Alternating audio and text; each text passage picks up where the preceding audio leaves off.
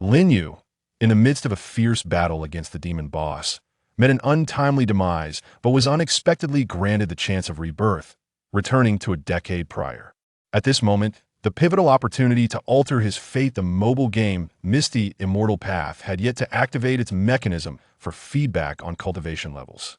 Seizing the moment, Lin Yu decisively liquidated all his assets and resolutely invested a staggering 1 billion into the game.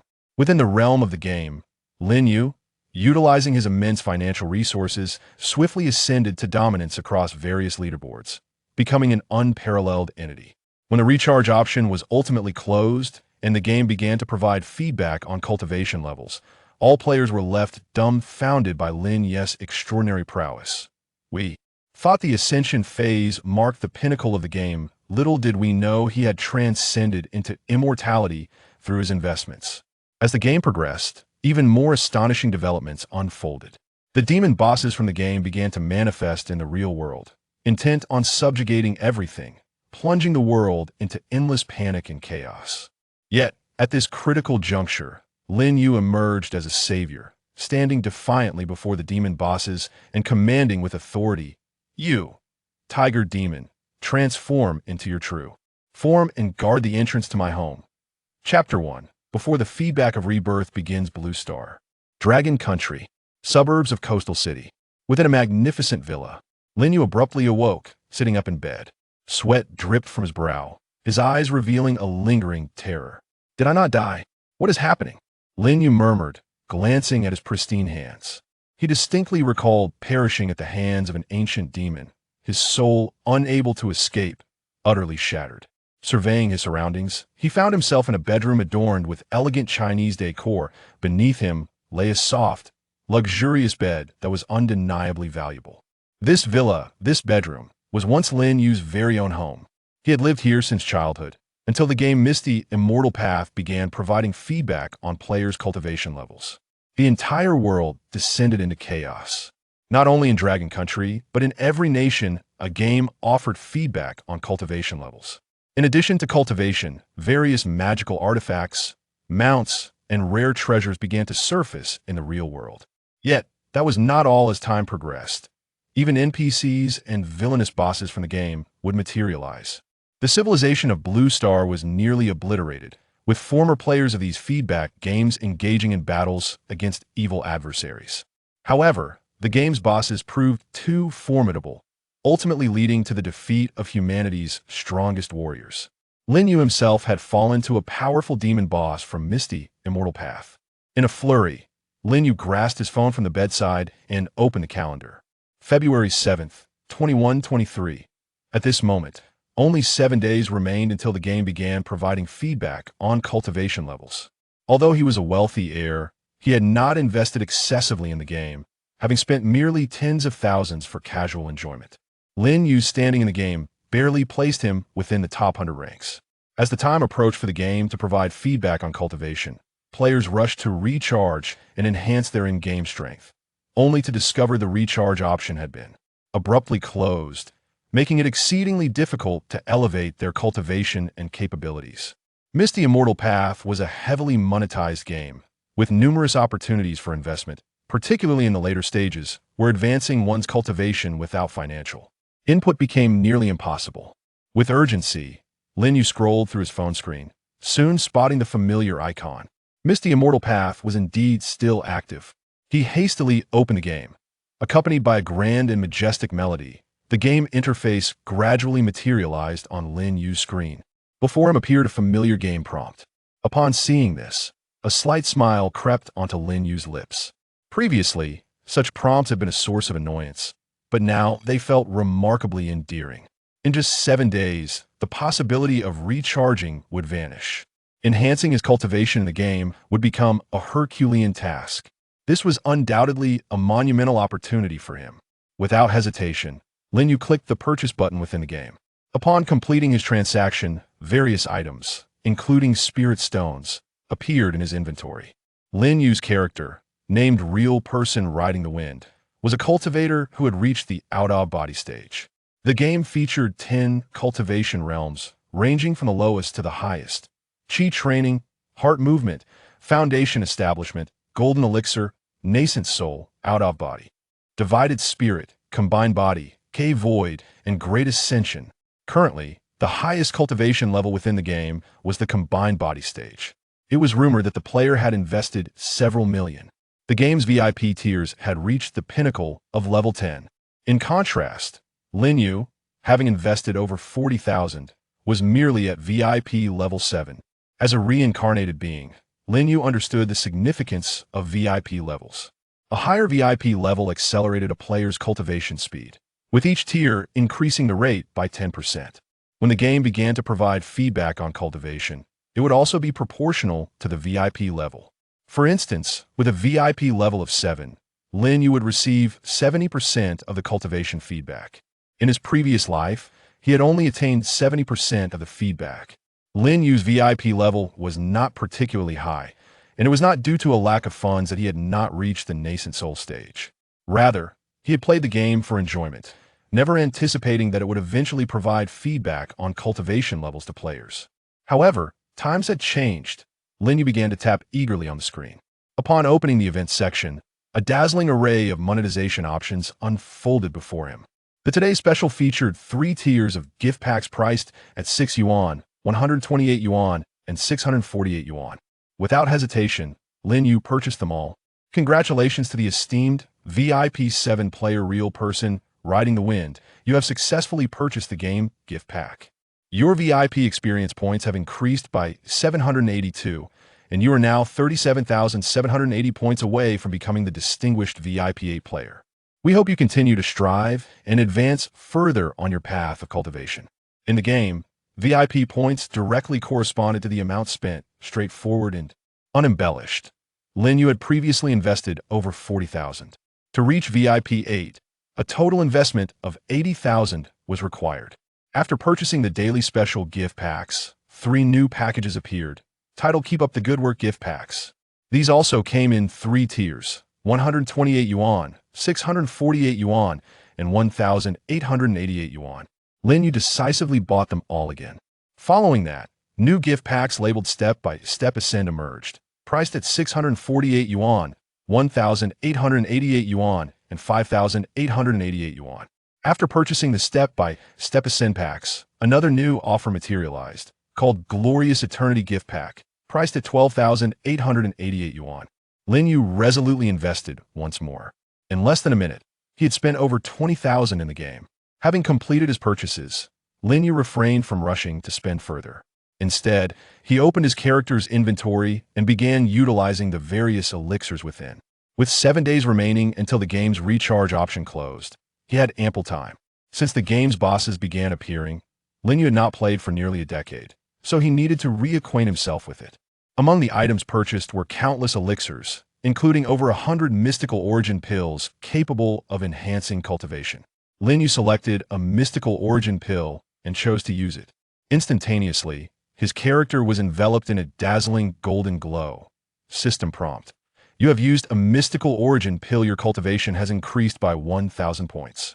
System notification: you have consumed a Xian Yuan pill, increasing your cultivation level by 1,000 points.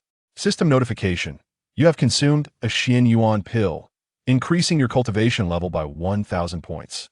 System notification: your cultivation level has reached the mid-stage of the out-of-body realm. Please continue to strive for improvement. As Lin Yu's character ascended to the mid-stage of the out-of-body realm, his ranking on the cultivation leaderboard also advanced, shifting from 100th to 99th place. The game pavilion of Immortal Paths boasts numerous leaderboards, yet each displays only the top 100 players. Those fortunate enough to secure a position within the top 100 receive rewards from the game each weekend. The nature of the rewards varies with rank. Having been in circulation for quite some time, the enthusiasm among players to invest has significantly waned, resulting in a largely static leaderboard with minimal fluctuations. At this moment, just as Lin Yu was preparing to examine other items in his inventory, a private message suddenly captured his attention.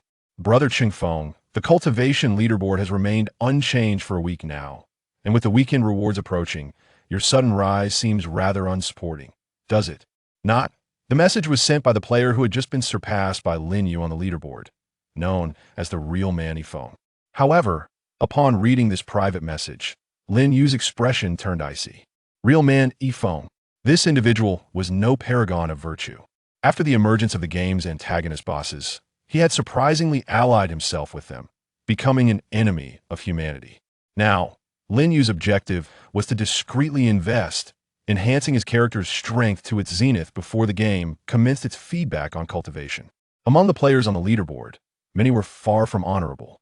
Thus, it was prudent for him to remain inconspicuous should those individuals also decide to invest. It could spell trouble. The most prudent course of action was to make some initial investments to bolster his strength, and when the game was on the verge of closing its recharge channels, to funnel all his resources in at once. With this thought in mind, Lin Yu dialed a phone number. Xiaoyan, I need you to liquidate all the shares of Huan Yu Group within 3 days. Sell off all my properties and fixed assets, except for the villa I currently reside in. I require cash, as much as possible. Chapter 2. The dual cultivation partner in the game Xiaoyan, whose full name is Jiang Yun, serves as Lin Yu's steward. She manages Lin Yu's stocks, real estate, and other assets. Lin Yu's parents passed away when he was young, leaving him to inherit the family's business at an early age. Huan Yu Group was the legacy left by Lin Yu's parents. He holds 51% of the shares in Huan Yu Group, although he has little interest in managing the company, having entrusted it to his uncle's family. The annual dividends provide him with substantial returns. In contrast to many affluent families, Lin Yu's uncle has treated him exceptionally well. For over a decade, he has been diligent and has never overstepped his bounds. Moreover, Lin Yu shares a close bond with his cousin, often spending time together. Shortly after completing the call with steward Jiang Yun, Lin Yu's uncle called him. As the second largest shareholder of the company, it was impossible for Lin Yu to sell all his shares without his uncle's knowledge. Xiao Yu, is something troubling you? If you need money, just tell your uncle there's no need to sell all your shares. His uncle's voice on the other end was filled with concern. Lin Yu selling his major stake would spell disaster for the entire company. It would not only cause severe fluctuations in the stock price, but if his shares fell into the hands of Huan Yu Group's competitors, the consequences would be dire. Nonetheless, Lin Yu was resolute in his decision. He replied slowly, Uncle, it's not about the money. My mind is made up, so there's no need to persuade me. Lin Yu refrained from offering further explanation.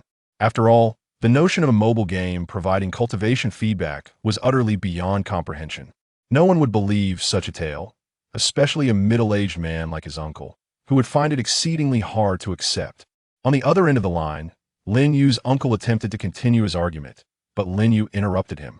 Uncle, I have other matters to attend to. I'm musting up. Oh, and if there's nothing else, please have Xiao Wang come to visit. I haven't seen him in quite some time.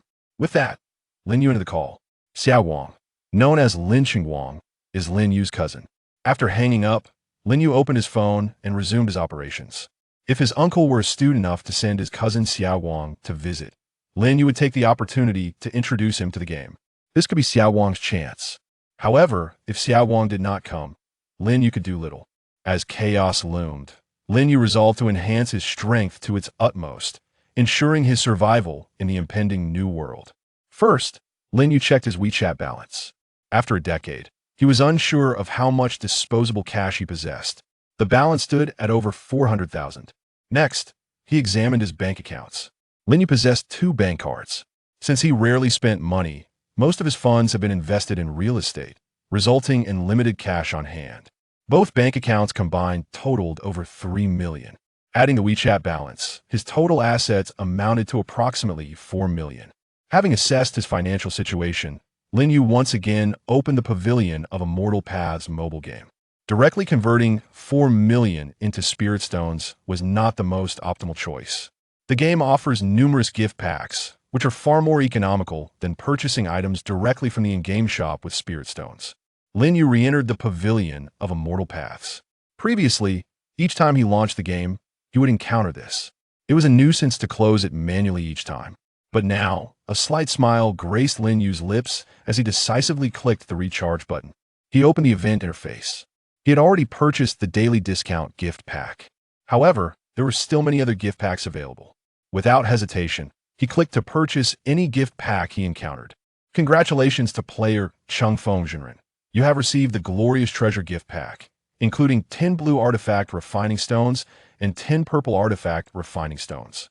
Congratulations to player Chengfeng. You have received the Super Mount gift pack, including 100 purple mount experience pills, 5 mount promotion pills, and 5 mount refinement pills. Congratulations to player Chengfeng. You have received the Spirit Beast Evolution gift pack, including 3 Spirit Beast collars, 10 high-level Spirit Beast Attribute Reset pills, and 10 random high-level Spirit Beast skill books. Lin Yu purchased all available gift packs. At last, his VIP level reached level 8. Congratulations, esteemed player Chengfeng. Your VIP level has risen to level 8 that you require 213,500 experience points to ascend to VIP 9. Please continue your efforts. In this game, advancing VIP levels becomes increasingly challenging. VIP 9 requires 300,000 points, and it is said that VIP 10 demands 1 million. It is inconceivable for an ordinary player to invest 1 million in such a game. Just as Lin Yu believed he had exhausted all available game gift packs, the activity button within the game suddenly illuminated. The activation of the activity button indicated the arrival of new events. Lin Yu hurriedly clicked on it. Indeed, new activities had emerged. Next to the activities was a leaderboard recording each player's heart index. This scheme was familiar to Lin Yu. The heart index likely represented the amount of money invested. It seemed he also had a dual cultivation partner in the game, however. The connection between the two was not particularly strong. Their union as partners was merely a convenience for participating in various activities. In his previous life, Lin Yu had not engaged in this event at all. Yet this time, Lin Yu was determined not to miss any of the activities. He decisively accessed the purchasing interface for the event's gift packs. It was said to cost 6 yuan daily, but in reality, there were 6 tiers of gift packs. 6 yuan, 18 yuan, 78 yuan, 588 yuan, 1,288 yuan, and 5,888 yuan. Beneath the gift pack options, a line of small print read, "Love cannot be measured by money, but for the sake of your dual cultivation partner, please invest your sincerity." The higher the level of the gift pack you purchase, the more easily your sincerity will be perceived by the other party. Let your name shine on the heartfelt ranking. This game employed every conceivable tactic to entice players into spending. The 6 yuan option was indeed genuine, but to attain a ranking, spending only 6 yuan was undoubtedly a fanciful dream. Previously, Lin Yu would have scoffed at such a notion, inwardly cursing those foolish enough to partake in this trivial endeavor. After investing tens of thousands previously, Lin Yu had long since grasped the game's mechanics. But now he made the decisive choice to purchase. He acquired all 6 tiers of gift packs. Meanwhile, at the top of the heartfelt ranking, there was not merely the name of the esteemed Master Chengfeng. Another name followed closely behind, separated by a pulsating pink heart. Lin Yu recognized the name that accompanied the heart. It belonged to his dual cultivation partner in the game, the enchanting Yuan fairy. Just then, Lin Yu noticed a private message awaiting him, sent by none other than Yuan fairy herself. Chapter 3. The anomalous ranking rewards. Lin Yu was acutely aware that she was not jesting. The dual cultivation partner he had whimsically chosen in the game was indeed unlike any ordinary woman. He remembered distinctly when they had first registered as partners within the game. In a gesture of goodwill, he had purchased a gift for her from the game store. Lin Yu, possessing a slight tinge of masculinity, felt it was his duty as a man to express his sentiments, especially after just becoming partners. However, to his surprise, as soon as he presented the gift, she reciprocated with an even more expensive one for him. Attached to her gift was a remark that Lin Yu still recalled vividly: "I'm not short on cash, so don't flaunt it in front of me." Since that day, Lin Yu refrained from gifting anything of significant value in the game. Nevertheless, the game necessitated that they exchanged gifts to enhance their affinity. The affinity between dual cultivation partners allowed them to complete specific game tasks together. Consequently, Lin Yu was left with no choice but to present odd trinkets, such as shattered spirit stones, defective mundane artifacts, and irreparable broken formations. As Lin Yu glanced at the private message within the game, a smile threatened to break across his face. His intention was not merely to amuse himself, after all. With the game's feedback period commencing in 7 days, he sought to invest a little more if possible. Being a reincarnated individual, he possessed a clearer perspective on many matters than in his previous life. His comments were meant to provoke a response. He was confident that Yuan Xianzi would indulge in some in-game purchases. After all, their partnership warranted a bit of extra expenditure, which would be beneficial in the long run. Indeed, within 3 minutes, Lin Yu received a notification from the game. Although his ranking remained unchanged, his heartfelt index had doubled. It became clear that ascending this leaderboard required the concerted efforts of both partners. Their relationship, while not particularly intimate, was confined to the realms of the game. Turning his attention away from Shuiyun Xianzi, Lin Yu began to open gift packs to bolster his strength. In the game, a player's power encompassed more than just their cultivation level. It also included spirit beasts, equipment, mounts, techniques, and sect bonuses. In the future, all these elements would manifest in reality, with both equipment and spirit beasts ultimately materializing in the real world. Even the player's sect, along with its NPCs, would descend into reality. Of course, cultivation level was the most significant factor influencing strength. Lin Yu decisively opened various gift packs in his inventory, embarking on a new round of unwrapping. Various elixirs and refining stones quickly filled his bag. Without hesitation, he began to consume the elixirs, some enhancing his cultivation, others augmenting his spiritual awareness, and still others improving the quality of his spiritual root. After exhausting the elixirs that elevated his own attributes, Lin Yu paused. He intended to save the elixirs that enhanced equipment and spirit beasts for later, once he procured stronger companions or gear. Time in the game passed swiftly, and before he knew it, noon had arrived. Lin Yu's stomach began to grumble. Hearing the noise, he couldn't help but smile.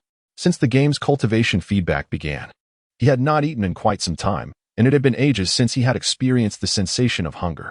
Rising from his bed, he made his way to the dining room. In the dining room, the housekeeper was tidying up. Upon seeing Lin Yu, she quickly smiled and asked Xiaoyu, "What would you like for lunch?" Living alone in such a spacious villa, Lin Yu had hired a housekeeper to handle cooking and cleaning. She had been working for him for several years, and their rapport was amicable. Lin Yu smiled back and replied, "Please prepare a bit more for lunch, perhaps some meat, as I am quite hungry." Having not eaten in nearly a decade, he longed for the experience of dining. "Certainly," the housekeeper exclaimed, chuckling at his request for meat, and she hurriedly began her preparations. While seated at the dining table, Lin Yu took out his phone and began browsing the official forum for Piao Miaostin Tuesday. The forum was replete with information, such as the most cost-effective ways to recharge and the quickest methods to enhance combat power. Although Lin Yu was quite wealthy, he understood that money should be spent wisely. At that moment, a particular post caught his attention. The title read, "Has anyone noticed that the rewards for game rankings have improved significantly lately?" Lin Yu clicked to read further. Most of the content lamented the game's imbalance, exacerbating the disparity between paying players and those who played for free. However, some arguments resonated with Lin Yu. The first-place dual cultivation partners would each receive a spirit beast as a reward, one far superior in tier, talent, and attributes compared to previous spirit beasts in the game. It was undoubtedly a remarkable boon. Furthermore, the rewards for the top ranks across various leaderboards had seen substantial enhancements. For instance, the reward for the first place in the cultivation ranking before midnight this evening was astonishingly a semi-immortal flying sword. The number of semi-immortal artifacts in the entire game could likely be counted on one hand. To think that merely securing the top position in a weekly ranking would yield such a prize. Moreover, based on the calculations of the post's author regarding recent week's rewards, it was anticipated that the rewards for the top ranks next week would be even more extravagant. In his previous life, Lin Yu had not invested heavily in the game. Thus, he had not paid close attention to the top rewards. Now, it appeared that the game was preparing for the feedback of cultivation. Determined, Lin Yu resolved to secure all the ranking rewards. Just as he was engrossed in the post, the dishes began to arrive one by one. A steamed base, braised pork, and large prawns adorned the table, a feast indeed. In the comfort of his own home, Lin Yu wasted no time, devouring his meal with great enthusiasm. However, before he could finish, the doorbell rang unexpectedly. The housekeeper hurried to answer it. Soon, Lin Yu could hear her conversing with someone. "Xiaoyun, come in quickly." Xiaoyu was having lunch in the dining room.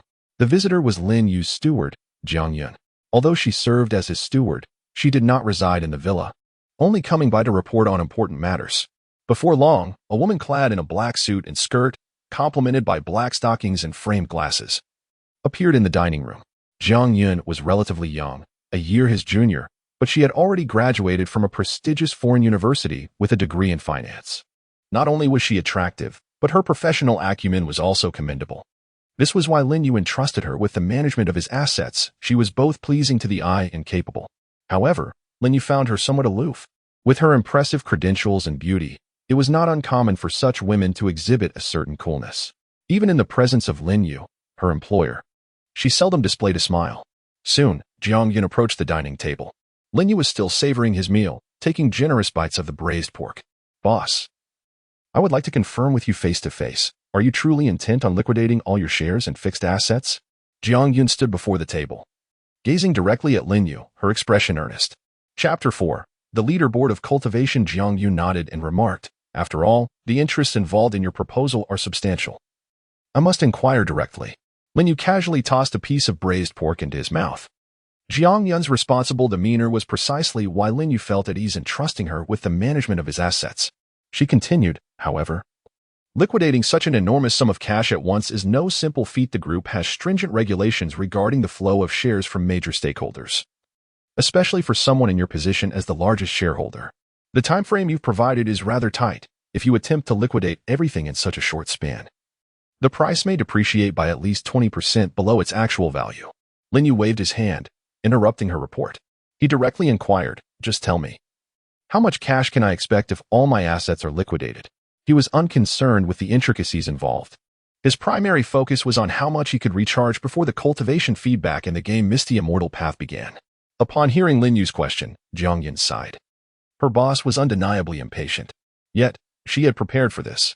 She retrieved several A4 sheets from her bag and placed them on the table before Lin Yu. I have roughly calculated the amount that can be liquidated within 3 days. It is all on these sheets. Please take a look. Lin Yu picked up the papers and flipped to the last page, where he saw a string of numbers at the bottom. 1, 0, 0, 0, 0, 0, 0, 0, 0, 0. How many zeros is that? Lin Yu asked. Jiang Yun's expression darkened as she replied, 1 billion, exactly. Lin Yu nodded and casually handed the papers back to her, saying, proceed as per this amount. Jiang Yun accepted the sheets and placed them back in her bag. Boss, I'm curious, what do you need such a vast sum of cash for? She asked softly, her curiosity piqued. Jiang Yun seldom asked questions. She merely executed Lin Yu's directives without inquiry. Yet this time, her intrigue was overwhelming. Liquidating all assets felt akin to her boss absconding with the funds. However, Jiang Yun knew that Lin Yu led a comfortable life and had no enemies. There was no need for him to flee. Lin Yu was momentarily taken aback by Jiang Yun's question. The piece of braised pork he had been holding slipped from his chopsticks, landing squarely on his pajama pants. He set down his chopsticks, picked up the morsel from his lap, and popped it into his mouth, then sucked his fingers clean. Oh, I have a project worth over 100 million, he said, waving goodbye as he turned away. Jiang Yun, already leaving, did not respond. Lin Yu, still chewing, called out, aren't you going to eat something? But Jiang Yun's figure had already vanished from the villa's dining area. Reclining on his soft bed, Lin Yu reopened the Misty Immortal Path mobile game. Aside from the cook, he was alone in the house, free to indulge in his comforts without concern. At midnight, the game leaderboard rewards would be distributed. Given that the game had been operational for quite some time, the number of players willing to spend money had dwindled, resulting in fewer fluctuations in the leaderboard. Very few players were even paying attention to the changes in leaderboard rewards. Lin Yu was determined to secure this leaderboard reward. Although he had only 4 million on hand, it was sufficient. In a pay-to-win game, the effort of playing for a year could not compete with spending 1 million. If that were insufficient, he would simply spend another 1 million. Lin Yu opened the leaderboard in the game and began his analysis. Achieving first place across all categories within an afternoon was somewhat unrealistic, so he aimed for the category with the best rewards instead. After reviewing, he found that the cultivation leaderboard offered the finest reward, a semi-immortal artifact flying sword and 50 golden refining stones. 50 golden refining stones could elevate the flying sword to its utmost potential. Offensive weapons and treasures significantly enhance combat power, making the semi-immortal artifact flying sword a necessity for Lin Yu. However, claiming the top spot on the cultivation leaderboard was no easy task. Currently, Lin Yu was at the mid-stage of the out-of-body realm, while the leading player in the game had already reached the initial stage of the body fusion realm. There lay a significant gap of the separation stage in between. Fortunately, the game shop offered yuan pills for sale. These pills were the most commonly used items for enhancing player cultivation and the only purchasable means to do so. Each pill was priced at 1 high-grade spirit stone. Directly recharging for high-grade spirit stones cost 10 yuan each, with no discounts available, making each Xian Yuan pill effectively 10 yuan. Lin Yu had already exhausted his game gift packages, leaving him with no option but to purchase these pills to enhance his cultivation. He calculated the gap between his current cultivation level and the body fusion stage. This data could be found on the official forum. After calculations, Lin Yu realized that to reach the initial stage of body fusion, he would need 50,000 Xian Yuan pills. Yet, even reaching the initial stage of body fusion would not suffice.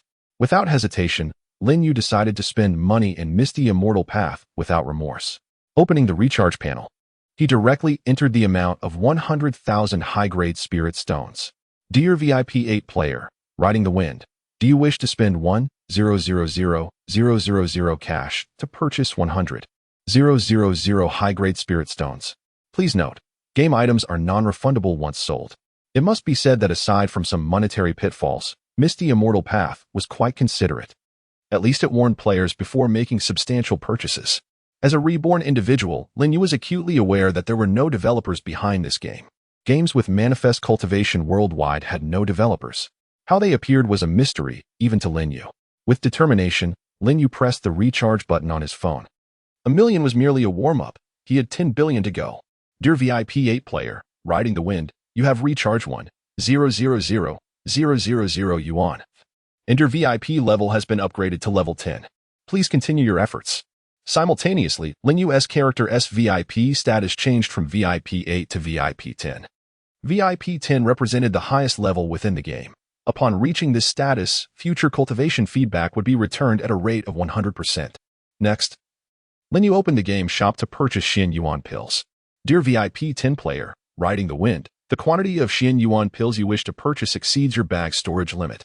Would you like to use them directly? Lin Yu smiled slightly. Such a convenience? He had previously worried that purchasing 50,000 Xian Yuan pills at once might complicate usage. Confirm. Upon clicking the confirm button, Lin Yu's game character was enveloped in a dazzling golden light. System notification. You have used a Xian Yuan pill, increasing your cultivation by 1,000 points. System notification.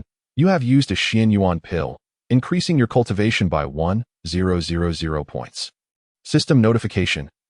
System notification. Your cultivation has reached the late stage of out-of-body realm. Please keep up the good work.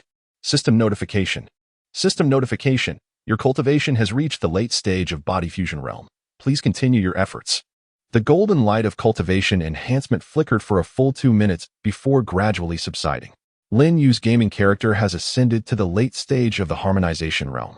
Standing merely a step away from breaking through to the void realm, he hastily opened the cultivation leaderboard. At that moment, the name of the player ranked first had transformed into Lin Yu's own, the Master of the Winds.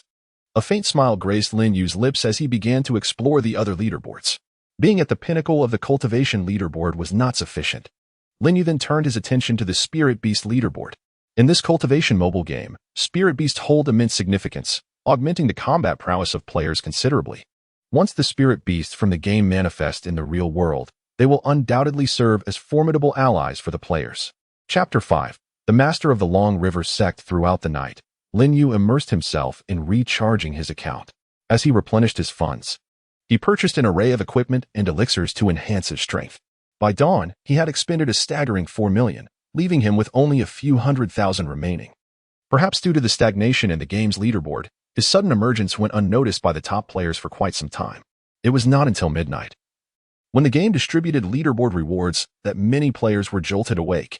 The top positions in the cultivation, Spirit Beast, equipment, and spiritual root rankings were all claimed by a player named Master Chifeng. Meanwhile, those who had previously held the top spots found it too late to react. The generous rewards had already been claimed by Lin Yu. Having invested merely 4 million, the bountiful returns astonished him. He could scarcely fathom the results of investing 1 billion. This exemplified the advantages of pay-to-win games. For someone like Lin Yu, who was indifferent to money and possessed ample funds, any issue that could be resolved with currency was trivial. After claiming the rewards for securing the top position, Lin Yu retired for the night. However, the official forum of Misty Immortal Path erupted with fervor. Countless veteran players debated the astonishing fact that someone had spent millions in a single night, while they could only speculate on the exact amount Lin Yu had spent. It was evident that achieving simultaneous dominance across 4 leaderboards required far more than a mere few 100,000. The most popular threads on the forum revolved around Lin Yu. Revelation of a godly fool. The game is on the brink of collapse, yet someone has spent millions overnight. I bet this player named Master Chingfeng is just a schoolboy who swiped his parents' credit card. Tomorrow's news will definitely cover a lawsuit against the game company by the parents of this little brat. Players in Misty Immortal Path are laundering money through pay-to-win mechanics, recharging millions and then selling their accounts.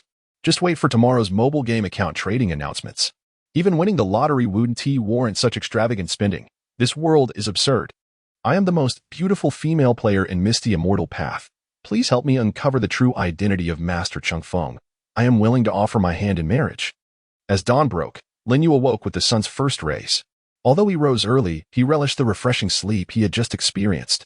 In his previous life, he rarely had the opportunity for such rest and had long been deprived of the bliss of deep slumber. Stretching languidly, he leaned back and reached for his phone.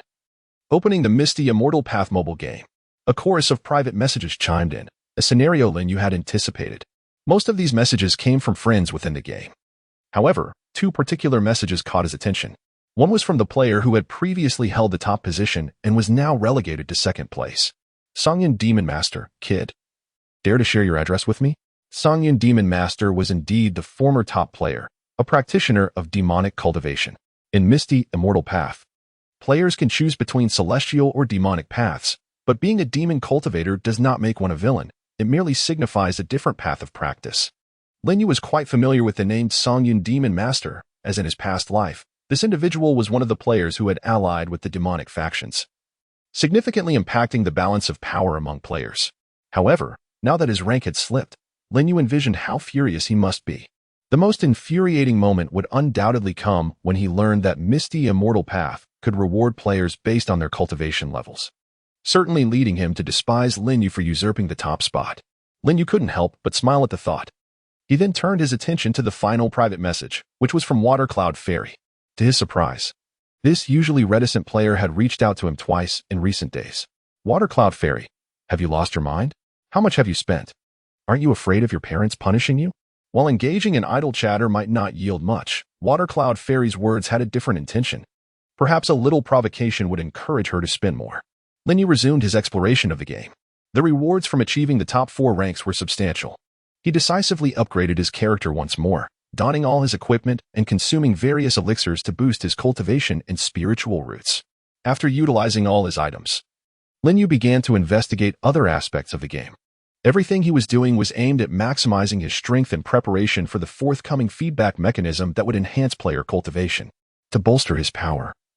In addition to his own cultivation and equipment, there was another crucial element, the sect. In Misty Immortal Path, players are required to join a game sect.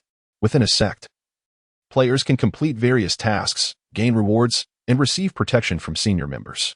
As a reincarnator, Lin Yu understood the significance of a sect in the future. Both demonic entities and NPCs from the game would manifest in reality. This meant that the senior members of a player's sect would also appear in the real world. Therefore, joining a formidable sect would provide substantial backing. Lin Yu's current sect was a first-rate sect. In Misty Immortal Path, sects are ranked from lowest to highest as third-rate, second-rate, first-rate, super sects, and finally, sacred lands. A first-rate sect is already quite impressive, ranking in the upper echelon among all sects in the game. However, this was still insufficient. Lin Yu's backing needed to be stronger.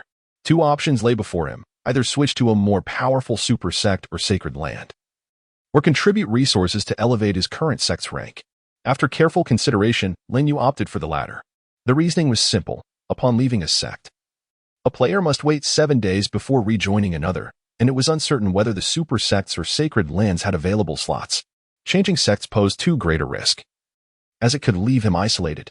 Thus, Lin Yu resolved to donate some resources to his sect, hastening its elevation. Additionally, there was another reason for his decision. Since he began playing, he had been part of this sect called Long River Sect, and his rapport with the sect leader had reached its pinnacle. This meant that the Long River Sect leader would not betray him. Starting anew with another sect would require considerable time to cultivate such intimacy. Moreover, the Long River Sect leader was a virtuous NPC. Most importantly, she was an exceptionally beautiful woman. Every game sect offers a donation option, allowing players to enhance their sect's level by contributing various items and spiritual stones. However, as a reincarnator, Lin Yu was privy to certain insights that other players were not aware of. Donating items or spiritual stones to his sect might bolster its overall strength. Yet it would not directly enhance the power of any specific NPC within the sect. 100 primordial infants do not equate to a single attainment of the Mahayana. Although Lin Yu is affluent, he would never squander his resources knowingly. He possesses far superior strategies. With resolve, Lin Yu deftly maneuvered his game character to seek out the leader of the Chang'e sect. The leader, an NPC by the name of Master Jingxin, was a woman. Clad in a flowing Taoist robe, her graceful figure was still subtly discernible. Lin Yu tapped on Master Jingxin, and a series of options materialized before him. Talk, gift, information, goodbye. Without hesitation, Lin Yu selected the gift option. Chapter 6. Whatever car you buy, it's all about the game. Previously, Lin Yu had spent 4 million on in-game purchases, but had not exhausted his resources. He still possessed a substantial amount of materials, including numerous elixirs and equipment that he found unnecessary, as well as an excess of spirit stones. Thus, he generously decided to bestow all of these upon the esteemed leader of the Chang'e sect, the tranquil Master Jingxin. Although Master Jingxin was merely an NPC, Lin Yu understood that reaching the utmost level of intimacy with her would ensure her unwavering loyalty, possibly even surpassing that of any human in reality. Moreover, a crucial point to note was that NPCs in the game Misty Immortal Path cultivated at a pace far superior to that of players with sufficient resources. They could swiftly enhance their cultivation levels. Players, on the other hand, were compelled to tirelessly engage in dungeons, cultivate in seclusion, or consume elixirs to advance. However, for NPCs, as long as players were willing to offer resources, their progress would be rapid, unrestricted by the constraints of time. Yet, it was rare for players to relinquish their cultivation resources to NPCs. Nonetheless, as a reborn individual, Lin Yu was acutely aware of the significance of NPCs. To elevate an NPC to a cultivation level equal to his own, the expenditure involved would be less than one-third of what he would require for his own advancement. Given this, providing surplus resources to closely bonded NPCs would undoubtedly forge a formidable ally for him. Would you like to gift 800 high-grade spirit stones to Master Jingxin? Each time an item was gifted to an NPC, only one could be selected. Lin Yu had already distributed all the equipment and elixirs, leaving him with his own spirit stones to part with. Upon seeing the two options that appeared, he decisively clicked confirm. Immediately, a new notification emerged in the game. System notification. Your intimacy with NPC Master Jingxin has increased by 800 points, reaching the requirement to unlock a hidden intimacy level. System notification. Your intimacy with NPC Master Jingxin has reached a state of deep attachment. Should you continue to enhance it, you may ultimately achieve a level of shared life and death. The specifics of hidden intimacy levels are for players to explore on their own.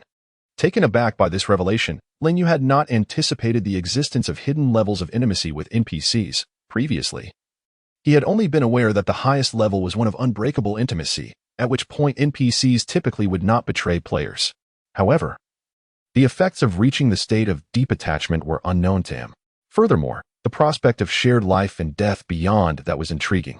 It seemed prudent to further enrich Master Jingxin with resources once his billion in funds arrived.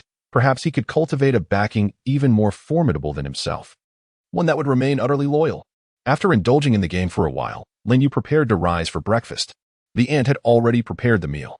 However, just as he was about to eat, guests arrived at the house. Before entering the dining room, the voice echoed in. Bro, I haven't had breakfast yet. Did you prepare something for me? Hearing this familiar voice, Lin Yu couldn't help but smile. It belonged to his close cousin, Xiaoguang, Lin Xingguang. Xiaoguang was 3 years younger than Lin Yu and had followed him around since childhood. Being an only child, Lin Yu had always taken care of his cousin, forging a strong bond between them. Naturally, breakfast was not prepared, as Lin Yu had not anticipated Xiaoguang's visit that day. Yet, without needing instruction, the ant began to whip up breakfast anew. Since Xiaoguang often came over for meals, she was quite adept at accommodating him. Soon, Xiaoguang appeared in Lin Yu's dining room. He was a chubby boy, fair and tender-skinned, looking younger than his actual age. Upon entering, he wasted no time and directly sat beside Lin Yu. Bro, you. Just as Xiaoguang was about to say something, he caught Lin Yu's knowing smile. Instantly, a look of despair crossed his face. Bro, you wouldn't have guessed what I was going to say, would you? He asked with a wry smile. Lin Yu replied with a grin. Is your dad sending you to persuade me not to sell my company shares? Xiaoguang bit his lip and nodded, giving Lin Yu a thumbs up. Bro, you truly are perceptive. Lin Yu had indeed anticipated this. Such a significant decision as selling all his shares would not go unnoticed by his uncle. However, he also understood his cousin's nature. Hence, the best strategy was to send Xiao Guang as an envoy. Nevertheless, a smirk crept across Lin Yu's lips.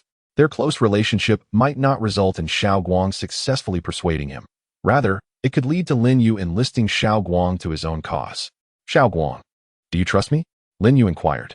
Xiao Guang nodded eagerly, for Lin Yu was the one he had trusted most since childhood. What are you talking about, bro? If you tell me to drink 3 cups, I'd surely drink them all without fail. Lin Yu quickly interrupted. No. I'm not asking you to drink. I'm asking you to play a game. Play a game? What game? Lin Yu extended his hand to Xiao Guang, instructing, take out your phone. Without hesitation, Xiao Guang handed his phone over. Lin Yu effortlessly unlocked it and swiftly downloaded the mobile game Immortal Path. Isn't this the game you used to play all the time, bro? Xiao Guang asked. Lin Yu nodded and lowered his voice deliberately, saying, start playing this game right now. For the next few days, don't do anything else. Whatever money you can manage, pour it all into the game. And elevate your character's strength to the utmost, understood? Xiao Guang looked somewhat bewildered, unsure of his cousin's intent. However, Lin Yu didn't give him a chance to question further. Instead, he stated firmly, if you trust me, don't ask questions, just follow my instructions. I won't deceive you. Although Xiao Guang had immense faith in Lin Yu, he refrained from disclosing the game's eventual benefits concerning cultivation. This matter was simply too far-fetched. Hearing Lin Yu's earnest words, Xiao Guang nodded. After all, throughout their lives, Lin Yu had never misled him. All right, I'll start playing now, Xiao Guang exclaimed, picking up his phone and launching Immortal Path to create his character. However, Lin Yu had more to say. He instructed, send a message to your dad, saying you'll be staying here for the next few days, then remove your SIM card and use my Wi-Fi to play the game. It was indeed a bit late for Xiao Guang to start gaming. Only by immersing himself without distractions could he catch up a little. Fortunately, Xiao Guang had always listened to Lin Yu. Moreover, since he was initially sent to persuade Lin Yu not to sell his shares, his father would be pleased for him to stay longer. As Xiao Guang busied himself with his phone, Lin Yu turned to the aunt and said, Aunt, Xiao Guang will be staying here for the next few days. Please prepare a room for him, and when you cook, make enough for 2. However, upon glancing at Xiao Guang's physique, he added with a chuckle, make it enough for 3. In the dining room, Xiao Guang ate breakfast while simultaneously diving into the game. Bro, I just started. Aren't you going to help me out? Xiao Guang asked. Help? Playing for a day won't amount to the benefits of investing $6. The mobile game Immortal Path indeed allows high-level accounts to assist lower-level ones, saving a considerable amount of time for the latter during the early stages. However, such is the nature of pay-to-win games. No amount of effort can surpass the speed of monetary investment. Upon hearing Lin Yu's words, Xiao Guang appeared momentarily taken aback, as if he had come to a realization. All right, then I shall spend 6 yuan. Lin Yu responded with a hint of disbelief. Is that all the pocket money you have? Not at all. I have plenty. How much is plenty? Lin Yu's eyes brightened with curiosity. Xiao Guang extended one finger. 10,000? Lin Yu inquired. Xiao Guang shook his head and declared, 1 million. Goodness, that much? Lin Yu was genuinely astonished, for this child usually had little pocket money. Whenever they went out, he was the one footing the bill. Xiao Guang chuckled and explained, I cleverly persuaded my father to lend me 1 million, intending to buy a new car. Upon hearing this explanation, Lin Yu couldn't help but give Xiao Guang a thumbs up. You ought to keep at least half of that for yourself. In the past, Lin Yu would have certainly claimed half. However, considering that he would soon possess 10 billion, he decided against it. Forget about buying a car. I would rather invest that million into the game. Chapter 7. Do high achievers not play games? Thus, Xiao Guang found himself residing in Lin Yu's villa. The 2 brothers, apart from sleeping and dining, devoted their time to gaming. The names Chongfeng Jinren and Yushui Xianzi consistently topped the popularity rankings. In the meantime, Xiao Guang had invested his entire 1 million yuan into the game. Although he started playing relatively late, his significant financial commitment had markedly enhanced his character's prowess. He had even ascended to the top 100 on the cultivation leaderboard. Had he started earlier, it would have been a simple feat for Xiao Guang to break into the top 10. What is your in-game name? Lin Yu inquired casually. Having failed to add Xiao Guang as a friend after a day of gaming, Xiao Guang smiled slightly and replied, I go by Yushui Jinren in the game. Upon hearing this name, Lin Yu was momentarily taken aback. He was called Chongfeng, while his brother was named Yushui. The resemblance was indeed striking. However, Lin Yu couldn't help but ask, Did you already know my in-game name? Though Xiao Guang was aware that he had been engrossed in a mobile game, he had never probed too deeply into the details. How did you know my character is called Chongfeng Zhenren? Taken aback by Lin Yu's question, Xiao Guang responded. What name? I have no idea. Lin Yu was momentarily perplexed. You don't know I'm called Chongfeng Zhenren? Then how did you choose the name Yushui Zhenren? Xiao Guang chuckled. Bro, I recently started dating a girl whose nickname is Yushui. At this revelation, Lin Yu's expression darkened. What a coincidence. He had truly been overthinking things. But then, Lin Yu's brow furrowed, as if he had just recalled something. At that moment, Xiao Guang chuckled again and asked, Bro, didn't you once have a girlfriend nicknamed A Feng? Get lost. Lin Yu kicked Xiao Guang playfully. The emergence of Yushui Zhenren sparked a renewed wave of discussion on the Piao Miao Xian 2 game forum. Many players checked Yushui Zhenren's profile and discovered it was a freshly created account. To ascend to the top 100 cultivation rankings so swiftly surely required a substantial financial investment. Estimates suggested a minimum of 1 million yuan. With Chongfeng Zhenren having spent millions to seize the top spot, and now Yushui Zhenren spending $1 million to break into the top 100. An intriguing connection seemed to exist between the two events, particularly given the resemblance in their names. In recent days, forum discussions were predominantly focused on these two players. If Chongfeng and Yushui are not connected, then I shall reverse my name. Mine would be Fu Bao. The name above me, when reversed, should be Qiongbai, right? I find these names quite significant, though it's a pity about the two enchanting ladies. What do you mean by ladies? Are you genuinely oblivious, or just pretending? One is Zheng, the other Yu. Is there anything more obvious? The forum atmosphere has been rather poor lately. Let us discuss why these two players are spending so much money. After all, this game feels like it's on the brink of collapse. Surely, they can't be throwing millions at it out of sheer boredom. This game has been around for 2 years, with just one server. If they could launch a new server, I'm sure they could attract some fresh players. 3 days passed in the blink of an eye. While Lin Yu and Xiao Guang hid in the villa playing games, a monumental event unfolded in Binhai City. The Huan Yu Group, ranked among the top 3 in market value within the city, saw its largest shareholder unexpectedly sell all his shares at a bargain price. Though not excessively low, the urgency of the sale had led to a somewhat reduced price, causing significant upheaval in Binhai's business circle.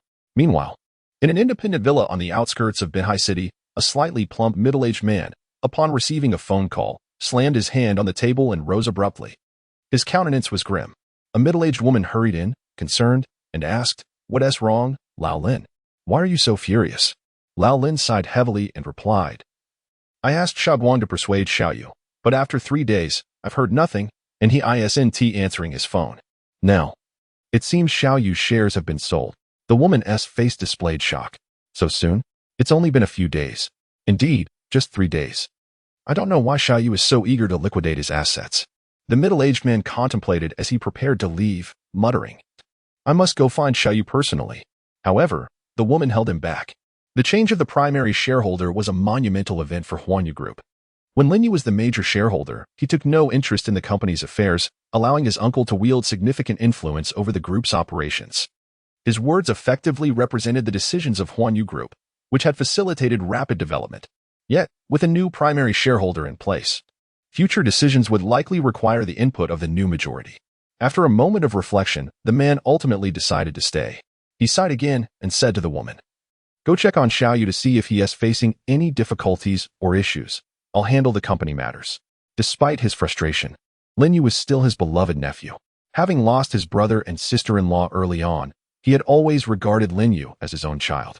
Even amidst such significant company turmoil, he remained deeply concerned for Lin Yu's well-being. The woman gazed tenderly at the man and nodded, "All right, don't fret. I'll go see Xiao Yu right away." Simultaneously, as Lin Yu's uncle received that phone call, Lin Yu too received a text message from the bank.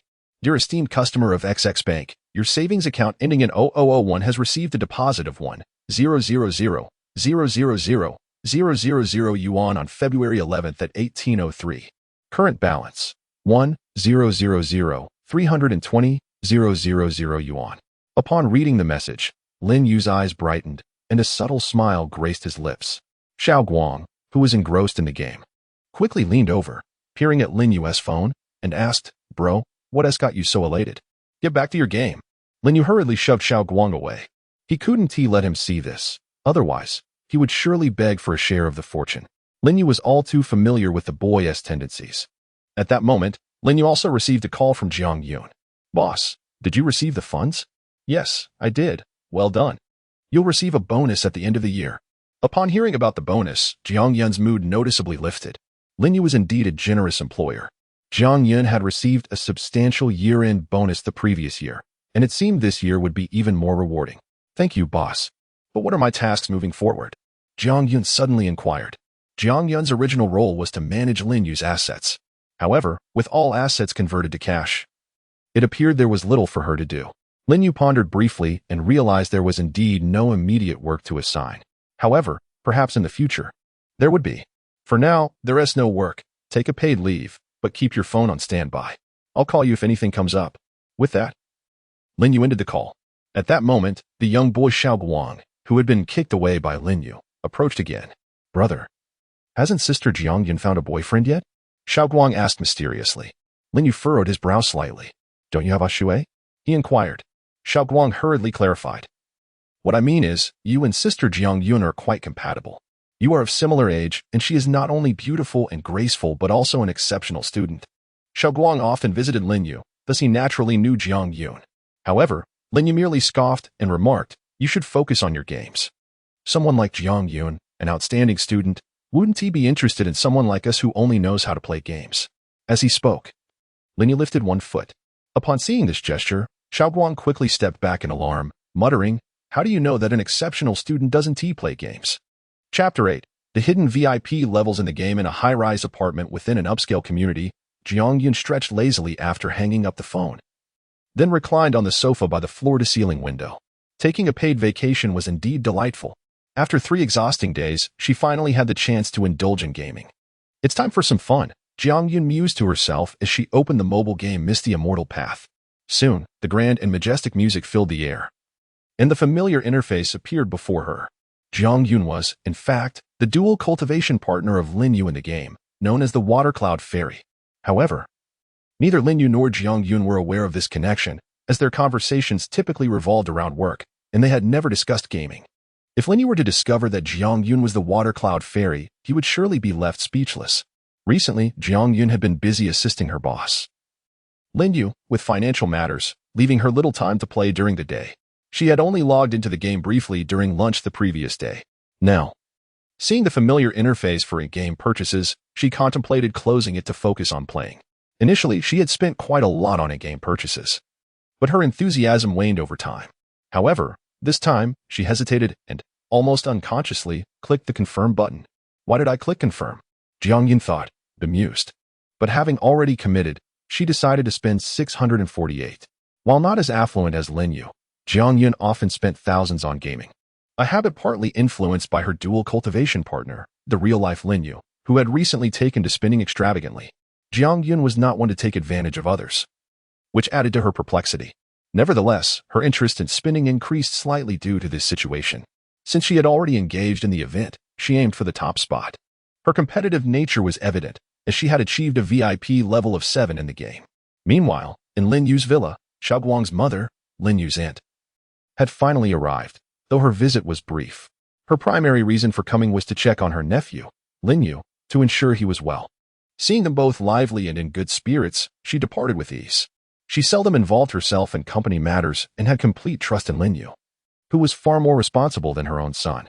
After Xiao Guang's mother left, Lin Yu and Xiao Guang resumed their gaming session. Xiao Guang's progress had accelerated, largely due to his previous investment of 1 million, which allowed him to catch up rapidly. However, he still ranked at the bottom of the cultivation leaderboard, and he had not made it onto any other rankings. Time was too short for him to catch up in other aspects. For Lin Yu, who played frequently, the best way to enhance his character's combat power was straightforward: spend money. With 10 billion in his bank account, Lin Yu needed to devise a thoughtful plan for his expenditures. He opened the Immortal Path forum, took out a notebook, and began outlining his spending strategy. Given the substantial amount he intended to invest, a detailed plan was essential. At that moment, Xiao Guang crept closer, ever restless. Were it not for Lin Yu's insistence on gaming, he would not be so compliant. Bro, what are you writing? Who still writes by hand in this day and age? Xiao Guang teased as he leaned in. Without hesitation, Lin Yu kicked him away. Stunned by Lin Yu's reaction, Xiao Guang quickly pleaded, Bro, I was wrong. I'll go play the game now. Please don't ask me for money. I'm broke. After spending his entire 1 million on in-game purchases, Xiao Guang found himself without a dime. Until his mother sent him his allowance again, he would have to stay at Lin Yu's. Seeing Xiao Guang hurriedly open the game and play obediently, Lin Yu couldn't help but smile. In his past life, although his uncle's family had survived under his protection, their fate was grim after his death. This time, however, everything was different. Not only would his strength surpass that of his previous life, but even Xiao Guang had attained impressive cultivation. No adversary or villain in the game would ever pose a threat to him or his family. Lin Yu spent an entire day calculating how to allocate his 10 billion. Utilizing the wealth of information from the official forum, combined with his gaming insights, he divided the sum into several segments. The most critical portion was dedicated to enhancing his character's actual combat power, further categorized into various components: equipment, cultivation, spirit beasts, mounts, spiritual roots, techniques, and elixirs. Among these, equipment and cultivation were deemed paramount, and Lin Yu planned to invest heavily in both. Additionally, external factors, such as sects and caves, were essential for game feedback. A formidable cave not only provided strong defensive capabilities but also significantly improved a player's cultivation speed later on. That night, Lin Yu locked himself in his room and began his spending spree. Although 3 days remained before the game's recharge portal closed, he preferred not to risk waiting until the last moment. A sudden mishap could lead to complications. Dear VIP 10 player, riding the wind. Would you like to spend 100 million cash to purchase 10 million superior spirit stones? Please note that all game items sold are non-refundable. Lin Yu resolved to purchase 100 million in superior spirit stones to acquire Xin Yuan Dan from the game store, aiming to elevate his cultivation to the pinnacle. Confirm.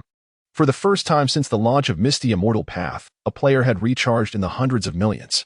Even Lin Yu was taken aback. After spending 100 million, an astonishing notification appeared on his screen. Congratulations, VIP 10 player riding the wind. You have successfully recharged 100 million. You have activated the hidden VIP level cap. The highest hidden VIP level is 12. Your VIP level has increased to VIP 11.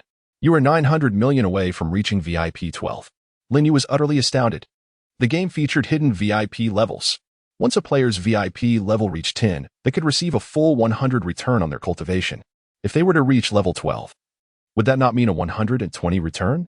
If he achieved a full cultivation at the Great Ascension stage, and then multiplied it by 120, the possibilities were staggering. Chapter 9, The Blackwater Abyss Dungeon Completion. As Lin Yu gazed at the game notification before him, his eyes sparkled with increasing brightness. A bold idea began to take shape in his mind. In his previous life, the highest cultivation level among players after the game feedback was merely the fusion stage. The most formidable of the demonic antagonists were at the ascendant stage. Players' cultivation levels were simply incomparable to those of the demons. However, now, he not only had the ability to elevate his cultivation to the pinnacle of the ascendant stage through monetary investment, but he also had the potential for a 120% feedback on his cultivation. Wouldn't that mean he could surpass the ascendant stage? Moreover, with 900 million credits still in his account, he could effortlessly elevate his VIP level to 12, as if this opportunity were tailor-made for him. Could it be that he had a chance to transcend the cultivation limits set by the game? What lay beyond the ascendant stage? The more Lin Yu pondered, the more exhilarated he became, and it took him a while to gradually calm his emotions. He then began to purchase Xin Yuan pills from the game store. 10 million Xin Yuan pills would suffice to elevate his cultivation to the pinnacle of the ascendant stage. Dear VIP 11 player, Jinren. The quantity of Xin Yuan pills you have purchased exceeds your inventory limit. Would you like to use them directly? Without hesitation, Lin Yu clicked the confirm button. Immediately, a familiar golden glow enveloped his character, and a series of system notifications began to flash. System notification: you have used Xin Yuan pills, and your cultivation has increased by 1,000 points. System notification: you have used Xin Yuan pills, and your cultivation has increased by 1,000 points. System notification: system notification: your cultivation has reached the early stage of the Division Void Realm. Keep up the good work. System notification: system notification: your cultivation has reached the pinnacle of the ascendant stage. Keep up the good work. Once Lin Yu's character attained the pinnacle of the ascendant stage, he could no longer use the Xin Yuan pills. However, his calculations were precise. He had only a few 100,000 pills remaining, in comparison to 10 million. This number was insignificant. Furthermore, Lin Yu had other uses for the remaining pills. Thus, He had expended over 9 million yuan pills merely to elevate his cultivation to the pinnacle of the ascendant stage. If he had relied on completing quests and meditating normally, it would have taken him years to achieve such a level. Indeed, spending money was the true way to unlock the game's Immortal Path. Simultaneously, as Lin Yu elevated his character's cultivation to the pinnacle of the ascendant stage, changes also occurred on the game's cultivation leaderboard. Confronting remained in first place. Yet his cultivation level had risen from the late fusion stage directly to the pinnacle of the ascendant stage. Achieving this level indicated that even if others invested $1 billion, they could not surpass Lin Yu's cultivation, for he had reached the zenith of the game. After boosting his cultivation, Lin Yu did not rush to spend more money. Instead, he prepared to test his newfound strength. Previously, he had obtained a semi-divine weapon in the form of a flying sword as a reward from the leaderboard. Coupled with his formidable cultivation, logically, Lin Yu's combat prowess should now be quite formidable. Confidently, he maneuvered his character to the entrance of a dungeon. This dungeon was named the Black Water Abyss and was among the most challenging dungeons in the game. It would serve as the perfect test of his current abilities. Upon opening the dungeon information, Lin Yu could clearly see the details. Dungeon name: Black Water Abyss. Dungeon difficulty: Hell Dungeon Boss. Black Water Demon Lord Boss level. Late Ascendant Stage. Player completion count 0. Dungeon description: The Black Water Demon Lord was originally a black serpent with the ancient bloodline of the Candle Dragon, having absorbed the essence of heaven and earth for millennia. Under the guidance of foreign demonic gods, he devoured millions of souls to forge a Black Water domain. The Black Water is immortal, and the soul of the Black Water Demon Lord is indestructible. The player completion count indicated how many times players across the server had successfully cleared the dungeon, and the number 0 signified that no one had yet completed this dungeon. This highlighted the terror of the Black Water Abyss. The Black Water Demon Lord later appeared in the real world, causing immense catastrophe. His power was so great that an army of thousands of players attempted to defeat him but suffered catastrophic losses. In the game, killing the Black Water Demon Lord's physical form meant that players had completed the dungeon. However, when he later manifested in reality, as stated in the dungeon description, the Black Water would remain, and the Black Water Demon Lord could never truly be vanquished. The terror of the Black Water Demon Lord was evident. In his previous life, Lin Yu had fallen victim to one of the Demon Lord's subordinates. At that time, his cultivation level was on an entirely different plane compared to the Black Water Demon Lord, a vast chasm apart. Yet now, Lin Yu's character had surpassed the Black Water Demon Lord's cultivation level. Additionally, he possessed a semi-divine weapon. Lin Yu felt confident that he could conquer this dungeon. If he could slay the Black Water Demon Lord in the game, it would mean he could stand a chance against him when he appeared in the real world. With determination, Lin Yu guided his game character into the Black Water Abyss. The moment he entered, a chilling wail echoed from his phone, reminiscent of countless souls lamenting. An utterly terrifying sound. In his previous life, the Black Water Demon Lord's appearance in the real world was accompanied by the haunting wails of these souls, emanating from the black water that surrounded him. It was said that the black water was comprised of the souls he had devoured. The manifestation of the Black Water Demon Lord in reality was indeed terrifying. Any ordinary person who heard those wails would be paralyzed with fear. However, this was merely a game, and Lin Yu was not frightened by a boss that had yet to emerge from the digital realm. He skillfully controlled his character, effortlessly defeating several of the Black Water Demon Lord's minions before standing before the Demon Lord himself. Cultivator, how dare you challenge the terrifying Black Water Demon Lord? Do you aspire to become a soul within the Black Water domain? The Black Water Demon Lord sat upon his throne in the center of the Black Water domain, looking down upon the arrival of Confronting. The battle was about to commence. Without hesitation, Lin Yu commanded his character to draw the semi-divine flying sword and charge forward. This dungeon was intended for a party of 5, however, Lin Yu was unperturbed by such details. His objective was solely to assess his strength, nothing more. Meanwhile, as Lin Yu engaged in battle with the Black Water Demon Lord, some players began to notice the changes in the cultivation leaderboard. The first-place player, known as Confronting, had astonishingly elevated his cultivation level to the pinnacle of the ascendant stage. It was important to note that while this was a cultivation-themed mobile game, the maximum player level had only recently been unlocked to the ascendant stage. This meant that the player named Confronting had reached the highest tier. On the official game forum, players were abuzz with discussions about this phenomenon. Confronting has gone mad. He was at the fusion stage yesterday, and today he is at the ascendant stage.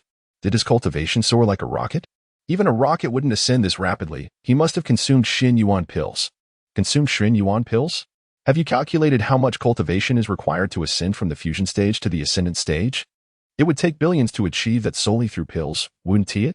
I just did the math. It should take about 100 million. Madness. This player, Qinfeng Jinren, has achieved a small goal in just one day. Who is he? I am the most beautiful female player of Piamiao Xian 2. And I am offering a paid investigation into the true identity of Qinfeng Jinren. I am even willing to marry into his family. Previously, I spoke of submitting myself in marriage, and now I am eager to become a part of his household. Truly, a woman blinded by the allure of wealth. Meanwhile, as players engage in fervent discussions about Qinfeng Jinren on the forum, a significant event unfolds within the game. One of the most challenging dungeons, the Black Water Demon Cave, has been cleared. An announcement reverberates throughout the game.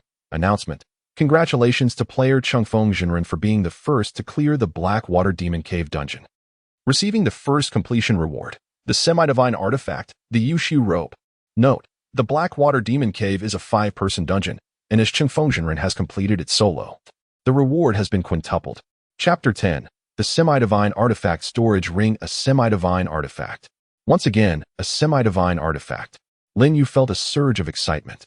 He never imagined that by completing the Black Water Demon Cave dungeon, he would be directly rewarded with such a remarkable item. Previously, Lin Yu had witnessed announcements of other players achieving their first dungeon completions, and while the rewards were commendable, they paled in comparison to the semi-divine artifact he had just received. As Lin Yu perused the game announcement's final remarks, he gradually grasped the situation. The Black Water Demon Cave was a 5-person dungeon. Had it been cleared by a full team, the rewards would have been distributed among 5 players, resulting in a considerably diminished bounty. However, he had accomplished this feat alone, thus amplifying his reward 5-fold.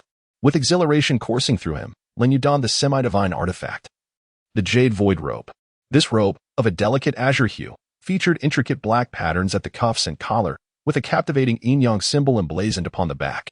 Once clad in the Jade Void Robe, Lin Yu's gaming avatar radiated an entirely different aura, resembling a true sage imbued with profound wisdom.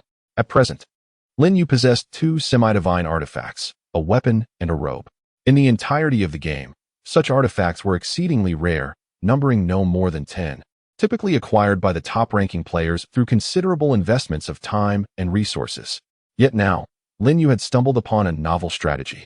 By leveraging his formidable cultivation, he could endeavor to conquer those dungeons that had yet to be cleared by any player. The rewards for first completions were so bountiful that they eclipsed even the satisfaction of spending money on the game. Guiding his character, Lin Yu approached another dungeon. In the game, there were 5 dungeons with difficulty levels akin to that of the Black Water Demon Cave, none of which had been cleared by players. Thus, Lin Yu resolved to dedicate the night to conquering these 5 dungeons. He aimed to secure the rewards before continuing his investments the following day. Dungeon name: The Fallen Kunlun Sacred Land. Dungeon difficulty: Hell Dungeon Boss. Darkened yuan real person boss level. Late stage Mahayana player completion count 0. Dungeon description: The Kunlun Sacred Land was once one of the 5 sacred sites of the cultivation realm. However, its sovereign, in a quest for power, allied with foreign demon gods, leading to its corruption and descent into oblivion.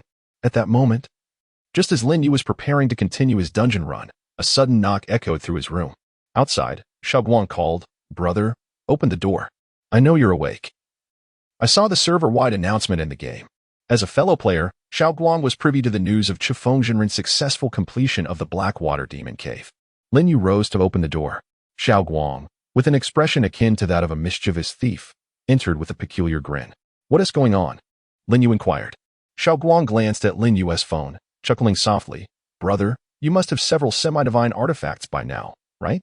Recently, not only players on the official game forum are discussing Qinfeng Jinren, but even the world chat channel is abuzz with it.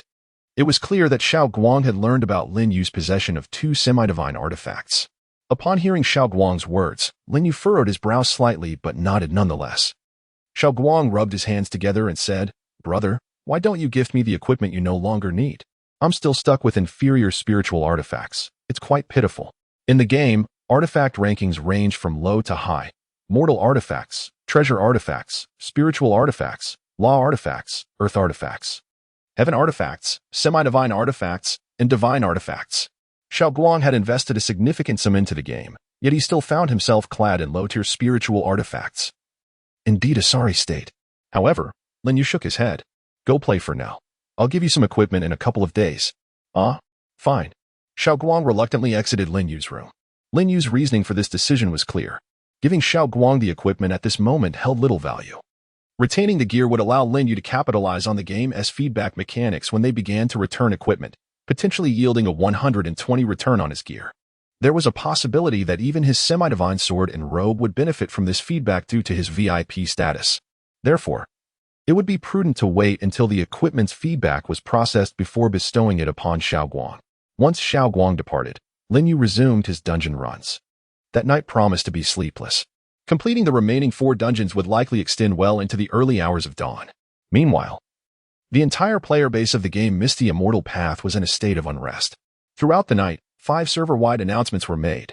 Each declaration detailed Confronting's triumph over a highly challenging dungeon, earning him generous first completion rewards.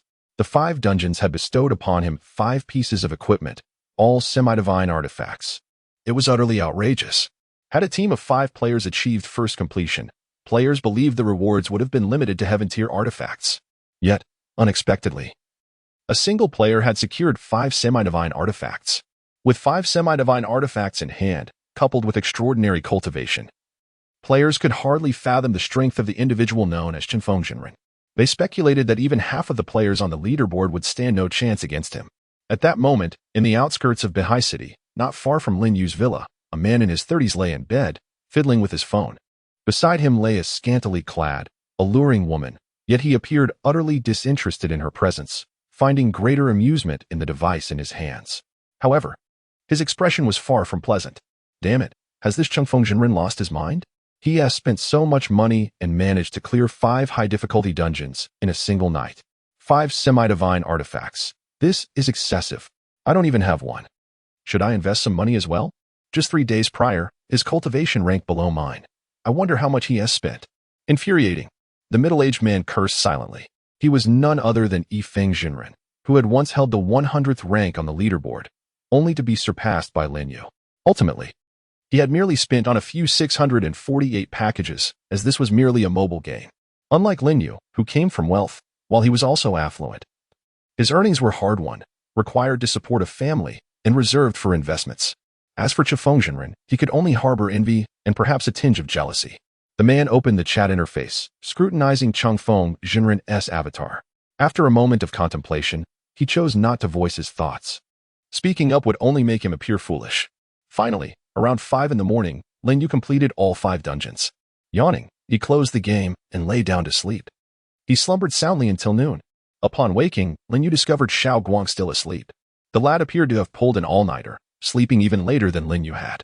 With a chuckle, Lin Yu opted not to rouse him and made his way to the dining room, feeling a pang of hunger. In the dining room, the housekeeper was already preparing lunch. Upon seeing Lin Yu, she promptly inquired, "Xiao Yu, what would you like for lunch?" Lin Yu pondered briefly before responding, "Let us have some meat."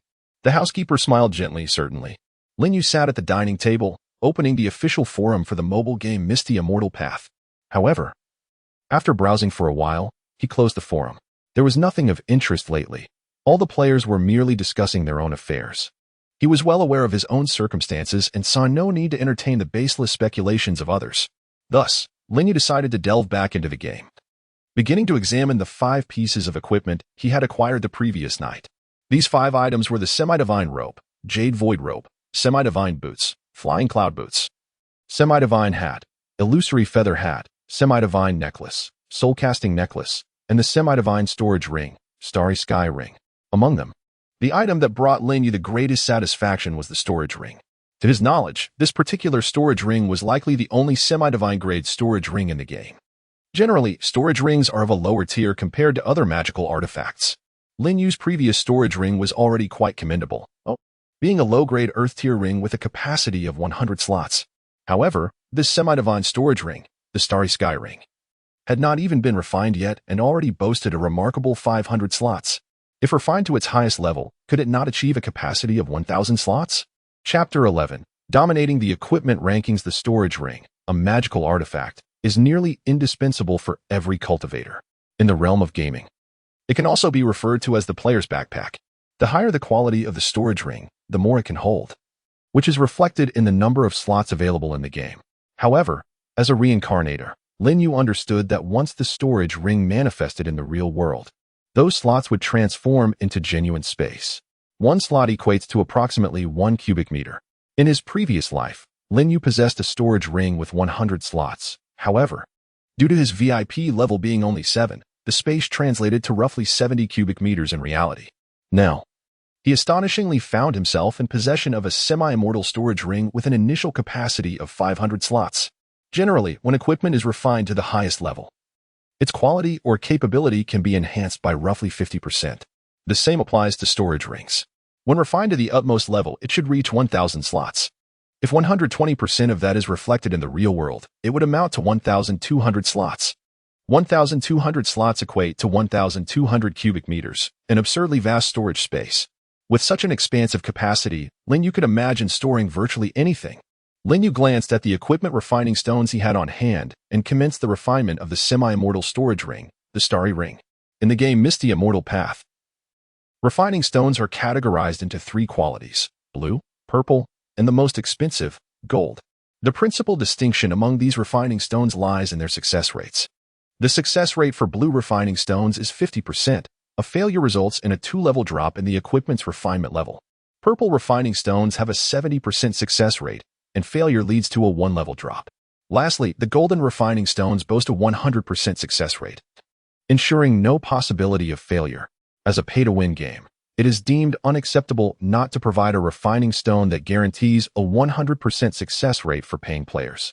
However, golden refining stones are exceedingly expensive, outrageously so. Despite purchasing numerous game packages, Lin Yu only possessed a mere dozen golden refining stones, 10 of which were rewards for ranking first in the cultivation leaderboard. This illustrates the challenge of obtaining golden refining stones. Nonetheless, this difficulty is virtually non-existent for Lin Yu, who is prepared to spend billions. After all, golden refining stones are available for purchase in the game store. However, the price is 500 high-grade spiritual stones. One high-grade spiritual stone equates to 10 yuan, meaning a single golden refining stone costs 5,000 yuan. The maximum refinement level for any piece of equipment is 10. Generally, it requires blue and purple refining stones to reach around level 6, after which golden refining stones are used for safety. Even excluding the cost for blue and purple refining stones, refining a piece of equipment to level 10 still requires 20,000 yuan. Moreover, this is only for standard equipment. The game stipulates that semi-immortal equipment and above cannot utilize blue and purple refining stones. This means that any semi-immortal artifact can only be refined to the highest level using golden refining stones. Refining to the peak level necessitates 50,000 yuan.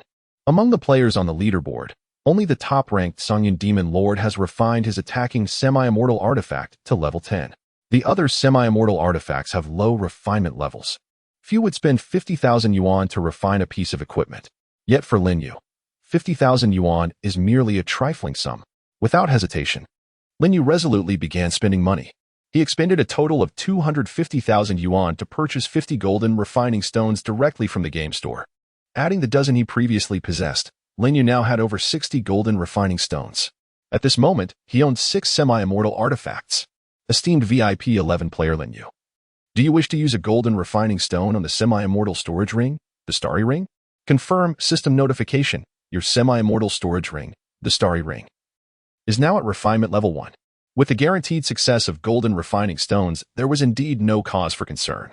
This exemplifies the distinction between paying players and ordinary players.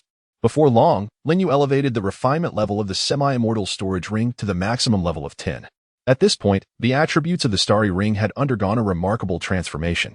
Equipment name: Starry Ring 10. Equipment quality: semi-immortal. Number of storage slots: 1,000. Equipment description: to put it dramatically, with the Starry Ring, you can store an entire expanse of starry sky. Upon reading the description of the Starry Ring, Lin Yu couldn't help but smirk. It was indeed somewhat exaggerated. After refining the Starry Ring, Lin Yu did not hesitate and proceeded to refine his other equipment: the Jade Void Robe, the Flying Cloud Boots, the Illusory Feather Hat, the Soul Forging Necklace, and the semi-immortal Flying Sword rewarded for ranking first in the cultivation leaderboard, named the Xianfrost Sword. In total, Lin Yu refined 6 semi-immortal pieces of equipment to level 10. After completing the refinements, Lin Yu opened the equipment rankings and couldn't help but smile. At this moment, the equipment rankings in the game were almost entirely dominated by him. Ranking first was his semi-immortal storage ring, the Starry Ring. The second place was his Xian Frost Sword. However, third place was the Tsungyun Demon Lord's semi-immortal flying sword, the only other artifact besides Lin Yu's 6 that had been refined to level 10. The 4th to 7th places were all occupied by Lin Yu's equipment. Out of the top 10 in the equipment rankings, Lin Yu monopolized 7 positions, with the first and second being his artifacts. It seemed that he would also claim the reward for being at the top of the equipment rankings this week. At this moment, Wang had brought lunch while Lin Yu was refining his equipment.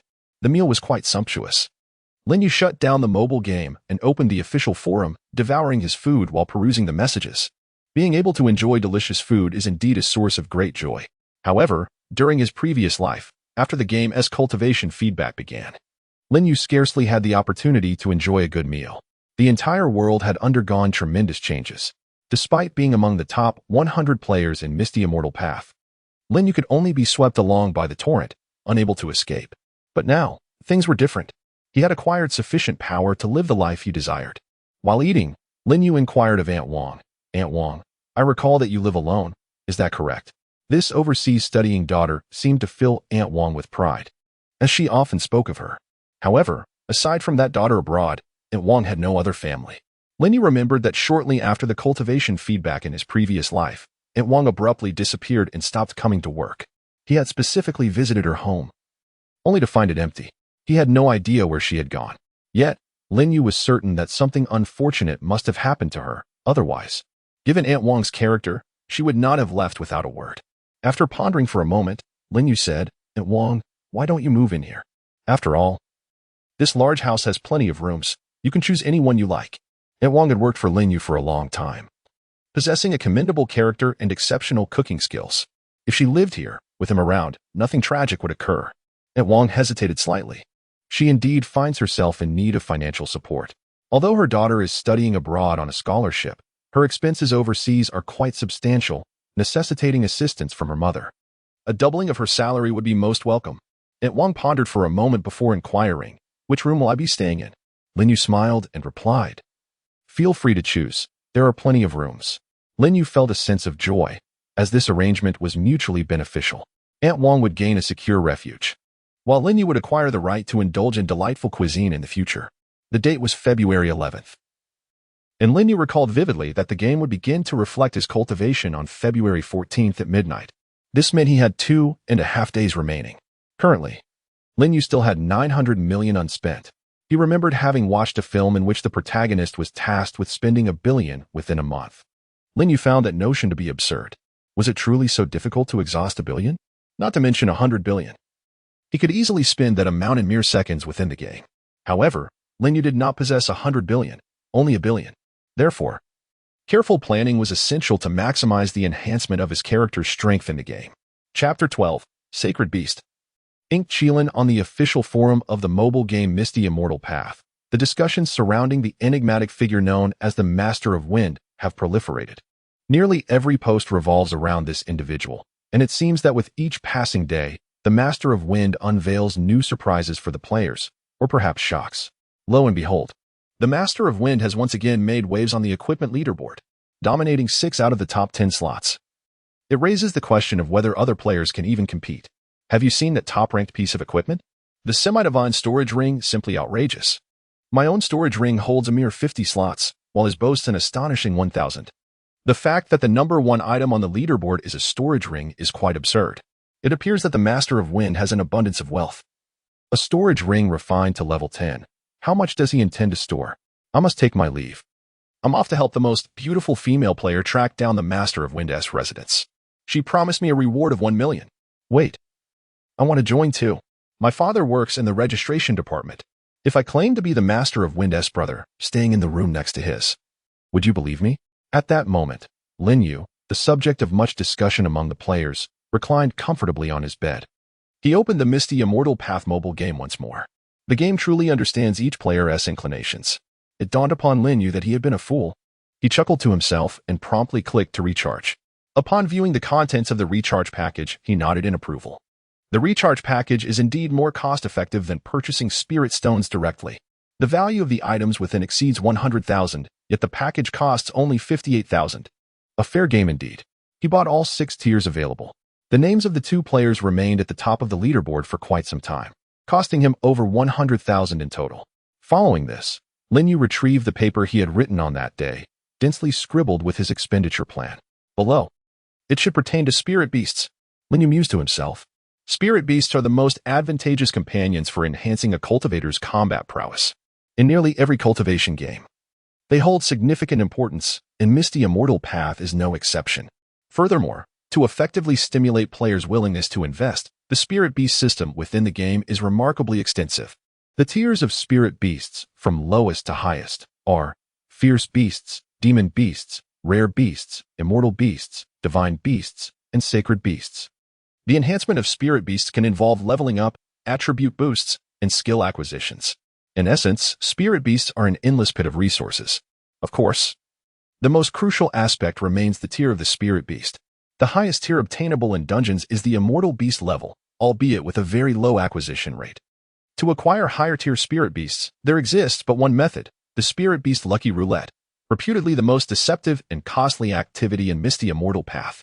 This activity is a perennial feature, refreshed monthly. The spirit beast lucky roulette offers 3 tiers, one attempt for 10 premium spirit stones, one for 100, and one for 1,000. It is said that with sufficient investment, one might draw a sacred beast from this roulette. However, this remains mere hearsay. No player dares to take the plunge, for the fundamental logic of the spirit beast lucky roulette is that for every 1 million spent, the chance of obtaining a sacred beast increases by 1%. Thus, one must first spend 1 million on this activity to have a mere 1% chance of drawing a sacred beast. Since the game's launch, only Lin Yu and an individual known as the Zongyun Demon Lord have invested over 1 million. Moreover, all players who have ventured into the Immortal Path understand a critical truth. A 1% chance of winning in the game is equivalent to none. A probability below 50% is but a jest. An 80% chance is considered fortunate if one succeeds. With a smirk, Lin Yu opened the Spirit Beast Lucky Roulette. 1 million increases the chance by 1%. 100 million equates to 100%. This simple arithmetic is something even a primary school student could solve. Without hesitation, Lin Yu clicked the recharge button for the highest tier of the Spirit Beast Lucky Roulette. Then, he entered the amount to recharge, 100 million. 100 million. Esteemed VIP 11 player master of Wind, are you sure you wish to recharge 100 million and spin the Spirit Beast Lucky Roulette 10,000 times? The magnitude of Lin Yu's recharge was so substantial that even the game's prompts seemed to question it. As if the game itself could scarcely believe what was happening. The highest tier of the Spirit Beast Lucky Roulette costs 1,000 premium spirit stones for a single spin, translating to 10,000 in cash per attempt. 100 million would allow for 10,000 spins. Quite scientific. Quite straightforward. Lin Yu decisively clicked confirm once more. Subsequently, the Spirit Beast Lucky Roulette on Lin Yu's phone screen began to spin wildly. System notification. You have spun the Spirit Beast Lucky Roulette vigorously, and fortune smiles upon you, earning you 5 random high-tier Spirit Beast skill books. System notification. You have spun the Spirit Beast Lucky Roulette vigorously, and fortune smiles upon you, earning you 5 random high-tier Spirit Beast skill books. System notification. You have spun the Spirit Beast Lucky Roulette vigorously, and fortune smiles upon you, earning you 50 high-tier Spirit Beast experience pills. System notification. You have spun the Spirit Beast Lucky Roulette vigorously, and fortune smiles upon you, earning you 10 high-tier Spirit Beast attribute reset pills. System notification. You have spun the Spirit Beast Lucky Roulette vigorously, and fortune smiles upon you, earning 1 Immortal Beast level Spirit Beast egg. Lin Yu's phone, a high-end device purchased for several thousand, felt slightly sluggish. The entire draw lasted over 10 minutes before it finally concluded. Lin Yu was scarcely aware of what he had won. After the draw ended, he received a text message from the bank regarding the deduction of funds, highlighting just how laggy the process had become. At last, after the draw, Lin Yu could finally open his inventory to see what treasures he had acquired. The inventory was brimming, completely filled with the rewards from the draw. Among them, the most abundant were the Spirit Beast eggs. While other items like Spirit Beast skill books and experience pills could be stacked, Spirit Beast eggs could not. Therefore, upon inspection, Lin Yu noted that there were nearly 100 Spirit Beast eggs. However, his gaze was immediately drawn to a singular Spirit Beast egg at the back. It radiated a kaleidoscope of colors and had a distinctly different shape from the others. Without needing to open it, Lin Yu already knew the tier of the Spirit Beast egg. It seemed that his fortune had not been mere luck, but rather a reflection of the 100% chance of obtaining a sacred beast. Nevertheless, the result was favorable, and that was what mattered. Excitedly, Lin Yu's finger tapped on the Spirit Beast egg, and its information appeared before him. Name: Spirit Beast Egg Tier, Sacred Beast Level Race, Inkchilan Hatching Time, 48 hours. Description: this is an Inkchilan Spirit Beast egg. The description felt rather cursory, yet it did little to dampen Lin Yu's elation. Any citizen of the Dragon Kingdom would recognize that the name Inkchilan signifies an extraordinary spirit beast. Without hesitation, Lin Yu placed the Spirit Beast egg into the hatching slot. The hatching interface displayed the countdown for the successful incubation of the Spirit Beast egg. Hatching countdown: 47, 59, 59. Lin Yu chuckled to himself, pondering how he could possibly wait a full 48 hours. In a pay-to-win game, as long as one is willing to spend money, nothing is insurmountable.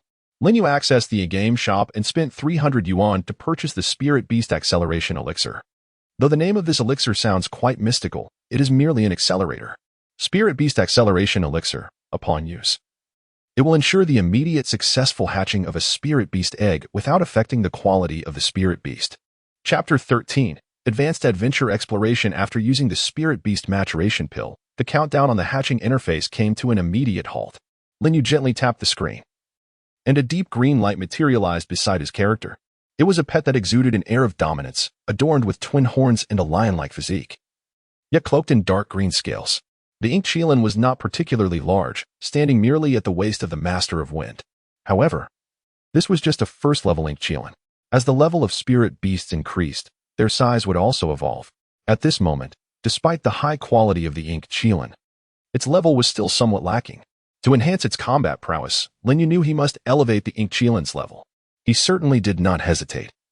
Having acquired this legendary sacred beast, he was determined to maximize its potential. Subsequently, Lin Yu began to feed the Inkchilan with Spirit Beast Experience Pills. Having just won a plethora of these pills from a lottery, he had ample resources to elevate the Inkchilan to its maximum level. In the game, the highest level for Spirit Beasts is 100. However, raising a Spirit Beast level is a formidable challenge, as evidenced by the leaderboard. The highest ranked Spirit Beast was merely a level 60 Flood Dragon, categorized as a Celestial Beast. Meanwhile, Lin Yu's Inkchilan, freshly emerged, had already claimed the top position. Though its level had yet to rise, its classification as a sacred beast was sufficient to surpass all other spirit beasts. Before long, Lin Yu had exhausted all the Spirit Beast Experience Pills. After all, he had invested a staggering 100 million to participate in the lottery, thus amassing a significant number of experience pills, which conveniently allowed him to elevate the Inkchilan to level 100. Following this, Lin Yu commenced the extraction of various advanced skills and attribute pills for the Spirit Beast. He dedicated all valuable resources to this sacred creature. After spending half a day on this endeavor, by evening, the Inkchilan had been cultivated into an almost invincible entity.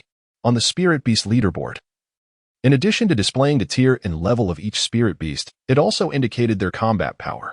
The second place entry, the level 60 Celestial Flood Dragon, had a combat power of over 30,000. In stark contrast, Lin Yu's Inkchilan commanded an astonishing combat power of 960,000. It was evident from these numbers just how formidable Lin Yu's Inkchilan truly was. Should he now face those dungeons, Lin Yu would hardly need to intervene. The Inkchilan alone could handle everything. Having concluded his work with the Spirit Beast, night had fallen. Lin Yu opened the door to his room and stepped outside. At that moment, as if alerted by the sound of Lin Yu's door, the neighbor, Xiao Guang, also emerged. The moment he stepped out, Xiao Guang hurried over. "Brother, I've missed you so much today," he exclaimed, arms wide open as if to embrace Lin Yu. Lin Yu quickly lifted his foot. This fellow, though appearing chubby and fair, had disheveled hair, likely a sign of neglecting personal hygiene for a few days. Upon noticing Lin Yu's foot, Xiao Guang abruptly halted, chuckling awkwardly, before shifting the conversation to the game. "Brother, my Spirit Beast is so weak, only level 18, and it's merely a monster tier. Can you lend me a hand?" Xiao Guang's face bore a sorrowful expression as he pleaded. Despite spending 1 million, most of it had been allocated to enhancing his cultivation. In other aspects, he remained rather weak. This time, Lin Yu did not refuse. After all, he still had many Spirit Beast eggs in his backpack. Giving him a few to use would not be a problem. Xiao Guang had been staying here for several days and had not mentioned seeking out his girlfriend. It was evident that he had become somewhat addicted to the game Misty Immortal Path. Providing him with some benefits would surely help maintain his interest. "Let us go have dinner first," and I'll help you while we eat," Lin Yu suggested. Xiao Guang's face instantly lit up with excitement. "Brother, your ink qilin is so cool. Can it breed?" Lin Yu's expression darkened, and he retorted, "Why are you so fixated on me? Focus on improving your own strength." Xiao Guang had clearly been keeping tabs on Lin Yu's progress since the emergence of the ink qilin. With a chuckle, Xiao Guang leaned in closer. "Brother, what spirit beast are you giving me? Is there a sacred beast? A divine beast would be great too." In the restaurant, as Lin Yu and Xiao Guang dined, Lin Yu opened his phone and initiated a trade request with Xiao Guang. He placed a divine beast egg on the table along with numerous remaining spirit beast skills and experience pills.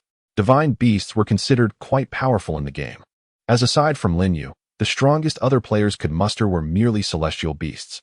Upon seeing that there was indeed a divine beast egg along with such abundant resources, Xiao Guang was thoroughly pleased. He then devoured 3 bowls of rice. "With that much food, will you be able to sleep tonight?" Lin Yu inquired. Xiao Guang scoffed, declaring, "Sleep? I'll carry this meal into tomorrow morning." Lin Yu had almost confirmed that Xiao Guang was completely hooked. Yet, Lin Yu himself was no different. Moreover, he still had 800 million left unspent. This night was destined to be a sleepless one. Lying in bed while playing games was undeniably the most comfortable option. Although Lin Yu's villa boasted a spacious study, he seldom utilized it. Leaning against the soft, cozy backrest of his grand bed, Lin Yu launched the misty Immortal Path mobile game. According to Lin Yu's understanding of the game, there were 4 primary aspects that could enhance a player's strength, cultivation, equipment, spirit beasts, and techniques. The first 3 had already been addressed through his investments. Hence, this evening, he would focus on enhancing his techniques. As a reborn individual, Lin Yu was acutely aware of the significance of techniques. Not only could techniques amplify a player's strength, but if a powerful technique was acquired, the feedback from gaming cultivation could enable players to continue strengthening themselves in the real world. The stronger the technique, the faster the progression would be. Thus, Lin Yu was prepared to invest significantly in techniques. In the Misty Immortal Path mobile game, the tiers of techniques ranged from the basic human tier to the exalted emperor tier. There were 3 primary avenues to acquire techniques within the game. The first and simplest method was to learn from a sect, though only low-tier foundational techniques were available there. The second option was to purchase various event packages within the game, occasionally yielding a chance to obtain a heavenly tier technique, albeit at a high cost. The third method, the most challenging and costly, involved the game's adventures. The term adventure inherently suggested an element of luck. However, in the cash-driven realm of Misty Immortal Path, it meant that the more one spent, the better the luck. In essence, players who refrained from spending money would not be entitled to adventures. Lin Yu opened the adventure interface, which was quite simple. The screen displayed numerous mountains and cliffs, treacherous terrain, and players needed only to tap the screen for their characters to explore. Naturally, each exploration consumed an exploration scroll. There were 2 types of exploration scrolls, ordinary and advanced. An ordinary scroll cost 1 piece of superior spirit stone, while an advanced scroll required 100 pieces. The price disparity was significant, and so were the potential rewards from the explorations. Lin Yu decisively recharged another 100 million. The Misty Immortal Path game was considerate of its players, under normal circumstances. To engage in adventure exploration, players would need to purchase superior spirit stones and then exchange them for exploration scrolls. The process could be quite cumbersome. However, in practice, players could directly recharge in the adventure interface, utilizing cash for exploration. Time saving and effort saving does not equate to cost saving. Chapter 14. Assisting NPCs with the game purchases? Without hesitation, Lin Yu pressed the confirm button. Immediately, the same lag as earlier in the afternoon occurred. His phone screen froze entirely. It took a good 10 minutes before it finally returned to normal. At this point, Lin Yu's 10,000 high-level adventure explorations had also concluded. Suddenly, he noticed that the envelope icon on his phone screen lit up. Shortly thereafter, a system notification appeared. Your package is full. The rewards from your adventures have been sent to your mailbox. Please check. Upon opening his package, Lin Yu found it indeed overflowing. The 1,000 slots in his inventory were completely occupied by spirit beast eggs and cultivation manuals. He had yet to process the spirit beast eggs he won from the spirit beast lucky wheel. At least half of the inventory space was taken up by these eggs.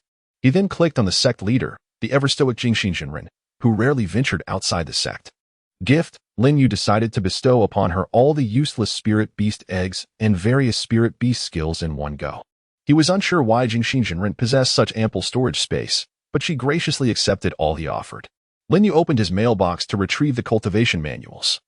After spending 100 million, he had acquired 2 Imperial-level manuals, 6 Celestial-level manuals, while the remainder were below Celestial grade. He retained 2 Imperial-level manuals and 2 Celestial-level manuals, gifting the rest to Jingxin Jinren, the leader of Chang'e's sect. System notification: Dear VIP 11 player, Chafeng Jinren. Your intimacy level with Jingxin Jinren has risen to the life and death together tier. Please explore the specifics of this tier on your own. Once again, he was urged to explore. With time being of the essence, Lin Yu had no luxury to indulge in such explorations. However, just by hearing the term life and death together, he understood that their bond was undeniably strong. Yet, as for together in death, he preferred to avoid that. At that moment, Lin Yu suddenly noticed that Jingxin Jinren's cultivation had remarkably reached the great perfection of the Void Realm. Just 2 days prior, her cultivation was merely at the spirit separation stage. This meant that after he gifted her some items last time, she had ascended 2 major realms. It was utterly absurd. Was cultivating immortality this simple? She was an NPC and could not spend money. After a moment's contemplation, Lin Yu decisively spent 100 million high-grade spirit stones and traded them all to Jingxin Jinren. Though she was an NPC and couldn't spend money, he could assist her in doing so. This was a plan he had long laid out. If other players were to discover Lin Yu's actions, they would undoubtedly explode with disbelief. Spending money on oneself was one matter, but giving 1 billion to an NPC was utterly outrageous. It was likely that 99% of players would label Lin Yu a fool, while the remaining 1% might clamor to become an NPC. After gifting Jingxin Jinren 10 million high-grade spirit stones, Lin Yu felt no ripple of emotion. After all, having spent 100 million on manuals, he still had 700 million left, so gifting Jingxin Jinren 100 million was hardly a significant loss. Moreover, Lin Yu's intimacy with Jingxin Jinren had now reached the highest hidden level, life and death together. When the intimacy between a player and an NPC reaches such a profound level, betrayal becomes nearly impossible. And Lin Yu's bond with Jingxin Jinren was even 2 levels beyond that. If he did not provide Jingxin Jinren with ample benefits to elevate her cultivation to its zenith, it would be a waste of this intimacy. Lin Yu foresaw that once NPCs in the game manifested in the real world, he would undoubtedly possess an extraordinarily formidable backing. She might even surpass his own strength. At that time, should anyone dare to provoke him, Jingxin Jinren would likely resolve the issue before he even had to lift a finger. After bestowing Jingxin Jinren with the spirit stones, Lin Yu began to examine the manuals in his inventory. The manuals he obtained for his 100 million seemed quite impressive. The celestial-level manuals were reserved for Xiao Guang, while Lin Yu planned to utilize the 2 imperial-level manuals. One was titled Primordial Immortal Classic, and the other Qingyun Sword Art. The 2 imperial-level manuals encompassed an internal cultivation method and an external technique manual, creating a perfect balance. Lin Yu clicked on each manual twice, and they were automatically learned. In the mobile game Piaomiaoxian 2, cultivation manuals do not require level upgrades, which is a somewhat merciful aspect of the game. This means that while acquiring powerful manuals may be challenging, once obtained, no further expenses are incurred. Lin Yu opened his skill interface, and the attributes of the 2 manuals appeared before him. The attributes were straightforward, yet the values were anything but simple. Primordial Immortal Classic, Imperial Level Manual. Absorption rate of spiritual energy increased by 1,000. Spiritual energy consumption in battle reduced by 80. Qingyun Sword Art, Imperial Level Manual. Attack power increased by 1,000 when using sword-type artifacts. Flight speed increased by 500. Attack speed increased by 500. Skill Qingyun 9 styles acquired. Upon seeing the attributes of these 2 manuals, Lin Yu could not help but smile. One manual enhanced his cultivation speed, while the other bolstered his combat capabilities, truly remarkable. Moreover, the Qingyun Sword Art came with a skill. When this skill eventually reflected back on him, he would automatically learn it. Even in the real world, he would be able to unleash the Qingyun 9 styles. Some lower-tier manuals lacked specific skills. Only manuals of heavenly grade and above come with accompanying skills. However, the skills of Imperial-level manuals would undoubtedly be formidable, and Lin Yu looked forward to it. After completing the learning of the manuals, the clock struck midnight. At this moment, there were still 2 full days remaining until the game reflected cultivation levels and ceased the recharge function, precisely 48 hours. Lin Yu still had 600 million left. He resolved to pull an all-nighter.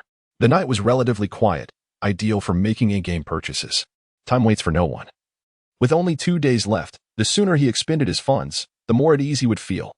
Lin Yu picked up the spending plan he had previously drafted and began to review it. At this point, he had made progress in 5 aspects of his plan: cultivation, equipment, spirit beasts, manuals, and sect. The items gifted to Jingxin Jinren were intended to enhance the sect and create a powerful backing for himself. After reviewing his plan, Lin Yu decided that the next aspect to enhance would be his spiritual root. The spiritual root was also a crucial element. In the game, the strength of one's spiritual root influences 2 key aspects. One is the speed of cultivation, and this impact will be significant once the cultivation feedback transitions to the real world.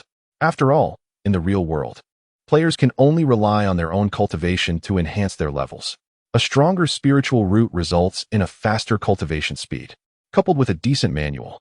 The gap in cultivation speeds among players would gradually widen.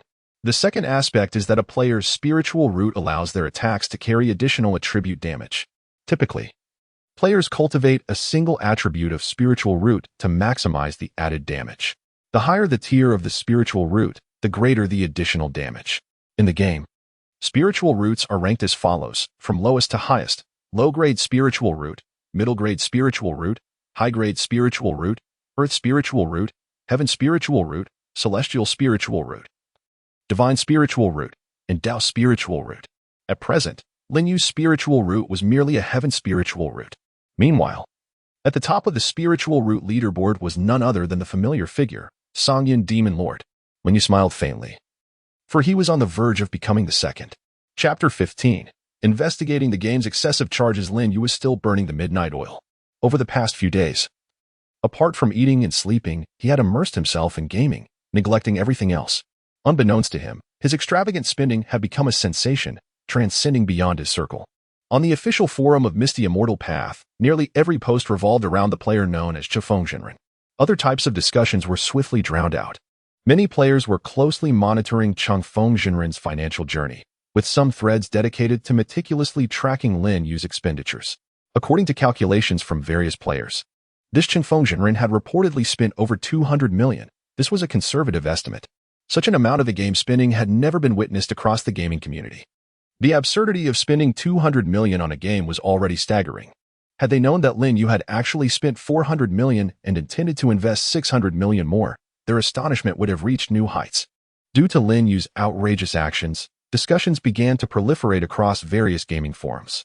Subsequently, videos emerged on several streaming platforms detailing Confronting Jinren's 200 million expenditure. Even some entertainment news outlets began reporting on the matter. Tabloid news: spending 200 million on gaming, madness or folly. The player Confronting Jinren from the mobile game the Immortal Path garnered widespread attention for spending over 200 million in just a few days, igniting public discourse on limiting minors' gaming expenditures, prompting calls for regulatory measures. Urban Daily: can you fathom what 200 million truly represents? 99% of the world's population will never encounter such wealth in their lifetime, yet someone has spent this staggering amount on a game. Recently, the issue of wealth disparity has resurfaced in public discussions. Entertainment Bulletin: the 2 most trending terms these days are 200 million and the Immortal Path. In pursuit of understanding the allure, our editor personally downloaded the game and discovered it to be rife with inducements for players to spend money. This is particularly concerning for minors, who are easily captivated by the dazzling array of in-game purchases. We urge regulatory bodies to enhance oversight. Dragon Kingdom Gaming Regulatory Center: a special task force has been established to investigate the issue of excessive charges in gaming.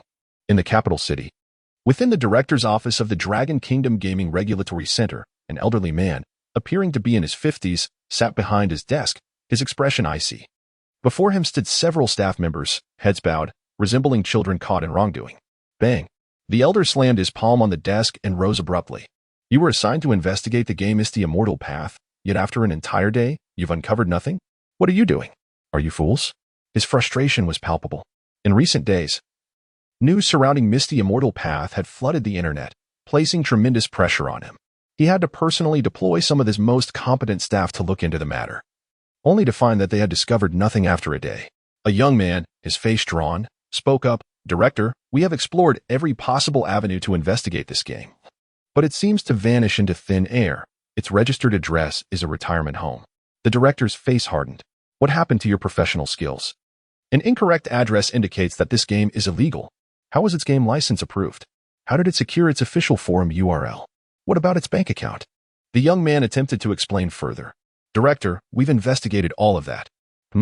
You've investigated yet found nothing? The director inquired, perplexed. The leading young man nodded. The game never applied for a legitimate license. Its license is counterfeit, yet it somehow made it to market. The official forum's URL is not even registered with the network center. We have no idea how it is accessible. As for the bank accounts, they do not belong to any recognized bank, and the funds players deposit seem to vanish into the ether. Lin Yu had no inkling that his financial decisions would provoke such a societal uproar. Naturally, he lacked the time to ponder these matters.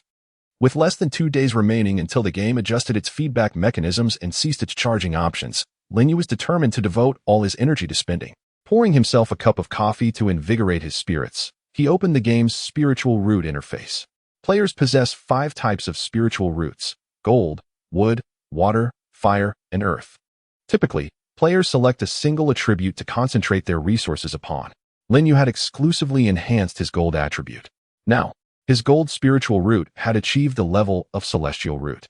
Upon reaching this level, every attack Lin Yu unleashed would inflict an additional 800 points of gold damage and accelerate his cultivation speed by 50%. The higher the spiritual root level, the greater the additional damage and enhancement to cultivation speed. Of course, if players had sufficient resources, they could simultaneously elevate the levels of other spiritual roots. However, upgrading a second root would require double the resources of the first. Thus, it was uncommon for players to enhance 2 roots concurrently. Yet, Lin Yu was no ordinary player. He resolutely commenced a spending spree, using cash to elevate his gold spiritual root. Esteemed VIP 11 player Chifeng, do you wish to spend 9.83 million to elevate your gold spiritual root to the level of Dao root? Confirm. Upon clicking confirm, Lin Yu's gold root began to flicker intensely. The numbers surged. Moments later, it gradually stabilized. At that moment, Lin Yu's gold spiritual root had ascended to the level of Dao root. Esteemed VIP 11 player Chifeng, congratulations on elevating your gold spiritual root to the level of Dao root. Gold Dao root. Each attack inflicts an additional 10,000 points of gold damage, and cultivation speed is enhanced by 100. This added damage was formidable. He could easily obliterate bosses and dungeons with a single strike, as they would be unable to withstand the supplementary damage. Yet, this was only the beginning. Lin Yu clicked the upgrade button for the wood attribute. Esteemed VIP 11 player Chifeng, do you wish to spend 20 million to elevate your wood spiritual root to the level of Dao root? Previously, elevating his gold spiritual root to Dao root had only cost him a little over 9 million, considering what he had spent before. Now, the cost to max out the wood attribute was a staggering 20 million. The expenditure was double that of before. Yet, Lin Yu remained unfazed. He decisively clicked the confirm button. Immediately, the wood spiritual root's level began to rise rapidly. Esteemed VIP 11 player Chifeng, congratulations on elevating your wood spiritual root to the level of Dao root. With Dao root, each attack inflicts an additional 10,000 points of wood damage, and cultivation speed is enhanced by 100. After enhancing his wood spiritual root, Lin Yu continued to elevate his water attribute. Following that, he proceeded to enhance his fire and earth attributes. Chapter 16. Omens before game feedback. Before long, Lin Yu had elevated all his 5 elements spiritual roots to the level of heavenly Dao spiritual roots. The expenditure on spiritual roots surpassed that on enhancing equipment and spirit beasts significantly. The enhancement of the second spiritual root cost 20 million, the third 40 million, the fourth 80 million, and the fifth consumed an astonishing 160 million. In total, the financial outlay amounted to approximately 310 million. Although the expenditure was considerable, the rewards were equally substantial. With all his spiritual roots upgraded to the heavenly Dao level, each of Lin Yu's attacks now bore the weight of 5 elemental attributes: metal, wood, water, fire, and earth, inflicting an additional 10,000 points of damage per attribute. When combined, this resulted in a staggering 50,000 points of supplementary attribute damage. Yet, this was not the most crucial aspect. The paramount significance lay in the fact that Lin Yu's cultivation speed had surged by 500%, bolstered by the quintet of heavenly Dao spiritual roots. This 500% increase pertained to his fundamental cultivation speed. Thus, this foundational enhancement could be compounded with the effects of cultivation techniques. This was the essence of Lin Yu's ultimate objective. In his previous life, after receiving game feedback regarding his cultivation, Lin Yu's advancement became excruciatingly slow. Over a span of 10 years, he failed to progress from the out-of-body stage to the spirit division stage. Such a snail-paced progression extinguished his desire to cultivate. However, the circumstances had drastically changed. With the 5 elements heavenly Tao spiritual roots, coupled with the supreme cultivation techniques, even post-game feedback, Lin Yu's pace of advancement in the real world would not be sluggish. At this juncture, Lin Yu perused the rankings within the game. The avenues for enhancing a player's prowess were limited, and Lin Yu had maximized all of them. Of course, a substantial portion of his wealth had been expended. Presently, he retained around 290 million. He reviewed the remaining rankings pertaining to mounts, dwellings, wealth, and elixirs, noting their limited impact on actual combat strength, yet acknowledging their utility nonetheless. With 290 million still at his disposal, securing the top position was certainly within reach. Next, he intended to enhance these aspects. However, it was already quite late. After concluding his review, Lin Yu retired for the night. Having exhausted his crucial expenditures, he enjoyed a sound slumber. In recent days, Jiang Yun had also transformed into a night owl. With Lin Yu's assets fully liquidated, her life had become relatively idle, aside from receiving her salary. She was almost equivalent to being unemployed. Thus, Jiang Yun had taken to gaming at night. At 3 in the morning, she remained awake, engaged in fierce battles within the game. Simultaneously, as she traversed dungeons, she kept an eye on the updates regarding the esteemed player, Confronting. Although their relationship was limited to being dual cultivation partners within the game, Jiang Yun found herself frequently checking Confronting's information in various rankings. Particularly due to his recent excessive expenditures, he dominated the first positions across all rankings. At that moment, as Jiang Yun was immersed in her dungeon runs, a phone call suddenly came through. She glanced at the caller ID, her brow slightly furrowed. What could Dad possibly want at this hour? She muttered to herself. The caller was indeed her father, who rarely communicated with her due to his high-ranking position within the military of Long Country. Years ago, when Jiang Yun expressed a desire to study abroad, her father had vehemently opposed it, leading her to secretly pursue her education overseas. This incident had strained their relationship, and in Jiang Yun's memory, her father was a stubborn man, impervious to reason. However, why was he calling her at such a late hour? She answered the call. Yun, are you asleep? Her father's voice came through. Not yet. I was just about to sleep, Jiang Yun replied, naturally not revealing her intention to stay awake longer. After a brief exchange of pleasantries, her father revealed the true purpose of his call. Yun, I recall you playing that mobile game, Piao Miao Xian 2, right? Jiang Yun was momentarily taken aback. She had no idea how her father knew about her gaming habits. Jiang Yun was even more perplexed. Her father, a military figure, was asking her to teach him how to play a game? Was the sun rising in the west? What business did he, a high-ranking official, have with video games? Confused, she merely responded with a dazed aha, and the call was abruptly terminated. She could not fathom what had transpired. How could her father, such a traditionalist, develop an interest in a mobile game? What could possibly be the reason behind it? Jiang Yun was left in a state of uncertainty but ultimately turned off her phone and lay down to sleep. In the capital city, within a residential complex, Jiang Yun's mother gently massaged her husband's temples. As she did so, she inquired, what on earth has been happening lately? Yet, these games had existed for quite some time. Long Country had similar games. It seemed as though a sinister web was brewing something ominous, and the state was taking it seriously, assigning me to investigate. I remember our daughter plays this game, so tomorrow I'll ask her to teach me. It would help me understand it better. Though this task was delegated from above, it was not overly classified. After all, it was a global phenomenon, and the news had long since spread, requiring no strict confidentiality, allowing him to share with his wife. At this moment, Jiang Yun's father turned to her mother and said, it seems many strange occurrences have been happening lately. You should stay indoors as much as possible, understood? Jiang Yun's mother nodded, embodying the image of a dutiful wife, always compliant. Jiang Yun's father gazed out the window, his eyes filled with concern. There were certain matters he had yet to disclose to his wife. These peculiar games were merely a small part of it. Recently, a series of unusual supernatural events had manifested globally. It felt as though something terrifying was on the verge of unfolding. Moreover, all these supernatural phenomena appeared to be interconnected with those games. The world seemed to be undergoing a strange transformation. Yet, the specific reasons remained shrouded in mystery.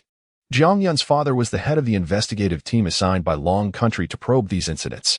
Chapter 17. The Alchemist of Saint Level. On the morning of the following day, After a restless night of sleep that ended around 3, she awoke with telltale dark circles under her eyes. To mask her fatigue, she applied extra makeup. After breakfast, Jiang Yun's father promptly summoned her to his study, revealing his smartphone. "I have downloaded the mobile game Immortal Path. Could you explain how to play it?" Jiang Yun's father had clearly prepared for this moment. Although Immortal Path was shrouded in mystery, it was surprisingly accessible across various app stores. Yet, as an elderly man nearing 60, his adeptness with a smartphone was commendable, although he struggled to keep pace with gaming. The intricacies of the game, particularly the various cultivation levels, eluded him entirely, as did the convoluted systems it employed. Jiang Yun patiently explained the fundamentals, cultivation, equipment, spirit beasts, and techniques, guiding her father through each system and even assisting him in creating an account. However, when she suggested a minor expenditure to enhance gameplay, he firmly declined, as he remained skeptical about spending money on gaming. After 3 hours of exhaustive instruction, Jiang Yun found herself at her limit. Despite her efforts, her father's character had only managed to reach the mid-stage of chi refinement. Feeling fatigued, she contemplated resting in her bedroom, having had insufficient sleep the previous night. Yet her father called out to her, saying, "You should stay home for a few days if you have nothing pressing. Your mother has been longing to see you." Jiang Yun nodded slightly. Indeed. With little work on her plate recently, spending a couple of days at home seemed agreeable. Once she left, Jiang Yun's father lifted his gaze toward the window. There were many matters he had not disclosed to his daughter. Keeping her at home was partly a measure of ensuring her safety. He then glanced at his smartphone screen, where Immortal Path was still running, and a wry smile crossed his face. The complexity of this game was evidently ill-suited for someone of his age. Opening his work-related WeChat group, he instructed his subordinates, "Download the game Immortal Path and play it. Understanding both ourselves and our opponents is crucial for success. Use your leisure time this evening, and come prepared to discuss your thoughts at tomorrow morning's meeting." The investigation team he led consisted of young men he had brought from the military, who would likely grasp the game quite well. As noon approached, Lin Yu finally awoke.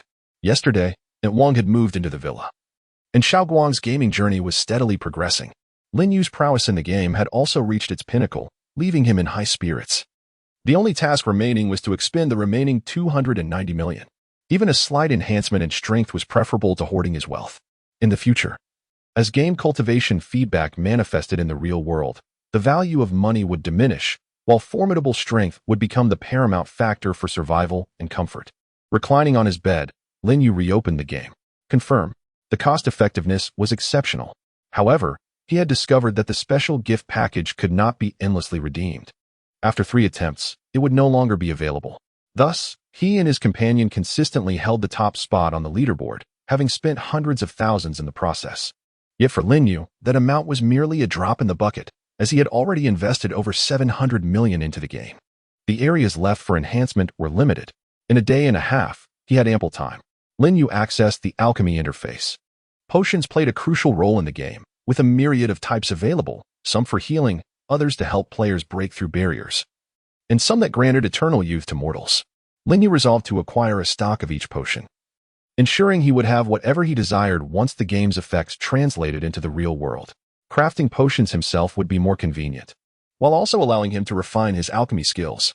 Alchemy required recipes, obtainable only through 2 means: the official store and various dungeons.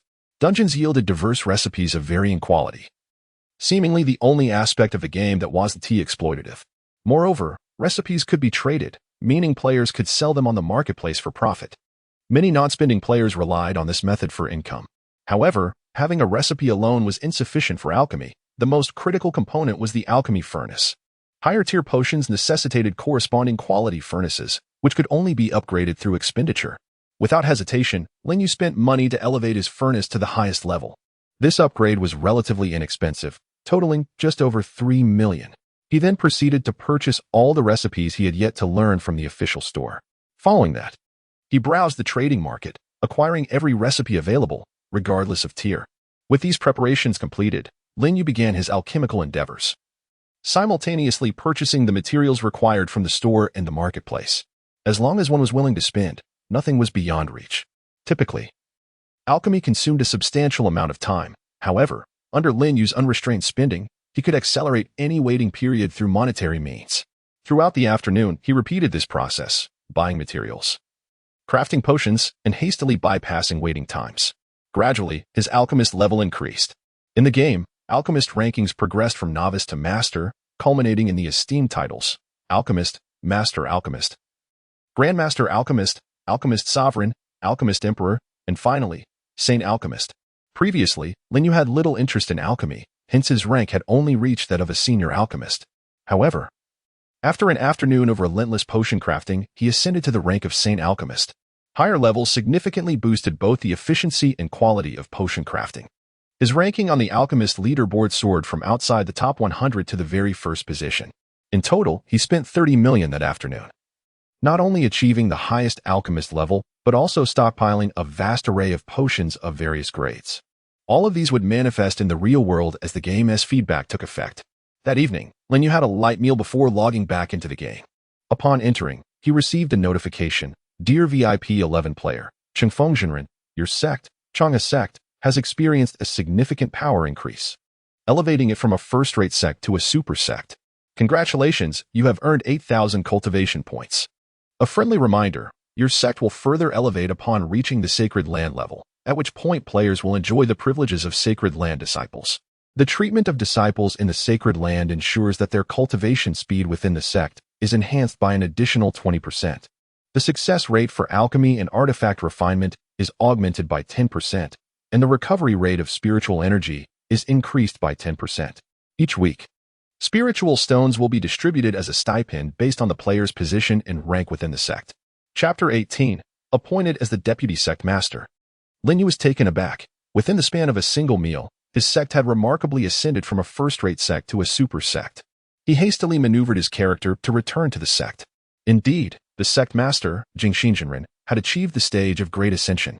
Lin Yu's strategy of investing in NPCs proved to be quite effective, with a sect master at the great ascension level and their affinity elevated to the highest tier. His position was assured. Simultaneously, as the sect master's prowess increased, so too did the sect's rank, elevating it to the status of a super sect. However, advancing from a super sect to a holy land was no simple feat. It required not just the sect master's personal strength, but the overall might of the sect.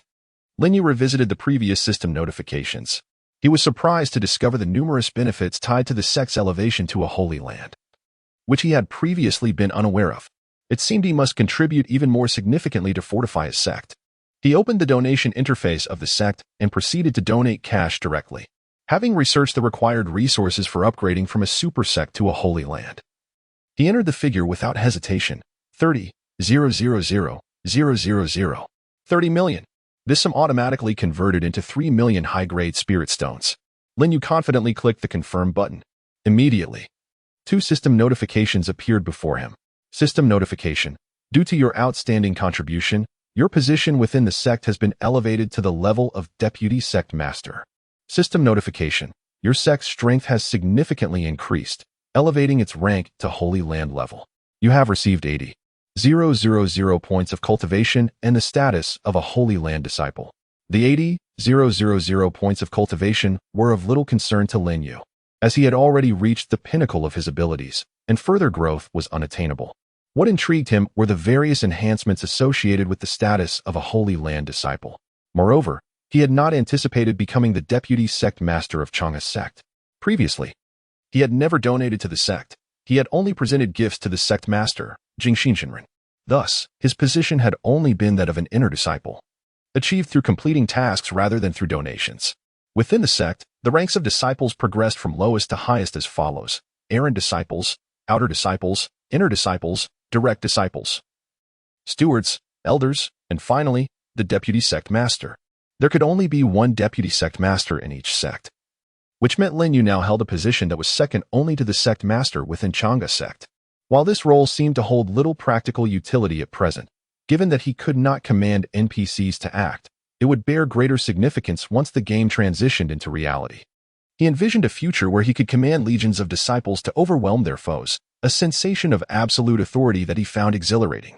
With this thought in mind, Lin Yu decisively reopened the donation interface. Now that he was the Deputy Sect Master and shared a life and death bond with the Sect Master, the entire sect felt like his personal dominion. Thus, he resolved to contribute even more. He still possessed 230 million, an ample sum indeed. He decided to donate another 30 million. Entering the figure into the donation interface, he clicked confirm once more. After this generous contribution, the Chang'e sect visibly flourished. Countless celestial cranes soared in the sky, and increasingly powerful spirit beasts frolicked on the ground, while the number of NPC disciples within the sect began to multiply. In the mobile game Immortal Path, the number of sects was vast, nearly innumerable. Many sects consisted of only a single player, with all others being NPCs. Much like Lin Yu's Chang'e sect. Of course, some sects with appealing names or higher starting levels boasted several players, sometimes even dozens. The game also featured a sect leaderboard. And in the past, Chang'e sect had no chance of appearing on it. But now, Lin Yu opened the sect leaderboard, and indeed, Chang'e sect had claimed the top position. Thus, the majority of the leaderboard's first places in the game now belonged to Lin Yu or were related to him. After elevating his sect to the top of the leaderboard, Lin Yu glanced at the time. It was now 8 o'clock in the evening. Only 32 hours remained until Immortal Path would cease to provide cultivation feedback and close the recharge channel. Time was of the essence. Lin Yu needed to expend the remaining 200 million within this final 32-hour window. Once spent, his VIP level could rise from level 11 to level 12. The significance of VIP levels was self-evident. This night was destined to be another sleepless one. Meanwhile, as Lin Yu continued to invest, discussions regarding him on the official game forum showed no signs of waning. In fact, they were intensifying. However, alongside topics about Lin Yu, other threads had emerged. Following equipment rankings, the player known as confronting had ascended to the top of the Spirit Beast rankings, the Technique rankings, and the Alchemist rankings. It was evident that the recent changes to the sect leaderboard were undoubtedly connected to confronting. It was quite ironic that while there were numerous impoverished regions where people struggled to find food, someone could invest billions in a game. But isn't it their money to spend as they please? I refuse to believe that it is truly his money. This player named confronting must be a wealthy heir. The money he spends is certainly from his parents. Is the person above foolish? Isn't their parents' money also theirs? Yesterday morning, I caught a spirit beast in the game, a three-tailed fox, and later in the afternoon, while accompanying my girlfriend, who is 7 meters tall, weighs 46 kilograms, has fair skin, and resembles Angela Baby, to the zoo. I suddenly saw a fox with 3 tails. It looked exactly like the 3-tailed fox I caught in the game. Do you think foxes in reality can really have 3 tails? Has the original poster lost their mind? How could a 3-tailed fox exist in reality? The original poster must be blinded by love. Did you all miss the point? This is purely a bragging post. Oh my gosh, oh my gosh, oh my gosh. I'm an animal park administrator, but I work in the aquarium section. Yesterday, one of the fox keepers in our zoo was taken away by a group of men in black, and it is said that they also took a fox. Could it possibly be the one mentioned by the original poster? Listening to you all, it feels as if we are living in a realm of cultivation. My father is nearly 60 years old and has recently started playing Immortal Path, even telling me to go out less. Could this be related to what you all are discussing? Does the father above know some insider information? I'm on the lookout for insider news. I'm also waiting for the original poster to share a photo. Chapter 19. Feedback on the recent crisis the following noon. Lin Yu slowly opened his eyes while lying in bed. He had slept until midday again. In recent days, Lin Yu had been waking up only around noon, enjoying the comforting embrace of slumber. In his previous life, apart from the relatively relaxed times when his cultivation was just beginning to yield results, he had lived under constant pressure. Although Lin Yu had been a cultivator at the out-of-body stage in his past life, which was quite formidable in the realm of ordinary people, he was not immune to the dangers that loomed in the later stages of the game. The world had transformed into a perilous landscape, with formidable bosses and dungeons in the wild proving to be exceedingly challenging. Moreover, the game was not merely populated by villainous bosses, it also featured minor leaders, low-level monsters, and duplicitous NPCs, all of whom posed significant threats. Numerous demons and malevolent cultivators actively sought to prey upon player cultivators, leaving all players in a state of constant fear. The entire nation was nearly paralyzed, and indeed, the entire world was engulfed in chaos. In his former life, despite being a cultivator at the out-of-body stage, Lin Yu was perpetually on guard for battle. The strain of living on edge had taken a toll on him, leaving him exhausted. Thus, in this new life, Lin Yu relished the comfort and joy of his recent days. At this moment, Lin Yu sat up in bed, shaking his head to dispel the chaotic thoughts swirling in his mind. In this life, he would see if those arrogant demons dared to appear before him. Lin Yu muttered to himself. After investing several hundred million, His current strength was such that even if the demons from the game swarmed him, they would be no match for him. Of course, further investment was still necessary. The remaining 200 million cash must be spent. This afternoon was the final opportunity, as the recharge channel for the game would close at midnight, after which cultivation feedback would commence. Lin Yu picked up his phone, rose from his bed, and made his way to the dining room. To his surprise, Xiao Guang was already devouring his meal with great enthusiasm. Upon entering, Lin Yu curiously inquired, "Xiao Guang, why are you up so early today?" For the past few days, Xiao Guang had been completely absorbed in the game, waking up later than Lin Yu. Yet today, he was up before him. Was there something amiss? Hearing his cousin's arrival, Xiao Guang quickly turned his head. Lin Yu was momentarily taken aback by Xiao Guang's appearance. He looked rather haggard, with bloodshot eyes that spoke of extreme fatigue. "Xiao Guang, are you all right?" Lin Yu asked with concern. Xiao Guang chuckled. "I haven't slept since yesterday noon. After learning those 2 Imperial-level techniques, I felt incredibly powerful and challenged several players of the same rank, winning effortlessly." Xiao Guang was evidently excited. Despite his exhaustion, he appeared completely awake. Seeing Xiao Guang in such a state, Lin Yu couldn't help but smile wryly. This boy was utterly addicted. If their uncle found out, he would surely be furious. Fortunately, there was little time left before the game's cultivation feedback began. Once the feedback commenced, the world would know that those who played the game would gain immense power, and their uncle would be relieved that his son was also part of this experience. However, until the game's cultivation feedback started, Xiao Guang remained an ordinary person. Prolonging this state was unwise. Upon hearing his cousin's admonition, Xiao Guang displayed a sheepish grin. He had always respected Lin Yu's words, often valuing them more than those of his own parents. Xiao Guang quickly nodded and said, "I'll eat my fill and then sleep. I plan to sleep until tomorrow." While Xiao Guang appeared quite enthusiastic, he was, in truth, beginning to struggle. Nevertheless, Lin Yu suddenly shook his head gently and said, "Set an alarm to wake up before midnight. I have something important to discuss with you later." Upon hearing Lin Yu's words, Xiao Guang's face reflected confusion. However, before he could inquire further, Lin Yu interrupted him. "No questions, just do as I say." Some matters were too complicated to explain, so it was better to let Xiao Guang comprehend them on his own after midnight when the game would begin to provide cultivation feedback. It was crucial to be awake during this time, as players who had just acquired great power might struggle to control it. In his previous life, Lin Yu had inadvertently destroyed his villa while sleeping during the feedback process. He certainly did not wish for Xiao Guang to repeat the same mistake. Xiao Guang could only nod, still looking puzzled. Lin Yu then took a seat at the dining table. Soon, Aunt Wang prepared lunch for him. "Is it going to rain tomorrow?" Aunt Wang asked, seemingly having just checked the weather forecast, which predicted clear skies.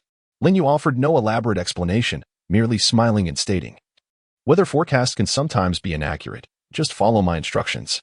Seeing Lin Yu's insistence, Aunt Wang nodded in agreement. Lin Yu was usually kind and polite, treating Aunt Wang with great respect. Yet, she understood that he was her employer, and thus, she regarded his opinions with due respect. "All right, I'll head to the supermarket later," Aunt Wang replied as she tidied the kitchen. Meanwhile, Lin Yu dug into his meal with gusto. There was a reason for Lin Yu's request for Aunt Wang to limit her outings.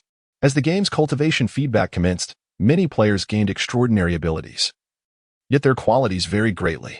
Some were even local delinquents, and in the early stages of feedback, they believed their newfound powers granted them impunity to wreak havoc in society. Furthermore, as the game's feedback progressed, various small animals in Long Country began to exhibit mutations, seemingly due to the influx of spiritual energy into the real world. This phenomenon resembled a revival of spiritual energy. Such mutated creatures posed a significant threat to ordinary people, especially in the initial days of cultivation feedback when numerous incidents of animal attacks occurred worldwide.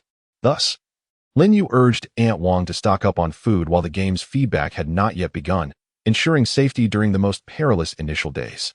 This afternoon, Lin Yu aimed to expend his final 200 million, enhancing his VIP level to 12 before the game initiated cultivation feedback. The task was daunting, but fortunately, Lin Yu had meticulously planned for this moment. Chapter 20. Finally reaching VIP 12, Lin Yu once again logged into the event interface and proceeded to purchase every available gift pack. Glancing at the heartfelt rankings, he noted that both his name and that of the water cloud fairy remained prominently at the top.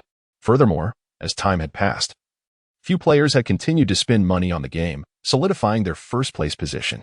The second-place contender lagged far behind, ensuring that Lin Yu and the water cloud fairy would secure the top rewards without contention. However, Despite his rank on the heartfelt rankings, Lin Yu remained in the dark regarding the nature of the rewards. The rewards interface displayed a gift icon adorned with a question mark. With a gentle tap on the icon, a small line of text appeared on Lin Yu's phone screen. Countdown to Heartfelt Rankings prize announcement, 002-56. Upon seeing this notification, Lin Yu's eyes sparkled with excitement. In just over 2 minutes, he would discover what awaited the top-ranked player. He checked the time on his phone, 11:57 a.m. This meant that the rewards would be revealed at noon. Deciding to postpone other activities, he resolved to wait and see what the reward entailed, as only 2 minutes remained. Placing his phone on the bed, Lin Yu went to prepare himself a cup of coffee. After setting down the cup, he picked up his phone just as the clock struck 12. Eagerly, he held the screen before his eyes. As the question-marked gift icon transformed into another symbol, Lin Yu's eyes widened in delight. What an incredible reward! The icon that had once signified the prize now morphed into a diminutive castle. This image was all too familiar to Lin Yu, as every player of the game the Immortal Path would recognize it. This icon represented a dwelling. Each player possessed a unique dwelling, akin to their home in the real world. Immortal practitioners resided within these abodes, which, while not directly augmenting a player's combat power, offered a plethora of other functionalities. Within their dwellings, players could restore their stamina, meditate, and refine elixirs or artifacts. Moreover, dwellings possessed a degree of defensive capabilities. Players would set up protective formations around them. When other players attempted to challenge them, they could rely on these formations to ward off unwanted confrontations. If a dwelling's level was insufficient, it became vulnerable to challenges, even when the player was offline. Thus, a dwelling also served as a sanctuary for players. However, this was merely the role of a dwelling within the game. Its true significance lay in the real world. As a reincarnated individual, Lin Yu understood the importance of a dwelling better than anyone. He had set aside 200 million yuan in cash, part of which was intended for investing in the dwelling. The reason for postponing its enhancement was simply that the dwelling did not directly increase combat power, making it slightly less critical compared to systems that enhanced cultivation and equipment. Previously, Lin Yu had owned a dwelling of the 3rd grade in the Xian category. In the Immortal Path, dwellings are categorized into 4 major ranks: Heaven, Earth, Xian, and Huang, with each rank further divided into 9 sublevels. The lowest is Huang Grade 1, while the highest is Tian Grade 9. Acquiring a dwelling is considerably challenging, even more so than obtaining formidable spirit beasts. Exceptional dwellings are often obtainable solely through in-game purchases during various events, while the shop does offer dwellings. The highest available tier is only D Grade 9. Lin Yu had initially intended to directly purchase a dwelling from the game shop, but now he found himself in a position where he would not need to. After a moment's contemplation, Lin Yu made a decision. Since he could not immediately claim the Heartfelt Rankings reward dwelling, he would gather the necessary materials for its enhancement in advance. Once the rewards were distributed, he would promptly elevate the dwelling to its highest level. With determination, Lin Yu opened the shop interface and began his spending spree. Esteemed VIP 11 player, Confronting. Would you like to spend 80 million yuan to purchase high-level dwelling expansion tickets X800,000? Confirm, dwelling expansion tickets are essential for enhancing a dwelling. They are divided into standard and high-level tickets, with each high-level ticket increasing the dwelling's area by 1 square meter. Lin Yu purchased a staggering 800,000 tickets. This means he could expand his dwelling by a total of 800,000 square meters. This had been part of his plan from the outset. While this figure appears colossal, it is not unreasonable for an immortal practitioner's dwelling. Furthermore, the internal space of a dwelling does not manifest externally. Expanding the internal area does not alter the external appearance of the dwelling.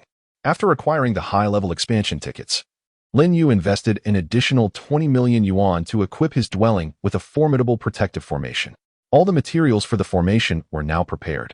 At this point, Lin Yu still had a full 100 million yuan remaining. Rather than using this sum to enhance his own strength, he opted to purchase 100 million yuan worth of spirit stones from the shop. He acquired 300,000 upper-grade spirit stones, 30,000 superior-grade spirit stones, and 400 celestial-grade spirit stones. In the Immortal Path, spirit stones are categorized from lowest to highest as follows: inferior, middle, upper, superior, and celestial. Celestial-grade spirit stones hold the highest value, with 1 celestial-grade stone convertible into 100 superior-grade stones, and 1 superior-grade stone convertible into 100 upper-grade stones. Lin Yu's intention behind purchasing these spirit stones was to reserve them for use in the real world once the game provided feedback. The significance of spirit stones to immortal practitioners cannot be overstated. They are indispensable for cultivating, healing, refining artifacts, and forming arrays. Moreover, they can replenish the spiritual energy consumed during battles.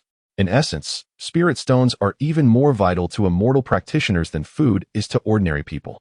Having invested 100 million yuan in spirit stones, Lin Yu ascended to the top position on the wealth leaderboard.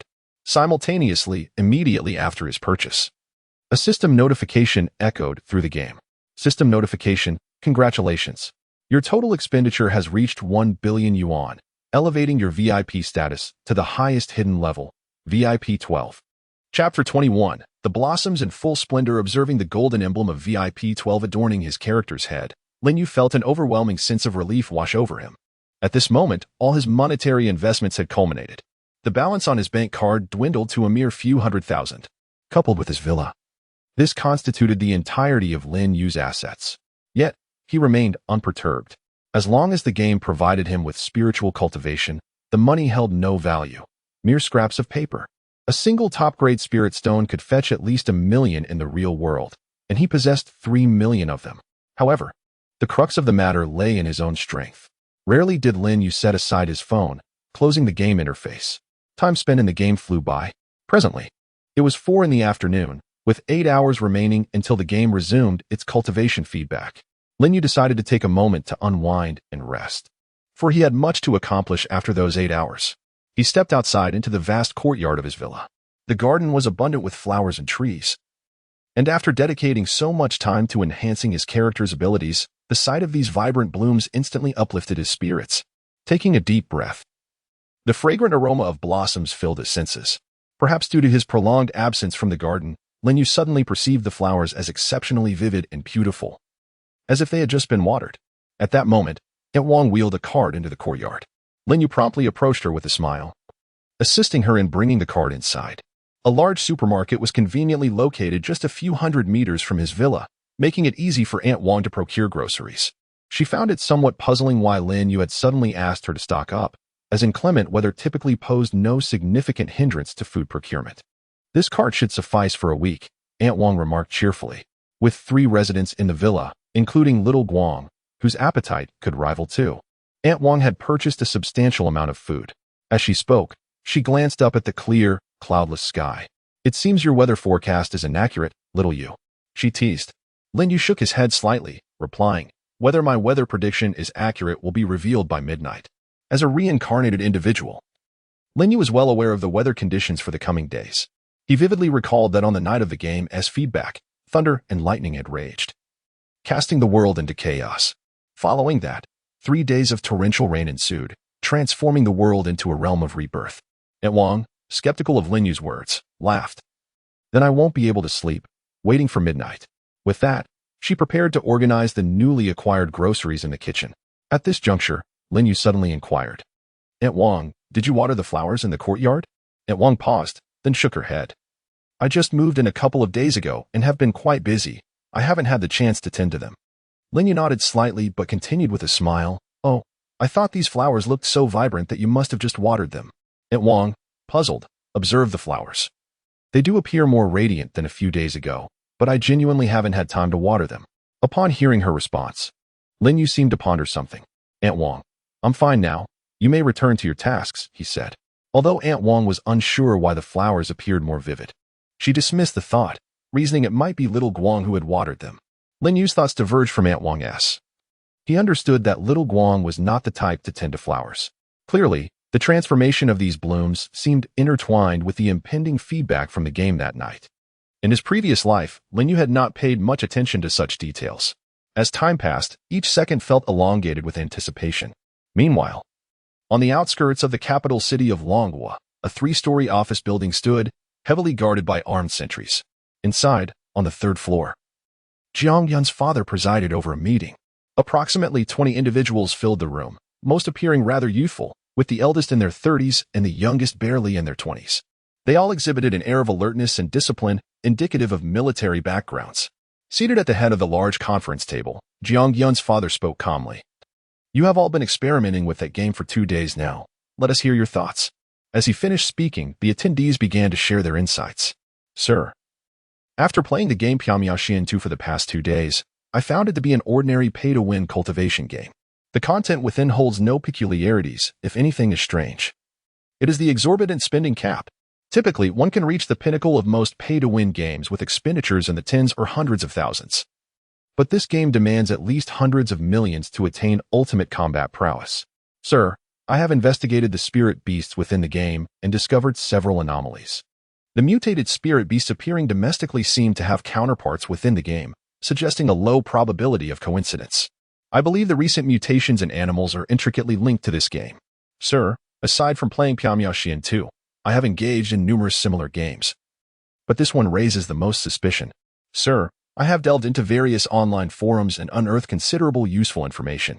Sir, my recent inquiries into foreign websites reveal that nearly every nation has experienced strange phenomena in recent days, all occurring within this 3-day span. Sir, I spent a month's salary on this game. Each of the 20 or so subordinates presented their perspectives. As Jiang Yun's father absorbed their reports, his expression grew increasingly grave. Investigations concerning Piamiao 2 had been ongoing, yet the game appeared to have materialized from thin air, leaving no trace. Whether regarding the payment channels or the official forums, there was an eerie absence of evidence. Ultimately, the meeting yielded no conclusive findings. Jiang Yun's father shared his own reflections and then issued directives to his subordinates. Tapping lightly on the table, he instructed, "Continue to experiment with that game during your free time. For any necessary expenditures, report to your team leaders for reimbursement. Team 1 will persist in investigating the game's intricacies. Do not relent. Team 2, intensify your surveillance to ensure that these mutated creatures do not harm anyone. The safety of the populace is paramount. Understood?" Understood. The young subordinates responded in unison. The peculiar connection between Piamiao 2 and the recent animal mutations in the real world had compelled the state to entrust this critical mission to them. These young individuals, nurtured by the military, are the elite cultivated by the nation. Only they possess the unwavering focus to accomplish their missions with utmost dedication. Chapter 22. 20 minutes until feedback in the realm of the Dragon Kingdom. A plethora of peculiar occurrences has manifested over the past few days, primarily affecting various flora and fauna, suggesting a simplified resurgence of spiritual energy. However, it is noteworthy that abnormalities are not confined to the Dragon Kingdom alone. Other nations have also reported strange phenomena, albeit in diverse manifestations. To the south, in the neighboring nation of Asan, anomalies have similarly emerged. Within a temple, a dazzling radiance of golden light suddenly enveloped the premises, illuminating the entire temple for a duration of 10 minutes. Numerous visitors present at the time claimed to have witnessed a miracle, kneeling in fervent prayer, utterly captivated by the divine illumination. Although Asan is recognized as the birthplace of Buddhism, it has gradually shifted towards the worship of Asanism, resulting in Buddhism's waning influence within the nation. The individuals within the temple were not exclusively devout Buddhists. The majority were merely tourists. Yet, after experiencing the celestial light, they inexplicably converted their faith from Asanism to Buddhism, becoming ardent adherents of the latter. Beyond the events transpiring in the temple, various Buddhist sites across Asan have reported a multitude of extraordinary phenomena. Nevertheless, the government has shown little concern regarding these occurrences. In fact, some officials have publicly clarified that the golden light was, in fact, a manifestation of Asanism's deities, unrelated to Buddhism. Meanwhile, in Shanghai City, not far from Lin Yu's villa, another middle-aged man is engrossed in playing the mobile game Misty Immortal Path.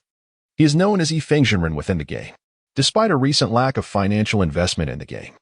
His extended online presence has allowed him to ascend one position on the leaderboard, moving from 100 to 99. The elevation of one's rank in the game is a source of immense satisfaction for players. Fengzhenren has become somewhat addicted and is contemplating another financial contribution, pondering whether a few thousand might propel him into the top 80. As he mused aloud, the temptation of spending money consumed his thoughts.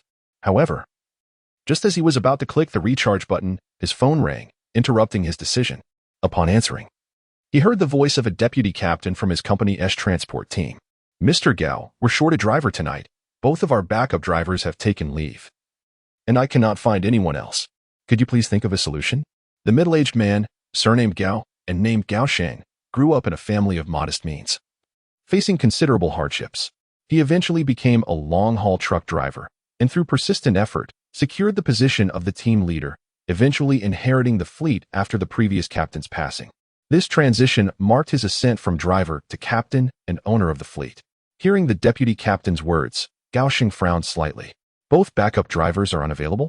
Where am I supposed to find a driver at the last minute? They are supposed to be there for emergencies, yet both are occupied.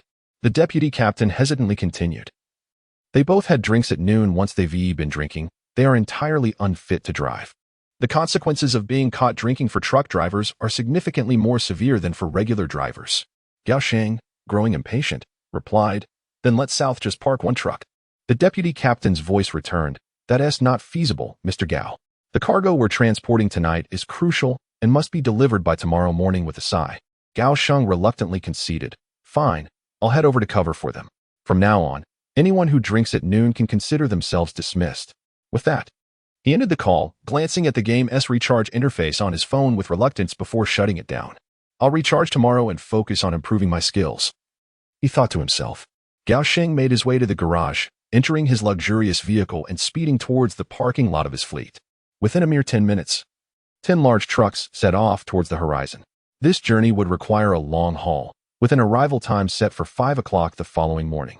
As a truck driver, staying awake through the night is a necessary skill, and Gao Xing was no exception. Driving occasionally at night was manageable. It merely meant sacrificing his gaming time. As the night deepened, the moon shone particularly bright and round, and the stars twinkled with an unusual brilliance.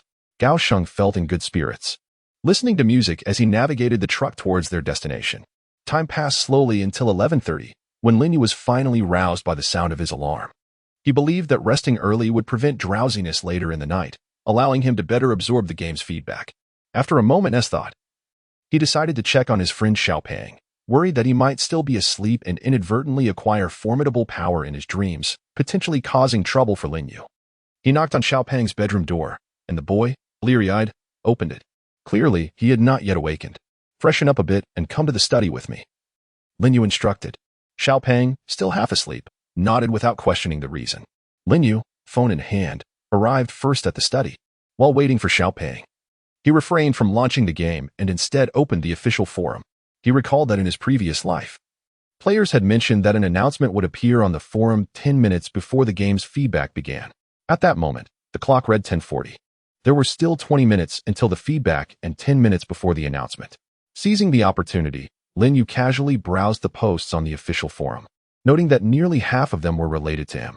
"I encountered CHNGF Ing Junren on the street yesterday. I even took a photo with him and added him on WeChat. If anyone wants his WeChat ID, feel free to add me, and I'll send you his contact card. My WeChat ID is XXXXXXXXXX. Is that for real? Even if you met CHNGF Ing Junren, there's no way you could know him. Seriously, do you think we're all fools? If you knew CHNGF Ing Junren, I'd be acquainted with the President of the United States. Wow, I just added the original poster on WeChat, and he asked for a 10 yuan red envelope. If I don't send the red envelope, he won't send the contact card. The truth is out, but did you actually send him the red envelope? Of course not. If I had 10 yuan, I'd rather buy some spicy strips to enjoy. By the way, have you noticed how exceptionally clear the sky is tonight? The stars seem to shine much brighter than usual. I saw the stars too. There's a chemical plant near my house, and I haven't seen the stars at night for years. I can't believe how clean the sky is tonight." Chapter 23, 2 game announcements at 11:48 p.m. Xiao Guang entered the study. After freshening up, he appeared noticeably more spirited. Upon entering, he immediately spotted Lin Yu seated behind the desk. Puzzled, he inquired, "Brother, is there something going on tonight?" Although Xiao Guang often seemed a bit daft, he was, in fact, quite astute. Earlier in the day, his cousin had asked him to set an alarm, and later, personally roused him from slumber, clearly indicating the significance of the night's events. Yet, he could not fathom what was afoot. In recent days, his focus had been solely on gaming, oblivious to the happenings beyond his window. His parents, reassured by his presence with Lin Yu, had refrained from contacting him, particularly given the plethora of matters concerning the family business. Thus, he was unaware of the strange occurrences unfolding outside. After contemplating, he remained clueless as to his cousin's intentions. Lin Yu, however, offered no further explanation, merely gesturing toward a chair beside him. The implication was unmistakable. With a resigned expression, Xiao Guang approached and took a seat. Lately, Lin Yu had been acting rather mysteriously, seeming different than before. Once seated, Xiao Guang pulled out his phone, intending to indulge in some gaming. he was reluctant to squander even a moment of playtime. Yet, unexpectedly, Lin Yu halted his actions and said, "Don't log into the game. Visit the official forum instead. An announcement may be forthcoming." Xiao Guang was momentarily taken aback. An announcement? What kind of announcement? Curiosity piqued. He complied and accessed the official forum. Upon logging in, he was immediately captivated by two prominently displayed posts in bold red font. The announcements were strikingly conspicuous. Turning to glance at Lin Yu, who was also engrossed in his phone, Xiao Guang furrowed his brow. Both announcements had timestamps of 11:50 p.m., coinciding precisely with the time displayed on his phone. This indicated that the announcements had just been released. It seemed Lin Yu had anticipated their arrival. Intrigued, Xiao Guang clicked on the first announcement, only to find himself momentarily frozen in disbelief. The game announcement appeared almost absurd. Feedback on cultivation? What a jest! His character had reached the out-of-body stage. Was it possible he might achieve the same status in the real world? If so, would he not possess limitless capabilities? An avid gamer and a seasoned reader of cultivation novels, Xiao Guang was well aware of the power wielded by out-of-body cultivators. Yet, the announcement suggested a percentage of feedback based on VIP levels. Fortunately, being a VIP 10 meant he would receive a full refund if such feedback were indeed real. After investing $1 million into the game, he had achieved VIP 10 status. Suddenly, Xiao Guang smirked at his own folly. This announcement was surely a prank. He had momentarily entertained the notion of becoming an out-of-body cultivator, which was utterly ridiculous. At that moment, a thought dawned on him as he discreetly glanced at Lin Yu. If this announcement were genuine, it would be even more preposterous for his cousin. He was unaware of how much Lin Yu had spent, but it was clear he dominated the leaderboards with his unparalleled cultivation level. If in-game cultivation truly translated to reality, Lin Yu would ascend to immortality. As he scrutinized the announcement, Xiao Guang found it riddled with inconsistencies. It appeared to be a mere gimmick, designed to entice players into spending more. If even 1 out of 100 players fell for it, they would likely invest their entire fortunes into the game. The company would reap substantial profits. Shaking his head in resignation, Xiao Guang recognized the ulterior motive behind the announcement and promptly closed it, turning his attention to the second announcement. Game Announcement 2. Dear players of Piao Miao Xian 2, we regret to inform you that in order to ensure fairness in cultivation feedback, the recharge channel for Piao Miao Xian 2 will close at 11:50 p.m. on February 13th, 2123, and will never reopen. Upon reading the second announcement, Xiao Guang was left in a state of disbelief. The slap in the face came too swiftly. If the recharge channel was closing at 11:50 p.m., did that mean he could no longer recharge? Was the game's official team out of their minds? An announcement declaring the permanent closure of the recharge channel? They would forfeit revenue? This was utterly illogical. He examined the posters of both announcements more closely. Both were attributed to a user named Piao Miao Xian 2 game editor, who bore the title of forum administrator. Could it be true? Or had the game officials gone mad, seeking to toy with the players? Xiao Guang was thoroughly perplexed. He set down his phone and turned to Lin Yu, feeling that only his cousin could elucidate the situation. However, when he looked at Lin Yu, he found him grinning at his phone screen, a smile stretching across his face as if he were lost in amusement. "Brother?" Xiao Guang called softly. Lin Yu turned to him, his smile brightening even further. "Are you all right?" Xiao Guang was more concerned about his cousin's mental state than the content of the announcements. Suddenly, Lin Yu asked with a chuckle, "Have you finished reading the game announcements?" Xiao Guang nodded, his voice barely above a whisper. "I did, but what?" Lin Yu inquired with an amused smile. The oddity of his cousin's demeanor left Xiao Guang increasingly uneasy. Did Lin Yu actually believe the announcements? "Brother, you can't possibly think these announcements are real," Xiao Guang exclaimed, his eyes wide with astonishment. In his eyes, Lin Yu had always embodied maturity, composure, and wisdom. How could he suddenly be so naive? Observing Xiao Guang's incredulous expression, Lin Yu remained unperturbed, glancing at the time displayed on his phone. With a smirk, he slowly replied, "There are 3 minutes left until the feedback on cultivation begins." Chapter 24. The absurd notion of Gaosheng as Lin Yu and Xiao Guang were engrossed in the game announcements in their study. The in-game character Fengxinren, who was the owner and captain of the truck fleet, Gao Sheng, navigated his lead truck along a secluded path with his convoy. Such truck fleets typically favor slightly off-the-beaten-path routes, as long as the road is sufficiently wide. Although these narrow paths are often dimly lit and devoid of streetlights, they also rarely encounter patrolling traffic police. For these large trucks, encountering the police is their greatest dread, given that overloading is a common occurrence. If apprehended, they face fines and points deducted from their licenses, not to mention delays in their delivery schedules. Particularly with this mission being time-sensitive, they opted for the less-traveled roads. However, as the convoy traversed a rural path, an enormous stone suddenly appeared in the center of the road, obstructing their passage. The stone's placement seemed oddly fortuitous. Sitting squarely in the middle of the road, Gao Xing hastily hit the brakes and brought the truck to a stop. Yet, instead of rushing out, he utilized the intercom to communicate with the drivers of the 9 trucks following behind. "There's a stone in the middle of the road ahead. Everyone be cautious," Gao Sheng warned, squinting his eyes with a cold demeanor. As an experienced truck driver, he had weathered many storms, and upon seeing the stone, he sensed that this was no mere coincidence. His right hand instinctively reached beneath the seat, retrieving a baseball bat, a staple for truck drivers who frequently travel at night, serving as a means of self-defense. After waiting in the truck for a moment and noticing the lack of movement outside, he instructed the other drivers via intercom. "Everyone grab your gear and assemble here." Gao Sheng opened the truck door and stepped out. Shortly thereafter, the remaining 9 truck drivers gathered before him. These seasoned drivers immediately recognized that the stone on the road was suspicious. Just then, they suddenly heard a multitude of footsteps surrounding them. 2 drivers, wielding flashlights, quickly illuminated the area, and their hearts sank as they realized the gravity of the situation. At least 20 to 30 individuals were approaching, each brandishing gleaming weapons such as machetes and metal pipes. The situation was abundantly clear. Their adversaries had come prepared. The group surrounded Gao Sheng and his fellow drivers, with a leader sporting yellow hair stepping into the light cast by the truck's headlights. Dressed in tattered denim and with dyed hair, the young man exuded an air of arrogance as he nonchalantly puffed on a cigarette.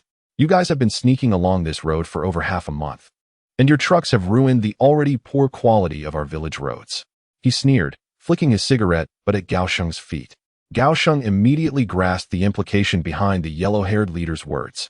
It was clear they were demanding a toll. Traveling these back roads at night often led to such predicaments. Gao Sheng's expression darkened as he realized that it seemed inevitable that they would have to pay the toll. He narrowed his eyes and took a couple of steps forward, stating directly, "How much do you want?" Given the late hour and the numerical superiority of their opponents, Gao Sheng understood that it was wiser to minimize conflict. He had matured from the reckless youth he once was. If it were the younger version of himself, he would not have been so compliant. He reminded himself that while he might agree to a smaller amount, an inflated demand could lead to a disastrous confrontation. At that moment, the yellow-haired leader grinned and raised 3 fingers. 3,000? Gao Sheng inquired.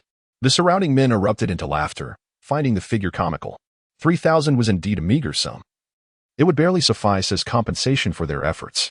30,000, the yellow-haired leader declared loudly. Gao Sheng's expression remained icy, showing little reaction. 30,000 was a figure he had anticipated. With 10 trucks delivering goods simultaneously, he could earn over 100,000. Thus, conceding 30,000 to avoid trouble was somewhat acceptable. "Fine, 30,000 it is," Gao Sheng agreed. The crowd laughed heartily once more at his words. At this juncture, the yellow-haired leader stepped closer, illuminated by the harsh light of the truck's beams, his face taking on a menacing aspect. "I meant 30,000 per truck," he boasted, brandishing his weapon arrogantly. Gao Sheng's expression darkened further. 30,000 per truck meant a staggering 300,000 in total.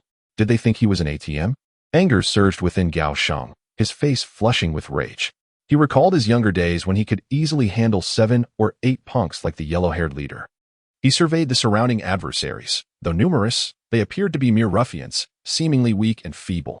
Despite having only 10 men, each was robust and sturdy. In a brawl, victory was not guaranteed for either side. A display of blood might send these thugs fleeing. Gao Sheng tightened his grip on the baseball bat. Just then, the yellow-haired leader seemed to sense the escalating tension, clenching his weapon tightly. It appeared a clash was imminent. However, at that moment, a flash of lightning suddenly illuminated the sky, a massive bolt seemingly splitting the heavens. Instantly, a deafening thunderclap resonated in everyone's ears. The heavens opened, unleashing torrential rain that pelted the fields around them. The previously clear sky was engulfed by dark clouds, and the air crackled with electricity as rain poured down in sheets. The yellow-haired leader appeared startled by the thunder, but he quickly regained his composure, charging towards Gao Sheng with his weapon drawn. Though not particularly strong, he possessed a fierce spirit, which was why he led this band of miscreants. Yet, as he lunged towards Gao Sheng, intent on delivering the first blow, Gao Sheng stood rooted in place, seemingly frozen, as if struck dumb by the downpour. The heavy rain obscured the yellow-haired leader's vision, leading him to believe his ferocity had intimidated Gao Sheng.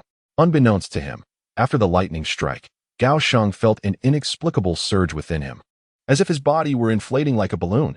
In just a matter of seconds, Gao Sheng's physique underwent an extraordinary transformation, expanding and contracting in a most peculiar manner. Observing the slow descent of the weapon towards his shoulder, Gao Sheng suddenly conceived a ludicrous thought. I could effortlessly evade that blade. No. I merely need to raise my hand slightly to deflect it with my bat, and in one fluid motion, I could shatter his skull. Chapter 25. Jiang Yun's father has grown younger in her parents' home. Jiang Yun lay on her bed, engrossed in a game. Suddenly, through the window of her bedroom, she caught sight of a massive flash of lightning. Almost immediately, a rumble of thunder echoed in her ears. Startled, Jiang Yun hastily set her phone aside and hurried to the window. She recalled that just moments ago, the sky had been clear and bright. How could it have turned stormy so quickly? Even more astonishing was the fact that, following the thunder, raindrops began to patter against the window. The fickleness of the weather was swifter than her own reactions. Jiang Yun shrugged and was about to return to her bed to resume playing on her phone when, all of a sudden, she froze at the edge of her bed, motionless. The next moment, a more terrifying sensation engulfed her. Jiang Yun felt an unusual pressure building within her body, not the kind associated with a full stomach, but rather as if every part of her was being inflated like a balloon. Her brain, limbs, and chest felt as though they were on the verge of bursting. A flicker of panic surged through her mind. What was happening? Was she about to die? This was a rather grim fate. Just as these bizarre thoughts raced through her mind, the sensation of inflation vanished as abruptly as it had come. It arrived swiftly and departed just as swiftly. However, before a smile could grace her face, the pressure returned with a vengeance. At last, the feeling of fullness completely dissipated. Although it seemed as if Jiang Yun had experienced a myriad of sensations, the entire episode lasted less than 2 seconds. In that fleeting moment, her body underwent several transformations. Of course, the sensation of inflation did not mean that Jiang Yun's body had suddenly ballooned like an inflated object. Rather, it was a subtle change, imperceptible from the outside. It was merely a profound sensation felt by her. As the physical alterations concluded, Jiang Yun began to feel something unusual. Her vision appeared somewhat hazy. Since she had been engaged in gaming, she had kept her glasses on. Being slightly nearsighted, she relied on her glasses for clarity. Yet now, despite wearing them, everything appeared blurry, as if she were not wearing any corrective lenses at all. Puzzled, Jiang Yun extended her hand to remove her glasses. To her astonishment, the moment she took them off, her vision became remarkably clearer than when she wore her glasses. What was going on? Had her nearsightedness miraculously vanished? As a highly educated individual, Jiang Yun firmly believed in science. Yet, there was no logical explanation for her sudden improvement in vision, especially since she had not undergone any corrective surgery.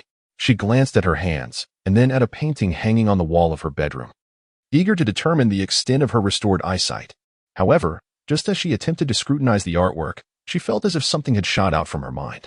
Astonishingly, she perceived that she could not only see the external world through her eyes, but also sensed it through another pair of eyes that seemed to provide her with a broader perspective of reality. This was an extraordinary sensation. Jiang Yun realized that these invisible eyes offered an even clearer view, akin to a camera's wide-angle lens. She could even see her own body and the entirety of her bedroom. No, it was not just her bedroom. Cautiously, she maneuvered this newfound vision around and was astounded to discover that it could penetrate walls, revealing the situation in the adjacent room. Jiang Yun was utterly speechless. What on earth was happening to her body? At that moment, her newfound vision caught sight of her phone screen, where 2 lines of bold red announcements suddenly appeared in the center of the interface of the game Immortal Path. The 2 notices were strikingly prominent. Both her ordinary eyes and the mysterious pair of eyes simultaneously focused on the peculiar game announcements. Jiang Yun then saw the same 2 announcements that Lin Yu and Xiao Guang had encountered on the game forum, the official game forum, and within the game itself. These notifications were present, though the in-game announcements would appear 10 minutes later. In his previous life, Lin Yu had not played the game that evening and therefore was unaware that the same announcements were made in the game. He had only known to check the forum for updates. Now, Jiang Yun read the contents of the 2 game announcements. Game Announcement 1. Dear players of Immortal Path, the game will begin to refund cultivation experience to all players starting at midnight on February 14th, 2123. The refund period will last for 1 week. Game Announcement 2. After reading these announcements, Jiang Yun was struck dumb. Under different circumstances, seeing such notices would have led her to think it a prank, just as Xiao Guang had. However, in light of her peculiar physical state, she immediately connected the dots. Could her improved vision be a consequence of receiving the game's cultivation experience feedback, thus becoming a cultivator? Cultivators surely could not suffer from nearsightedness. And what about the sudden emergence of these other eyes? Could they be her spiritual sense? As a seasoned player of Misty Immortal Path, Jiang Yun was well aware of what spiritual sense entailed. But this was all too fantastical. She could only describe the situation as surreal. Everything felt utterly unscientific. At that moment, a thought struck Jiang Yun. Her father had also played this game. Alarmed, she hastily set her phone aside and pushed open her door. Given her father's age, could he be experiencing any issues? Concern washed over her. As she reached for the bedroom door, it suddenly splintered into pieces. Jiang Yun stared at her hand in shock. Was this the power of a cultivator? She hadn't exerted any force, yet the wooden door had shattered. Nevertheless, she could not afford to dwell on her own body any longer. Instead, she hurried to her father's room and gently pushed the door open. In the darkness of the bedroom, Jiang Yun's father seemed to sense the presence of an unexpected visitor, his military instincts prompting him to sit up straight and switch on the light. However, upon realizing that it was his daughter who had burst in, he was momentarily speechless. Why was she wandering about at such an hour? He even wondered if she had mistakenly entered the wrong room. But soon, Jiang Yun's father noticed that his daughter's expression was somewhat off. She appeared both astonished and delighted. "Dad, your hair. What about my hair? It's black again," Jiang Yun exclaimed in surprise. Given that her father was nearing 60, most of his hair had long turned gray. Yet now, it had all reverted to black. Furthermore, Jiang Yun observed that the wrinkles on her father's face seemed to have diminished. Hearing his daughter's words, Jiang Yun's father raised a hand to touch his hair, only to be taken aback. His hands felt remarkably agile. The previously loose skin on the back of his hand appeared to have tightened. At that moment, the dialogue between Jiang Yun and her father finally roused her mother, who had been resting nearby. As she opened her eyes and glanced at her daughter and then at her husband, a look of astonishment flickered across her drowsy gaze. With widened eyes, she exclaimed, "Old Jiang, am I seeing things? How have you become so youthful?" Jiang Yun's father, however, did not perceive any such sensation of exuberance. His time spent playing the game had been relatively brief, and his in-game cultivation was merely at the initial stage of heartfelt excitement. Originally, Jiang Yun had only guided her father to the mid-stage of qi refinement. Subsequently, due to work commitments, he had played alone for several hours, even investing 6 yuan to elevate his VIP status to level 1. It was precisely this expenditure that granted him a modicum of cultivation feedback from the game. For a VIP level of 0 does not yield such rewards. Yet, even a mere 10% of the initial heartfelt excitement feedback made Jiang Yun's father appear several years younger. Neither Jiang Yun nor her father felt inclined to continue sleeping. They made their way to the living room, engaging in a heartfelt exchange of their experiences. Simultaneously, Jiang Yun's father hastily dialed his subordinates. His investigation team comprised about 20 young men, all of whom he had commanded to immerse themselves in the mobile game Misty Immortal Path. As they were all youthful, their gaming prowess surely surpassed his own. "Everyone, assemble at the office immediately." Jiang Yun's father issued the directive in the WeChat group. At this juncture, he turned to his daughter and, after a moment of contemplation, suggested, "Yuner, you should accompany me. Given your extensive experience with that game and your advanced cultivation, you will undoubtedly be of assistance." That night, Jiang Yun learned for the first time that her father was, in fact, the official in charge of investigating the mobile game Misty Immortal Path for the Dragon Kingdom. Chapter 26. The world descends into chaos. This night was destined to be anything but tranquil. Throughout the Dragon Kingdom, numerous formidable cultivators emerged. Although the feedback on cultivation levels would last for a week, on the very first day, players would experience a surge of approximately half of their cultivation power. For instance, if a player was at the initial stage of the out-of-body realm and held a VIP level of 7, by the end of the feedback process, their cultivation might elevate to the nascent soul stage. The power reflected on the first night alone could propel that player to the golden core stage. The subsequent week would see a gradual enhancement of their entire cultivation. The mobile game Misty Immortal Path had been available for 2 years, accessible through various channels, resulting in a vast player base. As a pay-to-win game, players found it nearly impossible to progress without spending money. Almost all players purchased monthly subscriptions or at least made an initial deposit of 6 yuan. Thus, on this night, Nearly 1 million players within the Dragon Kingdom obtained the powers of cultivators. Some dismantled their own homes in their sleep, while others, during their night shifts, inadvertently destroyed machinery on the assembly line. Gao Sheng, wielding a baseball bat, shattered the skull of a thug. In the game, Gao Sheng was at the late stage of out-of-body and had achieved a VIP level of 7. That night, he attained the cultivation level of the nascent soul. The blood of the thug, mingled with a white substance, splattered across Gao Sheng's face, igniting the fury within him. He swung the bat, his body transforming into a blur as he charged into the crowd. With terrifying force and powerful divine sense, he descended upon them like a wolf among sheep. The sounds of wailing and cracking bones echoed through the night. In less than half a minute, Gao Sheng had annihilated all his foes completely. When he stood before his team, drenched in blood after dispatching all the street thugs, his employees were horrified.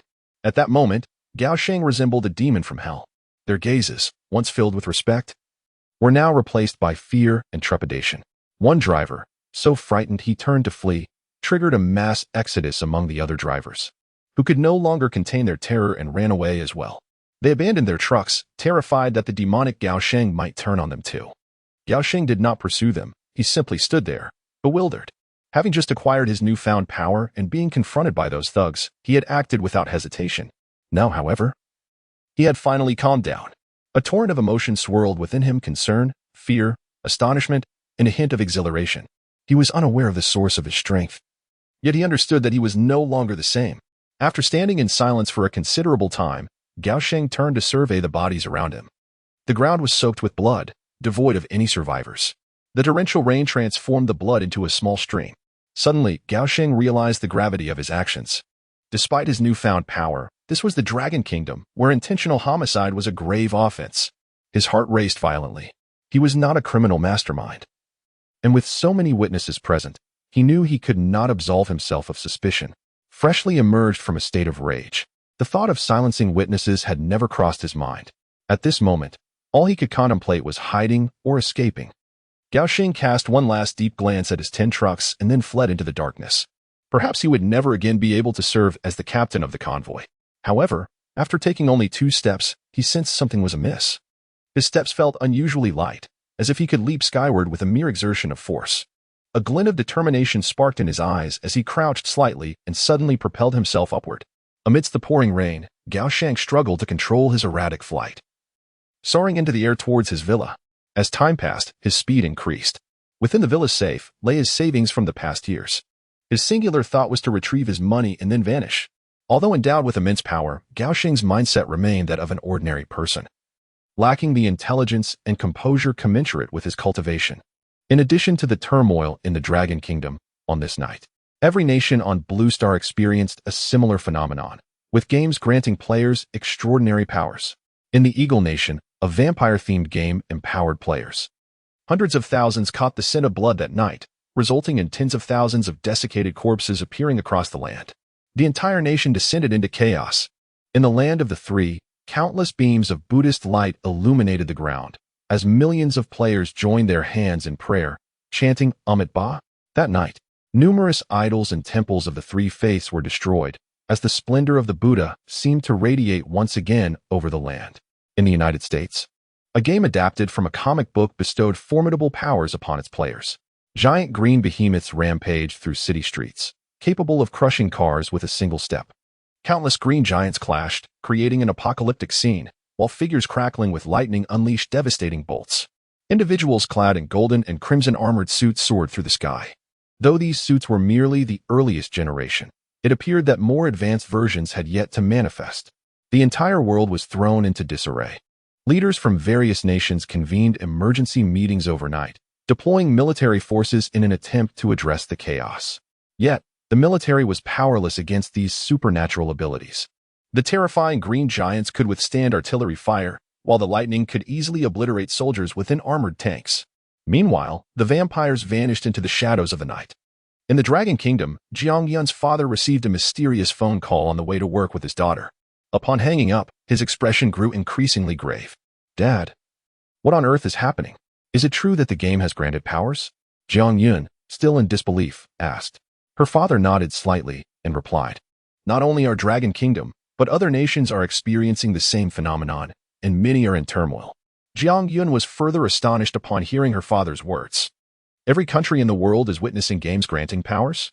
Is Blue Star on the verge of transcending from a technological civilization to a cultivation civilization? Have all nations on Blue Star given rise to cultivators? Jiang Yun inquired once more. However, her father shook his head and said, "What has emerged in other countries are not cultivators, but various professions. I do not know the specifics, but I am certain that this world is about to undergo a transformation." At that moment, Jiang Yun's father suddenly turned to her, his expression serious as he asked, "Yuner, tell me, where do you rank in power within that game? Only cultivators can contend with cultivators." Seeing her father's solemn demeanor, Jiang Yun naturally felt compelled to be forthright. After a moment of contemplation, she remarked, "In recent days, I have invested significantly in the game, resulting in a considerable enhancement of my cultivation level, allowing me to rank in the 90s on the cultivation leaderboard. However, I remain uncertain about my actual combat prowess. Numerous factors can influence combat effectiveness within the game. It is not merely determined by one's cultivation level." Jiang Yun, being an experienced player, possesses a profound understanding of the game. In this realm, cultivation serves merely as a foundation. Various elements such as equipment, spiritual beasts, and techniques substantially impact combat strength. At this juncture, Jiang Yun suddenly paused, struck by a thought. She recalled an individual who had been fervently investing in the game over the past few days. Not only has he excelled in cultivation, but he has also achieved the top rank in every conceivable aspect influencing strength within the game. A notion surged within Jiang Yun's mind. If all cultivation efforts were to be directly reflected back to players, would that individual not become utterly invincible? Chapter 27. The first feedback. The Void Realm. Moments ago, in Lin Yu's study within his villa, Xiao Guang stared blankly at his cousin, Lin Yu. He was utterly perplexed by his cousin's behavior. He had genuinely believed the absurd notion of game feedback regarding cultivation and was anxiously watching the time, awaiting the promised response. What had caused his cousin's intellect to falter so drastically? "Brother, are you feeling unwell?" Xiao Guang inched closer, reaching out as if to check Lin Yu's forehead. "Get lost." Lin Yu curtly dismissed him with a single word. Undeterred by Xiao Guang's disbelief, Lin Yu commanded, "When the feedback arrives, do not move or touch anything in this room, understood?" Xiao Guang, still bewildered, nodded slightly, unable to resist the seriousness of his cousin's demeanor. After all, he had always been Lin Yu's shadow. With a wealth of experience, he knew better than to disobey when Lin Yu was earnest. At that moment, Lin Yu glanced again at his phone, and a smile crept across his lips. He murmured to himself, 10 seconds left. 9, 8, 7. Xiao Guang, unable to contain his anticipation, joined in the countdown in his mind. His heart suddenly filled with a flicker of hope. 3, 2, 1. Suddenly, a deafening thunderclap roared from the heavens. Xiao Guang stumbled back, hastily turning to the window, where a colossal lightning bolt illuminated the sky. Yet Lin Yu remained unperturbed, seemingly prepared for this spectacle, his smile only broadening. In that instant, Xiao Guang felt an unsettling sensation. His body began to swell, his previously plump frame becoming even rounder, his face taking on an alarmingly fuller appearance. Yet, the expression on his face was one of sheer terror. Anyone in his position would likely be overwhelmed with fear, feeling as if their body might burst apart at any moment. But Lin Yu was different. He remained seated, smiling, entirely unfazed by the peculiar changes in his body. This was the second time he had undergone such an experience, and instead of fear, he felt a profound sense of relaxation. After 7 days of waiting and exhausting all his resources upon his rebirth, Lin Yu had placed all his hopes on this moment. If this life did not yield the same feedback as the last, all his efforts would have been in vain. Fortunately, the mobile game Immortal Path did not disappoint. The feedback on cultivation arrived as promised. Lin Yu felt a wave of relief wash over him. Xiao Guang's physical transformation lasted a mere 2 seconds before it subsided. He quickly glanced over at Lin Yu, who remained seated, his body still undergoing the peculiar inflation and deflation. Lin Yu's cultivation was vastly superior to Xiao Guang's. Although they appeared to be separated by only 3 levels, the requirements for advancement in cultivation grew exponentially. In terms of their respective cultivation values, Lin Yu's prowess was undoubtedly hundreds of times greater than Xiao Guang's. The duration required for the first feedback of cultivation was correspondingly lengthy. Lin Yu's transformation persisted for a full half-minute before it finally concluded. He then slowly rose, his eyes gleaming with a newfound brilliance. Clenching his fist, a series of crackling sounds erupted. Lin Yu silently reveled in the sensation, his excitement mounting. This initial feedback had already surpassed his peak cultivation from his previous life. He had attained the early stage of the Void Realm. Lin Yu was astonished that the first feedback could elevate him to such heights. However, after a moment's contemplation, he understood.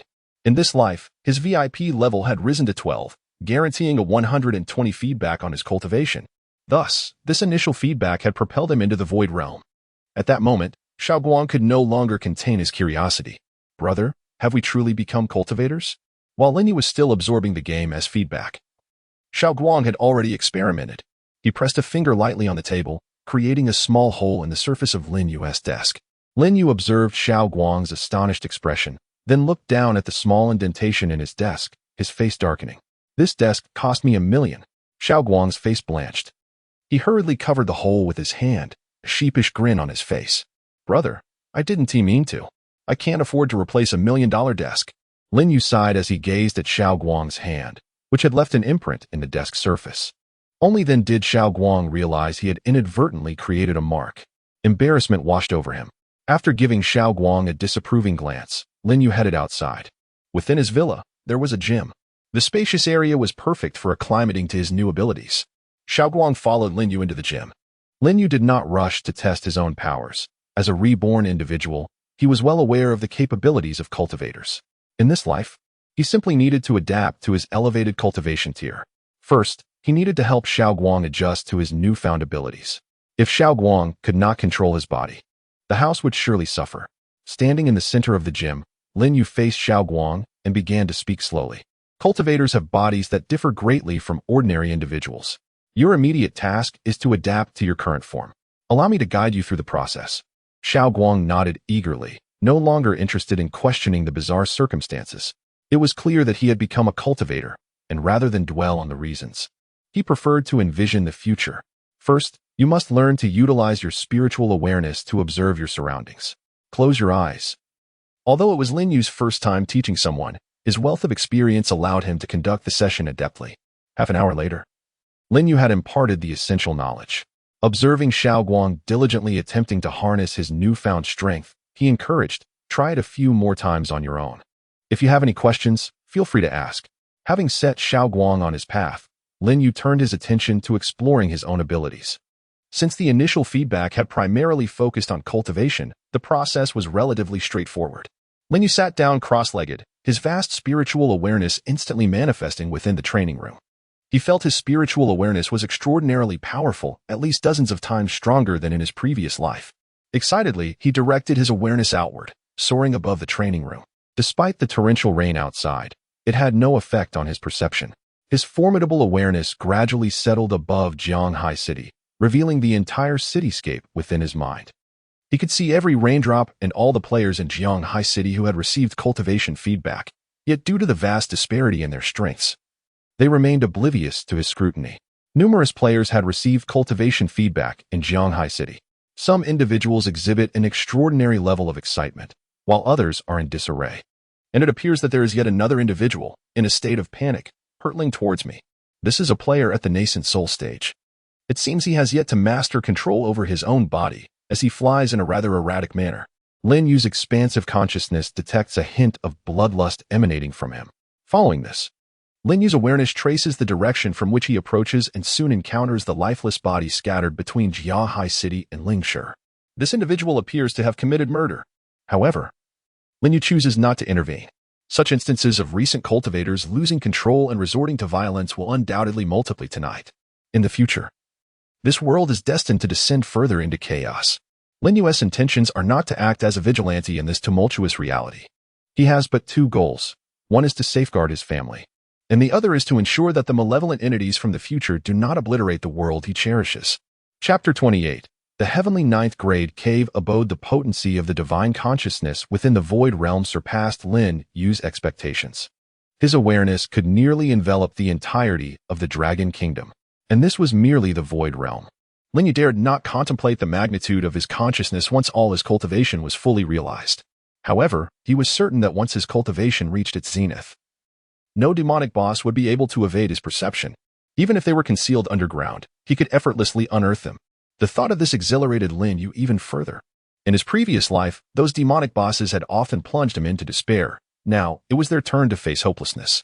Cultivators possess a plethora of abilities. Yet, presently, the game had only reflected his cultivation level. Various magical artifacts and spirit stones had yet to materialize, and even the techniques had not been returned. Consequently, many of a cultivator's capabilities remained untapped. At this moment, Lin Yu could only wield a few abilities. One was longevity. The higher the cultivation rank, the longer the lifespan. As for the exact duration, Lin Yu was unsure, having met an untimely demise in his past life. Nevertheless, he was certain that his lifespan must extend for at least 10,000 years, if not longer. The second ability was his divine consciousness, which Lin Yu had already tested. The third was the enhanced physical prowess of a cultivator compared to an ordinary person. The higher the cultivation, the stronger the body. In his previous life, Lin Yu had already been unafraid of any conventional weaponry. In this life, he was undoubtedly even less fearful. Lastly, once a cultivator reaches the nascent soul stage, they can soar through the skies. Lin Yu, now in the void realm, was no exception. Sitting cross-legged on the ground, he gently closed his eyes once more, and his body began to levitate slowly. Having been well acquainted with flight from his previous life, Lin Yu found it effortless in this incarnation. However, as his body ascended, his companion Xiao Guang suddenly gasped in astonishment. "Wow, bro, how can you fly?" he exclaimed. But then, as if struck by a revelation, he seemed to recall that in the game, players could fly upon reaching the nascent soul stage. Could it be that he, too, was capable of flight? Having already discerned his own nascent soul through introspection, Xiao Guang realized he was indeed a nascent soul cultivator. Thus, he should be able to fly. With his eyes gleaming with excitement, Xiao Guang prepared to test his newfound ability. Yet, in the blink of an eye, Lin Yu appeared before him with astonishing speed. Startling Xiao Guang. "Bro, how are you so fast?" he asked, his curiosity piqued. However, Lin Yu did not elaborate on his swiftness. Instead, he instructed, "You can fly. But do not do so within my house, go outside." Lin Yu had no desire for Xiao Guang to inadvertently create a gaping hole in his villa's ceiling. The cave abodes from the game would take considerable time to manifest in the real world, so Lin Yu intended to reside in this villa for an extended period. Upon hearing his cousin's words, Xiao Guang nodded eagerly and dashed outside. Despite the heavy rain, he paid it no mind, neglecting to grab an umbrella as he bolted out into the downpour. Standing in the villa's courtyard, Xiao Guang wiped the rain from his face, excitedly extending one hand, clenched into a fist, towards the sky. His other hand mirrored the gesture, resting at his waist, his legs together and slightly bent. "Fly!" he shouted exuberantly.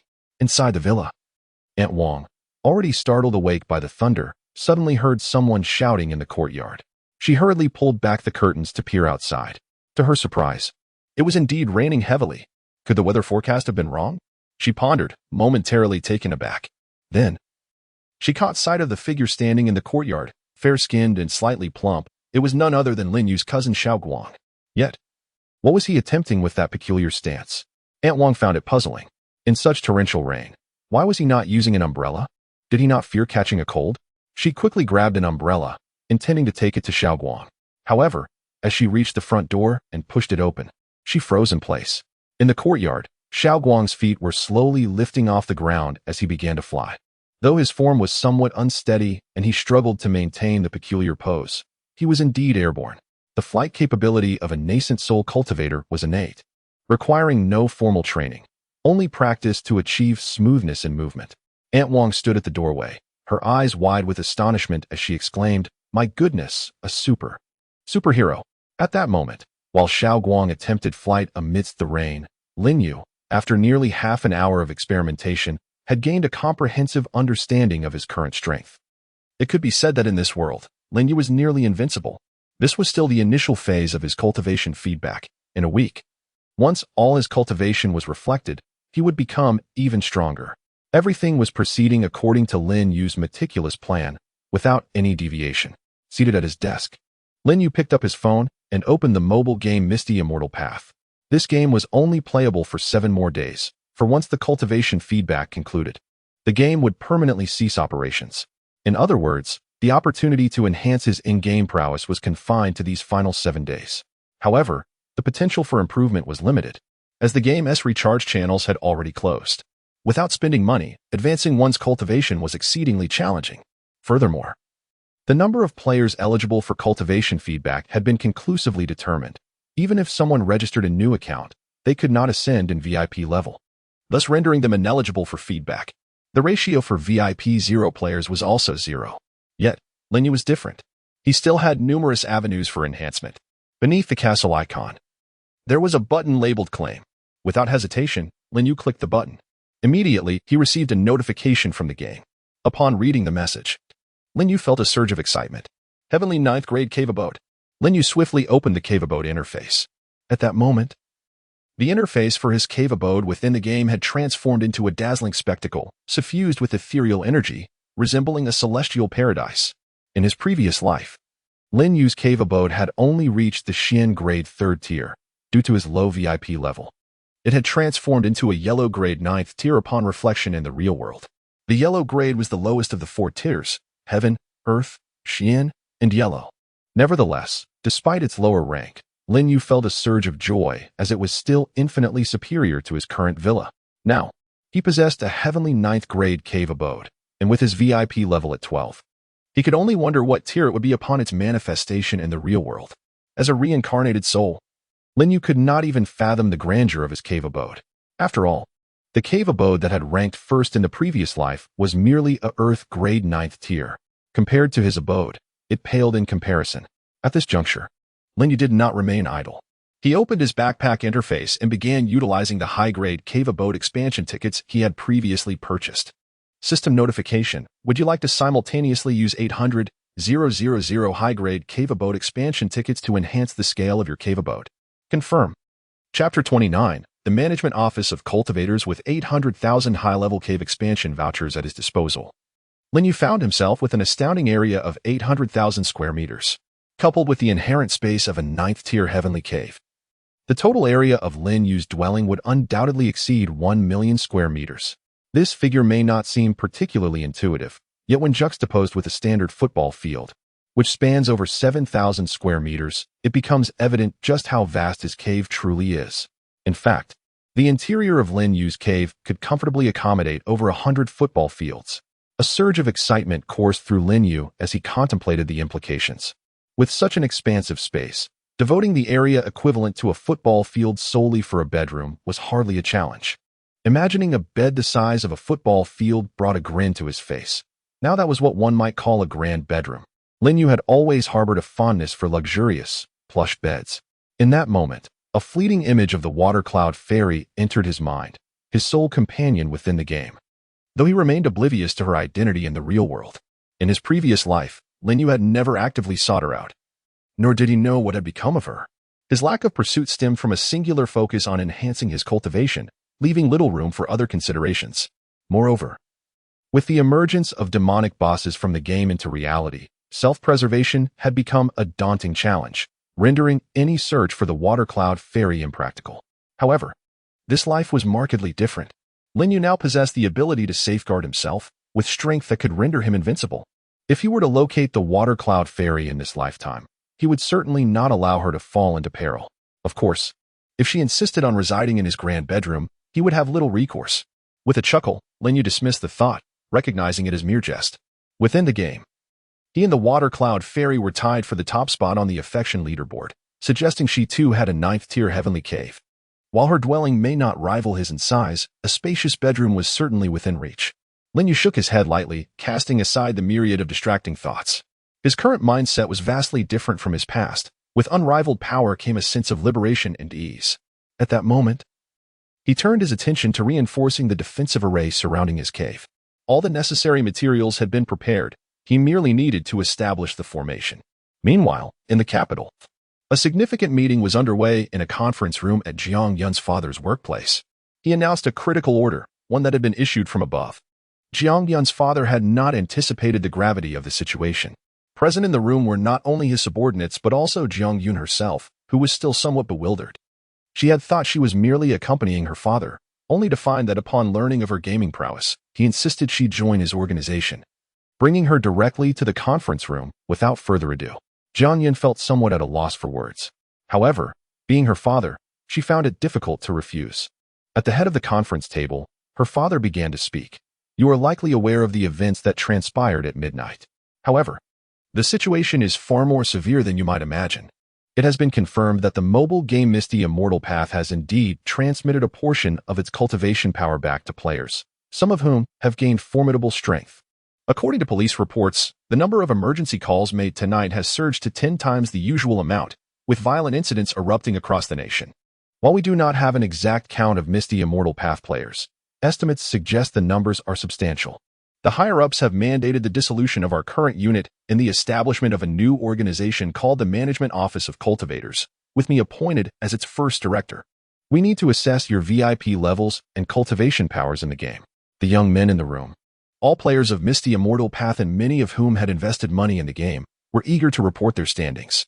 The first young man stood and declared, "Director, my VIP level is 1, and my cultivation is at the late stage of foundation establishment." Another chimed in, "Director, my VIP level is 1, with an early foundation establishment cultivation." A third added, "Director, I have not spent any money, my VIP level is 0, and my cultivation is at the late stage of chi refinement." "Director, my VIP level is 5, and I am at the late stage of golden core." Upon hearing this, the others were momentarily taken aback. This individual was indeed fortunate. The pattern was clear: the higher one's cultivation level and VIP status in the game, the more substantial the feedback received. The reports continued, revealing a total of 20 individuals, 3 of whom had not spent money, while 2 boasted VIP levels of 5, both at the golden core stage. The remainder had VIP levels below 5, with cultivations also beneath the golden core stage. After the reports concluded, Jiang Yun's father turned his gaze towards Jiang Yun, speaking slowly. "Please introduce yourself and report your VIP level and cultivation power in the game." In the presence of so many, all subordinates of her father, Jiang Yun refrained from contradicting him. Instead, she confidently reported, "Director, my name is Jiang Yun. My VIP level in the game is 8, and my cultivation is at the late stage of out-of-body. VIP level 8. Such a remarkable cultivation level." Those present, all familiar with Misty Immortal Path, understood that advancing in cultivation became increasingly arduous. The golden core stage was a significant hurdle. Typically, non-spending players found themselves stalling around this level unless they dedicated an extraordinary amount of time. Even then, they could not compare to those who spent. The revelation that Jiang Yun had attained VIP level 8 and an astonishing cultivation level left her peers envious. After the reports concluded, Jiang Yun's father announced a new directive. From this moment forth, Jiang Yun will officially join the management office as a special consultant. Though she is my daughter, meritocracy prevails. Having a powerful cultivator join our ranks will greatly enhance our efforts. The room erupted in enthusiastic applause. Jiang Yun's father, while considering his daughter's feelings, had his own motives. Had it been anyone else, they might have been appointed as deputy director immediately. However, the special consultant position allowed for a more flexible association, should Jiang Yun choose to withdraw later. Thus, the foundation of the management office was established, and Jiang Yun's father proceeded to issue their first order. "The strength of our repair institute remains insufficient. To confront the impending crisis, we must continue to expand our power. Henceforth, everyone must endeavor to reach out to any players of Misty Immortal Path that you may know, inviting them to join our institute. Of course, it is imperative to ensure the integrity and background of those being invited. Do you understand?" "Understood," everyone exclaimed in unison. However, Jiang Yun remained silent.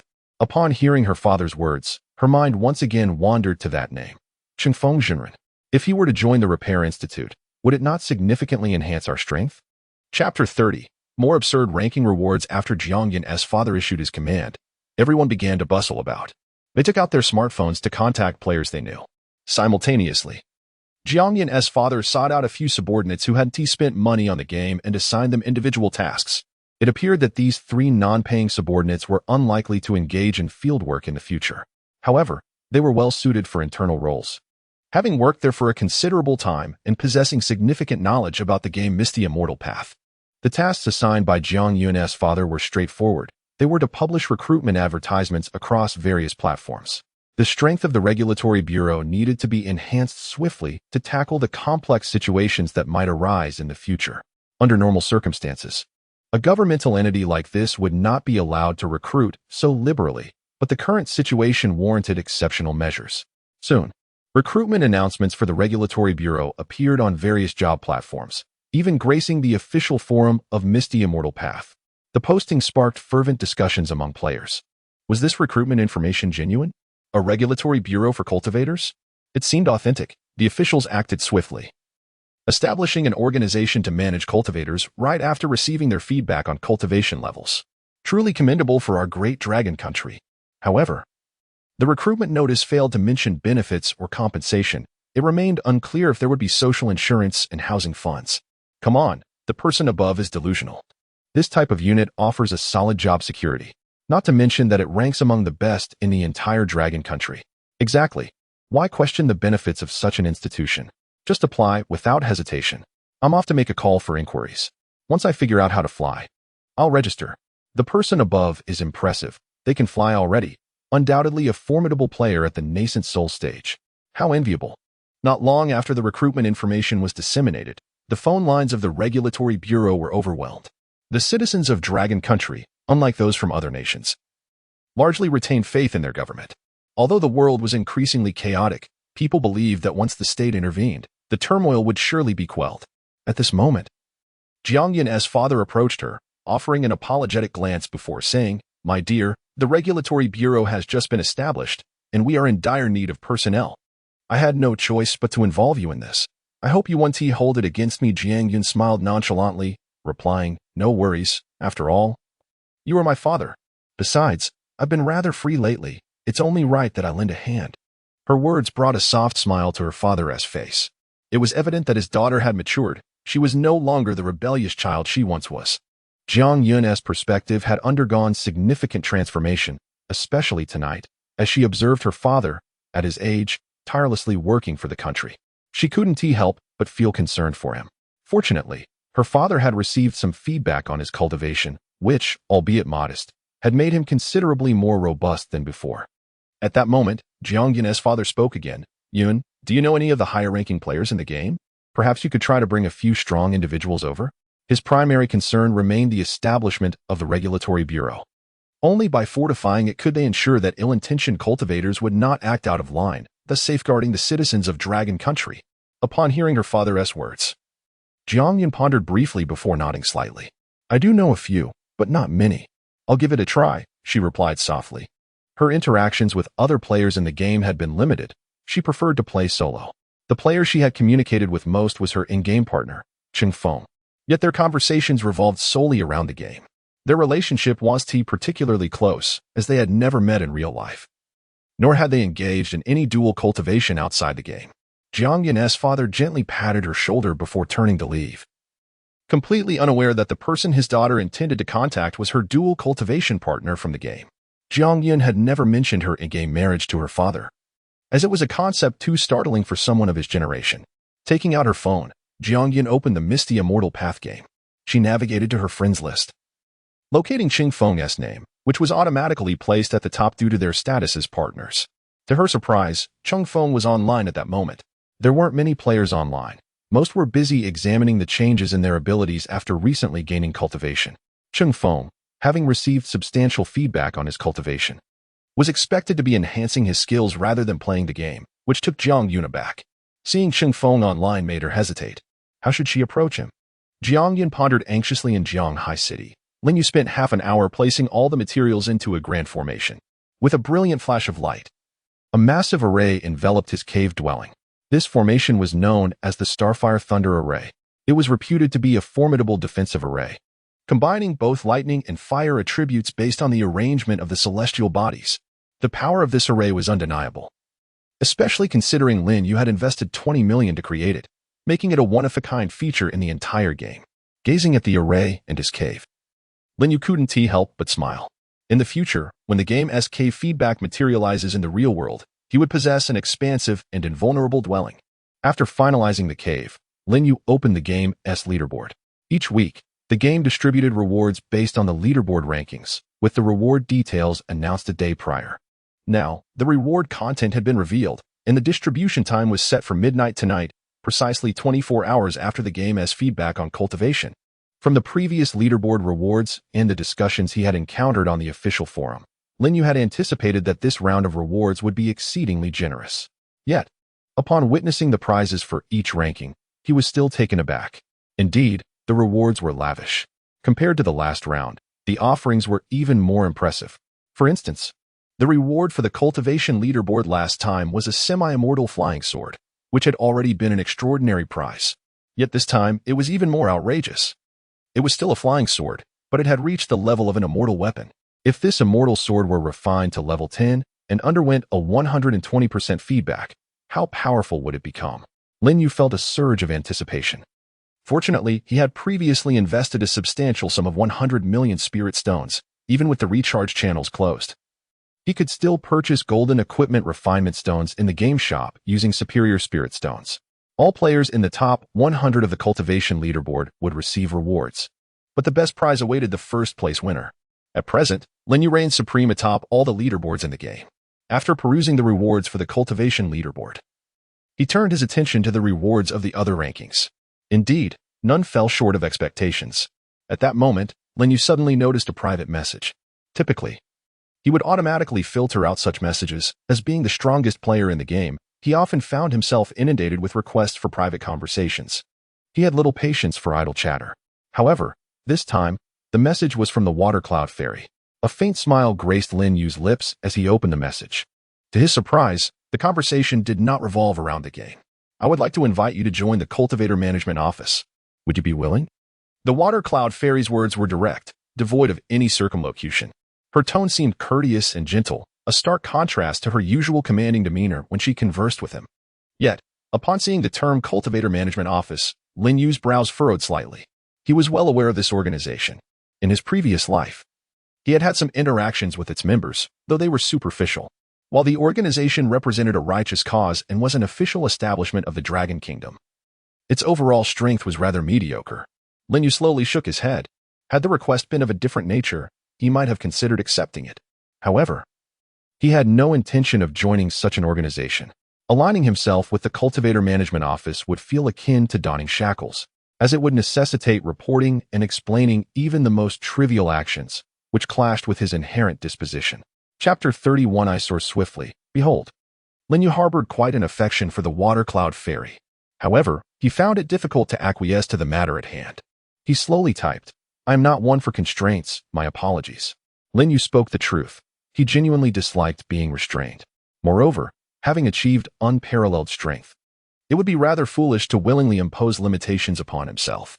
At that moment, at the headquarters of the Capital S Cultivator Management Office, Jiang Yun anxiously clicked on the private message icon that had illuminated her phone. Upon discovering the refusal from the other party, a trace of relief graced her countenance. She had indeed felt a twinge of anxiety, but it was not born from the fear of rejection. Rather, she dreaded the prospect of acceptance. Although she projected an aura of aloofness, her inner feelings were quite the contrary. She was concerned about how to confront the real person once the master of riding the wind arrived. After all, a partner in the game is still a partner in reality. Furthermore, Jiang Yun was unaware of the other's appearance. What if he turned out to be a mere schoolboy, as discussed in the forums? A young boy would be tolerable, but what if he were much older? A scruffy uncle? That would indeed be awkward. Meanwhile, in Jiang High City, Lin Yu was still engrossed in studying the rewards within the game. At that moment, he slightly stirred as his ears picked up the sound of his phone ringing. Having become a formidable being in the Void Realm, his hearing had significantly sharpened. The ringtone belonged to Xiao Guang's phone, which was currently outdoors, braving the downpour in an attempt to practice flying. Lin Yu's consciousness instantaneously traversed to Xiao Guang's bedroom, where he beheld the screen displaying an incoming call from Xiao Guang's mother. He paused for a moment, surprised that his aunt would call at such a late hour.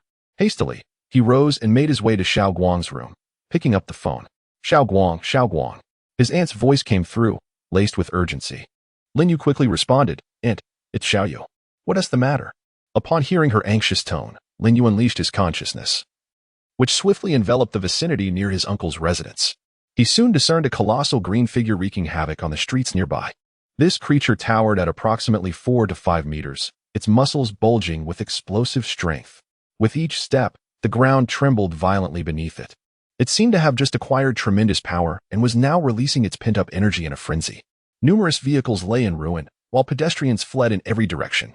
Alarmingly, this green behemoth was perilously close to his uncle and aunt's home, directly in its path. In a flash, Lin Yu processed this information. He furrowed his brow. In his previous life, His uncle and aunt had not encountered such danger early on. It appeared that due to his rebirth, the world had undergone subtle changes. Meanwhile, his aunt's voice crackled through the phone again. Xiao you and Xiao Guang must not venture outside. There's a terrifying green monster out there. You must stay indoors, preferably in the basement. Simultaneously, his uncle's voice joined in. Xiao Yu, hide quickly. It's too dangerous out there. Hearing their words, Lin Yu couldn't help but smile. Ironically, his uncle and aunt were in the most perilous situation, yet their primary concern was for his and Xiao Guang's safety. Don't worry, aunt, we are safe. He reassured her. The signal seemed poor on her end, as her voice became intermittent. You must hide. Your uncle and I have already found a place to hide suddenly. The connection dropped. Nevertheless, Lin Yu's consciousness remained aware of his uncle and aunt's status. They had retreated into the basement of their villa, where there was no signal to contact them. Setting down the phone, Lin Yu directed his consciousness toward Xiao Guang, who was flailing in the sky, drenched yet unperturbed, a look of excitement illuminating his face as he struggled to control his body. After over half an hour of effort, he had nearly mastered the art of flight, albeit with a comical appearance akin to a superhero afflicted with polio. Lin Yu whispered, his voice seemingly materializing directly in Xiao Guang's ear. Startled, Xiao Guang glanced around, the darkness enveloping him. With only the relentless downpour surrounding him, his cousin was nowhere in sight. Brother, where are you? Xiao Guang exclaimed in astonishment. At that moment, he sensed a presence behind him. Turning swiftly, he was startled to find Lin Yu had appeared right behind him. Brother, you scared me. You're like a ghost. Xiao Guang gasped in shock. Lin Yu chose not to elaborate. It was a rather complicated explanation. Currently, most players lack the knowledge of how to utilize their cultivation skills effectively. However, Lin Yu, as a reborn soul, was well acquainted with the use of his abilities and consciousness.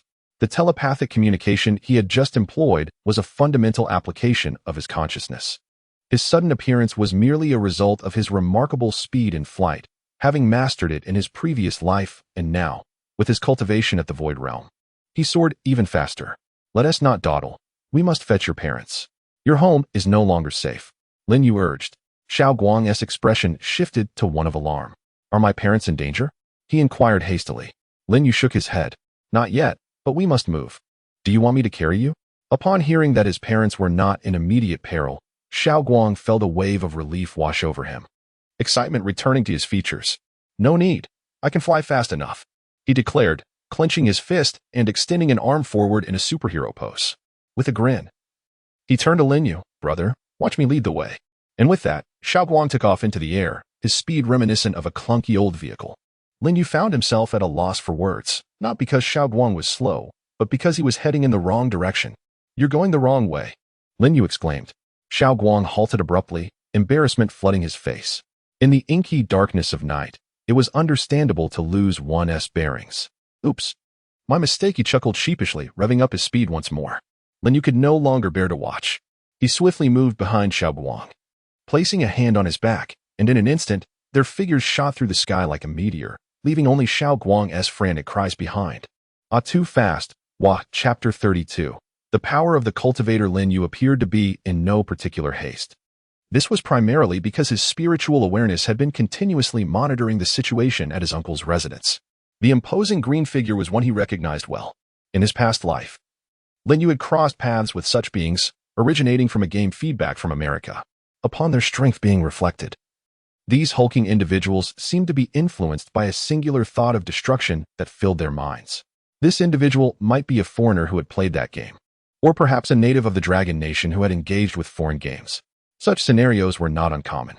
There were also individuals from the Dragon Nation who had played the game Misty Immortal Path and had subsequently manifested their cultivation abroad, becoming cultivators. However, it was rare for foreigners to engage with Misty Immortal Path as they found the concept of cultivation difficult to grasp. This was not solely due to cultural differences. The essence of cultivation itself was inherently complex. Without being steeped in the culture of the Dragon Nation from a young age, understanding it could prove to be exceedingly challenging. In contrast, foreign games presented simpler narratives. The impoverished thrived through mutation, while the affluent relied on technology. This green giant was undoubtedly a paragon of mutation. When Lin Yu and Xiao Guang appeared above the villa, the green behemoth was furiously assaulting a police car parked by the roadside. The officers had long since exited the vehicle, calling for reinforcements. Faced with the police firearms, the green brute exhibited no fear whatsoever. The bullets merely bounced off his skin, inciting him to greater frenzy. His eyes had turned a menacing red. At this moment, he was merely a few hundred meters away from Xiaoguang's home. It was no wonder Xiaoguang's parents had retreated to the basement. Any ordinary person would be terrified at the sight of such a monstrous creature. Even Xiaoguang, a fledgling cultivator, felt a twinge of fear. Brother, that thing possesses immense strength. We should hurry and get my parents out. Xiaoguang expressed his concern. Although he had attained the nascent soul stage of cultivation, he was uncertain of his own strength in comparison to the monster. Judging by size alone, he believed he would not stand a chance against it. Upon hearing Xiaoguang's words, Lin Yu gently shook his head. Though the creature appeared formidable, its true power was vastly inferior. Why fear something that is so outclassed? Lin Yu understood the prowess of cultivators better than anyone. In his previous life, he had encountered players from numerous foreign games: Iron Men, vampires, werewolves, dark sorcerers, knights of the church, ninjas. In comparison to cultivators, these were mere trifles. Not even in the same league. Lin Yu felt it imperative to impart the significance of being a cultivator to Xiaoguang, emphasizing that they were the most powerful profession in this world. As the torrential rain poured down, Lin Yu gradually descended to the ground. Though Xiaoguang was apprehensive, he remained steadfastly behind his cousin. Throughout their childhood skirmishes, Xiaoguang had always been timid, yet as long as Lin Yu was present, he would not flee. Regardless of their respective strengths, Lin Yu stood before Xiaoguang and began to speak. The abilities of a cultivator stem from two main aspects. One is spiritual awareness. Powerful awareness can directly assault the consciousness of an enemy, but this is challenging to control. In the future, you must practice diligently. However, at present, the magical artifacts from Misty Immortal Path have yet to materialize in reality, and the cultivation techniques remain absent, forcing us to rely on the most rudimentary methods to harness spiritual energy. Listening to Lin Yu's words, Xiaoguang seemed somewhat bewildered. He was familiar with the terms spiritual awareness and spiritual energy, yet he had no understanding of their application. Lin Yu did not expect Xiaoguang to grasp it immediately. His intention was merely to plant a seed in Xiaoguang's mind to encourage him to study earnestly in the future. During the early stages of game feedback, a cultivator's level did not dictate everything. It was also a matter of who could master their skills more swiftly. Xiaoguang's fortune lay in having Lin Yu, a cousin willing to guide him in wielding spiritual energy. At that moment, Lin Yu slowly raised a hand. Xiaoguang could distinctly see a pale green stream of energy emanating from Lin Yu's palm, gradually coalescing in the sky. Brother, is this what you call spiritual energy? Xiaoguang inquired eagerly. Lin Yu nodded slightly. Watch closely. I will teach you how to utilize spiritual energy for the simplest form of attack. As he controlled the spiritual energy he had released, Lin Yu explained to Xiaoguang. Suddenly, the green monster a few hundred meters away seemed to have detected Lin Yu and Xiaoguang's presence. All the ordinary people had already scattered in panic, while the police officers had taken cover behind walls or vehicles, awaiting rescue. In the eyes of that green creature, only Lin Yu and Xiaoguang remained. It lifted its head, its gaze ablaze with a crimson glow. As if sensing prey, a smirk curled at the corners of its mouth, and its body crouched slightly. With a thunderous crash, the asphalt beneath it buckled as it launched itself towards Lin Yu and Xiaoguang like a cannonball. Xiaoguang was terrified. Had Lin Yu not been standing directly in front of him, he would have undoubtedly fled in terror. At this moment, Lin Yu had no time to teach. The spiritual energy he had unleashed crystallized into a colossal pale green hand midair. The enormous hand mirrored the shape of Lin Yu's palm, as if it were an extension of his being. Lin Yu scoffed, seeking death, and the hand plummeted downward. A terrifying gust of wind erupted, scattering the rain in all directions. The green creature, sensing impending doom, seemed to retain a sliver of awareness. Upon witnessing the enormous hand descending upon it, a flicker of fear appeared in its eyes. Yet, it was too late. The massive hand of spiritual energy crashed down with a resounding impact. The ground trembled violently beneath them. Xiaoguang then witnessed a scene that would be etched in his memory for a lifetime. The pale green hand gradually dissipated, revealing the gruesome aftermath on the ground. The green creature had been utterly reduced to a pulp. Green blood was splattered everywhere, mingling with its brain matter, resembling a grotesque concoction. Xiaoguang quickly turned away, crouching down to vomit. He had never encountered such a bloody spectacle. Though the blood was green, it did little to diminish the horror of the scene. Lin Yu glanced back at his cousin, who was hunched over, and a faint smile graced his lips. It was beneficial for the boy to witness the harsh realities of the world. Should danger arise in the future, he would be better equipped to handle it. Though Lin Yu was merely a cousin, he bore the concerns of an attentive father. This was unsurprising, as Lin Yu had lost his parents at a young age, leaving his closest kin to be his uncle's family. Meanwhile, the ordinary police officers remained oblivious to the upheaval in their world, their minds still anchored in the reality they once knew. However, before long, everyone will gradually acclimate to the new order of the world. Lin Yu shrugged his shoulders, turned around, and showed no concern for the handgun aimed at him. Then, with a swift kick, he struck Xiaoguang's behind. After finishing, he hastily gathered himself, wondering how a grown man could be so overly sensitive. Chapter 33. The footage from the body camera. Xiaoguang stumbled backward after being kicked, reluctantly rubbing his backside as he rose from the ground. With a hint of resentment, he glanced at his cousin and muttered, "When did you become so heartless?" Lin Yu responded with a slight grunt. Xiaoguang hurriedly clarified, "When I used to throw up, you would rush to help me up and take care of me. Now, you only resort to violence to solve problems." Lin Yu shot Xiaoguang a glance and replied helplessly, "You always vomit on others, and I am the one left to clean up after you. I haven't even held it against you yet." Upon hearing Lin Yu's words, Xiaoguang chuckled softly. He ceased his complaints and hurried towards his family's villa. Meanwhile, behind Lin Yu, the two police officers holding guns were taken aback as they realized the two had completely ignored them. They could not possibly shoot at them, after all. It was these individuals who had assisted in subduing the terrifying green monster. The sight of that massive green hand still haunted them. Once Lin Yu and Xiaoguang departed, the two officers rushed to the spot where the cousins had stood moments before. They were met with the horrifying sight of the green giant, a grotesque spectacle of red and white. Having never witnessed such a gruesome scene, the officers covered their mouths and retched. After a moment, one officer, pale-faced, spoke to his partner. "Did the body camera capture the two of them?" The other officer nodded eagerly, glancing at his body camera, which was intact and functioning properly, clearly having recorded the appearance of the two individuals.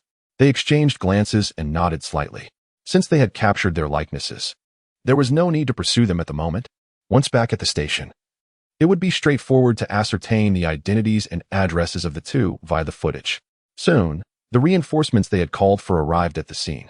Countless police cars surrounded the corpse of the green giant. Everyone was in disbelief that such a terrifying and robust creature could be so easily subdued by a single human. They needed to report this incident to their superiors and show them the footage from the body camera. As a multitude of police vehicles arrived, Lin Yu and Xiaoguang were already en route to Lin Yu's villa in Xiaoguang's father's car. The two cousins found Xiaoguang's parents hiding in the basement, and after much persuasion, they agreed to stay at Lin Yu's villa. To further convince them, Xiaoguang even demonstrated his superhuman flying abilities. Xiaoguang's parents were utterly astonished, sitting in the car, seemingly still in shock. As they drove, Xiaoguang's father weakly inquired, "Are you saying that both of you have become cultivators, capable of traversing heaven and earth?" Though Xiaoguang's father had been busy with work, he had heard of cultivators in his youth, allowing him to accept this notion slightly more readily than Xiaoguang's mother. Excitedly, Xiaoguang explained, "I can surely ascend to the heavens, but I'm not certain about delving into the earth." Xiaoguang's father glanced through the rearview mirror at Lin Yu, who smiled slightly and remarked, "Cultivators are all-powerful." At Lin Yu's words, everyone's gaze turned towards him, akin to observing a gorilla in a zoo. Xiaoguang couldn't help but give his cousin a thumbs up, impressed by his bravado. The two families lived relatively close to one another, so they arrived in under half an hour. Lin Yu instructed Aunt Wang to prepare a room for Xiaoguang's parents, and soon, the Xiao family settled into Lin Yu's home. The initial nights post-cultivation were likely to be precarious, as many cultivators struggled to adjust to their newfound strength, often resulting in accidental harm to others. Hence, it was prudent for Xiaoguang's parents to stay with Lin Yu for a few days. Meanwhile, at the West City Police Station in Shanghai, two officers entered their superior's office. This night was destined to be sleepless for them. Chaos had erupted in various parts of Jiahai City, and they had just received a report of 20 murders in the suburbs. After briefing their superior on the incident, the officers hurried to another crime scene. One officer handed over his body camera to the superior, reporting, "Despite the heavy rain and low visibility tonight, we indeed saw those two flying without any apparent means of flight. Once they appeared, the green monster charged at them. Then, one of them extended his hand, and a massive hand made of an unknown green substance materialized, striking the green giant. I felt as if an earthquake had occurred. The glass of nearby buildings shattered. Realizing the strange powers of the two, they refrained from pursuing and instead focused on capturing their likenesses. Hearing the report, the chief of the West City Police Station nodded slightly. You did the right thing. In such situations, ensuring your own safety is paramount. He then activated the body camera footage. The recorded images were remarkably clear, vividly showcasing the green giant's bulging muscles. The sensations from hearing the report and viewing the footage were entirely different. It was astonishing to realize a creature so terrifying truly existed. Soon, the footage revealed Lin Yu and Xiao Guang descending slowly from the sky. However, as the chief observed this scene, his brow furrowed in perplexity. While the surrounding imagery was clear, even the details of their clothing were discernible. The features of the two individuals remained obscured, as if covered by tiny mosaics. Noticing the chief's odd expression, the two officers hurried closer to examine the footage. Shock washed over their faces. What is going on? They exclaimed in unison. It appeared as though raindrops had smeared the lens of the body camera. However, how could two raindrops coincidentally obscure their heads? The coincidence seemed far too improbable. At that moment, the chief of the West City Police Station abruptly asked, "Are you both certain you saw their faces?" With the chief's question, the two officers faltered in their confidence. One officer replied slowly, "The distance was quite far, and we couldn't clearly see their faces. We thought the body camera's high resolution would capture them adequately." The other officer chimed in, "We could only discern their silhouettes. Their features were not distinguishable." The chief then commanded, "All right, you both may proceed to the next crime scene." The officers could only comply and leave. Once they departed, the chief rubbed his forehead, a troubled expression settling on his face. Tonight, the entire world had descended into chaos. Chapter 34. The flight of the Master Yifeng this night proved to be an insomniac ordeal for many. Across various police stations, a flurry of activity ensued, responding to an unprecedented wave of emergencies that surpassed the typical monthly caseload.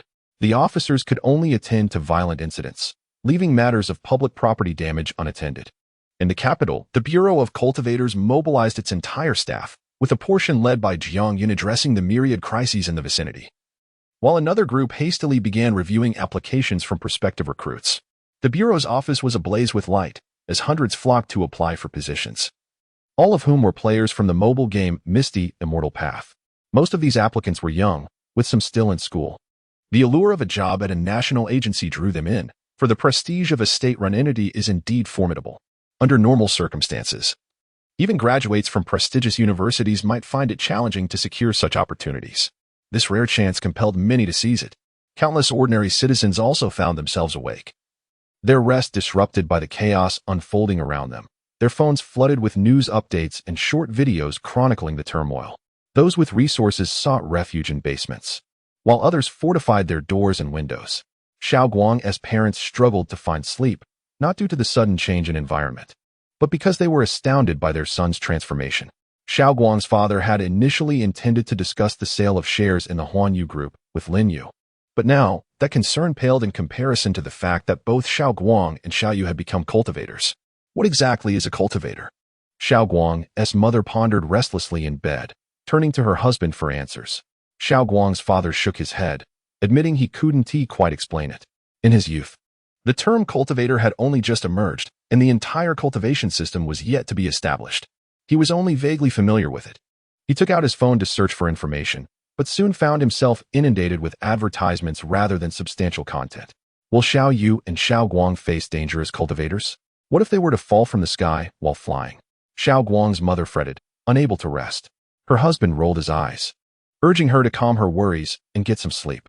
They closed their eyes, but slumber eluded them, each lost in their own thoughts. Like his parents, Xiao Guang was also restless, but his was a different kind of excitement. The exhilaration of soaring through the sky was intoxicating. He envisioned himself gliding through the clouds with his girlfriend, a Shui, using the fluffy formations as their bed, her delighted voice echoing his name. Yushui, Yushui, come on Yushui. Such a romance danced in his imagination. Meanwhile, Lin Yu enjoyed the most restful slumber, reaping the rewards of his gaming prowess. His fortune was spent, yet his loved ones remained unharmed. This life felt like an impeccable beginning.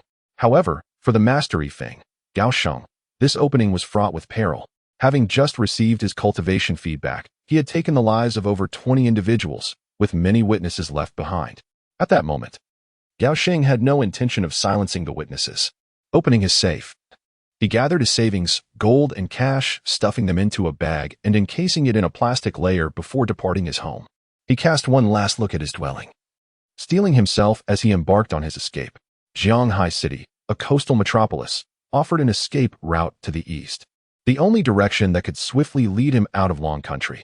Though the ocean lay ahead, Gao Sheng had attained the yuanying stage of cultivation, granting him the ability to fly for extended periods. With determination, he took to the skies, heading towards the vast sea, casting a final glance at his homeland before resolutely setting off on his flight. Gao Sheng was keenly aware of his country. Despite his newfound strength, he understood that breaking the law would inevitably lead to capture and judgment. Even as a yuanying cultivator, facing the machinery of the state was beyond his capabilities. Within Misty Immortal Path, his strength ranked around 100, with many players in Long Country surpassing him in power and cultivation feedback. However, abroad, his yuanying prowess would likely render him unmatched. With all his possessions in tow, Gao Sheng skimmed the ocean's surface, hastily navigating towards the eastern islands. He dared not ascend too high, fearing collisions with aircraft, as his control over his flying was still unrefined. Moreover, the risk of being detected by satellites loomed large. Staying close to the water alleviated these concerns. Unbeknownst to Gao Sheng, the island he was heading towards was also experiencing turmoil. A mobile game there had similarly granted its players powers, and chaos reigned. Numerous banks and shops were being robbed, while violent crimes erupted across the land. The islands were in a state of greater disorder than Long Country, with ninjas brazenly seizing treasures in the streets, seemingly driven by pure madness. As the clock approached 4 in the morning, after 3 to 4 hours of flight, Gao Sheng stealthily crossed onto the territory of the islands, his bag heavy with all his worldly possessions. Chapter 35. The ninja is too weak. Gao Sheng's choice to flee to the island nation to the east was driven by another reason, his modest grasp of the island's language. In his youth, brimming with vitality, he had a penchant for watching action romance films from the islands, which prompted him to invest some effort in learning a few phrases. Terms like yamedi and were among the few he could understand. Although his comprehension was limited, it was certainly easier than deciphering the languages of other countries. Upon his arrival on the land, Gao Sheng was unexpectedly confronted by a figure clad entirely in black ninja attire. This individual not only donned dark garments but also had his head wrapped in a black cloth, with a scarf obscuring his mouth and nose. Gao Sheng was taken aback. This man appeared to be even more of a fugitive than himself. Furrowing his brow, Gao Sheng, having just stepped into this unfamiliar environment, sought to avoid trouble. However, as he attempted to circumvent the ninja, the figure shifted his stance, blocking Gao Sheng's path once more. It seemed this person was intent on causing a disturbance. The ninja babbled incessantly, and despite Gao Sheng's pride in his linguistic abilities, he found himself utterly confounded. Cursing inwardly, he thought, "What the hell? I can't understand a word." Growing increasingly irritable, he pointed at the ninja and declared, "Get out of my way. I'm not in the mood for this nonsense." Gao Sheng spoke in Mandarin, uncertain if the other could comprehend. His irritation mounted. After all, he was merely trying to escape and wished to find a place to rest. However, it soon became apparent what the ninja's intentions were. The figure in black aimed to snatch his backpack, his gaze fixated on it as if he could see its contents. Gao Sheng's expression hardened. This backpack contained all his possessions. There was no way he would allow it to be stolen.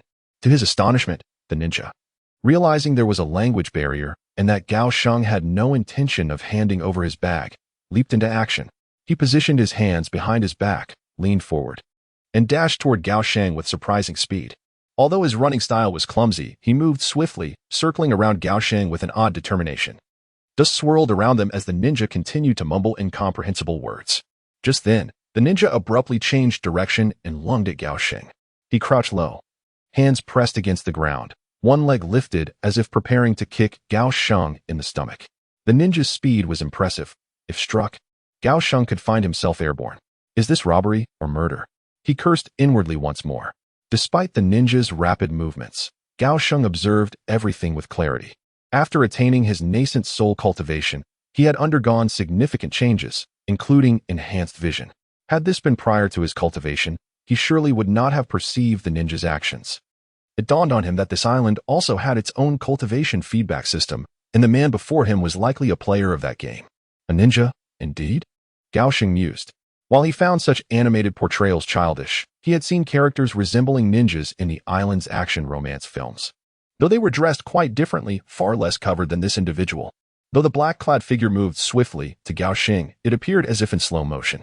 Narrowing his eyes and furrowing his brow, he suddenly lifted one foot. "I may not wish to provoke trouble, but I am not afraid of it," he muttered under his breath. Then, with a swift motion, he brought his foot crashing down. Bang! Crack! Just as the ninja prepared to kick Gao Xing. His foot met the ninja's leg with brutal force, shattering it instantly. The ninja's momentum halted abruptly, and he could scarcely believe that his vaunted martial arts had been so effortlessly countered. Cradling his leg, he writhed on the ground, howling in agony. In that moment, an even more astonishing scene unfolded. Before the ninja's astonished eyes, Gao Xing began to levitate. The black-clad man was dumbfounded. How powerful must a flying ninja be? Unfamiliar with cultivators, he assumed Gao Xing was just another ninja, for no ordinary human could fly. Yet, Gao Xing afforded the ninja no time for further contemplation. With a cold glare, he plummeted from the air. Boom! Gao Xing's feet landed squarely on the ninja's chest, causing it to cave in. Blood gushed from the ninja's orifices, and he perished instantly. Casting a final, frigid glance at the lifeless body, Gao Xing turned and strode into the night. He was no naive soul. The ninja had seen his face, and failing to eliminate him could lead to future complications. In this island nation, Gao Xing's mindset was radically different from that in Long Country. The act of killing bore no psychological burden. With his backpack slung over his shoulder, Gao Xing ambled toward the city. After flying for so long, fatigue was beginning to set in, and he sought a hotel for a proper rest. However, before that, he needed to find a bank to exchange some currency. As he walked, he muttered softly to himself, "Ninjas are far too weak. They are truly only fit for the silver screen." Morning dawned. Lin Yu slowly opened his eyes. The soft, plush bed beneath him remained comfortable. Leaning back, he reached for the phone on his pillow and began to peruse it. His past experiences indicated that the previous night had been nothing short of exhilarating. Instead of logging into the game, he chose to first visit the official game forum. This forum would prove crucial in the future, as information spread there faster than many news channels. Moreover, announcements regarding the Piao Miao Xian 2 mobile game would continue to be posted on the forum. The Piao Miao Xian 2 mobile game would cease operations following the conclusion of the cultivation feedback, but the official forum would remain active. Upon opening the forum, Lin Yu noted that the number of posts had reached a staggering 999. He clicked on some of the more popular threads to read. Last night during the cultivation feedback, my strength suddenly surged. While washing my face, I accidentally broke the faucet, and now my house is flooded. Breaking the faucet is fortunate. During the feedback, I was on the toilet, and I broke it. You all are too ordinary. Last night, while giving a Thai massage to a customer at our foot spa, I shattered the customer's shoulder blade. Haha, during the cultivation feedback, I was discussing life with my girlfriend, and now she is lying in the ICU. Chapter 36. At last. You have arrived in the official forum. Most posts are devoid of substance. Players, brimming with unspent energy after their cultivation feedback, find solace in sharing their experiences here. Initially, I had assumed those two announcements were mere fabrications, yet it appears they were indeed authentic. A transformation in this world is evidently underway. I have heard that across the entirety of Blue Star, every nation has reported cultivation feedback. It is said that last night in our neighboring island nation, numerous ninjas emerged, wreaking havoc and chaos. A friend of mine studying in the United States mentioned that the streets were teeming with green giants. The situation is utterly chaotic. Thankfully, in our Dragon Nation, the quality of our players remains relatively high. Cultivating immortality is not about superiority, but rather about transcending the mundane and ascending to immortality. I believe the absence of disorder in our nation is largely due to the swift establishment of a management system for cultivators. I heard that many sought employment at the management office last night. Indeed, I queued all night and just finished my application. Congratulations to the person above. It seems you have succeeded. Congratulations, congratulations. You have acquired a golden opportunity. Aside from these trivial discussions, Lin Yu also stumbled upon some intriguing posts. The esteemed Sungyun Demon Lord, ranked second in the cultivation, equipment, spirit beast, and root rankings of the mobile game Immortal Path, has now established a cultivator organization named Xiao Palace, aimed at sharing experiences and resources, welcoming all aspiring individuals to join. This post garnered considerable attention, with numerous replies following.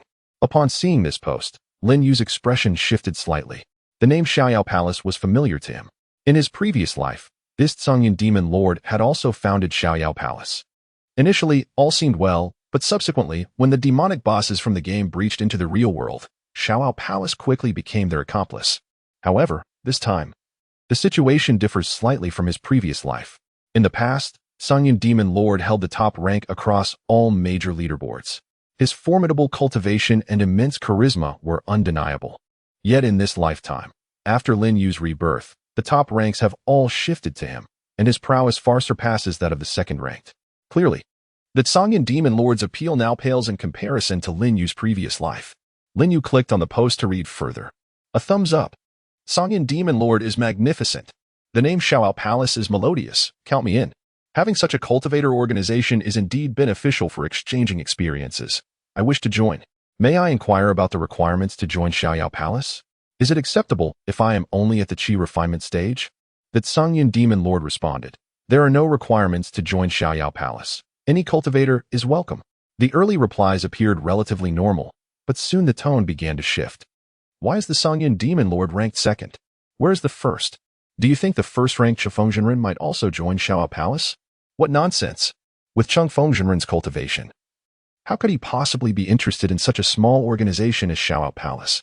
If he were to establish a cultivator organization, I might consider joining. I believe there is a high likelihood that Changfeng will join the management office. The nation will undoubtedly extend a special invitation to him. I concur. With such cultivation as Changfeng possesses, the government will surely spare no effort to recruit him. Then what are we waiting for? Joining the management office is the way to go. By the way, may I ask if Xiaoyao Palace provides 5 insurances and 1 fund? What a ridiculous thought. What era are we in, still concerned about 5 insurances and 1 fund? Truly foolish. In his previous life, Lin Yu recalled that Xiaoyao Palace was quite formidable. Certainly superior to the management office. Yet now, without the prestige of holding the top ranks in the game, the allure of Tsungyan demon lord's Xiaoyao Palace seems considerably diminished. Nonetheless, Lin Yu remained keenly observant of Xiaoyao Palace's developments. If in this life they were to become the lackeys of those demonic bosses once again, then perhaps he could turn those demonic bosses into his own subordinates. The thought of such a scenario made Lin Yu's lips curl into a faint smile. As long as his strength grew to a point where no one dared to oppose him, everything would become much simpler. Having perused the posts on the forum, Lin Yu closed the official forum and launched the misty Immortal Path mobile game. Although there was little left to enhance within the game, logging in each morning had become a habit for Lin Yu. However, upon opening the game, he found himself somewhat disoriented. The absence of those pay-to-win options rendered the game rather monotonous. It seemed that the number of players had significantly increased. Lin Yu observed many low-level players populating the game as cities, evidently freshly created characters. It appeared that following the events of last night, many had recognized the power of cultivators and thus downloaded the misty Immortal Path mobile game, eager to catch the last train to becoming cultivators. Yet, many of them seemed unaware of a crucial issue. The cultivation feedback within the game is contingent upon VIP levels. With the closure of the recharge channel, these new players would never be able to elevate their VIP status. The feedback ratio for VIP 0 is a mere 0%. Perhaps they are aware of their lost opportunity for cultivation feedback, but remain stubbornly hopeful. Soon after, Lin Yu guided his game character to the sect. With nothing else to occupy his time, he decided to check on the progress of his sect leader, Jingxinjinren. Previously, Lin Yu had provided her with ample resources, elevating her cultivation to the Dongshu realm. Subsequently, he had even assisted her in spending 100 million in cash. To his surprise, it was usually Lin Yu who navigated his character to the sect's back mountain to find her, as Jingxinjinren often spent her time in seclusion there. However, this time felt different. Most astonishingly, previously, Lin Yu would need to click on Jingxinjinren's name to initiate interaction. Yet this time, before Lin Yu could even click her name, she spoke up of her own accord. Her voice was melodious and heartwarming, imbued with a hint of surprise. Though her voice emanated from his phone, Lin Yu felt as if Jingxinjinren were right beside him. Changfeng, you have finally arrived. Chapter 37. The Pork Knuckle, Goose, and Pig's Trotter. Lin Yu was momentarily taken aback. Although he was aware that NPCs in the game would eventually manifest in the real world, that was still a long way off. It would take considerable time for most elements of the game to transition into reality, and only then would NPCs and villainous bosses gradually make their appearances. Yet now, Jingxinjinren was merely an NPC within the game. An entity that could only engage in passive communication was suddenly speaking to a player? Moreover, he distinctly recalled his game name being Jinxin. Yet, she referred to him simply as Changfeng, as if using a pet name, invoking an inexplicable sweetness. This was absurd. Lin Yu was so startled that he nearly dropped his phone. In truth, this phenomenon was far less bizarre than the feedback of cultivation levels he had previously experienced, which he had become accustomed to in his past life. However, the fact that Jinxin had initiated a conversation felt utterly preposterous. Could it be that she had developed consciousness even before entering the real world? That seemed improbable. After a moment of composure, Lin Yu looked back at his phone. The screen still displayed Jinxin in her previous stance, silent once more. The words she had spoken were now presented in a dialogue box, and it seemed as if everything had reverted to normal. With this realization, Lin Yu felt a measure of calm return. He tapped the screen, causing the dialogue box to vanish. Jinxin remained before his character, her gaze seemingly fixed upon him. He gently tapped her name, and the familiar NPC interaction interface appeared on his screen. Talk, gift, message, goodbye, the same 4 options as before. Lin Yu selected the message button, and soon, Jinxin's details materialized before him. Name, Jinxin. Position, Master of the Sacred Land of Changha's Sect Cultivation. Great perfection of the Mahayana stage skill. Changha's Setting Sun, Sword Technique Affection, Life and Death Together. Each player perceives NPC information differently, particularly the final affection rating, which denotes the intimacy between the NPC and the player accessing her information.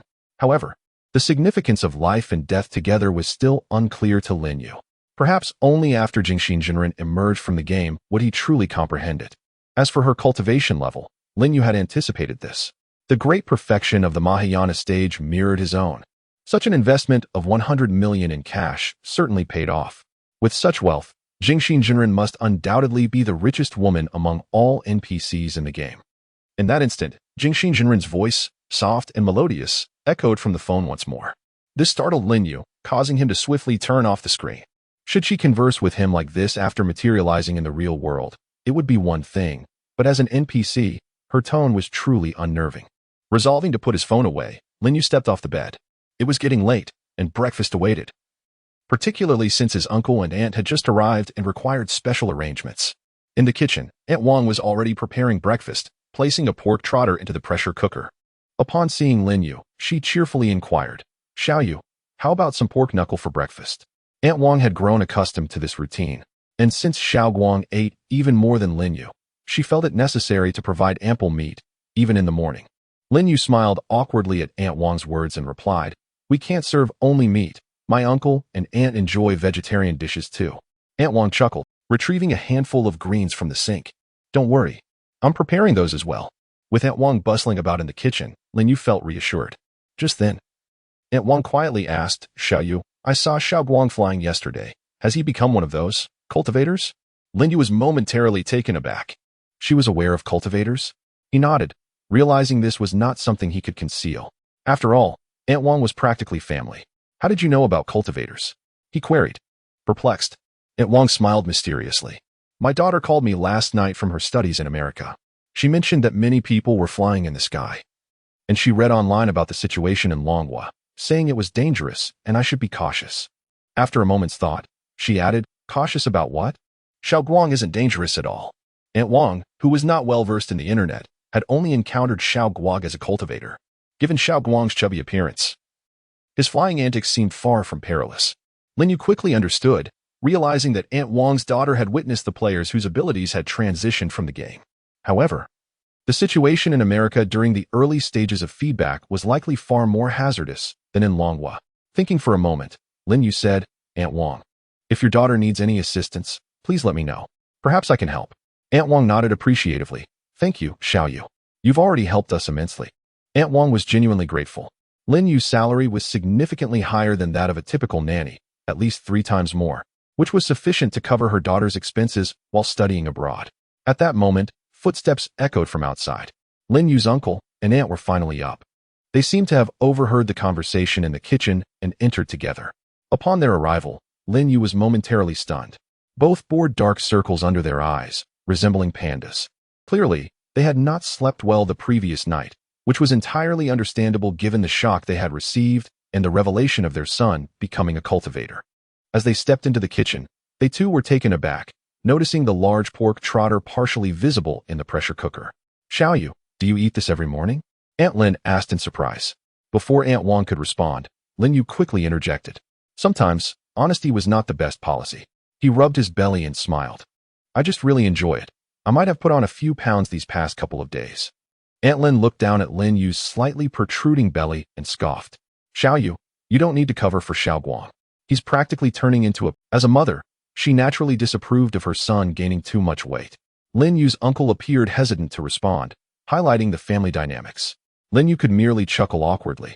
Attempting to defend, "Xiao Guang isn't fat. I mean, Xiao Guang is not overweight." The atmosphere grew somewhat uncomfortable. Just then, footsteps approached the door once more. Xiao Guang, rubbing his sleepy eyes, ambled in. Before fully opening his eyes, he mumbled, "Aunt Wang, I'm hungry. Is the trotter ready yet?" Chapter 38. The management office of cultivation is a good institution in the villa restaurant of Lin Yu. The pork knuckle still had not been served. Throughout the breakfast, Xiao Guang kept his head down, silently consuming his meal. Lin Yu, on the other hand, cheerfully engaged with his uncle and aunt, responding to their various inquiries. Naturally, their questions did not revolve around how much meat Xiao Guang had consumed over the past few days or how much weight he had gained. They were primarily about cultivators and the mobile game Misty Immortal Path. Their curiosity was palpable, as cultivators were indeed a novelty for the older generation. "Are you suggesting that Xiao Guang invested $1 million into the game, which is why he has become so formidable?" Xiao Guang's mother inquired of Lin Yu. Lin Yu nodded slightly in affirmation. Xiao Guang lowered his head even further, as if trying to hide within the folds of his own flesh. Yet, the anticipated reprimand never came. Xiao Guang's mother merely nodded, showing no intention of scolding her son. Meanwhile, Xiao Guang's father, displaying a hint of excitement, raised his hand, poised to slap the table with vigor. However, as his hand approached the edge, he slowed down and gently placed it upon the table. After all, they were not at home, and he felt the need to maintain a mature and composed image in front of the younger generation. "I should have given Xiao Guang more pocket money," Xiao Guang's father lamented. Upon hearing this, Xiao Guang's eyes sparkled with delight. Yet, his mother's words extinguished the light in his gaze. "Did you not hear what Xiao Yu said? That game can no longer accept additional funds. Children should not be given too much money, or they may go astray." Xiao Guang's father chuckled, saying, "I was merely jesting, do not take it to heart." At this moment, Xiao Guang's mother, still concerned, remarked, "According to your reasoning, Xiao Yu, wouldn't our dragon country descend into chaos? So many individuals possessing immense power, and we cannot discern whether they are virtuous or wicked." Xiao Guang's father turned his gaze towards Lin Yu. The couple's primary worry remained the issue of safety. The events from the previous night had frightened them considerably. Had it not been for their son and nephew addressing that green monster, they might have found themselves in genuine danger. He smiled, asserting, "Safety should not be a concern. After all, Xiao Guang and I are here, and we are quite formidable." Hearing his cousin's words, Xiao Guang hastily raised his head, his face radiating pride.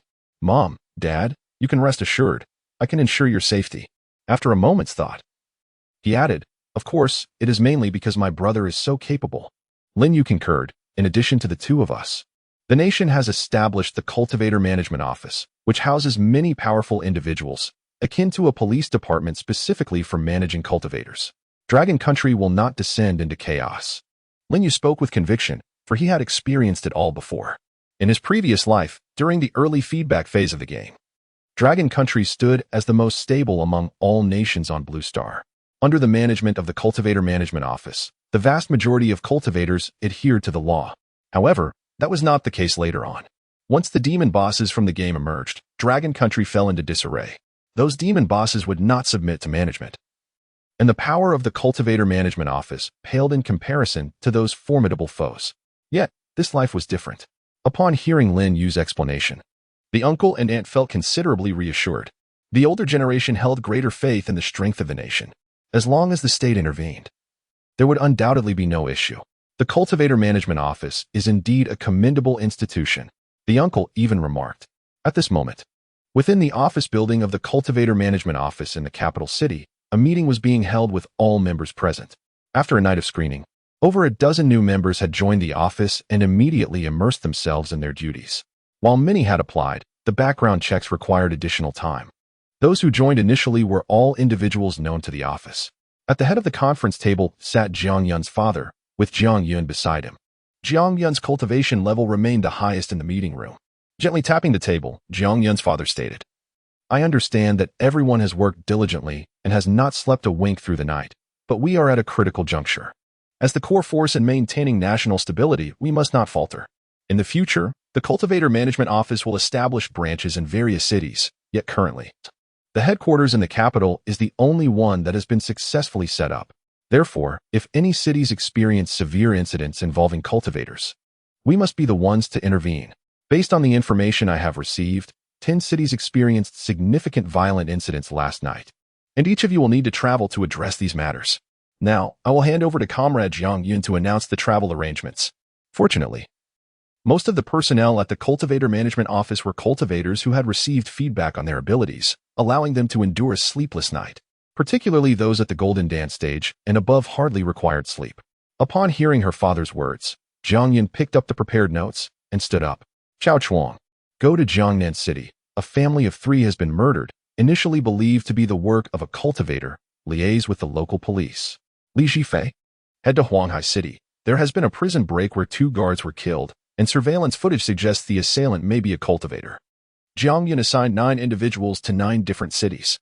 These 9 were among the stronger cultivators within the office. Subsequently, Jiang Yun looked towards the final assignment and spoke slowly. "I will be responsible for a homicide case in Jianghai City. Witnesses claim that a cultivator has killed 20 ordinary individuals." Upon finishing, Jiang Yun's father concluded, "Very well. Let us depart." The 9 individuals, along with Jiang Yun, saluted in unison, "Yes, Director." As the meeting concluded, everyone filtered out to carry out their respective duties. Soon, only Jiang Yun and her father remained in the meeting room. Jiang Yun's father looked at his daughter and gently patted her shoulder, saying, "You have worked hard." Jiang Yun smiled softly, shaking her head. "I'm fine. Just take care of your health."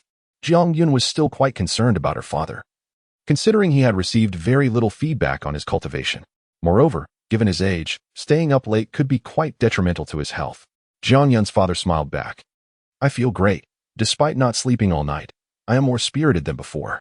After all, the feedback on his cultivation, although only at the chi refinement stage, had significantly enhanced his physical condition compared to an ordinary person, especially in terms of mental acuity.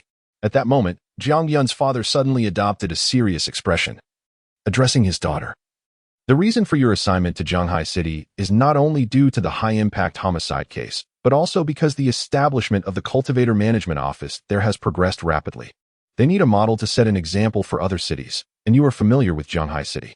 Therefore, your task is not only to handle the homicide but also to assist in the swift establishment of the management office there. This is a considerable responsibility. Rest assured, I will handle it well." Jiang Yun responded calmly. After all, she was still drawing a salary from her position. Feeling somewhat guilty about her paid leave, Jiang Yun's father nodded slightly. After bidding farewell, Jiang Yun departed from the headquarters of the Cultivator Management Office in the capital city. However, instead of flying directly to Jianghai City, she opted to take the high-speed train, even though flying would have been quicker. However, Jiang Yun did not favor ostentation. She felt that flying directly over and being pointed at by those on the ground would be exceedingly foolish. After purchasing a ticket for the next high-speed train, Jiang Yun proceeded to the station. The train's speed was quite swift, and she estimated it would take roughly 2 hours to arrive. Jiang Yun owned a residence in Jianghai City, so she did not need to carry any clothing or belongings, which was quite convenient. At that moment, while Jiang Yun was aboard the high-speed train en route to Jianghai City, in a villa in Jianghai City, Xiao Guang's father glanced at his phone and suddenly exclaimed to Lin Yu and Xiao Guang with excitement, "A former comrade of mine is now the head of the Jianghai City Repair Bureau. Are you two interested in joining the bureau?" Upon hearing this, Lin Yu quickly shook his head. Joining the Repair Bureau was out of the question, even if it was an invitation from his uncle's old comrade. However, Xiao Guang hesitated to refuse. After all, he had lived under his father's authority since childhood. He timidly inquired, "Dad, have you already revealed that we are cultivators?" Chapter 39, The Second Feedback, The Great Ascension. Upon uttering these words, Xiao Guang felt a wave of awkwardness wash over his father. Having just learned of his son's ascension to the realm of immortality, he had carelessly shared this revelation with others. It was, indeed, somewhat absurd. Xiao Guang's mother shot a disapproving glance at her husband. Aware of his misstep, Xiao Guang's father hastily explained, Old Hai is my longtime comrade, a bond forged through the fires of battle. Now that he has become the director of the Jianghai City Regulation Bureau, how could I not lend my support? Upon realizing that her husband referred to Old Hai, Xiao Guang's mother seemed to grasp the situation and nodded in understanding. This left Lin Yu puzzled. Xiao Guang's mother elaborated. That Old Hai shares a deep camaraderie with your uncle. He saved him during their time on the battlefield. With this explanation, Lin Yu comprehended the depth of their bond. Though he had not experienced such camaraderie himself, he could vividly imagine the strength of their friendship. Seeing his wife and nephew rallying behind him, Xiao Guang's father straightened his posture, his irritation flaring towards his questioning son. He playfully rapped his son's head and chuckled. This afternoon, you shall report to the Jianghai City Regulation Bureau. Do you understand? If you refuse, consider your allowance severed. Though he lacked authority over Lin Yu's path, he was determined to direct his own son. If his nephew was unwilling to go, then his son would have to step in. Having learned of his son's newfound status as an immortal from his old comrade, Xiao Guang's father felt compelled to assist. The Jianghai City Regulation Bureau was in its nascent stages and desperately needed personnel. When a comrade is in need, one must lend a hand, even if it meant sending his son to help. However, Xiao Guang was somewhat reluctant. For the vast majority, positions in such institutions were coveted, a golden ticket to stability. Yet, Xiao Guang's circumstances were different.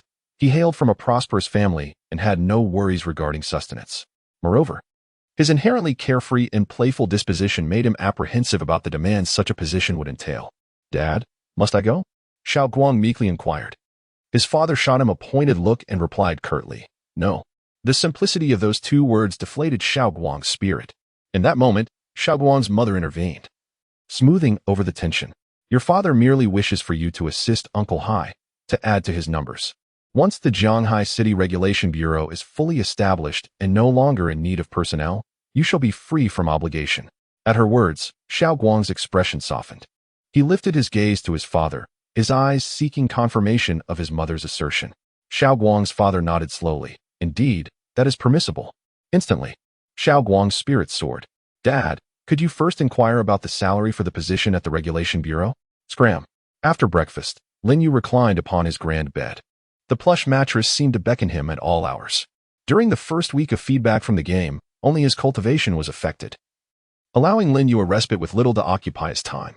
Additionally, the game remained accessible in its initial week, prompting him to indulge in a week-long gaming session to recuperate. As the second week of feedback approached, other elements from the game would begin to manifest in the real world, and Lin Yu anticipated a return to busyness.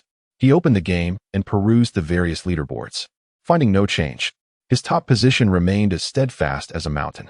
With no possibility of premium purchases, other players were unlikely to surpass him. The final leaderboard rewards would be dispensed at midnight, providing Lin Yu with another opportunity to enhance his prowess. Having surveyed the leaderboards, Lin Yu set forth with his spiritual companion, the Ink Qilin, to tackle dungeons. With the cessation of premium transactions, all events had come to a standstill, leaving little to do besides completing dungeons and tasks. While others might gain some cultivation or loot from dungeons, Lin Yu was merely seeking entertainment, as his cultivation had already reached its peak and the loot from dungeons paled in comparison to his current gear. Guiding his character, Lin Yu arrived at the entrance to the Blackwater Abyss dungeon. His choice of this particular dungeon was simple. In his past life, he had been slain by the minions of the Blackwater Demon Lord. Now, with his enhanced strength and the Demon Lord yet to manifest in the real world, he sought to exact his vengeance within the dungeon. To his surprise, upon reaching the entrance, he encountered a familiar face, not quite a friend, but someone he recognized. The player donned a flowing black robe, shrouded in swirling dark mist. Above his head, his name glowed, Sangyan Demon Lord, once the top of the leaderboards. He now occupied the second position, the player who had invested the most in the game apart from Lin Yu. Upon spotting Lin Yu, Sangyan Demon Lord halted, taken aback by the serendipitous encounter between the first and second players amidst a sea of millions. Lin Yu, too, paused, refraining from immediately entering the dungeon. Other players nearby gathered, intrigued by the unexpected meeting. The Blackwater Abyss dungeon was renowned as the highest-level dungeon within the game, notoriously challenging. To date, only Lin Yu had successfully cleared it. Following his victory, many players had sought to attempt it, yet none had succeeded, even in groups of 5. While Sangyan Demon Lord held the second position on the leaderboards, His power paled in comparison to Lin Yu's. Clearing the dungeon alone would be a formidable challenge for him. Yet he was determined to try, motivated by the knowledge that the rewards for solo completion were substantial. After lingering at the dungeon entrance, Lin Yu received a private message from Songyun Demon Lord. Initially, he anticipated a reprimand for his secretive spinning that had usurped the top spot. To his surprise, Songyun's message was courteous. Brother Chifeng, I have established an organization for cultivators called the Carefree Palace. Would you be interested in joining? There are no strict requirements. Just a space for sharing experiences and mutual growth. Songyun's words were grandiloquent. In his past life, Lin Yu might have considered such an invitation. However, as a reincarnated individual, he had heard many tales of Songyun, though their interactions had been minimal. With a slight smile, Lin Yu typed a brief response. Where is the address? I shall visit when I have time. After sending the message, he awaited a reply. 3 minutes elapsed in silence. It appeared Songyun was deliberating. Observing the stillness on his screen, Lin Yu smirked, muttering to himself, seems he possesses quite the cautious disposition, though his consciousness could span much of the Dragon Nation. Locating Songyun amidst billions was no small feat unless he divulged his precise location. Certainly, Lin Yu showed no interest in confronting him at the moment. In this lifetime, what if he became just a subordinate to his subordinate? After a couple of minutes, Lin Yu's private chat window finally lit up. Upon opening it, he found that his suspicions were confirmed. The Lord of Songyun remained quite vigilant. We haven't settled on a location yet. Once you've given it some thought, feel free to contact me in the game. Not only did the Lord of Songyun withhold the address from Lin Yu, but he didn't even leave a contact method. He genuinely wished for Lin Yu to join the Celestial Palace, but he doubted that someone of Lin Yu's caliber would deign to join. The saying goes, 2 tigers cannot share one mountain, and it was unlikely that Lin Yu, a formidable expert, would agree to play second fiddle, given the considerable disparity in their cultivation levels. The Lord of Songyun possessed enough self-awareness to realize this. Since he held no hope for Lin Yu's membership in the Celestial Palace, he decided against leaving a phone number. It posed a risk to let a peak player know his information. What if Lin Yu attempted to seize his equipment later? With the game set to shut down in 7 days, he wouldn't even have the chance to contact Lin Yu then. However, Lin Yu himself had little interest in establishing contact. His figure vanished before the entrance of the Blackwater Demon Cave dungeon. The Lord of Songyun remained momentarily stunned before stepping into the dungeon. After spending the entire morning in the game, Lin Yu had lunch and then took a nap. Although, with his current level of cultivation, sleep was entirely unnecessary, he still relished the experience. Unfortunately, Xiao Guang was not so fortunate. His father compelled him to visit the temporary office of the Jianghai City Cultivator Management Bureau. The location of the bureau was not far from Lin Yu's residence, and Xiao Guang's father arranged for a driver, who took half an hour to deliver him there. As soon as they entered, Xiao Guang's father's old comrade, Luo Hai, warmly welcomed him and eagerly asked a flurry of questions. Xiao Guang, what is your cultivation level in the game? Where do you rank among players? What abilities do you currently possess? In contrast to his old comrades, Luo Hai clearly had a deeper understanding of cultivators. He had done his homework. Initially, he thought that his comrade's son would be an ordinary player, but unexpectedly, he had stumbled upon a treasure. This was a master player. He had already recruited a few individuals, but their abilities were quite mediocre compared to Xiao Guang. Luo Hai hurriedly led Xiao Guang to his office and personally poured him a cup of tea. Xiao Guang felt a bit overwhelmed, experiencing a sense of significance from an elder for the first time. Luo Hai chatted amiably about trivial matters before retrieving several sheets of paper from his desk drawer and presenting them to Xiao Guang. Xiao Guang, this is a contract. Although we belong to an official unit, we still need to sign a contract. Just flip to the last page and sign your name. Given that Luo Hai was his father's old comrade and had often visited their home for drinks during his childhood, Xiao Guang trusted this Uncle Hai. He picked up the contract, intending to glance through it before signing. However, at that moment, Uncle Hai suddenly approached, flipping the contract to the last page and directly placing the pen in Xiao Guang's hand. No need to read it. This is a standardized template contract. Just sign. Xiao Guang timidly nodded and signed his name at the bottom of the contract. Just after he finished signing, Uncle Hai placed a box of ink pads before him, cheerfully saying, "Now, just leave a thumbprint. It's just a formality." Xiao Guang pressed his thumb on the ink pad. Luo Hai lifted the contract in front of Xiao Guang and laughed heartily. "Good lad, from now on, you will be the deputy director of the Jianghai City Cultivator Management Bureau." Upon hearing this, Xiao Guang was momentarily taken aback. "What?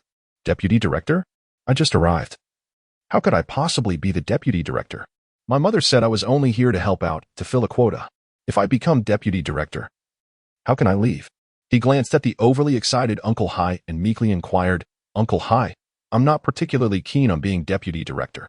If I take this position, can I resign? Upon hearing Xiao Guang's words, Uncle Hai's expression changed dramatically. He suddenly grew serious and, patting the contract in his hand, said, Xiao Guang, perform well, and when I retire, you will be the director. Why would you want to resign?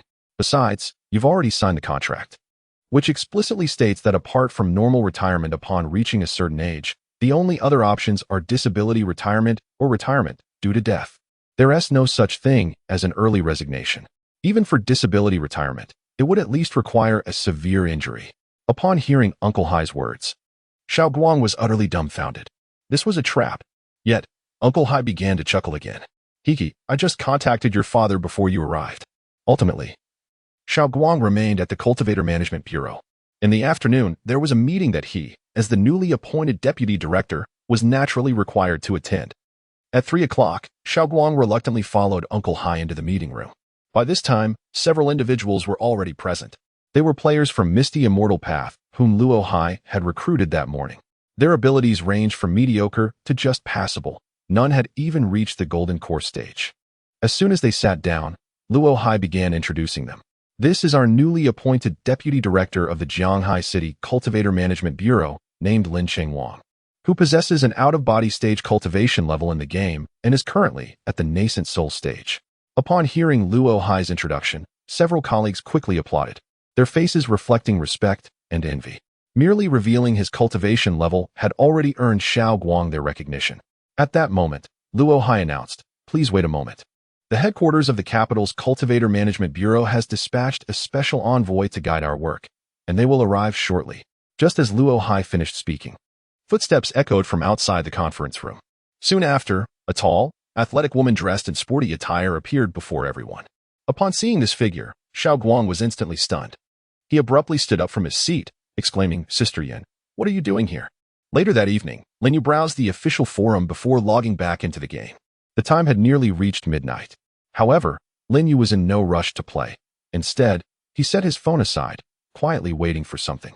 As the clock struck midnight, he suddenly felt that familiar sensation of fullness return.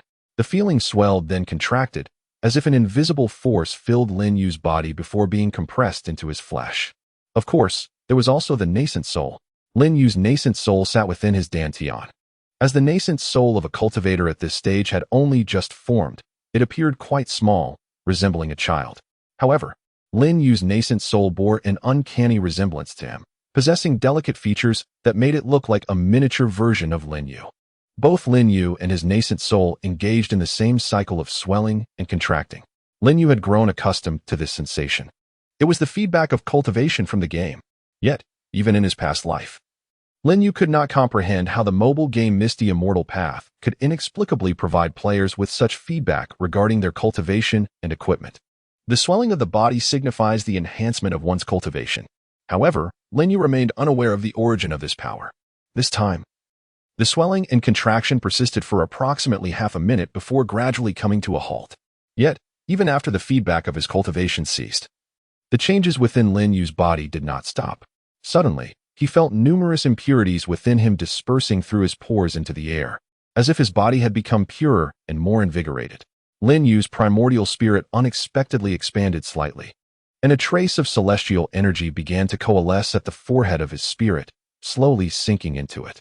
He felt his primordial spirit become weightless, as if enveloped in a warm cloud, an exquisite sensation indeed.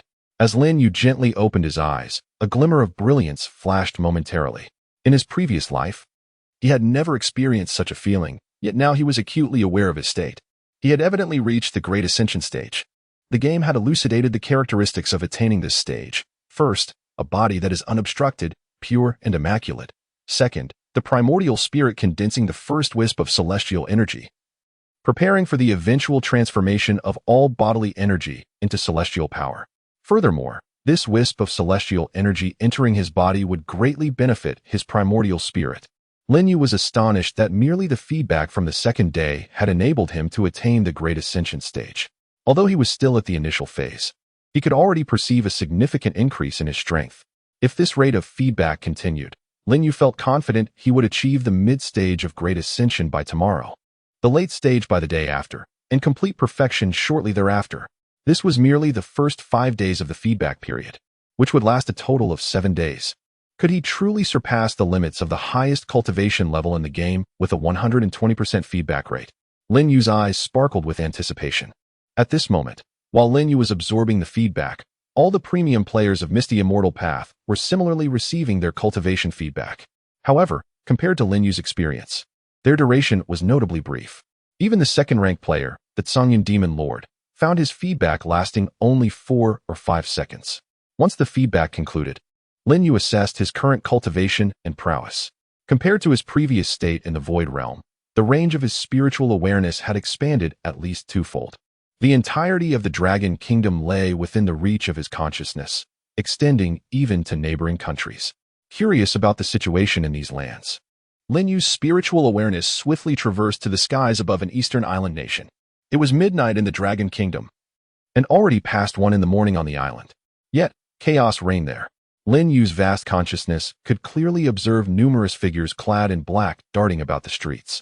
Their movements were erratic, alternating between leaping and hiding in the shadows of streetlights. They resembled thieves, yet their speed was undeniably impressive.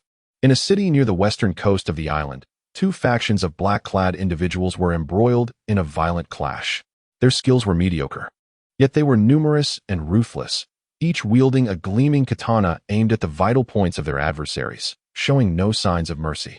At that moment, Lin Yu's consciousness suddenly detected an unusual individual. This person was situated near the battlefield in a 2-story building, which appeared to be an inn. Lin Yu's attention was drawn to this individual for a simple reason. He was a cultivator, and a formidable one at that. The cultivator's resting place was alarmingly close to the chaos. Soon, 2 black-clad figures collided and crashed through his room's door. Lin Yu could distinctly see a flicker of malevolence in the cultivator's eyes, as he slowly began to levitate and move towards the outside. To think he was a master at the primordial spirit stage, Lin Yu mused inwardly. At that moment, he witnessed the cultivator soaring towards the 2 black-clad fighters, exclaiming in the dragon language, "Damn it, why is it so difficult to get some sleep?" Chapter 40. The final ranking reward. Gao Sheng was truly infuriated. All he desired was a moment of respite in the hotel, yet it seemed an unattainable wish. Upon arriving in this island nation, he was accosted by those black-clad individuals, akin to fleas, who brazenly snatched his backpack. Now, as he attempted to rest, they had shattered his door. Why were these black-clad figures so relentless? What grievance had he committed against them? Gao Sheng felt an overwhelming urge to unleash the fury that simmered within. Rising from his bed, he strode toward the door. Inside the room, the 2 intruders who had broken down the door were engaged in a fierce struggle. Their weapons had seemingly vanished, and now they were locked in a desperate embrace, choking each other with faces flushed and eyes bloodshot. Gao Sheng didn't spare them a glance. Instead, as he passed, he casually picked up a broomstick resting against the wall. With a flick of his wrist, he hurled it with force, the handle piercing the back of one assailant and emerging from his chest. The tremendous power propelled it further, impaling the other black-clad figure as well. Astonishingly, the 2 were skewered together by the broomstick. The might of a cultivator had finally manifested in this island nation. Even Gao Sheng was taken aback by his own strength. He glanced at his hands, a glint of ruthlessness flickering in his gaze. Having killed 2 men, his spirit remained unervingly calm. In that moment, it felt as though a transformation was occurring within him. Previously, when he had slain those ruffians in the Dragon Country, it had not been intentional. It was a loss of control fueled by rage after attaining his newfound powers. Yet now, he resolved to embrace his true nature. He would quell his inner turmoil and wrath through violence. Slowly, Gao Sheng exited the room. Outside, 2 factions of black-clad figures were engaged in a bloody skirmish. Whether due to ideological differences or territorial disputes remained unclear. Ascending to the second-floor corridor, he began to levitate, soaring directly above the battlefield. His entrance halted the conflict, primarily due to the ostentatious manner of his arrival. The ninjas, unaware of his status as a cultivator, mistook him for one of their own, a ninja capable of flight without aid, leaving them to ponder his true strength. At that moment, Gao Sheng moistened his parched lips, surveying the ninjas before him. He spoke with a calm yet chilling demeanor. "If I eliminate you all, no one will disturb my peace." The ninjas, perplexed by his words, were soon enlightened by his actions, showcasing the sheer terror of a cultivator liberated from his inner demons. Their vaunted speed and stealth crumbled before Gao Sheng, a nascent soul cultivator. His vast consciousness enveloped the entire battlefield, effortlessly locating those who sought refuge in shadows or concealed themselves within refuse. If any attempted to flee, Gao Sheng's figure would appear behind them instantaneously. How could they hope to outrun one who could fly? Ultimately, the two factions of black-clad figures united in an unprecedented alliance. But within a mere 3 minutes, they were nearly obliterated by Gao Sheng's wrath. Covered in blood and hovering in the air, he clutched a writhing heart in one hand. Below, one black-clad man knelt, trembling and pleading for mercy, utterly paralyzed by fear. Gao Sheng spared his life, instead gazing down with a glimmer of cruelty in his eyes. "Take me to your leader, or your boss," he commanded coldly. Though enraptured by bloodlust, his mind remained sharp. The organized nature of the black-clad figures suggested the existence of a formidable organization behind them. All organizations have their leaders, and Gao Sheng aimed to strike at the very heart of this one. However, after listening to the man babble incoherently for a time, Gao Sheng found himself bewildered. What a predicament! He could not comprehend the language spoken by the man. No, in truth, the man could not understand him either. In Zhanghai City, within the confines of a luxurious villa's bedroom, Lin Yu paid no heed to the rampage of cultivators in the island nation. He focused his consciousness, traversing away from the island and into neighboring countries. To the west, several knights and swordsmen emerged, while to the south, Buddhist cultivators had begun to appear. Numerous players across various nations reported their prowess within the game. Yet, Lin Yu paid little mind to these reports, save for the Buddhist cultivators who exhibited respectable strength. The rest were on an entirely different tier compared to cultivators. Lin Yu then picked up his smartphone and opened the mobile game, Immortal Path. Upon accessing the leaderboard, he was delighted to discover that the rewards were now available for collection. His primary concern was, of course, the cultivation leaderboard, the most prestigious of all rankings. And the rewards were correspondingly exceptional. As he opened the cultivation leaderboard, Lin Yu's eyes were immediately drawn to a flying sword radiating multicolored light. Its ancient and majestic design shimmered with brilliance, unmistakably a treasure of extraordinary quality. Without hesitation, Lin Yu clicked to claim it. Instantly, a flying sword appeared in his inventory. Artifact name: Dust-Cutting Sword. Artifact type: Flying Sword. Artifact grade: Low-grade immortal tool. Artifact description: Capable of cutting through fine dust below and slaying immortals above. Although Lin Yu had anticipated this outcome, he couldn't help but feel a surge of astonishment upon reading the description. Capable of cutting through fine dust, slaying immortals. Just hearing these words indicated the sword's formidable nature. After all, it was the first immortal tool in the game. It was only natural for it to be powerful. After examining the dust-cutting sword, Lin Yu continued to claim rewards from the rankings. The next leaderboard he opened was for equipment. At that moment, he noticed that the top position was no longer held by his Stargazer ring, but rather by the dust-cutting sword. Remarkably, the dust-cutting sword had claimed the top spot without even being refined yet. Among the top 10 of the equipment leaderboard, 7 items belonged to Lin Yu. Only the half-immortal flying sword of the Tsangyun demon lord managed to rank among them. The rewards for the equipment leaderboard were equally generous, offering a half-immortal artifact. Subsequently, Lin Yu claimed rewards from the remaining leaderboards, reaping substantial benefits. Once he had collected all the rewards, he could hardly contain his excitement as he opened the game shop. Lin Yu's sole focus now was to refine his dust-cutting sword to the highest level. While other players who had acquired powerful artifacts might struggle to purchase refinement stones due to a lack of funds, Lin Yu was in a different position. He had amassed a significant quantity of spirit stones, enabling him to purchase golden equipment refinement stones at will. Esteemed VIP 12 player, riding the wind. Would you like to spend 5,000 high-grade spirit stones to purchase 10 golden equipment refinement stones? Confirm. Chapter 41. Is Jiang Yun a cultivator?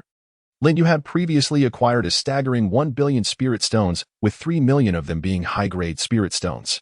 Spending 5,000 high-grade spirit stones to purchase golden equipment refining stones was a trivial matter. Subsequently, after procuring the golden refining stones, Lin Yu eagerly began refining his celestial weapon, the dust-cleaving sword. Esteemed VIP 12 player, Chengfeng, do you wish to use golden equipment refining stones on the low-grade celestial weapon, dust-cleaving flying sword? Confirm. System notification: your low-grade celestial weapon, dust-cleaving flying sword, has reached refining level 1. as a spectrum of colors flashed in his backpack. The refining level of Lin Yu's dust-cleaving flying sword ascended to 1. After executing the operation 10 times in succession, the sword finally attained refining level 10. However, a sense of confusion washed over Lin Yu. In the past, reaching level 10 in equipment refinement always prompted a system notification confirming that the equipment had achieved its maximum level. Yet, upon reaching level 10 with the dust-cleaving flying sword, no such notification appeared. A glimmer of realization sparked in Lin Yu's eyes. Could it be? He promptly accessed the game store and purchased 10 additional golden equipment refining stones. He then proceeded to use them on his low-grade celestial weapon, the dust-cleaving flying sword. Esteemed VIP 12 player, confronting, do you wish to use 2 golden equipment refining stones to elevate the refining level of the low-grade celestial weapon, dust-cleaving flying sword, by 1 level? Upon reading this game prompt, Lin Yu comprehended the situation. It appeared that celestial weapons were distinct from other magical artifacts, as their maximum refining level was not limited to 10. However, the number of golden equipment refining stones required for further refinement would double. Yet for Lin Yu, even a tenfold increase posed no challenge. As for how high he could refine it, he was determined to find out. With resolute determination, Lin Yu clicked the confirm button. As a cascade of colorful lights enveloped him, all 10 of the golden refining stones vanished. However, the game did not notify him that his dust-cleaving flying sword had reached its maximum level. In a hurry, Lin Yu purchased another 10 golden equipment refining stones from the store. Fortunately, he was the one who acquired this celestial sword. Had it been anyone else, they surely would not have been able to refine it. After utilizing another 10 golden equipment refining stones, Lin Yu finally received the game notification. Esteemed VIP 12 player, confronting, your low-grade celestial weapon, dust-cleaving flying sword, has reached its pinnacle and can no longer be enhanced. Upon receiving this notification, a subtle smile graced Lin Yu's lips. At that moment, the dust-cleaving flying sword had been refined to level 20. Elated, Lin Yu eagerly controlled his character and made his way to the Blackwater Demon Cave dungeon. He could hardly contain his excitement to discover the extent of the power wielded by this level 20 refined celestial sword. Moments later, Lin Yu's character arrived at the location of the final boss in the Blackwater Demon Cave dungeon. Cultivator, do you dare challenge the fearsome Blackwater Demon Lord? Do you seek to become a soul lost in the Blackwaters? The Blackwater Demon Lord began with the same 2 lines as before. However, Lin Yu was not in the mood for idle chatter. He commanded his dust-cleaving flying sword, foregoing the skills from his cultivation technique, and struck directly at the Blackwater Demon Lord. System notification, congratulations! You have slain the final boss of the Blackwater Demon Cave dungeon, the Blackwater Demon Lord. The dungeon has been cleared. Staring at the system notification and the damage numbers floating above the Blackwater Demon Lord's head, Lin Yu was momentarily stunned. This formidable boss had been defeated with a single strike? The damage numbers displayed were a series of 9s, seemingly 9999999. Lin Yu felt a bit speechless. In this scenario, he could hardly gauge the true might of his dust-cleaving flying sword. It seemed that in the game, the highest damage value during combat capped at 999. 999, and the Blackwater Demon Lord's total health did not even reach that amount. Nevertheless, while he could not ascertain the exact damage output of his flying sword, the instant defeat of the Blackwater Demon Lord made it clear just how formidable this celestial weapon truly was. In essence, it was invincible. Simultaneously, as Lin Yu acquired the dust-cleaving flying sword, a fervent discussion erupted on the official game forum. Players were diligently striving to enhance their prowess within the game, leading to a substantial increase in those monitoring the rankings. After all, this marked the first appearance of celestial weapons in the game. Although it was merely a low-grade celestial weapon, it was sufficient to astonish the players. This confronting was undoubtedly a plant. Even celestial weapons had emerged, leaving little room for other players. Is there truly a plant in this game? What a joke. I would gladly spend $1 million to buy an identity as a plant in the game Misty Immortal Path. You should be content. I now regret it. If anyone can help me recharge 6 yuan to become VIP 1, I will offer them 1 billion. The emergence of the celestial flying sword exacerbated the imbalance within the game. But more importantly, if the celestial sword could also manifest in the real world, it would be utterly unparalleled. Nuclear weapons would pale in comparison.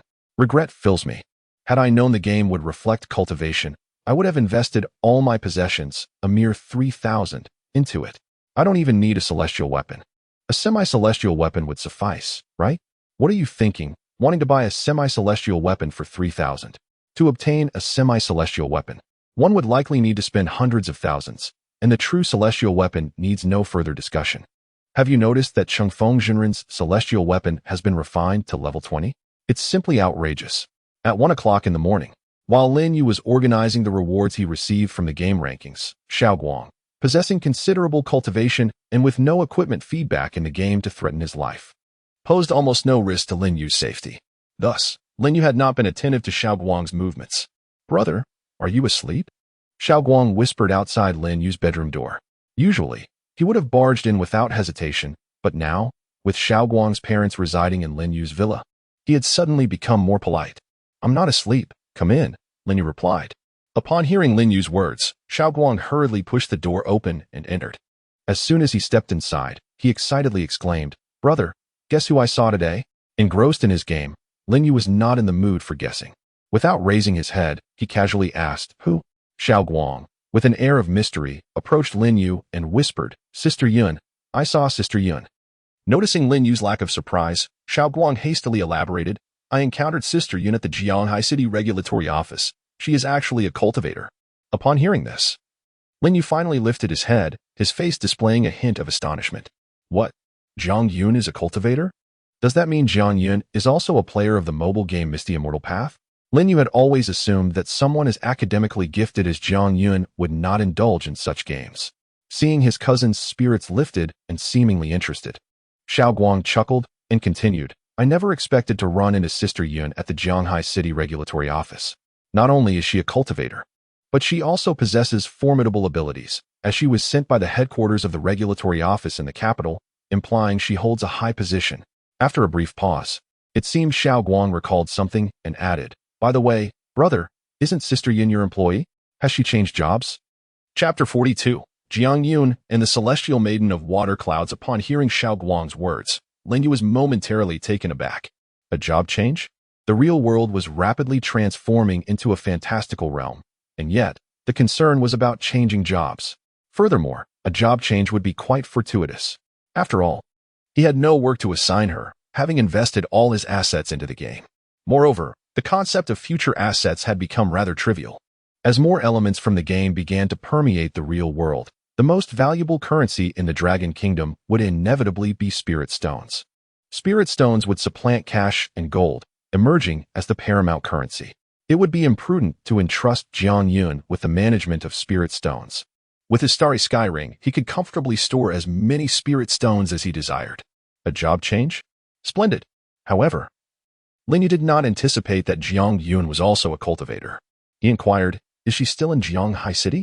Xiaoguang nodded and replied, "After the meeting, she went to inspect the crime scene. A murder case occurred in Jianghai City, allegedly committed by a cultivator, resulting in the deaths of over 20 individuals." What Xiaoguang mentioned must refer to the very location he had seen earlier. Puzzled, Lin Yu asked, "Why didn't Yu accompany her?" Given Xiaoguang's formidable prowess, she should have been among those attending. Lin Yu scoffed, "Couldn't Yu just send a message via your phone?" Upon hearing her cousin's words, Xiaoguang realized her intentions had been discerned. Indeed, among all, it was her cousin who understood her best. After a moment of contemplation, Xiaoguang added, "They don't give me pocket money, so I have no choice but to stick with you." Lin Yu let out a wry smile. This child was truly resourceful. Suddenly, Xiaoguang's eyes sparkled with a glimmer of hope at Lin Yu's words, but that light quickly dimmed. The hope was instantly shattered. Dismissal? Not a chance. Mimicking Lin Yu's earlier expression, Xiaoguang remarked, "Dismissal? The administration doesn't dismiss, they only retire. Besides, I am currently the deputy director, the heir apparent to the directorship. Who would dare dismiss me?" Lin Yu was not surprised to learn that Xiaoguang had become the deputy director of the Jianghai City administration. Given her exceptional cultivation, the administration would undoubtedly place great importance on her and go to great lengths to retain her. With an encouraging pat on Xiaoguang's shoulder, he said, "Hang in there.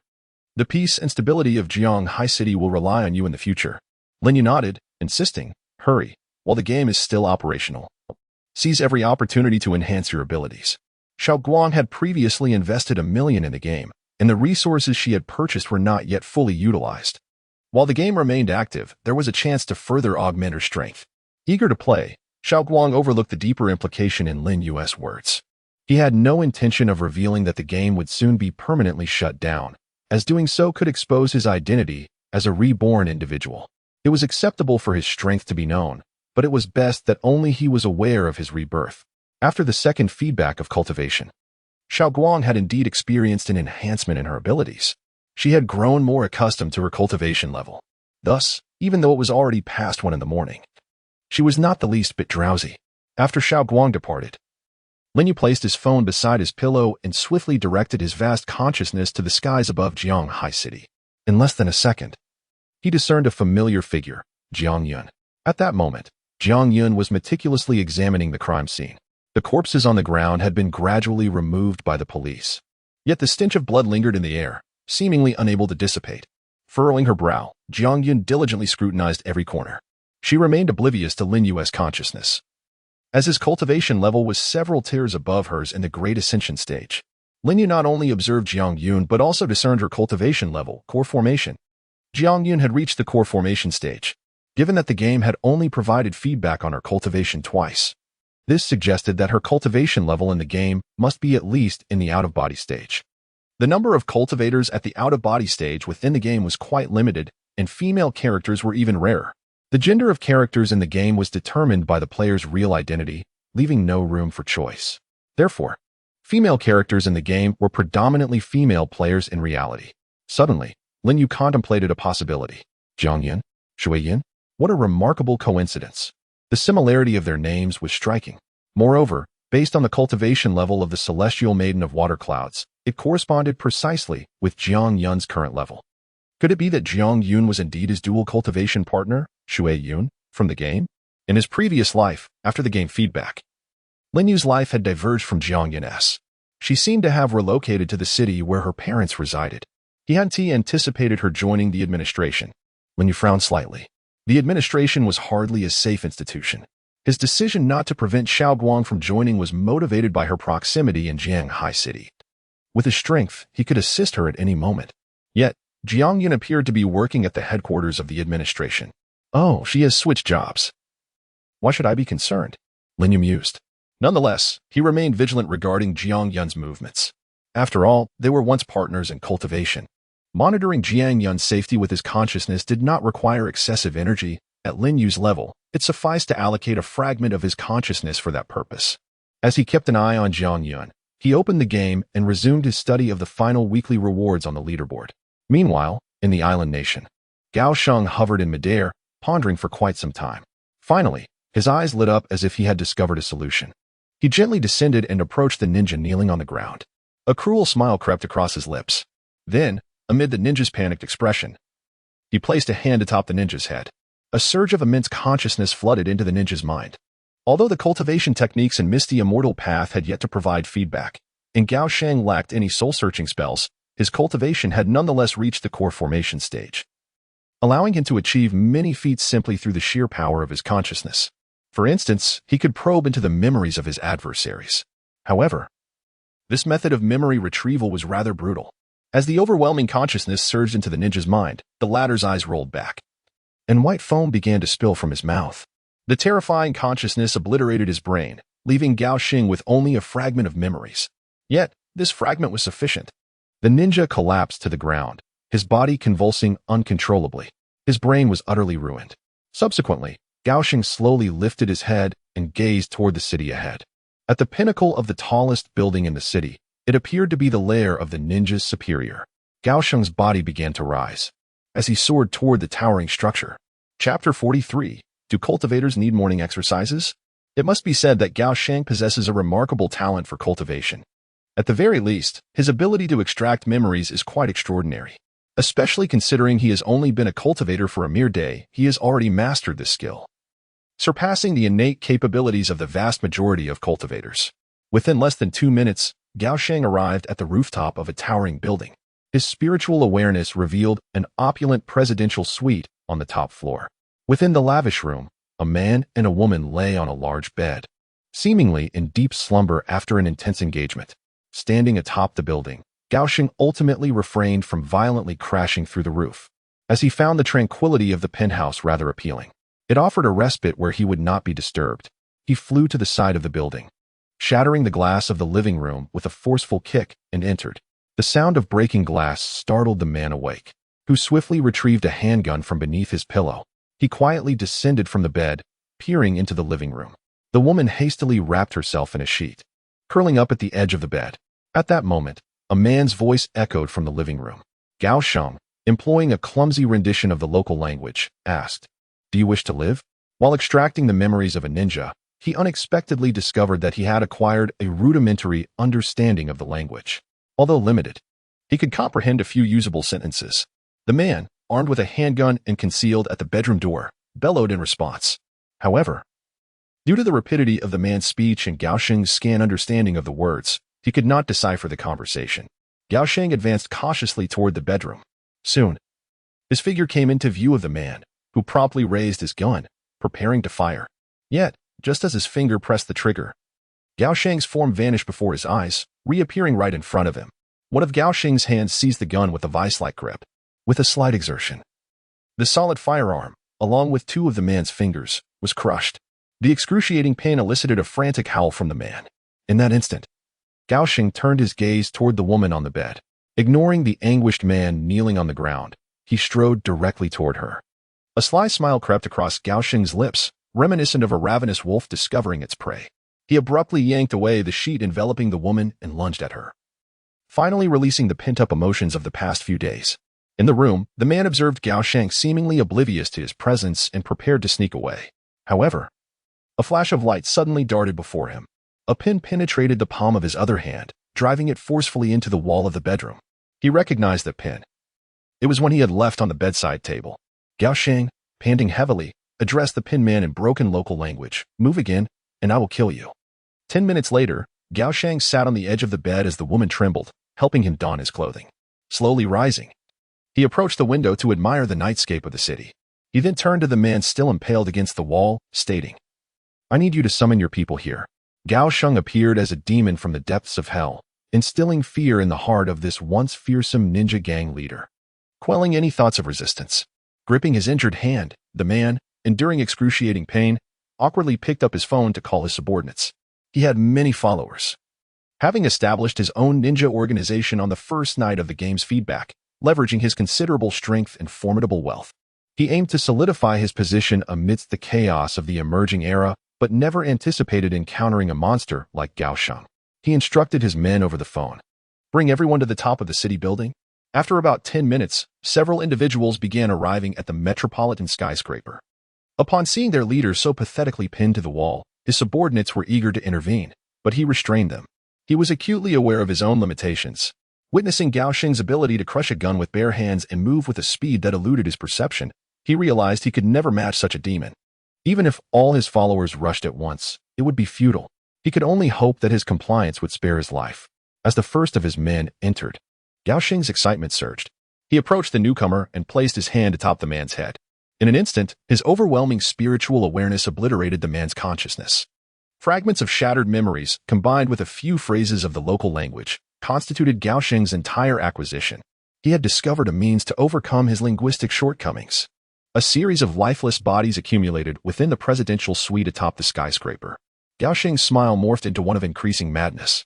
Finally, after slaying more than 10 individuals, he ceased his rampage. He gazed at the man pinned against the wall, speaking slowly and with perfect enunciation, "You are quite impressive. From today onward, you shall serve as my slave." Gao Sheng glanced at the woman on the bed, then at the man kneeling before him, and finally out over the city below. Though small, it resembled a kingdom, his very own realm. "Tell me, how many ninja organizations remain here?" Gao Sheng inquired, hands clasped behind his back as he stood by the window. A slight smile graced his lips as he continued, "Have your men ascertain their locations. By tomorrow morning, they shall become my slaves." The following morning, Lin Yu opened the bedroom door punctually and stepped out. Despite having gone a night without sleep, he appeared remarkably refreshed, devoid of any signs of fatigue. As a cultivator at the Great Ascension stage, sleep and sustenance had become entirely unnecessary for him. Nevertheless, Lin Yu had no intention of forsaking meals. For him, dining was not merely a means of survival. Rather, it was a source of enjoyment. After a decade without food in his previous life, he found himself yearning for it once more. Furthermore, Aunt Wang's culinary skills were genuinely commendable, which was one of the reasons he had invited her to reside in his villa. Upon entering the kitchen, however, Lin Yu noticed that Aunt Wang's complexion appeared somewhat off this morning, hinting at fatigue. He couldn't help but ask, "Aunt Wang, did you not rest well last night?" Aunt Wang offered an apologetic smile, explaining, "I tried calling my daughter last night, but she never answered, so I ended up sleeping quite late." She then added, "I'll prepare breakfast quickly. It should be ready in about 10 minutes. Hearing her words, Lin Yu furrowed his brow and inquired, "Did your daughter not answer your call this morning either?" Aunt Wang nodded, a flicker of worry crossing her face. Although her daughter was studying abroad in the United States, she would call Aunt Wang every day without fail. At that moment, Lin Yu suddenly inquired, "Aunt Wang, which university is your daughter attending in the States?" Aunt Wang, unaware of Lin Yu's intentions, promptly replied, "She is at New York University." A faint smile forced its way onto Aunt Wang's face as she added, "That's perfect. If we let the beef stew in the pot simmer a little longer, it will taste even better." Just as Lin Yu was about to step out, he happened to encounter Xiaoguang emerging from the bedroom. "Brother, where are you going?" Xiaoguang asked, slightly taken aback. "Morning exercise? Does a cultivator really need to practice in the morning?" Chapter 44. What is moving so swiftly? In his previous life, Lin Yu had visited the United States. However, that occasion occurred during the mid-phase of game feedback. At that time, he had already acquired formidable magical artifacts. With the power of these artifacts, Lin Yu could traverse from the Dragon Kingdom to the shores of the United States in merely 10 minutes. Yet, this time, he found himself without such artifacts. In contrast, his cultivation level was far superior to that of his previous life. The extent of speed achievable at the Great Ascension stage was an enigma to Lin Yu. Only experimentation could unveil the truth. Upon stepping outside, Lin Yu immediately ascended into the sky. He conjured a mist of spiritual energy before him and swiftly flew towards the ocean. Drawing from his past experiences, Lin Yu understood the significance of concealing his identity. At the very least, he must prevent the authorities from recognizing his visage, lest he attract unwelcome troubles. Of course, this trouble did not imply combat, but rather, the allure of enticement. Sometimes, declining an invitation could be more mentally taxing than engaging in a fight. Lin Yu's figure soared into the heavens, and his vast consciousness enveloped the distant expanse. When Goldman fled the Dragon Kingdom, he refrained from flying too high, yet Lin Yu was unperturbed. His consciousness could clearly survey all the flight paths of aircraft over the ocean, and he discerned every detail along his trajectory. Without hesitation, Lin Yu unleashed his maximum speed. His body broke the sound barrier in an instant, producing a terrifying sonic boom in the sky. Lin Yu's current velocity surpassed even the most advanced fighter jets, far exceeding the speed he had once achieved with magical artifacts in his previous life. This was the might of a Great Ascension stage cultivator. His figure traced a straight line through the clouds, spanning the ocean and seemingly linking two continents.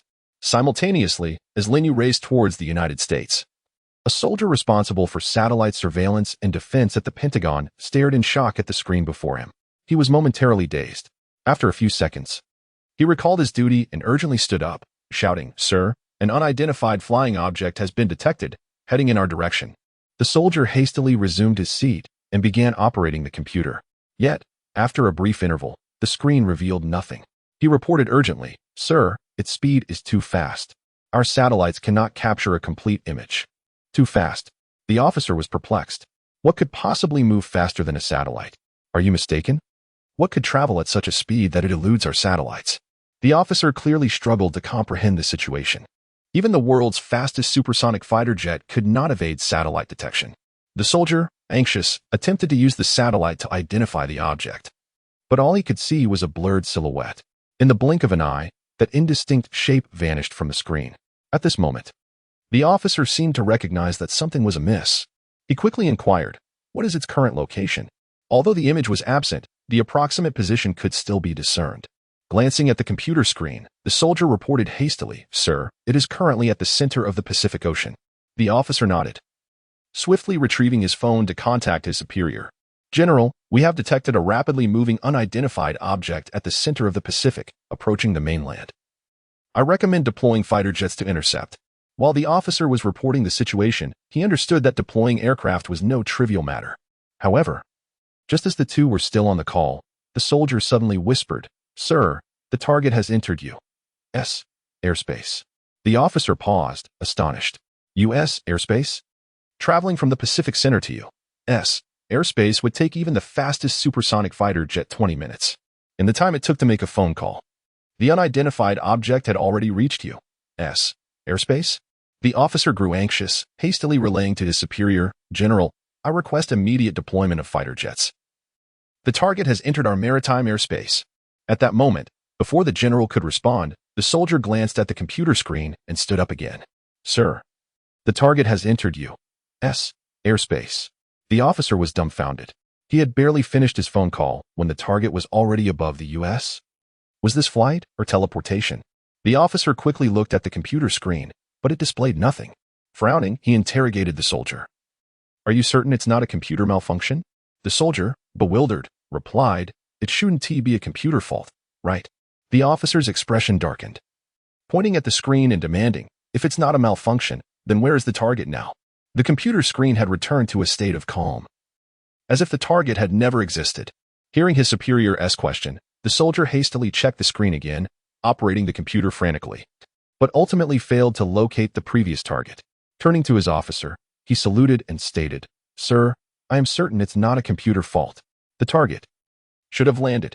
Meanwhile, the officer's phone remained connected. The general's voice came through, demanding, Where is it?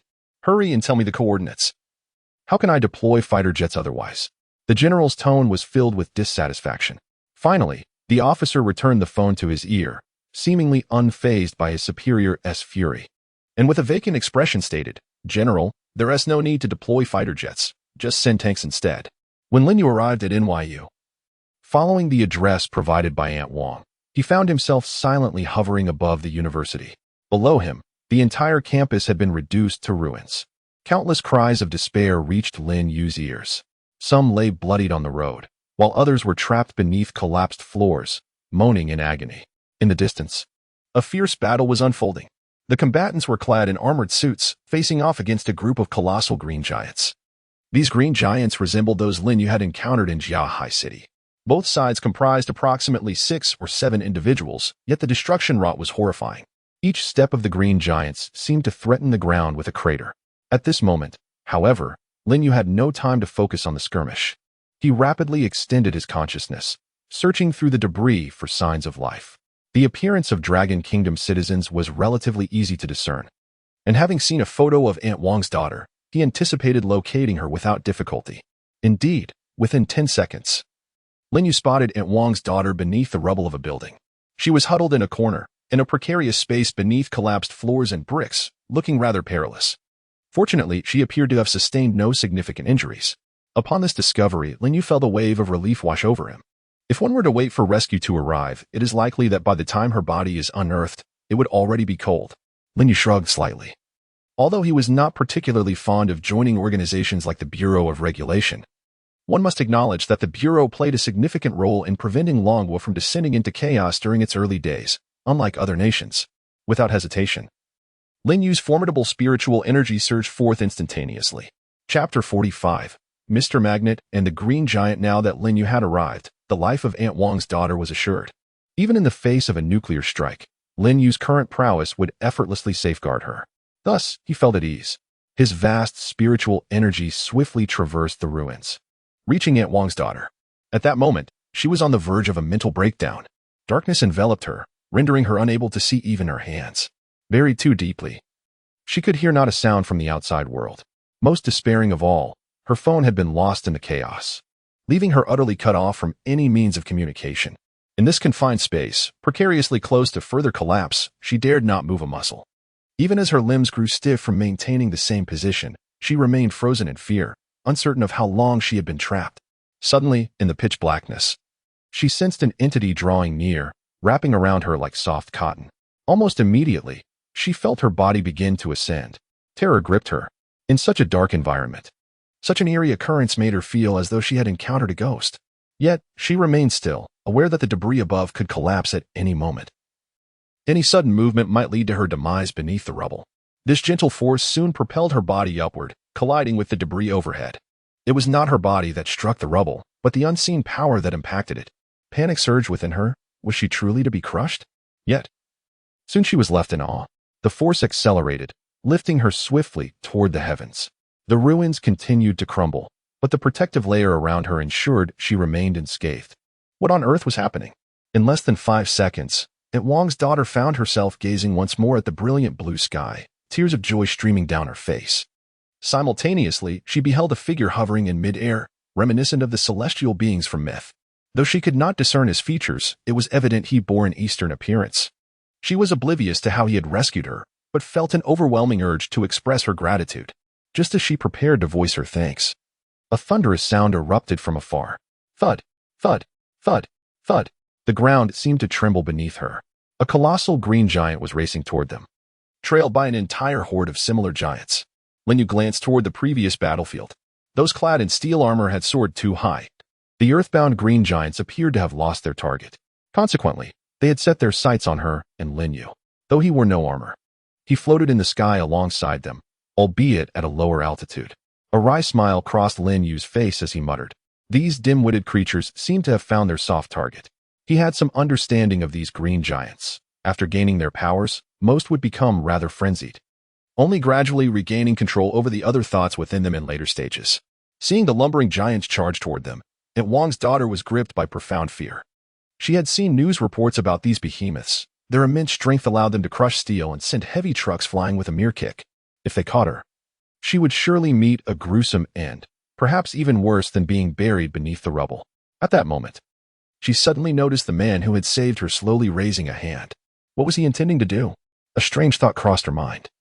It seemed as though he was preparing to confront those terrifying giants. This notion was absurd. The man appeared no different from an ordinary person, perhaps even somewhat frail. Aside from his ability to fly, the disparity in size made it seem impossible for him to contend with the green monsters. In fright, she hastily covered her eyes, leaving only a narrow slit to peer through. She dreaded witnessing the bloody, horrifying scene of her savior being crushed into a pulp by those green beasts. In that instant, her peripheral vision caught sight of 3 steel bars beneath the man's feet, which began to float slowly into the air. Then, remarkably, those slightly bent bars were straightened by some unseen force.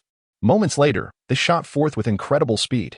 The first bar struck the leading green giant, penetrating his robust form without losing momentum, continuing onward to pierce the body of a second giant. In total, 3 bars skewered the green behemoths, stringing them together like skewered treats. Though they were not killed, fear was evident in their eyes, a profound terror stemming from the depths of their souls. A fear of facing an utterly unmatched foe. In the sky, Lin Yu gradually turned to face Aunt Wang's daughter. He paid no heed to the skewered giants, as if the prior event were inconsequential. With a gentle control of his spiritual energy, he lowered Aunt Wang's daughter back to the ground. Yet, he first inquired, "I came solely to assist Aunt Wang in rescuing her daughter." Upon hearing his words, a flicker of hesitation crossed Aunt Wang's daughter's face. The danger around them was palpable, but she felt her academic pursuits were equally vital, having sacrificed much for her aspirations to study abroad. However, uncertainty loomed over her regarding her future, now that her school was in ruins. Noticing her indecision, Lin Yu comprehended her dilemma. He was not her guardian and need not decide for her. "Take care, then. Farewell." With that, he turned to depart. On the ground, Aunt Wang's daughter urgently called out, "Could you tell me your name and contact information? I wish to express my gratitude properly." Lin Yu paused momentarily, and a voice reached her ears, "No need to thank me. My name is Lei Feng." With that, he vanished swiftly into the sky. Having provided Aunt Wang a generous salary, purchasing a plane ticket was surely feasible. Moreover, as time passed, the chaos in America would gradually diminish. As Lin Yu soared toward the ocean, he glanced at the time. A mere 10 minutes had elapsed since his departure, most of which was spent rescuing Aunt Wang's daughter and dealing with the green giants. The actual travel time had been minimal.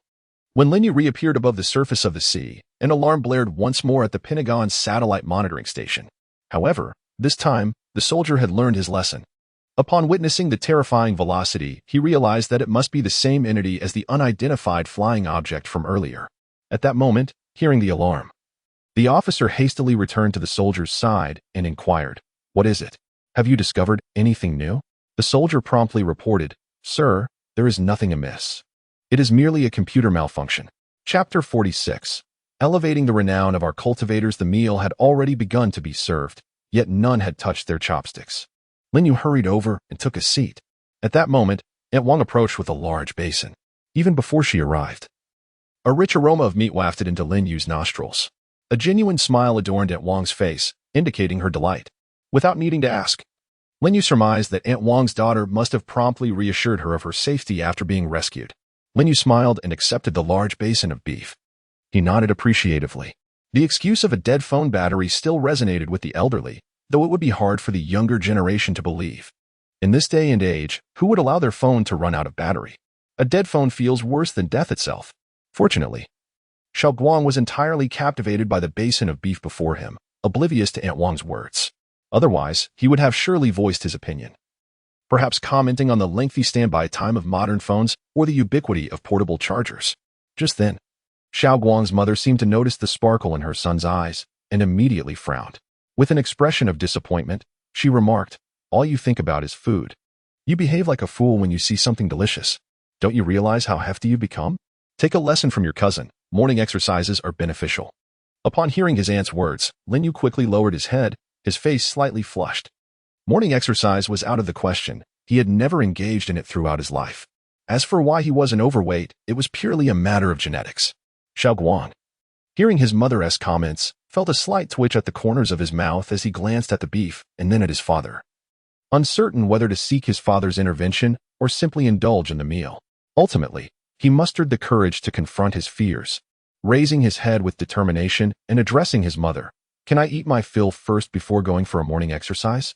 Xiao Guang eventually began to eat heartily. If he were at home, his mother would have surely sent him off to munch on cucumbers instead. However, this was Lin Yu's residence, and his mother merely spoke out of habit. Yet, just as Xiao Guang was enjoying his meal, his father suddenly spoke up. While his mother often lectured him at home, his father usually stood by Xiao Guang's side. This time, however, he seemed somewhat displeased. Xiao Guang's heart raced. Was this a report? "Uncle Hai, how unkind." Upon hearing his son's words, Xiao Guang's father nodded slightly and said, "Well, as long as that's the case, make sure to work hard at your job and assist Uncle Hai more." Xiao Guang's heart raced wildly, but he feigned nonchalance, responding, "Rest assured, Dad, I will strive to be a model employee." Xiao Guang had indeed been startled. He had initially feared that Uncle Hai was reporting him, but it turned out his father was merely teasing. Fortunately, his wits prevailed, and he wasn't caught off guard. However, his appetite had vanished. Continuing the conversation would surely lead to a slip of the tongue. Xiao Guang hastily grabbed a few pieces of beef, stuffed them into his mouth, and then stood up, saying, "Mom, Dad, I need to hurry off to work. I plan to get to the office early to tidy up a bit and make a good impression." As he spoke, Xiao Guang rushed out the door. Behind him, his parents exchanged nods, seemingly pleased with his behavior. Lin Yu, observing through his divine sense, noticed that Xiao Guang swiftly arrived at a burger joint, ordering a hamburger, a cup of cola, 2 servings of fried chicken legs, and 3 grilled chicken wings, and began to eat contentedly. Lin Yu scratched his head, awkwardly engaging his uncle and aunt in conversation. Yes, Xiao Guang has been performing admirably lately. Indeed, he is quite obedient. After finishing the meal, Lin Yu's aunt addressed him, prompting him to intervene. This time, Lin Yu did not resist. In the Dragon Kingdom, only the first day of gameplay was perilous. Afterwards, players became accustomed to their cultivation levels, facing little danger. Moreover, his uncle and aunt lived nearby. Should any danger arise, he could look after them. Lin Yu nodded and replied, "All right, just call if anything comes up." He decided to let things be, adopting a hands-off approach. Lin Yu smiled and nodded, considering the matter settled. Educating children was his forte, and having Xiao Guang stay with him was indeed convenient. After all, soon the game would have other elements manifesting in the real world, allowing him to guide Xiao Guang along the way. Xiao Guang's parents quickly gathered their belongings, then climbed into their car, departing from Lin Yu's villa. Through his divine sense, Lin Yu overheard their casual conversation before they left, and they seemed to express some regret. "Ah, had we known, we would have played that cultivation game too. I saw an elderly person online who played it and appeared to have rejuvenated several years." "Indeed. What a pity. Thankfully, Xiao Guang and Xiao Yu are playing. Otherwise, we would regret it even more." "Well, aging is inevitable, as long as the children are well. That is what matters most. True, we are no longer young. What is the point of exerting ourselves?" Listening to his uncle and aunt's dialogue, Lin Yu couldn't help but smile softly. They were quite stubborn, after all. Although they treated him well, they were exceedingly strict with Xiao Guang. Had he truly allowed them to play the game back then, it would have been a monumental challenge. Convincing them would have taken months of relentless persuasion. By the time they finally agreed to play, the game would likely have already shut down. Thus, with time pressing, Lin Yu chose not to expend such effort. Nevertheless, he had been well prepared. While they could not directly channel the cultivation from the game, he possessed elixirs. He could even refine pills. Once the game's potions manifested in reality, combined with his formidable cultivation, it would not be difficult for them to pursue cultivation. A soft, comfortable bed was truly delightful. Perhaps when his cave abode materialized in the real world, he should have a large bed crafted for his bedroom. In novels and games, cultivators toiled daily, striving for a fleeting chance of ascension. Yet Lin Yu was different. Having endured the life of his previous existence, he wished to embrace a more comfortable life in this one. All the preparations he had made were to ensure a leisurely, relaxed, and carefree existence. Reclining upon a soft bed, Lin Yu opened the official game forum. At first glance, he noticed the most popular thread. Astonishing. Cultivators descend upon the American continent, elevating the renown of our cultivators. The post included a complete video. Chapter 47, The Alliance of Superpowered Beings in His Previous Life. Lin Yu diligently monitored the official forum every day. Following the closure of the mobile game Misty Immortal Path, the official forum had become a haven for all cultivators. Here, one could glean all manner of news. However, Lin Yu did not anticipate that after a morning workout, a video of him would be uploaded online. How careless. Fortunately, his face was obscured at the time. After all, without a clear view of his appearance, being secretly filmed was not of great concern. Lin Yu opened the post and examined its contents. Indeed, a video accompanied the post, showcasing his dramatic defeat of those green giants. After viewing it, Lin Yu could not help but nod in approval. He looked quite impressive. The comments from players beneath the video echoed his sentiments. Wow, this guy is handsome. With a mere flick of his hand, he skewered 6 green giants like kebabs. Truly remarkable. Is the person above lacking in intelligence? That can't be called kebabs. It should be green meat skewers. From my estimation, this fellow's strength is at least at the nascent soul stage. Of course, who could fly below the nascent soul stage? The style, the graceful moves. I suspect this is staged. Staged, my foot. If it were staged, would he not show his face? By the way, how did this fellow conceal his appearance? It doesn't seem like a mosaic effect added later. It must be said, the disparity in strength between those green giants and cultivators was monumental. Rumor had it that a neighboring island nation was reporting a ninja game. I wonder how formidable those ninjas might be. Ninjas? Surely the person above is jesting. What else can ninjas do besides play hide and seek? To be honest, I have a fondness for ninjas, particularly the fierce female ninjas in action romance films. The person above seems a bit too enamored with foreign cultures. Though I share the sentiment.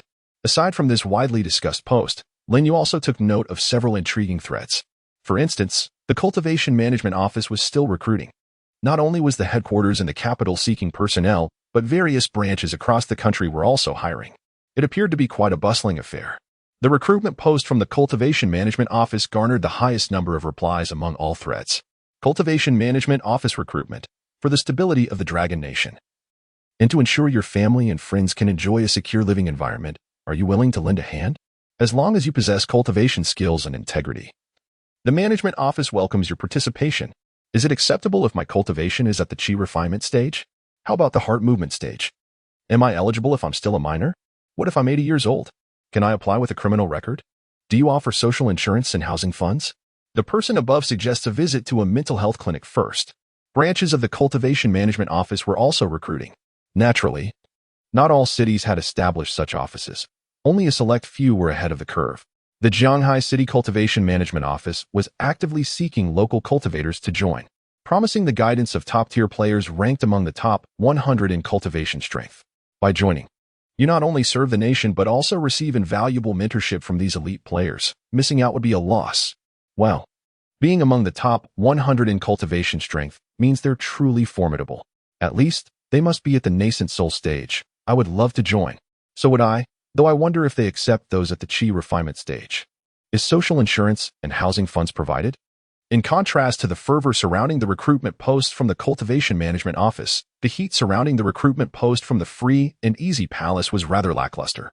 The second ranked on the cultivation leaderboard, the Tsongyan Demon Lord, is establishing the Free and Easy Palace and cordially invites all elite players to join in creating a prosperous future. Has the number 1 on the cultivation leaderboard, the Windwalking True Person, joined yet? Do you provide social insurance and housing funds? Do you provide social insurance and housing funds? Do you provide social insurance and housing funds? The recruitment post from the Free and Easy Palace genuinely amused Lin Yu. That Songyun Demon Lord was relentless in his pursuit of leadership, seemingly driven to madness. Yet, it was evident that the appeal of being the second on the cultivation leaderboard was rather ordinary. Compared to the past, the development speed of the free and easy palace was like night and day. Lin Yu glanced through the subsequent posts before closing the official forum and launching the game. The various activity and recharge interfaces within the game remained grayed out and unclickable, significantly diminishing Lin Yu's interest. Nevertheless, having already begun to provide feedback on his cultivation, he hoped for gradual improvements. He directed his character toward one of the game's most challenging dungeons, the Blackwater Demon Cave. Cultivator, do you dare to challenge the fearsome Blackwater Demon? Do you wish to become a soul adrift in the Blackwaters? Meanwhile, in the United States, a high-level, highly confidential meeting was taking place in a small conference room at the Pentagon. Only 5 individuals attended, all high-ranking military officials, as indicated by the stars on their shoulders. At that moment, a video was being displayed on the large screen, unmistakably showing Lin Yu defeating the Green Giant. The atmosphere in the conference room was eerily quiet. Presently, all nations were implementing game-based cultivation feedback, and reports indicated that the Dragon Nation had begun to form specialized organizations to harness the power of these gamers. In this regard, we certainly cannot lag behind. Let us hear your opinions. Upon the conclusion of the man's statement, the attendees began to share their views, engaging in spirited discussions. If the Dragon Nation can organize gamers, so can we. Imagine forming an army composed entirely of those Green Giant players. It would be utterly invincible. Invincible? If they were invincible, could they be so easily defeated by an Eastern individual in a mere flick of the wrist? Let us not inflate others' prestige at the expense of our own. Those steel rods can indeed defeat Green Giants. Can they harm steel men? Our assembled team will undoubtedly include more than just Green Giants. The game we are engaged with offers a far richer variety of professions compared to their singularly focused games. I believe it is not too late to take action and form our own coalition of gamers. Not only is it not too late, if we invest in gathering those players, we will undoubtedly be 10 times more powerful than the players from the Dragon Nation. Hearing the discussions of his subordinates, the man at the head of the table nodded slowly, clearly satisfied with their perspectives. His views aligned closely with theirs. Very well, since we share a common outlook. From today forth, the Pentagon will establish a new department directly under my command, aptly named the Alliance of Superpowered Beings. You all, arrange your current tasks and devote your utmost effort to the initial establishment of the Alliance. Upon receiving their superior's order, the military officials promptly stood, exclaiming, "Understood, Commander." Chapter 48, Xiaoguang's frantic ideas in a sprawling villa on the outskirts of the capital of Long Country. A middle-aged man in his 30s suddenly hurled his phone to the ground with great force. His complexion was grim, veins bulging from his skin. After shattering his phone, seemingly still unsatisfied, he proceeded to demolish everything on the desk around him, including the computer. The luxurious furnishings of the room were not spared from his wrath. Amidst the chaos, he shouted furiously, "Social insurance and housing fund, to hell with it." This man, in his 30s, was none other than the renowned Songyun Demon Lord within the game. He had once dominated the leaderboards, relishing the admiration and envy of other players. However, his reign was abruptly challenged by a newcomer named Confronting, who began to spend lavishly, surpassing him on all the rankings. To his astonishment, the game's recharge channels were suddenly closed. No one could have anticipated that a game centered around microtransactions would choose to halt its profit-making endeavors. To make matters worse, the game started to reward players with cultivation feedback. Songyun, who had already considered himself fortunate in his cultivation, found his top position snatched away by Confronting, leaving him unable to swallow his indignation. In response, he resolved to leverage his immense financial resources and formidable cultivation to establish an organization comprised entirely of cultivators, thus positioning himself as the leader. However, every time he posted a recruitment notice, there would invariably be inquiries about whether Confronting had joined. Even more infuriating were the repeated questions about social insurance and housing funds. To hell with social insurance and housing funds. This is an organization for cultivators. Who among the powerful would care about such trivialities? Observing Songyun's escalating frustration, a subordinate timidly suggested, "Boss, since so many are asking about social insurance and housing funds, why not include it in the recruitment post?" Although his recruitment efforts were not progressing smoothly, he had managed to enlist a few subordinates thanks to his cultivation and resources. This subordinate was responsible for posting recruitment notices. Yet, upon hearing his subordinate's suggestion, Songyun's anger flared anew. He felt as though he was engulfed by the very notion of social insurance and housing funds. Just the mention of it made him feel nauseated. Nevertheless, after pondering for a moment, a sudden realization struck him. Perhaps his subordinate's suggestion wasn't entirely without merit. He was wealthy enough not to care for such benefits. But many players might not share his fortune. What if not everyone was malicious? What if there were those who genuinely valued social insurance and housing funds, rather than using the term merely to provoke him? After deliberation, Song-Yun slowly nodded and said, "Fine, let us give it a try as you suggested." Elated by the acceptance of his idea, the subordinate quickly took out his phone and began drafting the post. Initially, he had been using a computer. But since it had been wrecked by Song-Yun, he had to rely on his phone. Fortunately, using the phone was not too cumbersome. Second on the cultivation leaderboard, Song-Yun Demon Lord establishes the Xiaoao Palace, sincerely inviting all esteemed players to join and create a future together. A solemn declaration: social insurance and housing funds provided. Social insurance and housing funds provided. Social insurance and housing funds provided. Contributions will be triple the average salary in the capital region. The post was sent out, and the responses began to flood in, significantly outnumbering previous posts. However, upon reading the comments, Song-Yun regretted his decision. Is entry-level cultivation acceptable? How about mid-level cultivation? Is it easy to withdraw from the capital's housing fund? If social insurance and housing funds are being offered, what will the salary be?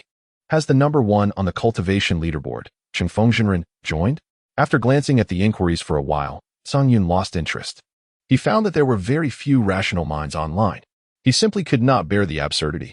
Ultimately, his greatest regret was not the bizarre questions posed in the comments, but rather the regrettable realization that ensued when those intrigued by the promise of social insurance and housing funds began to arrive at his villa to apply for positions. It soon became clear that the candidates were far from impressive. The most formidable among them boasted only mid-level cultivation. In the game, the lowest tier was entry-level cultivation.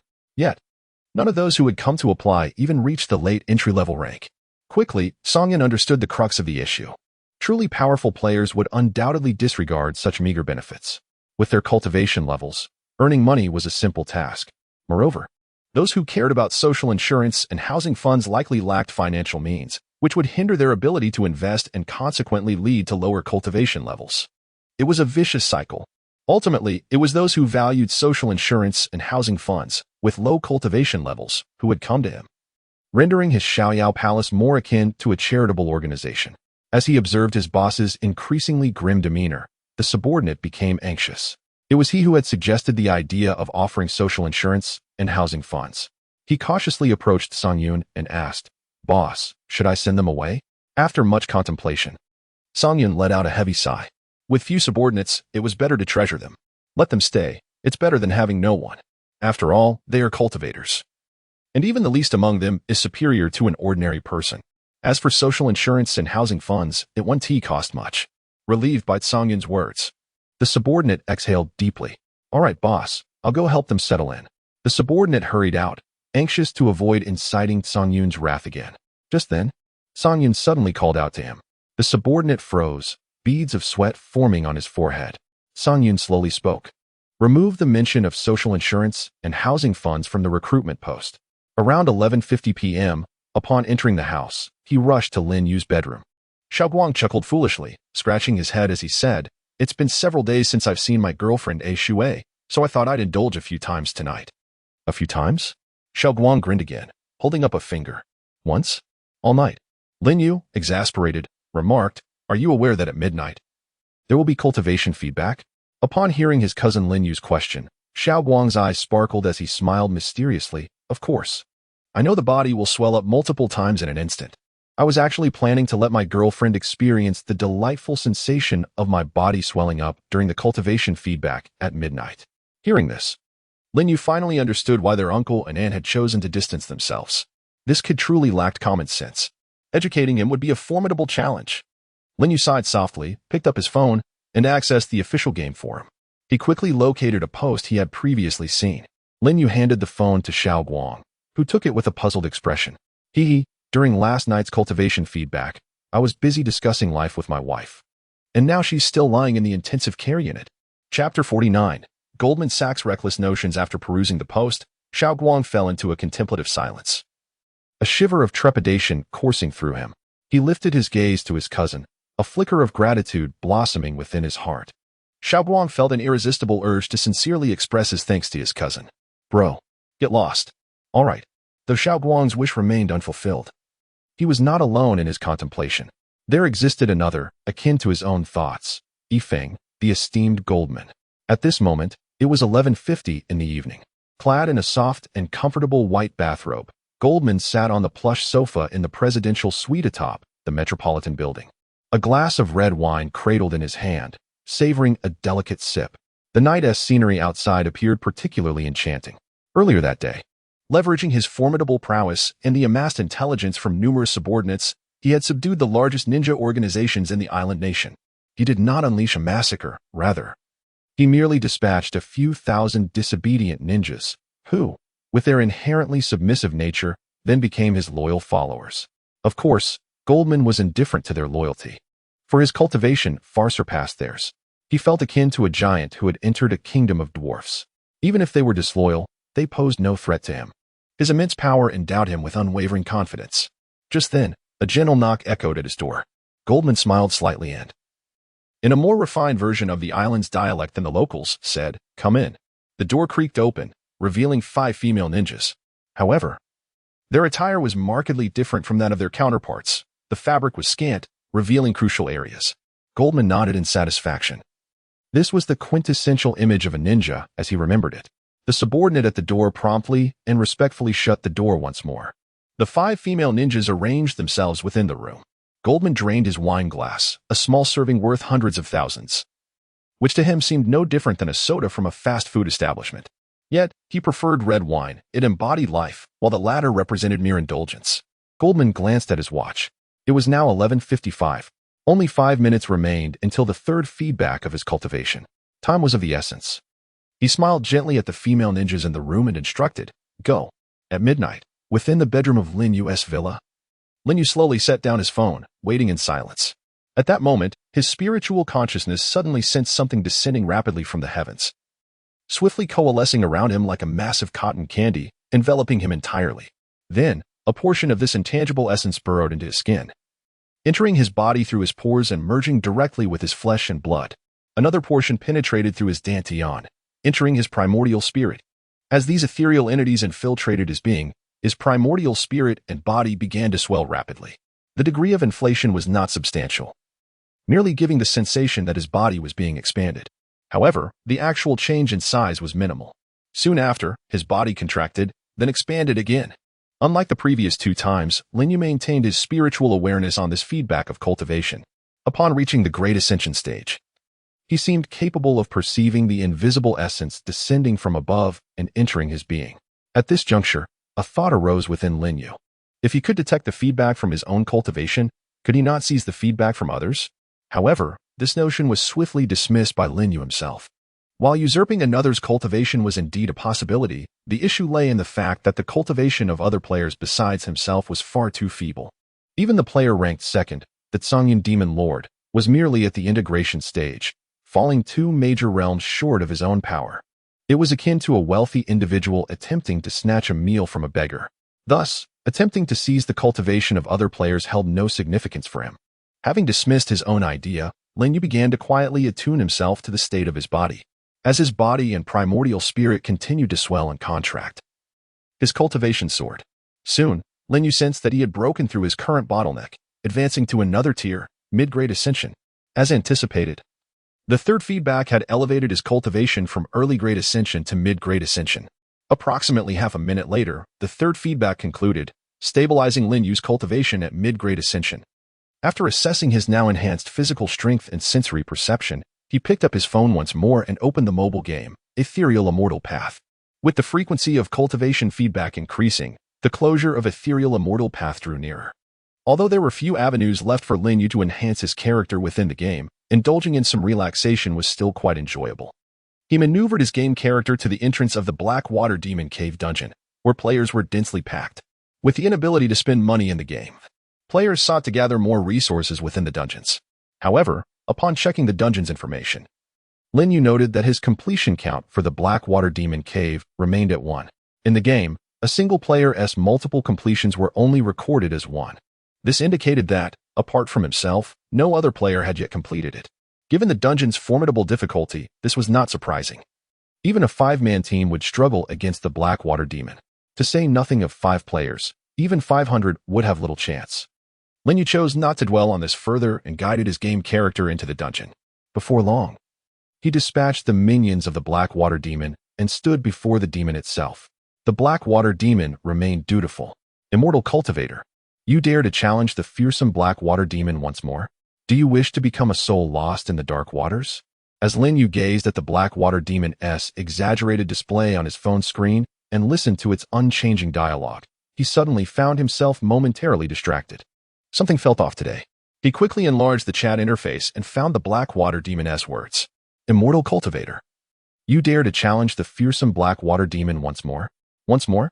Chapter 50. The frantic ideas of Deputy Director Qi Beijing, headquarters of the Immortal Cultivator Administration. An important meeting is currently underway. The participants are all members of the administration. After more than 2 days of development, the number of cultivators at the headquarters has exceeded 100, including several who rank prominently on the leaderboard. In Lin Yu's previous life, the most powerful sect in the Dragon Kingdom was the Xiaoyao Palace, founded by the Zhongyun Demon Lord, whose top rankings attracted many formidable cultivators. However, in this life, it seems that Lin Yu's reincarnation has led to significant changes. Despite his efforts to minimize his impact on this world, the alterations remain substantial. Even the smallest butterfly can stir a tempest upon the ocean, let alone a cultivator of Lin Yu's caliber. At this moment, the headquarters of the administration has begun to take shape in terms of strength.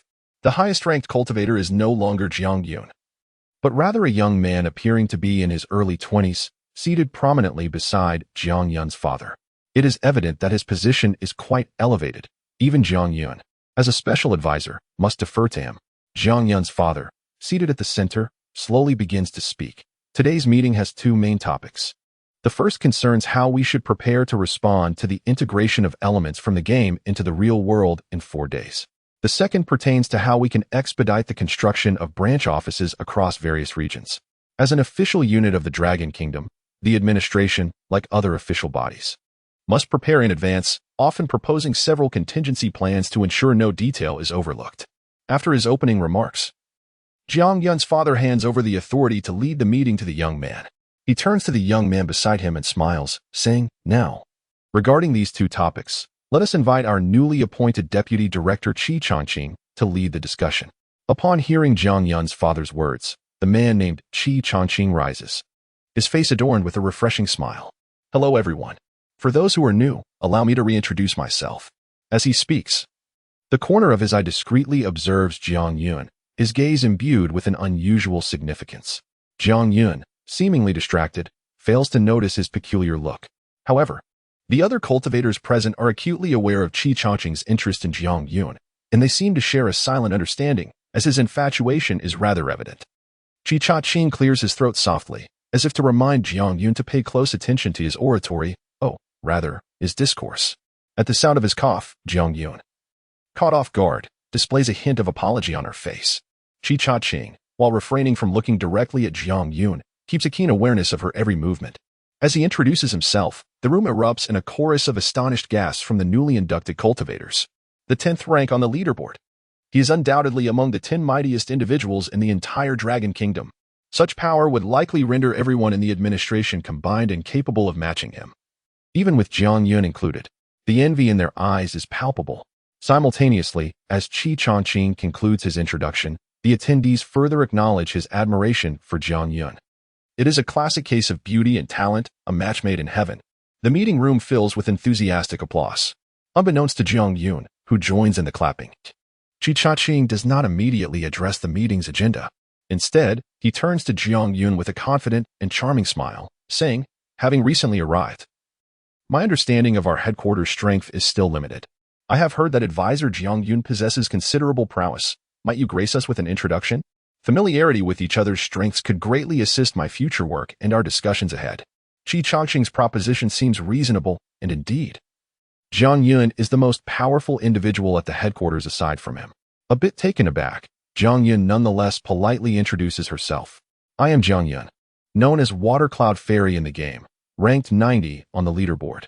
The room is once again filled with astonished murmurs. Though Jiang Yun had previously introduced herself, she had not disclosed her rank or her name within the game. This time, her details are much more revealing. Being ranked 90 is an awe-inspiring feat for those with lesser abilities. The applause reverberates once more. However, upon hearing Jiang Yun's name, Qi Cha-Ching appears somewhat distracted. As he claps, his hands seem to fail to meet, yet he remains oblivious. Watercloud Fairy, why does that name sound so familiar? It feels as though she is the dual cultivation partner of the top-ranked Changfeng Jinren. No, she is indeed his partner. The leading duo on the affinity leaderboard is Changfeng Jinren and his dual cultivation partner, Watercloud Fairy.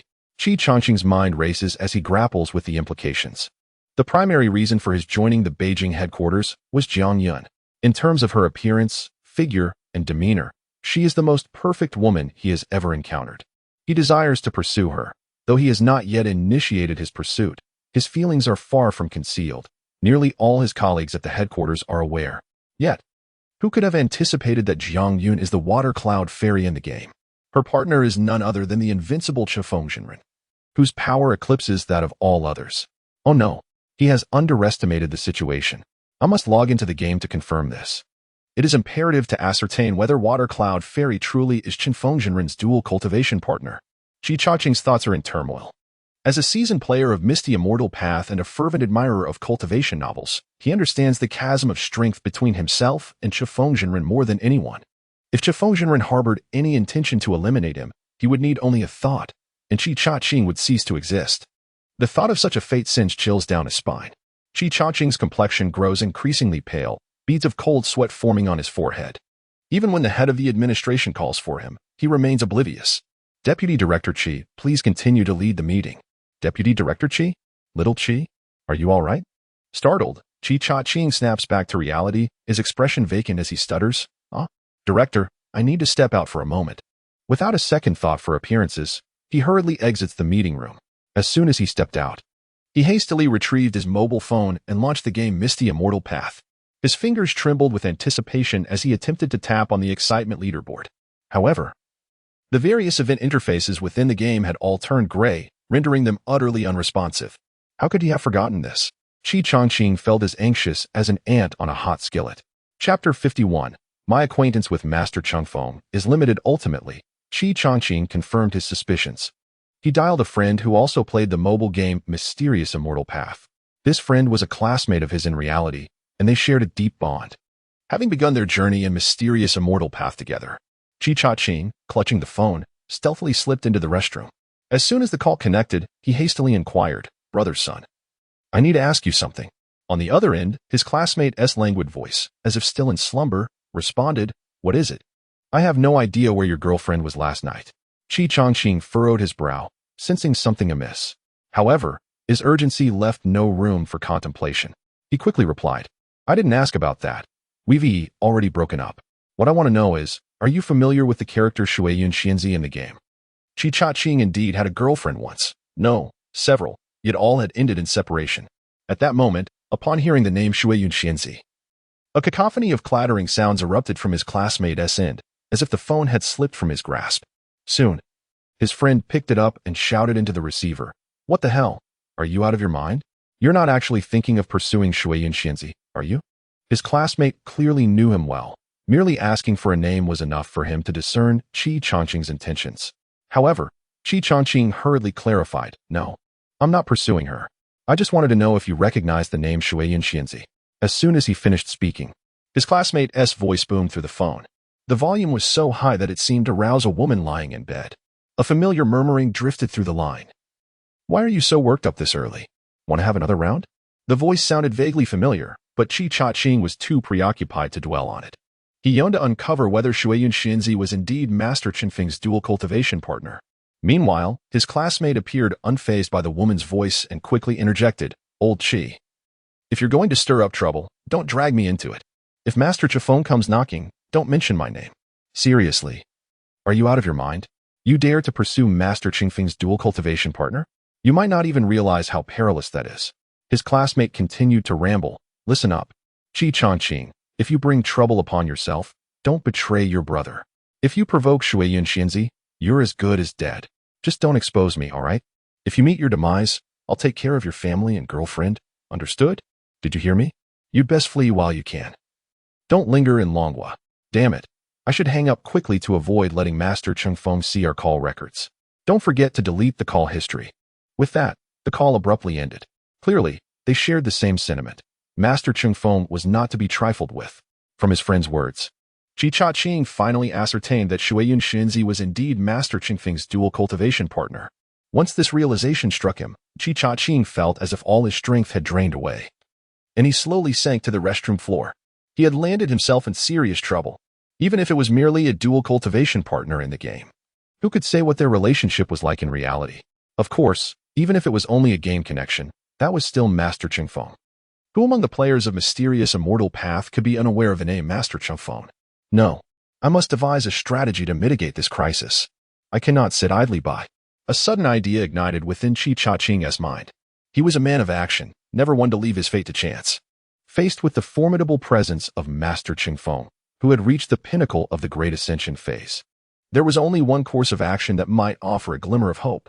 With determination gleaming in his eyes, Chi Cha-ching made a resolute decision. He lifted his phone once more, opened the mysterious Immortal Path app, and navigated to the private messaging interface. His hands trembled slightly as he began to type. Esteemed Master Cheng Feng, I am filled with regret and seek your forgiveness. I assure you, I harbor no ulterior motives. It was merely the playful banter of my colleagues. Master Cheng Feng, my name is Chi Cha-ching. Should you wish to end my life, I shall offer no resistance. However, if you choose to spare me, I vow to repay you with unwavering loyalty, willing to traverse mountains of blades and seas of fire without hesitation. Chi Cha-ching composed a lengthy message and finally entered Master Cheng Feng's name in the recipient field. At that moment, he noticed that Master Cheng Feng was online. With trembling fingers, he pressed the send button, then exhaled a long, relieved breath. Perhaps the politeness and bright demeanor he had feigned were mere facades, but his decisiveness and audacity were undeniably real. After sending the message, Chi Cha-ching found a squat toilet, closed the door, and began the agonizing wait. In the conference room of the headquarters of the Cultivation Administration, the meeting continued. No one was aware of Vice Director Chi's whereabouts. However, the meeting could not be halted due to his absence. Jiang Yun's father, with a hint of resignation, stated, "Let us not wait any longer. We'll proceed with the meeting and discuss the second agenda item. Advisor Jiang Yun, please take the lead." Inside the conference room, numerous cultivators from the administration engaged in fervent discussion. Soon, a consensus emerged. To expedite the establishment of the headquarters and its branches, the recruitment of upper-tier cultivators was paramount. For instance, the headquarters boasted powerful figures like Jiang Yun and Vice Director Qi, which greatly attracted ordinary cultivators. Similarly, the Jianghai City branch advanced swiftly due to the formidable presence of Deputy Director Lin Yu. The influence of strong individuals was undeniably significant. At that moment, a cultivator proposed an intriguing idea. If we follow this logic, what if we were to recruit the strongest player in the game, Master Cheng Feng, to our administration? Wouldn't he that solve our recruitment issues and spur our development? Upon hearing this suggestion, the eyes of everyone in the room brightened.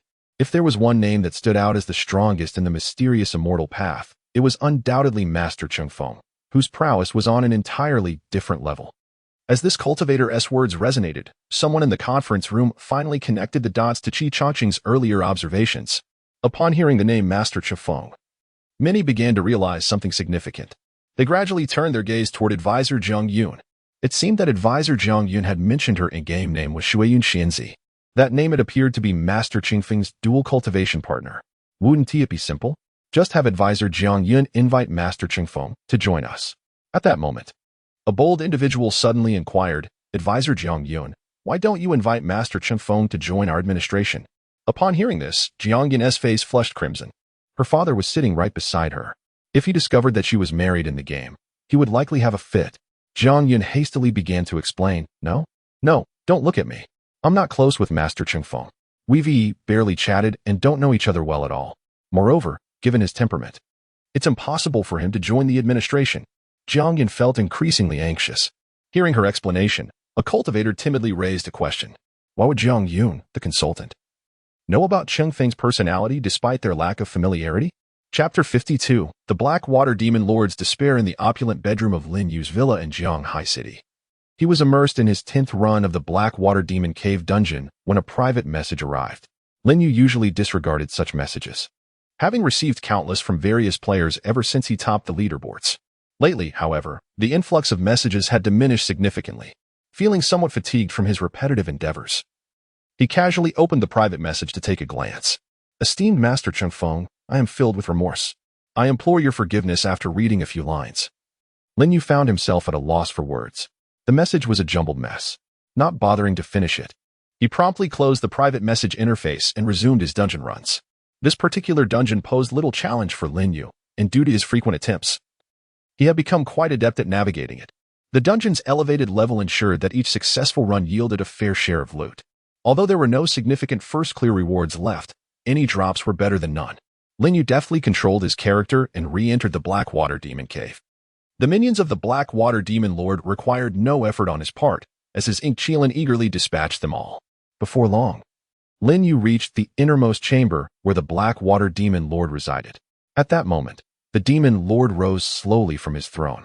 Yet, upon recognizing the familiar figure of Master Chengfeng, a flicker of panic crossed his eyes, and his voice trembled slightly, tinged with fear. It seemed he was truly intimidated. Cultivator. You. Before the Blackwater Demon Lord could finish his sentence, Lin Yu struck. With a graceful sweep of his refined level 20 flying sword, he unleashed a massive wave of sword energy that cleaved through the Demon Lord's form, severing him and the boundless black waters behind him in one fell swoop.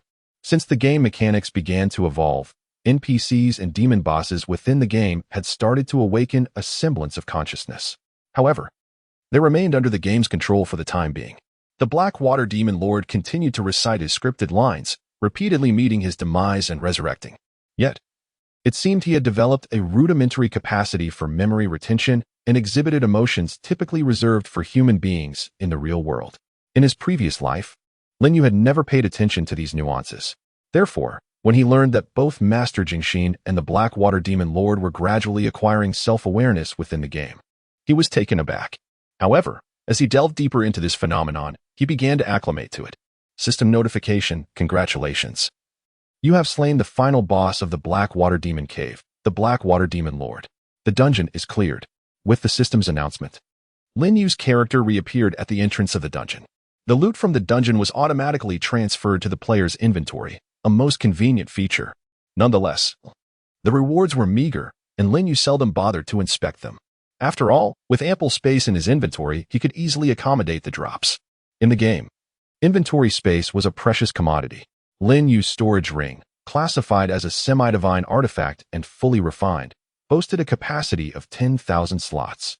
According to community suggestions, the initial capacity of the Starry Sky Ring was modified to 5,000 slots, reaching 10,000 at level 10 refinement, as previously stated. For other players, possessing over 100 slots was already considered exceptional. The vast capacity of Lin Yu's inventory certainly alleviated many burdens. Throughout the day, Lin Yu tirelessly repeated his runs of the Blackwater Demon Cave. Aside from meals, his time was consumed by dungeon attempts. To achieve greatness, one must endure solitude. Now that the in-game recharge options had been disabled, the only way to earn rewards was through dungeon runs. Although these rewards amounted to mere trifles compared to Lin Yu's current assets, they accumulated over time. By the end of the day, he had completed the dungeon hundreds of times. Glancing at the time on his phone, Lin Yu noted it was already 11:30. With just half an hour remaining until the fourth round of game feedback, he resolved to undertake one final run before taking a break and awaiting the feedback. To enhance his efficiency, Lin Yu opted not to summon his Inkchilan this time, opting instead to resolve each encounter with a single strike of his sword. Soon, he stood once more before the Blackwater Demon Lord. However, the Demon Lord seemed markedly different from their earlier encounter that morning, not in appearance, but in demeanor. He exhibited an air of indifference, as though he had transcended the trivialities of life and death. In simpler terms, he appeared to have resigned himself to his fate.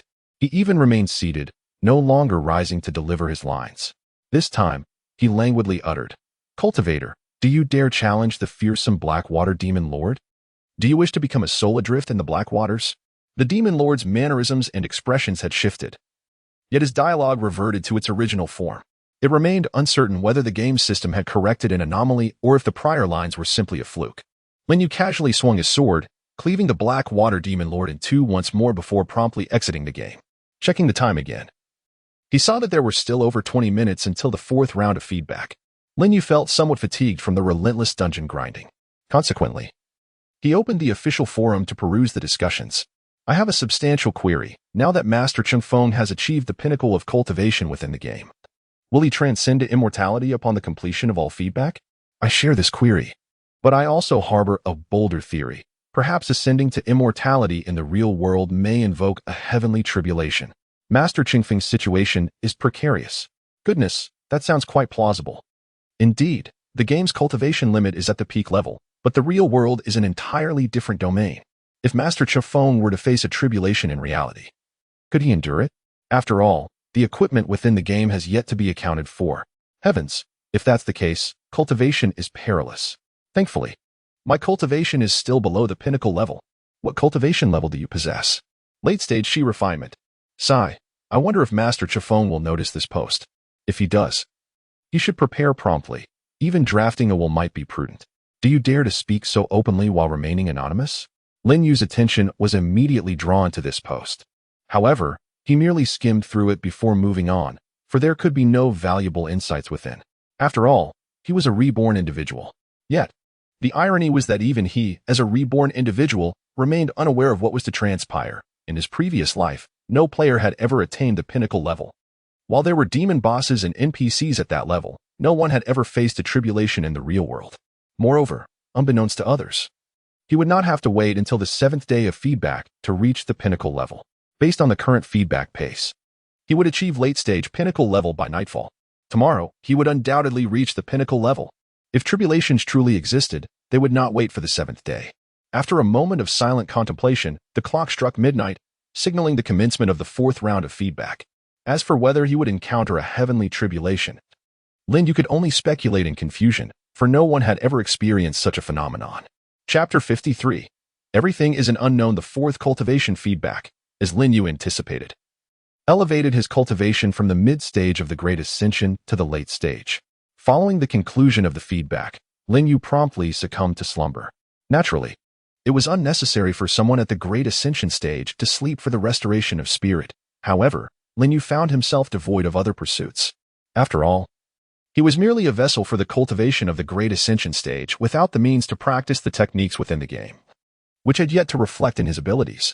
Although Lin Yu possessed memories from his previous life, he found that those techniques could not be utilized either. Having abandoned the endeavor after several attempts, his current cultivation was not the result of his own efforts, rendering the memories of past techniques ineffective. Only the techniques reflected from the game could be employed effectively.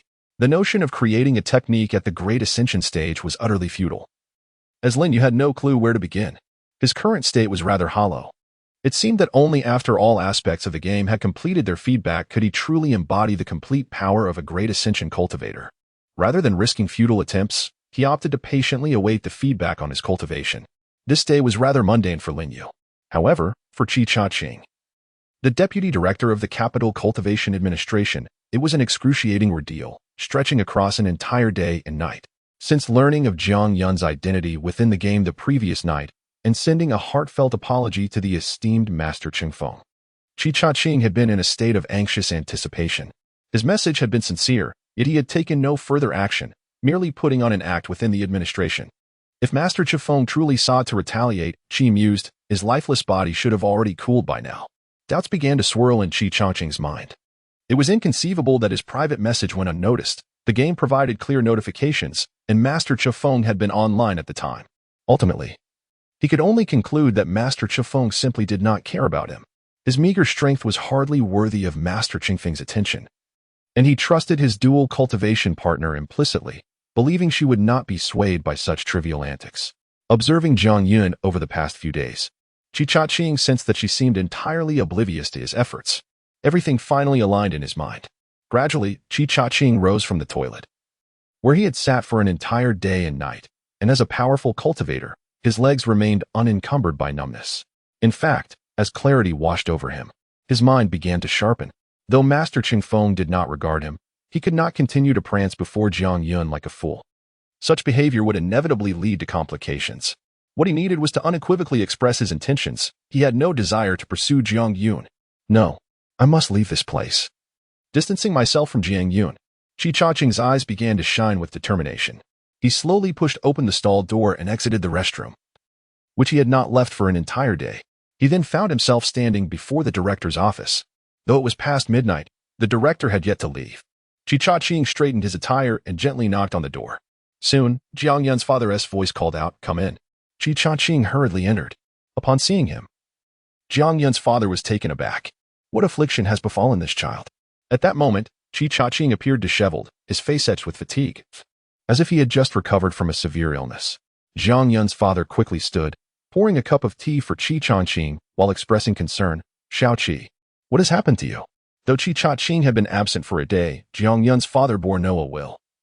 He understood that young people occasionally needed a break from their first job. However, Chi's current state clearly indicated something was amiss. As Jiang Yun's father handed him the tea, an unusual odor wafted into his nostrils. Cough, cough. "Shao-Chi, where have you been? You smell rather peculiar." Jiang Yun's father tactfully broached the subject. Yet the scent was reminiscent of someone who had just fallen into a toilet. At that moment, Chi-Cha-Ching could hardly concern himself with such trivialities. He accepted the teacup and urgently reported, "Director, I have something to discuss with you." "Oh, what is it?" Jiang Yun's father inquired. Chi-Cha-Ching articulated the carefully considered words he had rehearsed. "Director, I realize now that I am too young. I am not suited for the position of deputy director at the headquarters. I must seek to refine my skills at the grassroots level. I have come to understand that I cannot achieve meaningful growth in Beijing. I wish to train in other cities, where, without your protection, I can develop more rapidly. The Northwest is ideal, the area is vast, my strength is adequate, and I can leverage my speed to handle various incidents. Director, I implore you to grant me permission to immediately head to the Northwest and dedicate myself to the foundational work of the cultivation administration." Chi-Cha-Ching's words resonated with conviction and urgency. Jiang Yun's father acknowledged the rationale behind his request, though a sense of unease lingered.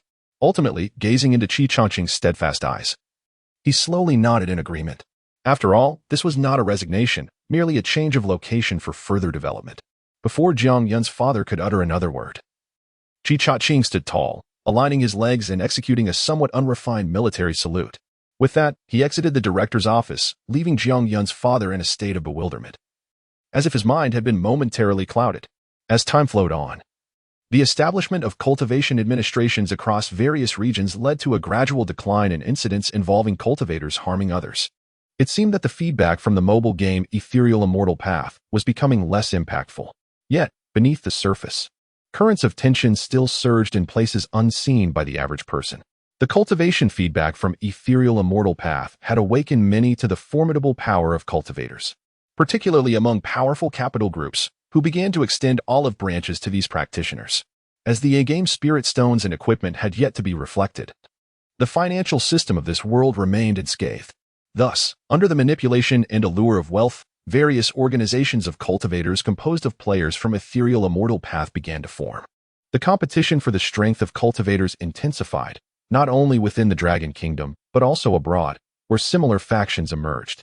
However, Lin Yu paid little mind to these suddenly arisen organizations or the foreign powers.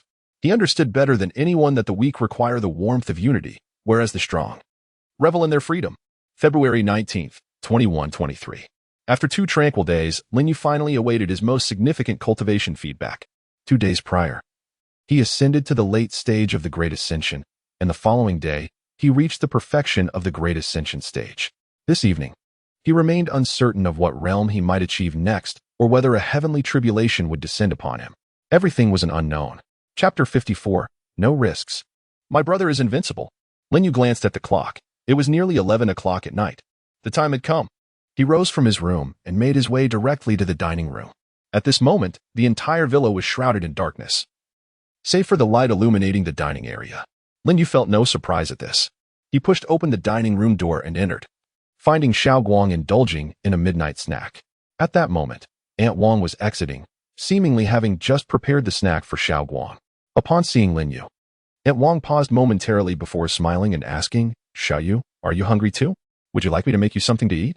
Lin Yu hurriedly waved his hand, smiling as he replied, No, Andy, you should rest." Aunt Wang nodded and left the dining room. Xiao Guang, still eating, pushed a large bowl of noodles toward Lin Yu, saying, "Brother, would you like some?" With a grin, Lin Yu replied, "Yes." A shy smile crept across Xiao Guang's face. Lin Yu shook his head in amusement, as if he had anticipated such a reaction. He paid no mind. They often joked like this. Xiao Guang's eating was merely a hobby, a way to stave off the emptiness in his stomach.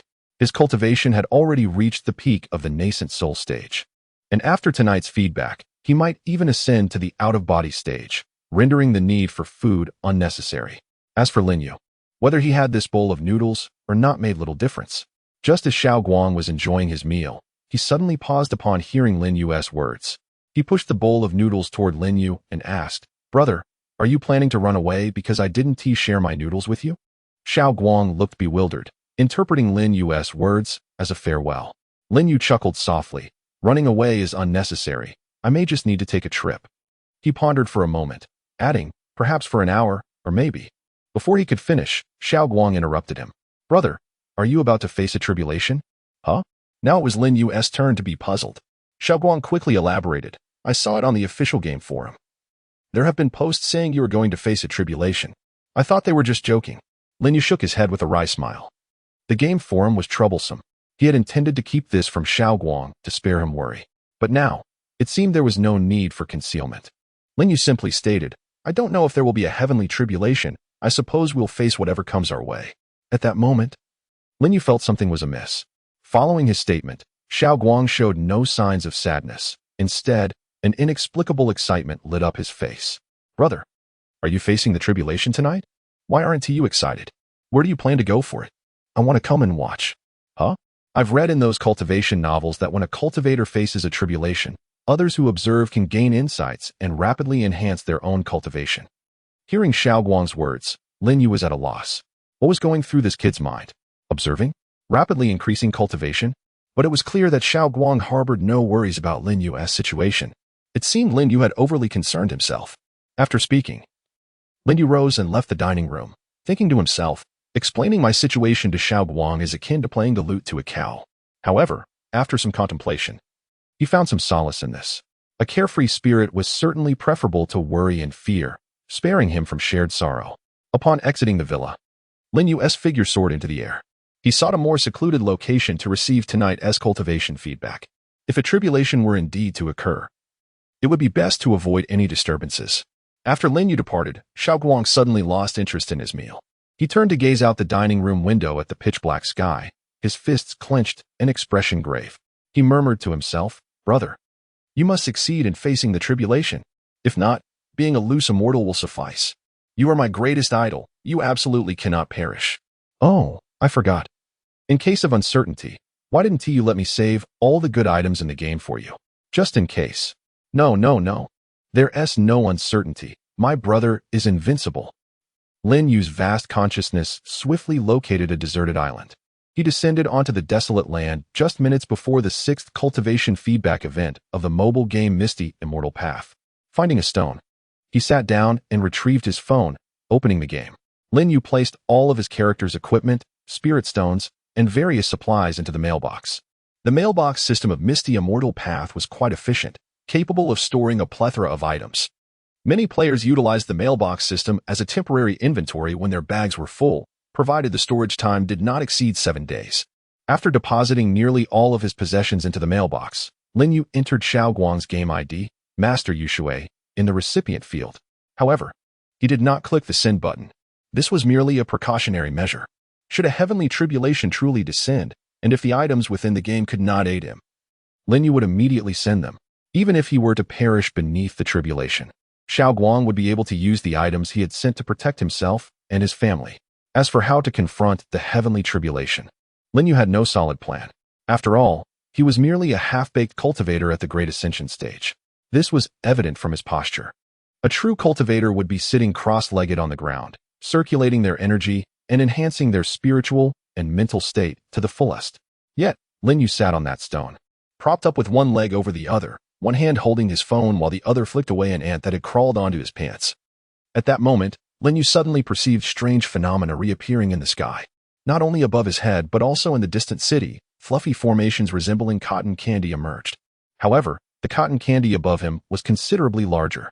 The largest formations over the city appeared no bigger than a ping-pong ball, while his was several times larger than his villa. "It's here." Lin Yu lowered his leg and slowly stood up. This time, He approached the cultivation feedback with far more caution and anxiety than before. Chapter 55. A Sword Through the Heavens. Annihilation of All Worlds. As the cotton candy gradually descended, the sensation of bodily inflation returned once more. This time, the feedback from my cultivation felt particularly intense. The feeling of expansion was even more pronounced. With each cycle of inflation and contraction, I could increasingly sense that the spiritual energy within me had reached a critical threshold. With each contraction, it felt as though the energy had been compressed to its utmost limits. It seemed that further compression was becoming impossible. I even felt my body stiffening. At that moment, a sudden thunderclap erupted. Boom. Was this the heavenly tribulation? Could it truly have arrived? I hastily lifted my gaze towards the sky.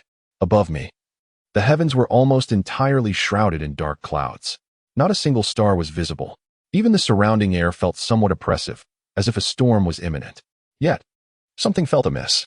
Despite the presence of dark clouds, they bore little resemblance to the ominous clouds I had envisioned for a tribulation. They appeared more like ordinary storm clouds. Moreover, I had merely heard the thunder, but had seen no flash of lightning. Only the rumble? No lightning? What was going on? At that moment, I caught a glimpse of my phone screen flickering at the corner of my eye. Was that lightning? My phone, having been prepared to send an email to Xiao Guang, remained on the inbox interface. However, behind that interface, something seemed to be flashing incessantly. Suddenly, I realized that some strange sounds were emanating from my phone, akin to the thunder I had just heard. Boom, boom, boom. I was momentarily stunned. Meanwhile, as I scanned my surroundings in confusion, the sixth feedback of my cultivation concluded. I felt my body nearing its limit, inflation reaching an extreme, as if I were on the verge of exploding from the overwhelming spiritual energy. However, I had no time to focus on my body. The sounds from my phone were far too bizarre. It seemed that the first thunderclap I had heard was emanating from my phone. I quickly closed the inbox interface. The email I had intended to send was automatically saved to the drafts, along with the attachments of equipment and spiritual stones, all preserved within the email system. After closing the inbox, I finally beheld the visuals of the game. At that moment, my character floated in midair. The entire game world appeared to be engulfed in darkness. Above, a vortex of tribulation clouds slowly spun, within which silver lightning darted about, occasionally colliding to form thicker bolts, and at times emerging from the clouds with a crackling sound. Beneath my character, there seemed to be another figure, clad in a cream-colored robe. The figure was swept by the howling winds, revealing a graceful silhouette. This figure was none other than my closest NPC companion in the game, the current master of the Changhe Sacred Land, Jingxin Jinren. My character was not located within the Changhe Sacred Land, but rather in the wilderness map. How could the master of the Changhe Sacred Land appear here? Everything in the scene felt surreal. I was utterly astonished. Yet, the implication was unmistakable. I had not encountered a heavenly tribulation in the real world. Rather, the game world was facing one. Was it possible that heavenly tribulation simply did not occur in reality? Or perhaps my cultivation in the real world was inversely influencing my character's cultivation in the game. I could not fathom the reason.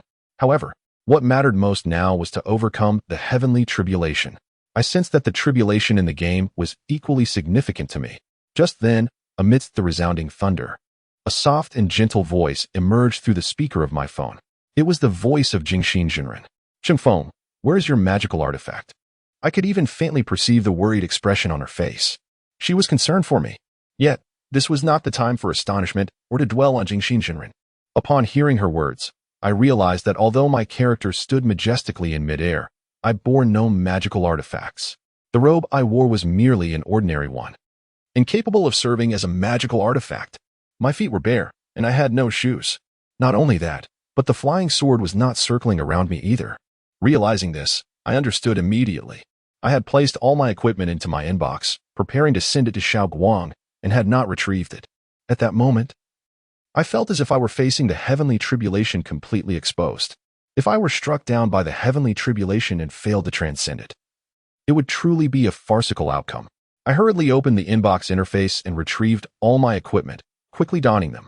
Instantly, the image of Chengfeng Jinren in the game underwent a significant transformation. The robe transitioned from an ordinary garment to a refined, max-level, semi-mortal robe, the Yushu robe. While on my feet, I donned the max-level semi-immortal flying cloud boots. All my other artifacts were equipped as well. The refined level 20 inferior immortal artifact, the Zhanshan flying sword, erupted in dazzling brilliance, soaring alongside me. To describe the transformation of Confronting at this moment as a mere change would be an understatement. After I had donned my equipment, I noticed the worry on Confronting's face finally dissipating, replaced by a slight smile. Had I not become an ascendant cultivator with remarkably keen eyesight, I might have missed this subtle shift. Seeing Confronting's expression, I felt largely reassured about my imminent tribulation in the game. Although it was my first time witnessing such a trial, Confronting, as an NPC, surely possessed greater knowledge. Boom. In the game, the heavenly tribulation above Confronting seemed to have finally coalesced. Within the tribulation clouds, endless thunder transformed into a colossal silver dragon. The dragon writhed within the clouds, and I could distinctly see its horns, whiskers, and cold silver eyes composed entirely of thunder. Just then, the silver thunder dragon plunged towards me. I dared not be complacent and swiftly called forth my skill keys. Then, I pressed down on my most potent skill. The Qingyun 9 styles. The 9th style. A sword through the heavens, annihilation of all worlds. This was my first time employing the Qingyun 9 styles, and I began with the final and most powerful move. As I pressed the skill button, a terrifying, blazing white sword aura erupted from my inferior immortal artifact. The Zhanshan flying sword. The entire phone screen became blindingly brilliant. The terrifying, blazing white sword aura completely overshadowed the silver radiance of the dragon, rendering it insignificant. Akin to a mere ant beneath this brilliance. The sword aura shot towards the heavens, appearing endless. Then, the sword aura sliced upward, traversing the descending thunder dragon poised to strike Confronting, cutting through the thunder dragon in the vast expanse of tribulation clouds, spanning the entire sky of the game world. Chapter 56.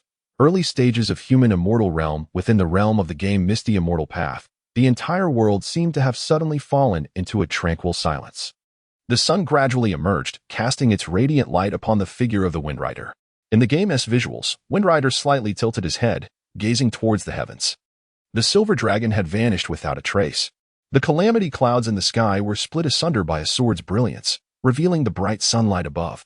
Simultaneously, those ominous clouds began to dissipate slowly, whether due to the completion of their mission or in retreat from the overwhelming sword strike remained uncertain. In any case, the tribulation had not fully descended before it came to an abrupt conclusion.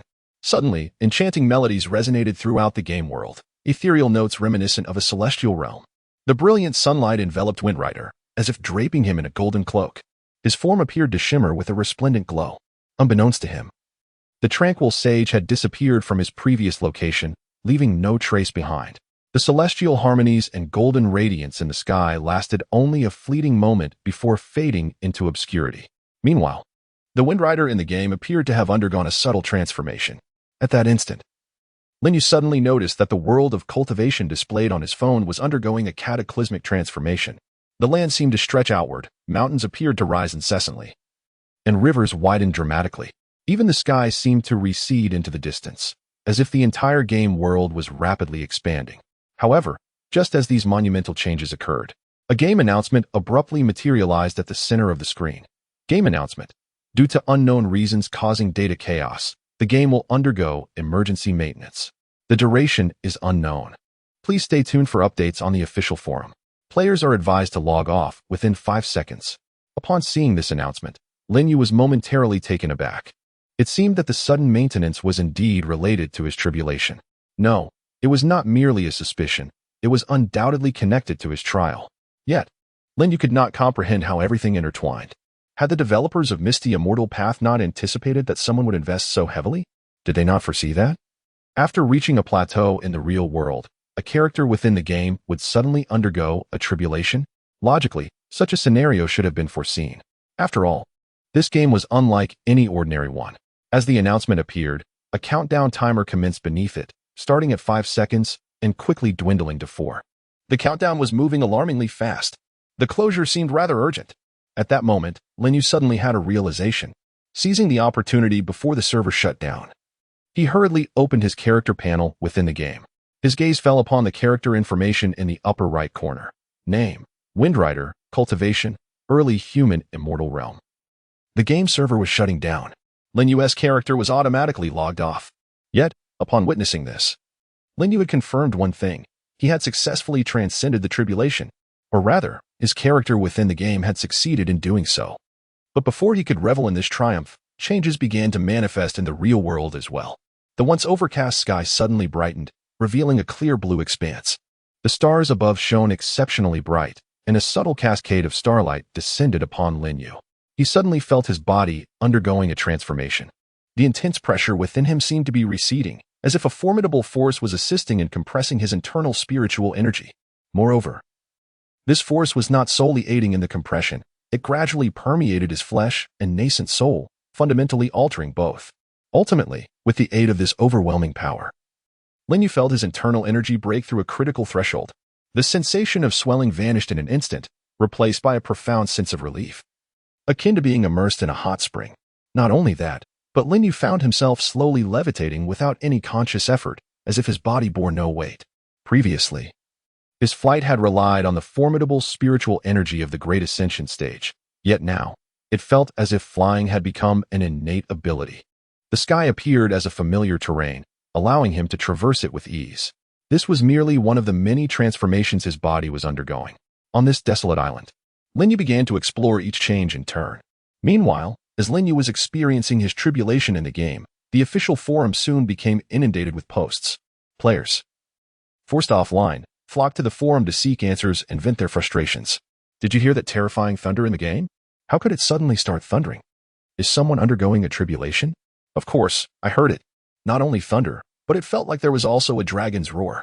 I heard it too. Even though the game doesn't TF tribulations, those sounds felt like one. Did you hear the strange music that followed the thunder? I didn't hear any peculiar music. But the thunder was deafening and startled me. Only heard sounds? My phone suddenly flashed, and something blazed past my eyes. It was blinding.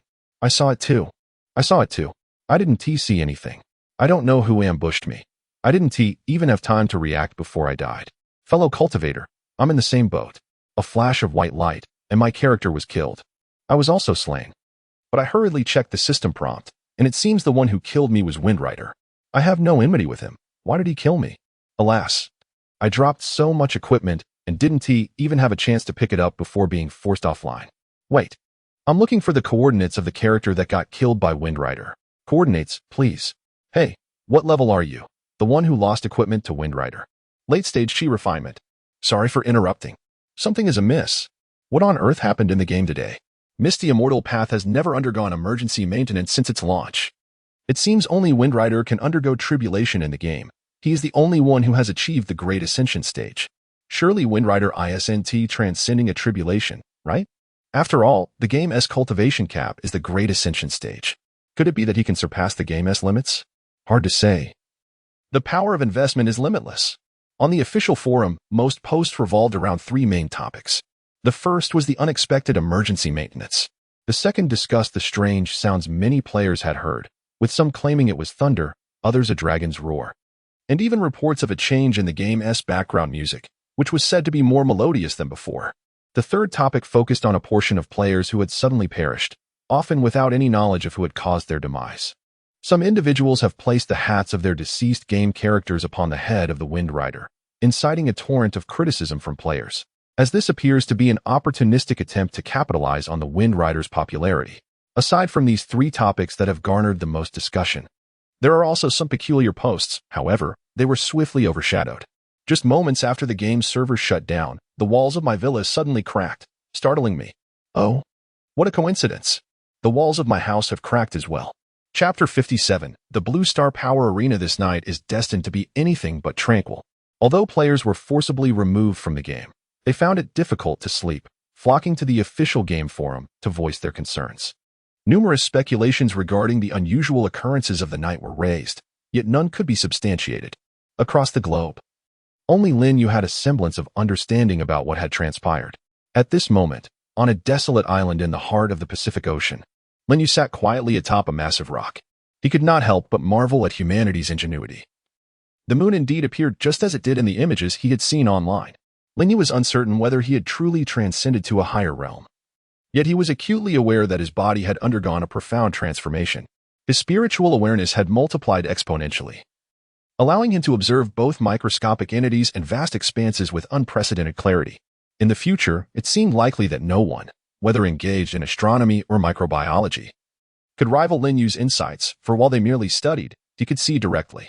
In addition to the alterations in his spiritual awareness, Lin Yu discovered that his primordial spirit had vanished, seemingly merging with his physical form. This did not come as a great surprise to him. It resembled the legendary tales from the Dragon Kingdom about achieving sanctity through physical embodiment.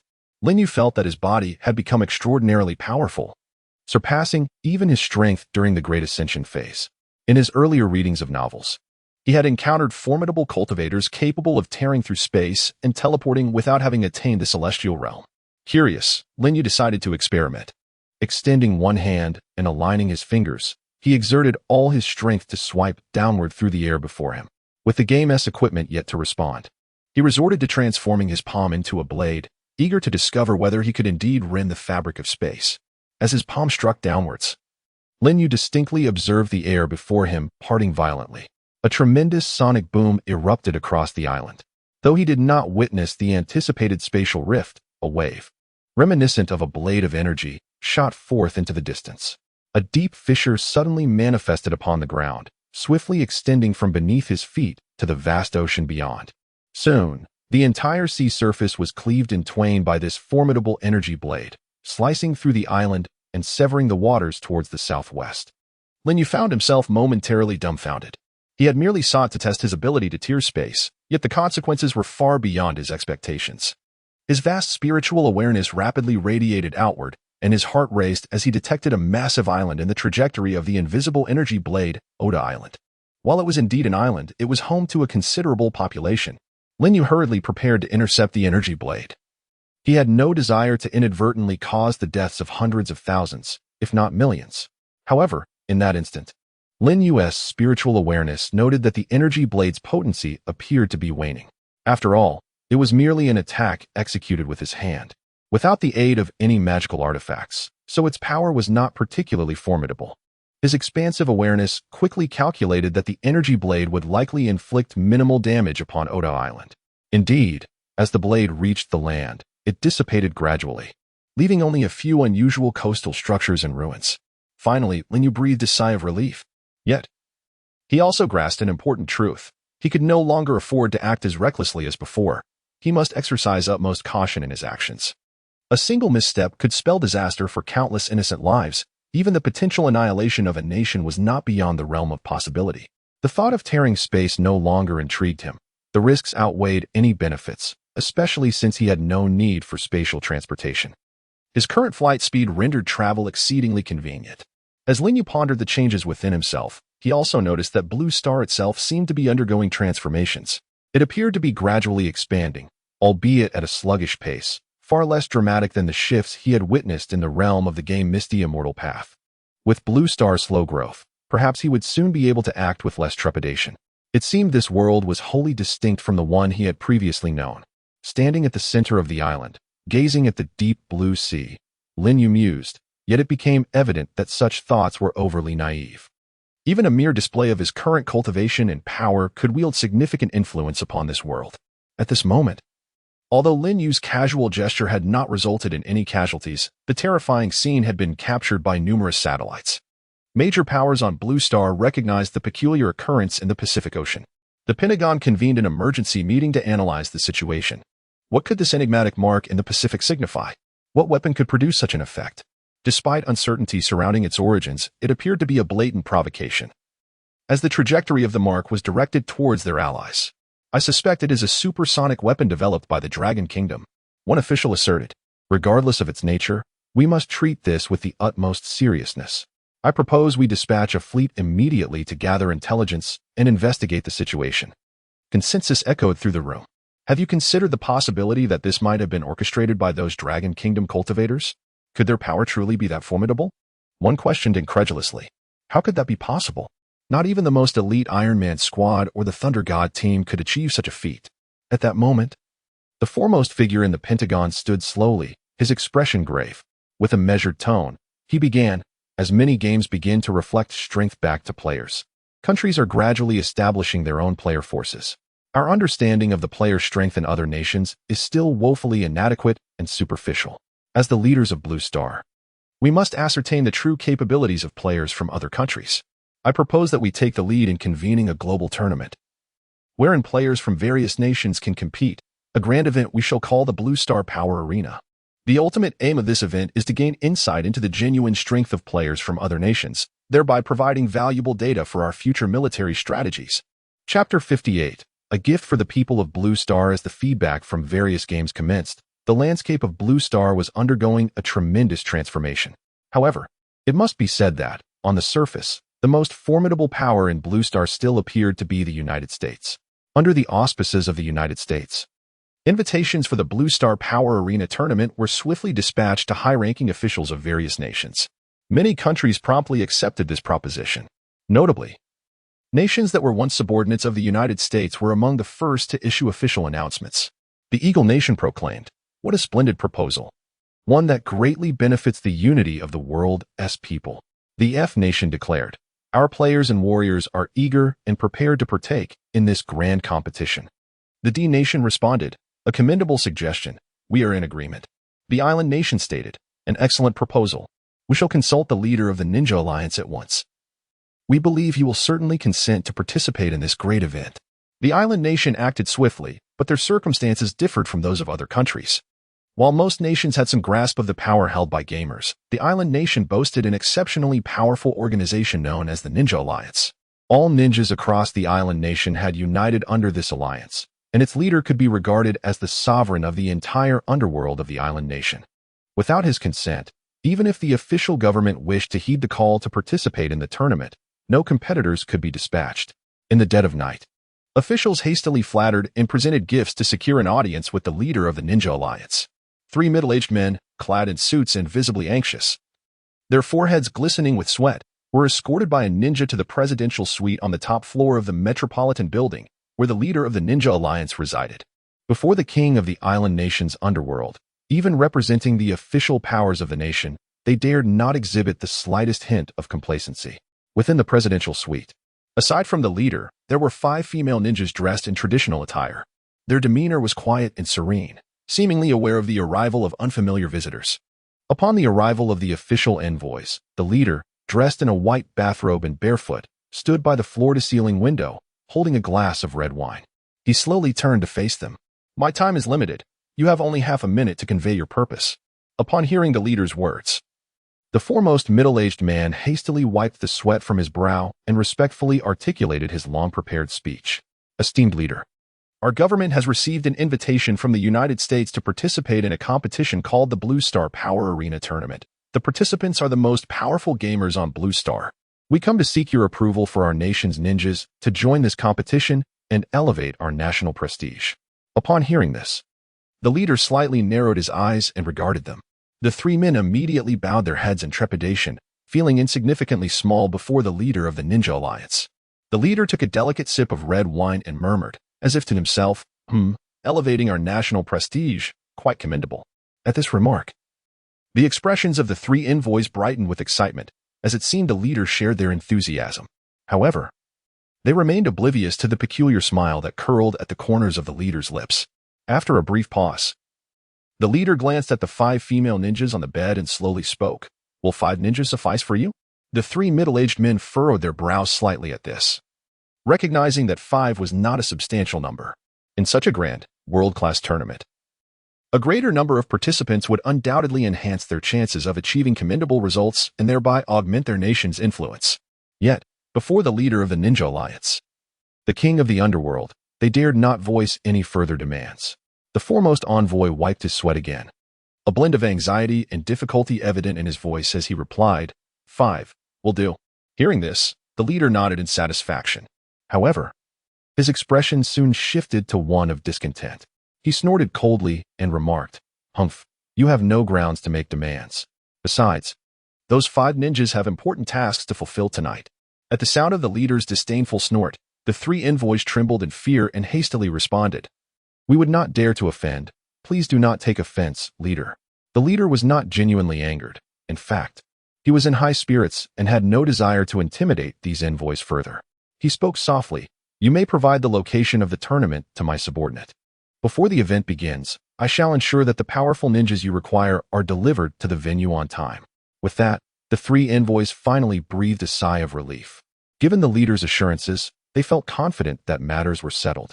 They hurriedly took their leave, never daring to cast their eyes around the room. Once they departed, The leader gently set down his wine glass and looked at the 5 silent female ninjas on the bed, a sly smile creeping across his lips. He mused to himself. My mother taught me that beautiful things should not be enjoyed in solitude. One must learn to share. I hope the people of Blue Star will cherish this gift I share. In addition to the United States allies, several other nations indicated their intent to participate on time. The Blue Star Power Arena tournament not only presented an opportunity for the United States to gauge the strengths of players from other countries, but also served as a chance for those nations to assess their own capabilities. Only through direct confrontation with gamers from other nations could they truly comprehend their own strengths and weaknesses, thereby enhancing their prospects in future competitions. Upon receiving the invitation, the Dragon Nation took this matter seriously. The following morning, the upper echelons of the Dragon Nation convened a meeting to deliberate on the issue. Although Chi Cha-ching was quite young, he was the most formidable individual within the entire management of cultivation, possessing the greatest understanding of the power of cultivators. Despite his reluctance, upon learning that Jiang Yun would not attend the meeting, he ultimately acquiesced. The meeting comprised a modest number of participants, totaling only 7 or 8. Representing the management of cultivation were only Jiang Yun's father and Chi Cha-ching. The others were genuine high-ranking officials of the Dragon Nation. The meeting swiftly progressed to its main topic. Whether or not to participate in the Blue Star Power Arena tournament hinged on a singular critical factor: how the power of cultivators compared to that of gamers from other countries. If the disparity were minimal or indeterminate, it would be prudent to participate, both to test their strength and to gain insight into the capabilities of other nations. However, if they were aware that their own strength surpassed all others, participation would only expose their capabilities and squander valuable time. Mr. Chi, does the power of our cultivation management ensure that we can confidently dominate the players of other nations? An elder inquired slowly. The high-ranking officials of the Dragon Nation had evidently gained preliminary insight into the strength of cultivators. They held high expectations and demonstrated considerable respect for Chi Cha-ching. Addressing him with the honorific title of Mr. upon hearing Chi Cha-ching's affirmative response, several high-ranking officials of the Dragon Nation nodded slightly. This was information they had already gleaned through investigations. However, the power of the cultivation management did not fully represent the strength of all cultivators within the Dragon Nation. For the strongest cultivator from the management merely ranked 10th on the misty Immortal Path leaderboard. At this moment, another elder inquired, Mr. Chi, what would the comparative strength be if all the cultivators in our nation were to unite against the players from other countries? Upon hearing this question, Chi Cha-ching was momentarily taken aback. He then abruptly countered, are you implying that this includes all players of Misty Immortal Path? Does this calculation encompass even the esteemed individual who currently holds the top position on the cultivation leaderboard? Chapter 59. Investigate nonsense. Damn them. The high-level meeting of the Dragon Kingdom lasted for 2 hours. As soon as the meeting concluded, Chi Cha-ching hurriedly exited the capital. The contents of the meeting, however, were not disclosed to the public. Aside from the attendees, no one knew what had been discussed. Yet, immediately following the meeting, the Dragon Kingdom's official announcement was released. The Blue Star Power Tournament is a grand sporting event, and the Dragon Kingdom has always supported friendly competitions that foster camaraderie among nations. However, due to the rushed timeline and insufficient preparation on our part, we regrettably must withdraw from this event, hoping to participate in the second Blue Star Power Tournament when it occurs. Finally, we wish for the success of the inaugural Blue Star Power Tournament. As soon as the Dragon Kingdom's announcement was made, the American officials were taken aback. The primary aim of this competition was indeed the Dragon Kingdom. The reason was simple: their understanding of the power of cultivators was minimal. While they had some knowledge of players from other countries, the true strength of cultivators remained elusive. Their peculiar realms and bizarre terminologies, such as out-of-body, spirit division, fusion, void, and ascension, were beyond accurate translation for them. They had initially thought this was a transparent scheme, believing that the Dragon Kingdom's leadership would be eager to ascertain their own strength and participate. Yet, to their surprise, the other side completely declined to engage. Now, they found themselves in a predicament. Invitations had already been dispatched, and other nations were prepared, with some even sending player teams to America. The Blue Star Power Tournament would have to proceed, albeit reluctantly, in Jianhai City, at Lin Yu's villa. As the first rays of morning sunlight streamed into the bedroom, Lin Yu slowly opened his eyes. After achieving immortality, he felt little difference from his previous self. Or rather, it seemed that only his cultivation and physical form had transformed into that of an immortal, while internally, he had yet to adapt to this change. After all, The time since his ascension had been short, and he had not adequately prepared for it. Lin Yu still yearned for sleep and wished to eat at regular intervals, even though these desires held no significance for him now. Rising, he made his way to the dining room, where Xiaoguang was already having breakfast. Noticing Lin Yu's entrance, Xiaoguang chuckled. "Brother, do you still need to eat?" Lin Yu shot him a glance and replied, "Aren't you eating as well?" Upon hearing Lin Yu's words, Xiaoguang grinned and said, "True, eating is merely a hobby. It has nothing to do with hunger." Lin Yu disregarded him, smiled at Aunt Wang, who had just served his breakfast, and began to eat. However, after a few bites, he sensed something was amiss. It felt as if his body was rejecting the food. These ordinary meals seemed to him akin to impurities that could compromise his physical purity. In just a breath's time, the food in his stomach vanished, expelled in one breath as impurities. Gasp! Lin Yu inhaled sharply. Did this mean he had become a bottomless pit? One bite of food, one breath, and it was digested? How could he profit from a buffet with such a condition? Although food held no value for his body, the taste remained delightful, and satisfying his palate was still possible. He picked up his phone and opened the official game forum. At that moment, the mobile game Immortal Path was under maintenance, preventing him from logging in, so he turned to the official forum. Following the maintenance, the number of players on the forum had noticeably surged, with the volume of posts skyrocketing. It seemed that every minute, several, if not dozens, of new posts emerged. After reading one post, he would find it buried several pages deep upon exiting. Lin Yu casually browsed through the forum. When would the game reopen? If he could run through dungeons a few more times today, his cultivation might reach the golden core stage. He had been grinding dungeons for the past couple of days and was nearly fed up. Indeed, with no option to recharge. It felt as though the game had been reduced to mere dungeon runs.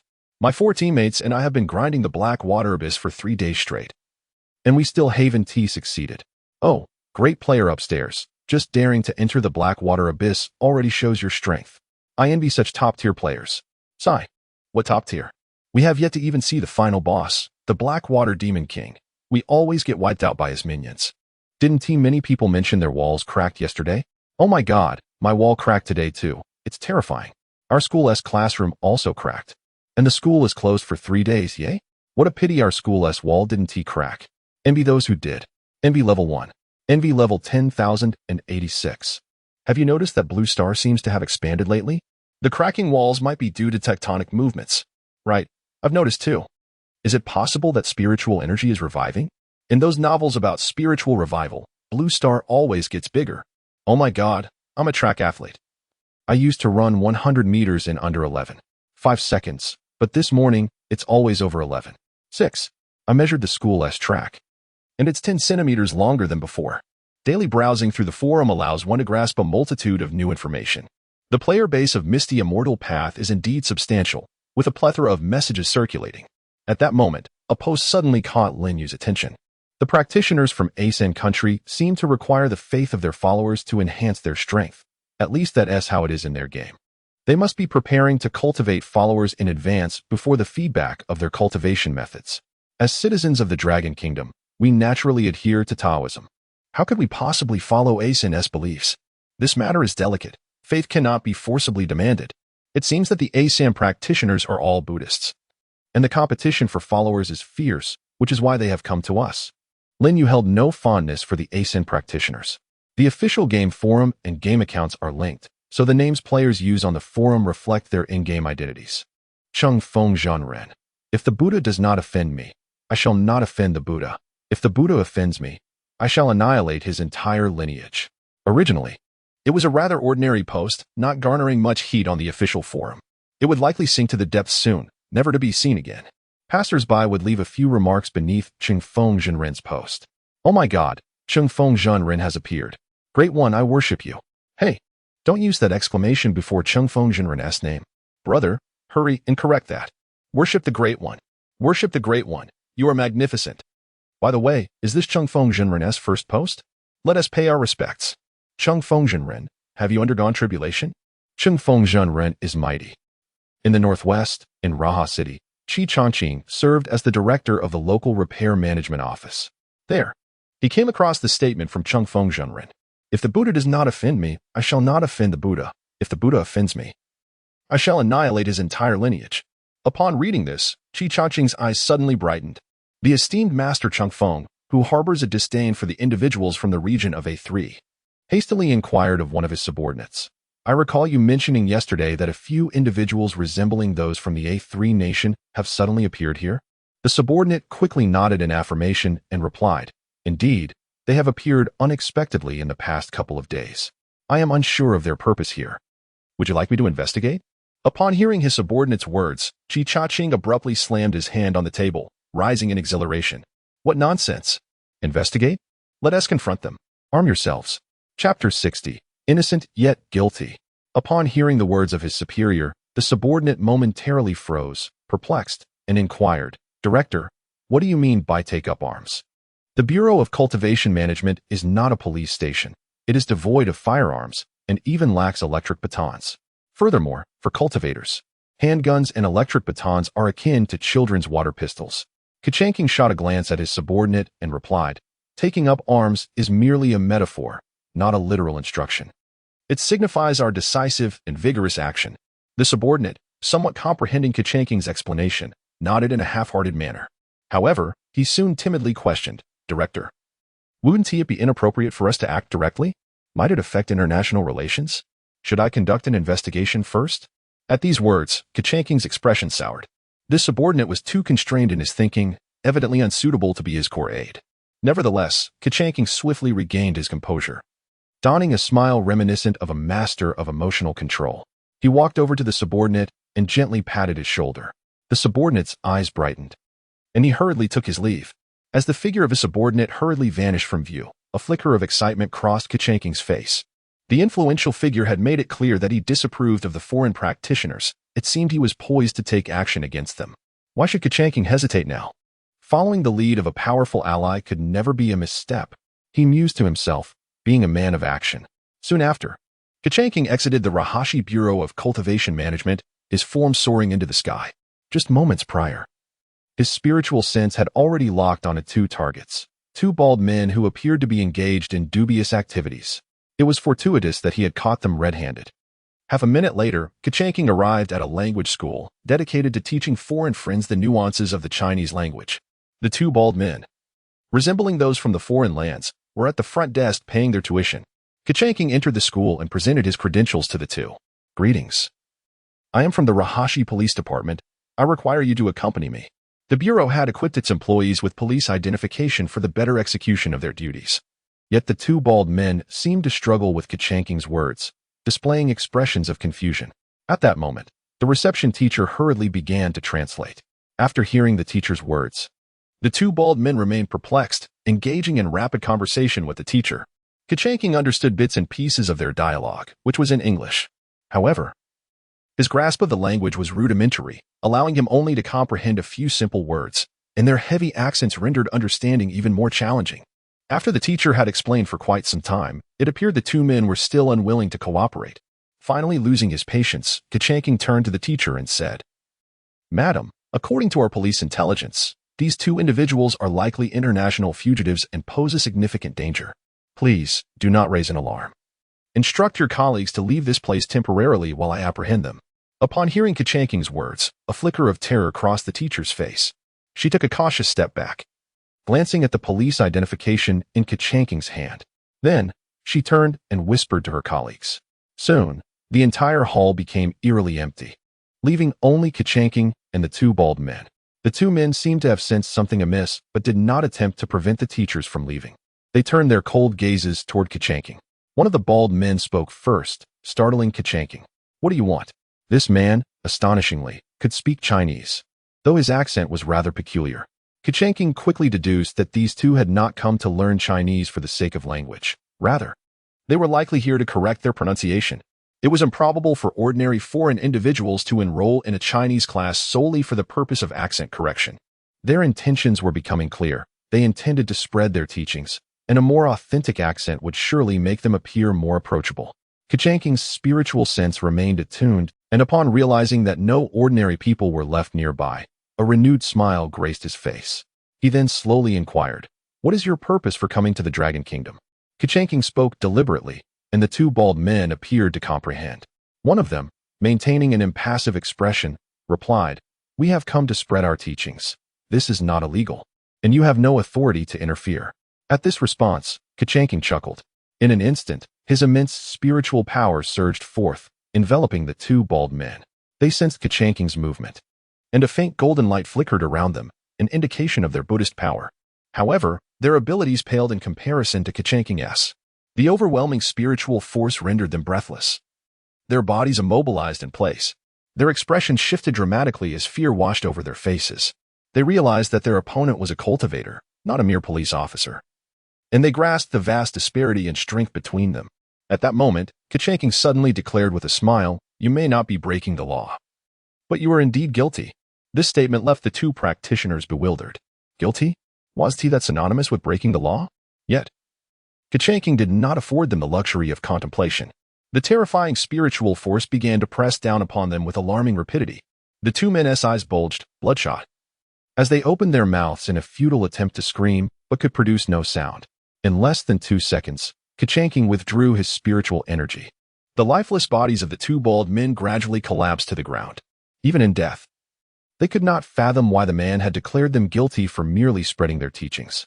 In the now deserted hall of the language school, Kachanking smirked, his lips curling as if in self-conversation. "If that influential figure deems you guilty, then you are indeed guilty. It has nothing to do with legality." With that, Kachanking took out his phone and dialed his subordinate. "I will send you a location. 2 bodies have been discovered here. Please contact the authorities to handle the situation." Without waiting for his subordinate's queries, Kachanking hung up the phone. As the director, he had no obligation to report to his subordinates, especially when time was of the essence. His targets were not limited to just these 2. Kachanking approached the school entrance, his figure swiftly ascending towards the sky, heading towards his next objective. After joining the Bureau of Cultivation Management, many actions would bear constraints and limitations, yet simultaneously, other conveniences would arise, such as a legitimate license to kill. Chapter 61. Opening new levels of cultivation. Morning light streamed through the expansive floor-to-ceiling windows, illuminating Gao Sheng as he lay in the opulent presidential suite. He pushed aside the female ninja beside him and sat up, stretching languidly. The night's fierce battles had not left him overly fatigued. After the cultivation feedback received last night, his strength had reached the late stage of the nascent soul realm. With another feedback session tonight, he felt confident he could attain at least the great perfection of the nascent soul. With a stroke of luck, he might even reach the early stage of the out-of-body realm. Although Gao Sheng's VIP level in the game was merely level 7, allowing him to receive only 70% of the cultivation feedback, achieving his current level had surpassed his expectations. Noticing Gao Sheng had awakened, several female ninjas quickly sat up and assisted him in dressing. These ninjas had been well trained by Gao Sheng and were quite obedient by now. At that moment, Gao Sheng addressed them. "Soon, I will send a plane to take you to that power tournament." Upon hearing Gao Sheng's words, a flicker of concern crossed the faces of the female ninjas. They were indeed ninjas and had experienced the game Ninja Legend, but their skills were at the lowest tier. Competing in such a world-class event would surely be beyond their capabilities. If they were not careful, they could even be in grave danger. Though they had only learned of the tournament's name the night before, the mere mention, coupled with the knowledge that participants were seasoned players, made it clear that this competition was perilous. However, they dared not voice any opposition to the orders of their alliance leader. Yet, Gao Sheng was not without compassion. He smiled gently, stroking the hair of one of the female ninjas, and reassured them, "Do not worry, you are not meant to fight those brutes. Just showcase the elegance of our ninjas. Oh, and I have prepared battle attire for you. All night I designed that alluring pink ninja ensemble, and it has been crafted with haste to ensure you shine as the focal point of the event." He continued, "Also, be mindful of your safety. If you feel overwhelmed, be sure to call out for help, just like you did last night." The female ninjas nodded eagerly. They were determined not to meet their demise in the arena and wished to comply with their leader's commands. After assisting their leader in getting dressed, the 5 ninjas were dispatched by Gao Sheng. They were to board his private jet, heading to the venue of the Blue Star Power Tournament in New York. After all, the opening ceremony of the inaugural Blue Star Power Tournament was set to commence that very evening, coinciding with the morning in the United States. Such a splendid occasion could not see their absence. Morning arrived. Lin Yu attempted to log into the game, but found it still under maintenance. Thus, he resorted to browsing the game forum. The top 3 posts were official announcements from the game developers. "Dear players of the Immortal Path, thanks to our dedicated team's tireless efforts, the game bugs have been resolved. The game will reopen at 10 a.m. on February 20th, which is today.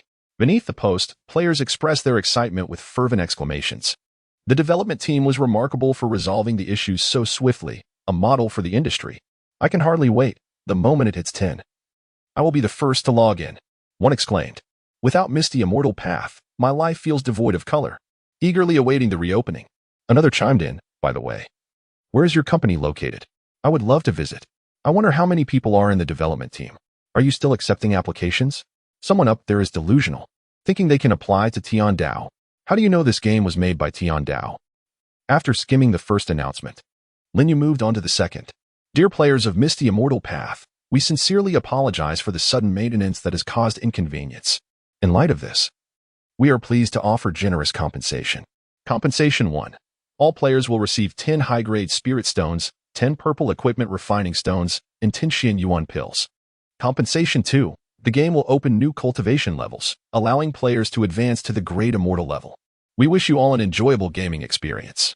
Upon reading this announcement, the players erupted with excitement. Forgetting the second compensation for a moment, the first alone was immensely valuable, with the game's inability to recharge. The worth of spirit stones and yuan pills had skyrocketed. Some players were even willing to pay exorbitant sums for a single yuan pill. Yet none were available for sale. After all, yuan pills represented cultivation, and cultivation could be fed back to the players. This compensation package was extraordinary. The developers were generous. This package was worth at least 3 million. With these 10 yuan pills, I can reach the late stage of foundation establishment. My previous games never offered maintenance compensation exceeding $3. In comparison, Misty Immortal Path is incredibly generous. Your focus is misplaced. The second compensation is the real highlight.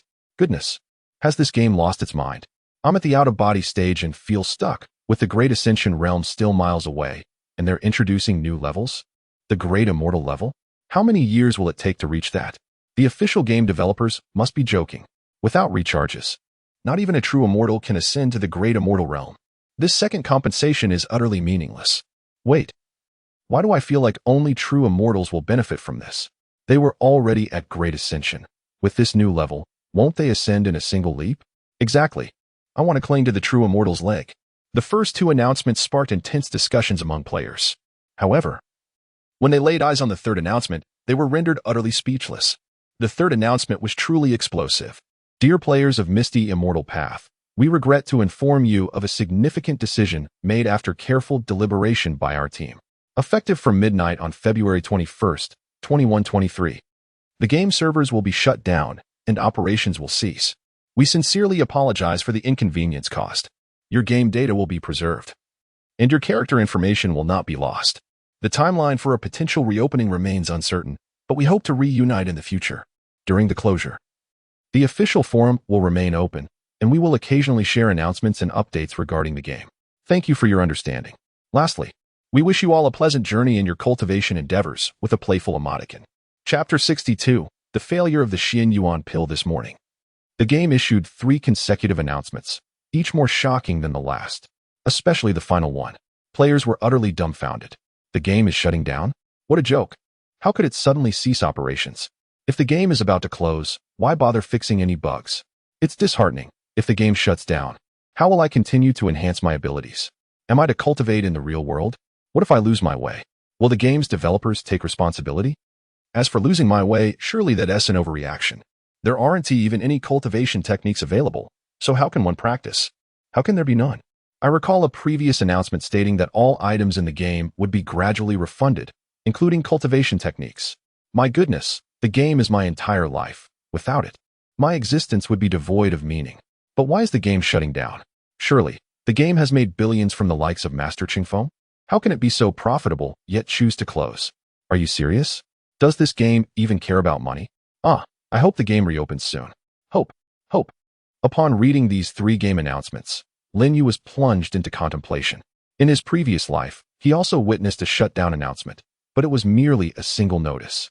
The first 2 announcements had not appeared. However, Lin Yu was certain that those earlier notices were indeed related to him. The game bug might very well pertain to his tribulation in the game. Furthermore, the elevation of the game's cultivation level cap was likely due to his actions. After all, He had already transcended to the human immortal realm before the new level cap was even implemented. After perusing the forum, Lin Yu glanced at the time. There remained 3 minutes until the game reopened. He was eager to discover the extent of his capabilities within the game. After all, the human immortal realm was something he had never even heard of in his previous life.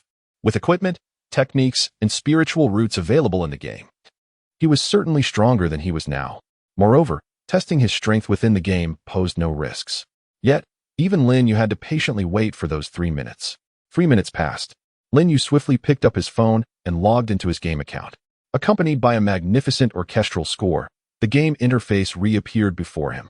At first glance, Lin Yu noted the game world had undergone a dramatic transformation. The game environment appeared more expansive, the landscapes more enchanting, and the background music had changed to an ethereal melody that resonated beautifully. However, upon opening the map, Lin Yu discovered that despite its enlargement, the elements within remained unchanged. In other words, the dungeons and sects were still the same. The expansion of the map and the increase in the cultivation level cap had not introduced any mightier dungeons. Naturally, this meant there were no stronger bosses to contend with. Seeing this, Lin Yu felt a wave of relief wash over him. If the game had introduced formidable bosses that he could not defeat upon raising the level cap, it would have been troublesome. After all, the new highest level was the Great Luo Golden Immortal, while he was merely a fledgling human immortal. After examining the game map, Lin Yu hurriedly opened his character panel. Aside from his realm transitioning from the peak of the Great Ascension to the early human immortal stage, there were no other changes. He then checked the cultivation leaderboard. The second place was still held by the fusion stage Songyun Demon Lord. Yet, it seemed he had been diligent these past few days, having expended his accumulated spirit stones to advance from the early to mid-fusion stage. Naturally, Lin Yu claimed the top spot on the leaderboard. However, the cultivation level next to Master Qingfeng's name had shifted from the peak of the Great Ascension to the early human immortal stage, creating an even greater disparity between their cultivation levels. In the upper right corner of the leaderboard, there was an explanation button. Upon clicking it, Lin Yu discovered the new cultivation level classifications. Below the Great Ascension, everything remained unchanged. However, above the Great Ascension, several new levels had emerged: Human Immortal, Earth Immortal, Heaven Immortal, Golden Immortal, and Great Luo Golden Immortal. There were only 5 levels in total, with the Great Luo Golden Immortal being the highest. Based on Lin Yu's understanding of the game, ascending from Human Immortal to Earth Immortal would likely prove to be exponentially more challenging than progressing from the Qi refining stage to the Great Ascension stage. Without hesitation, Lin Yu began to experiment. He still had a substantial number of Xian Yuan pills left in his inventory. Opening his bag, he prepared to use them.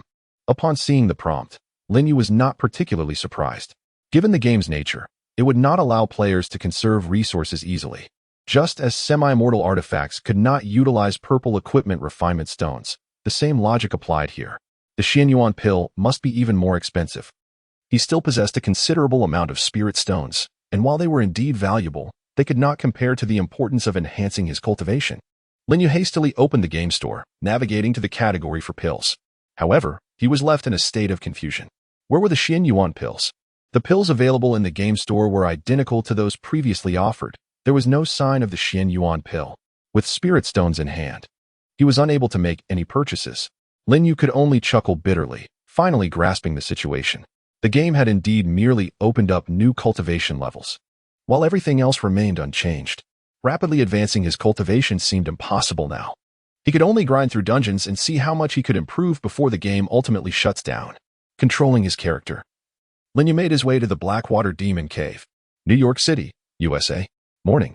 Accompanied by vibrant music, the inaugural Blue Star Power Arena Championship finally commenced. Due to the hurried preparations, the American side had transformed a large soccer field into a colossal arena overnight. The promotional time had also been limited, resulting in a modest audience. Fortunately, there was still television coverage, allowing viewers worldwide to witness this grand event. At the host's table, 2 enthusiastic female presenters greeted the audience. Dear friends, global viewers, this is Lucy from New York Television, and my partner Lily is here with me. We will be your host for this magnificent opening ceremony. Hello everyone. I am Lily. We will now proceed with the entrance ceremony for the participating contestants from various countries. The entrance will be conducted in alphabetical order according to each nation's name. First to enter the arena is the representative team from the United States. Chapter 63. The most miserable player of Blue Star, unrivaled with the voice of the announcer resonating through the stadium. the inaugural Blue Star Power Arena Championship commenced. Virtually every nation around the globe was broadcasting this event, in the wake of the game proficiency revelations that had transpired 6 days prior. The prowess of gamers had gradually begun to captivate the attention of ordinary citizens. The curiosity surrounding the capabilities of these players had reached new heights. As news of the Blue Star Power Arena Championship spread, it swiftly became the focal point of global interest. In every nation, the viewership ratings for the championship soared to unprecedented levels, as spectators eagerly anticipated the opportunity to witness nearly every profession of player from Blue Star. Concurrently, audiences from various countries hoped that their national representatives would outshine their competitors from other nations. In the island nation, the leader of the Ninja Alliance, Gao Sheng, reserved an entire cinema, ensuring that all his core subordinates could witness the opening ceremony. Gao Sheng was brimming with excitement. This event marked the global debut of his 5 most cherished female ninjas, adorned in costumes that he had personally designed. Drawing inspiration from a romantic action film he had watched numerous times, infused with minimalist aesthetics. Within the IMAX cinema where Gao Sheng resided, only 5 individuals occupied the prime central seats. One was Gao Sheng himself, seated at the very center, with the entire row to himself. In the second row behind him sat 4 ninjas, the most formidable players of the game Ninja Legend from the island nation, all of elite Jonin rank. Gao Sheng struggled to remember their names and had assigned them monikers based on their heights. The tallest was dubbed Big Ha, the shortest Little Ha, while the 2 in between were named 2 Ha and 3 Ha. Despite being his most trusted subordinates, they held a palpable fear of their leader, who was known for his ruthless demeanor.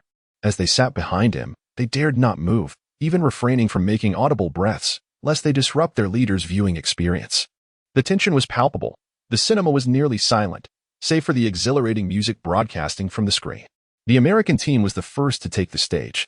Although their initials were M, they were assigned the premier position, echoing the traditions of the Olympic Games, where the host nation typically leads the parade of nations.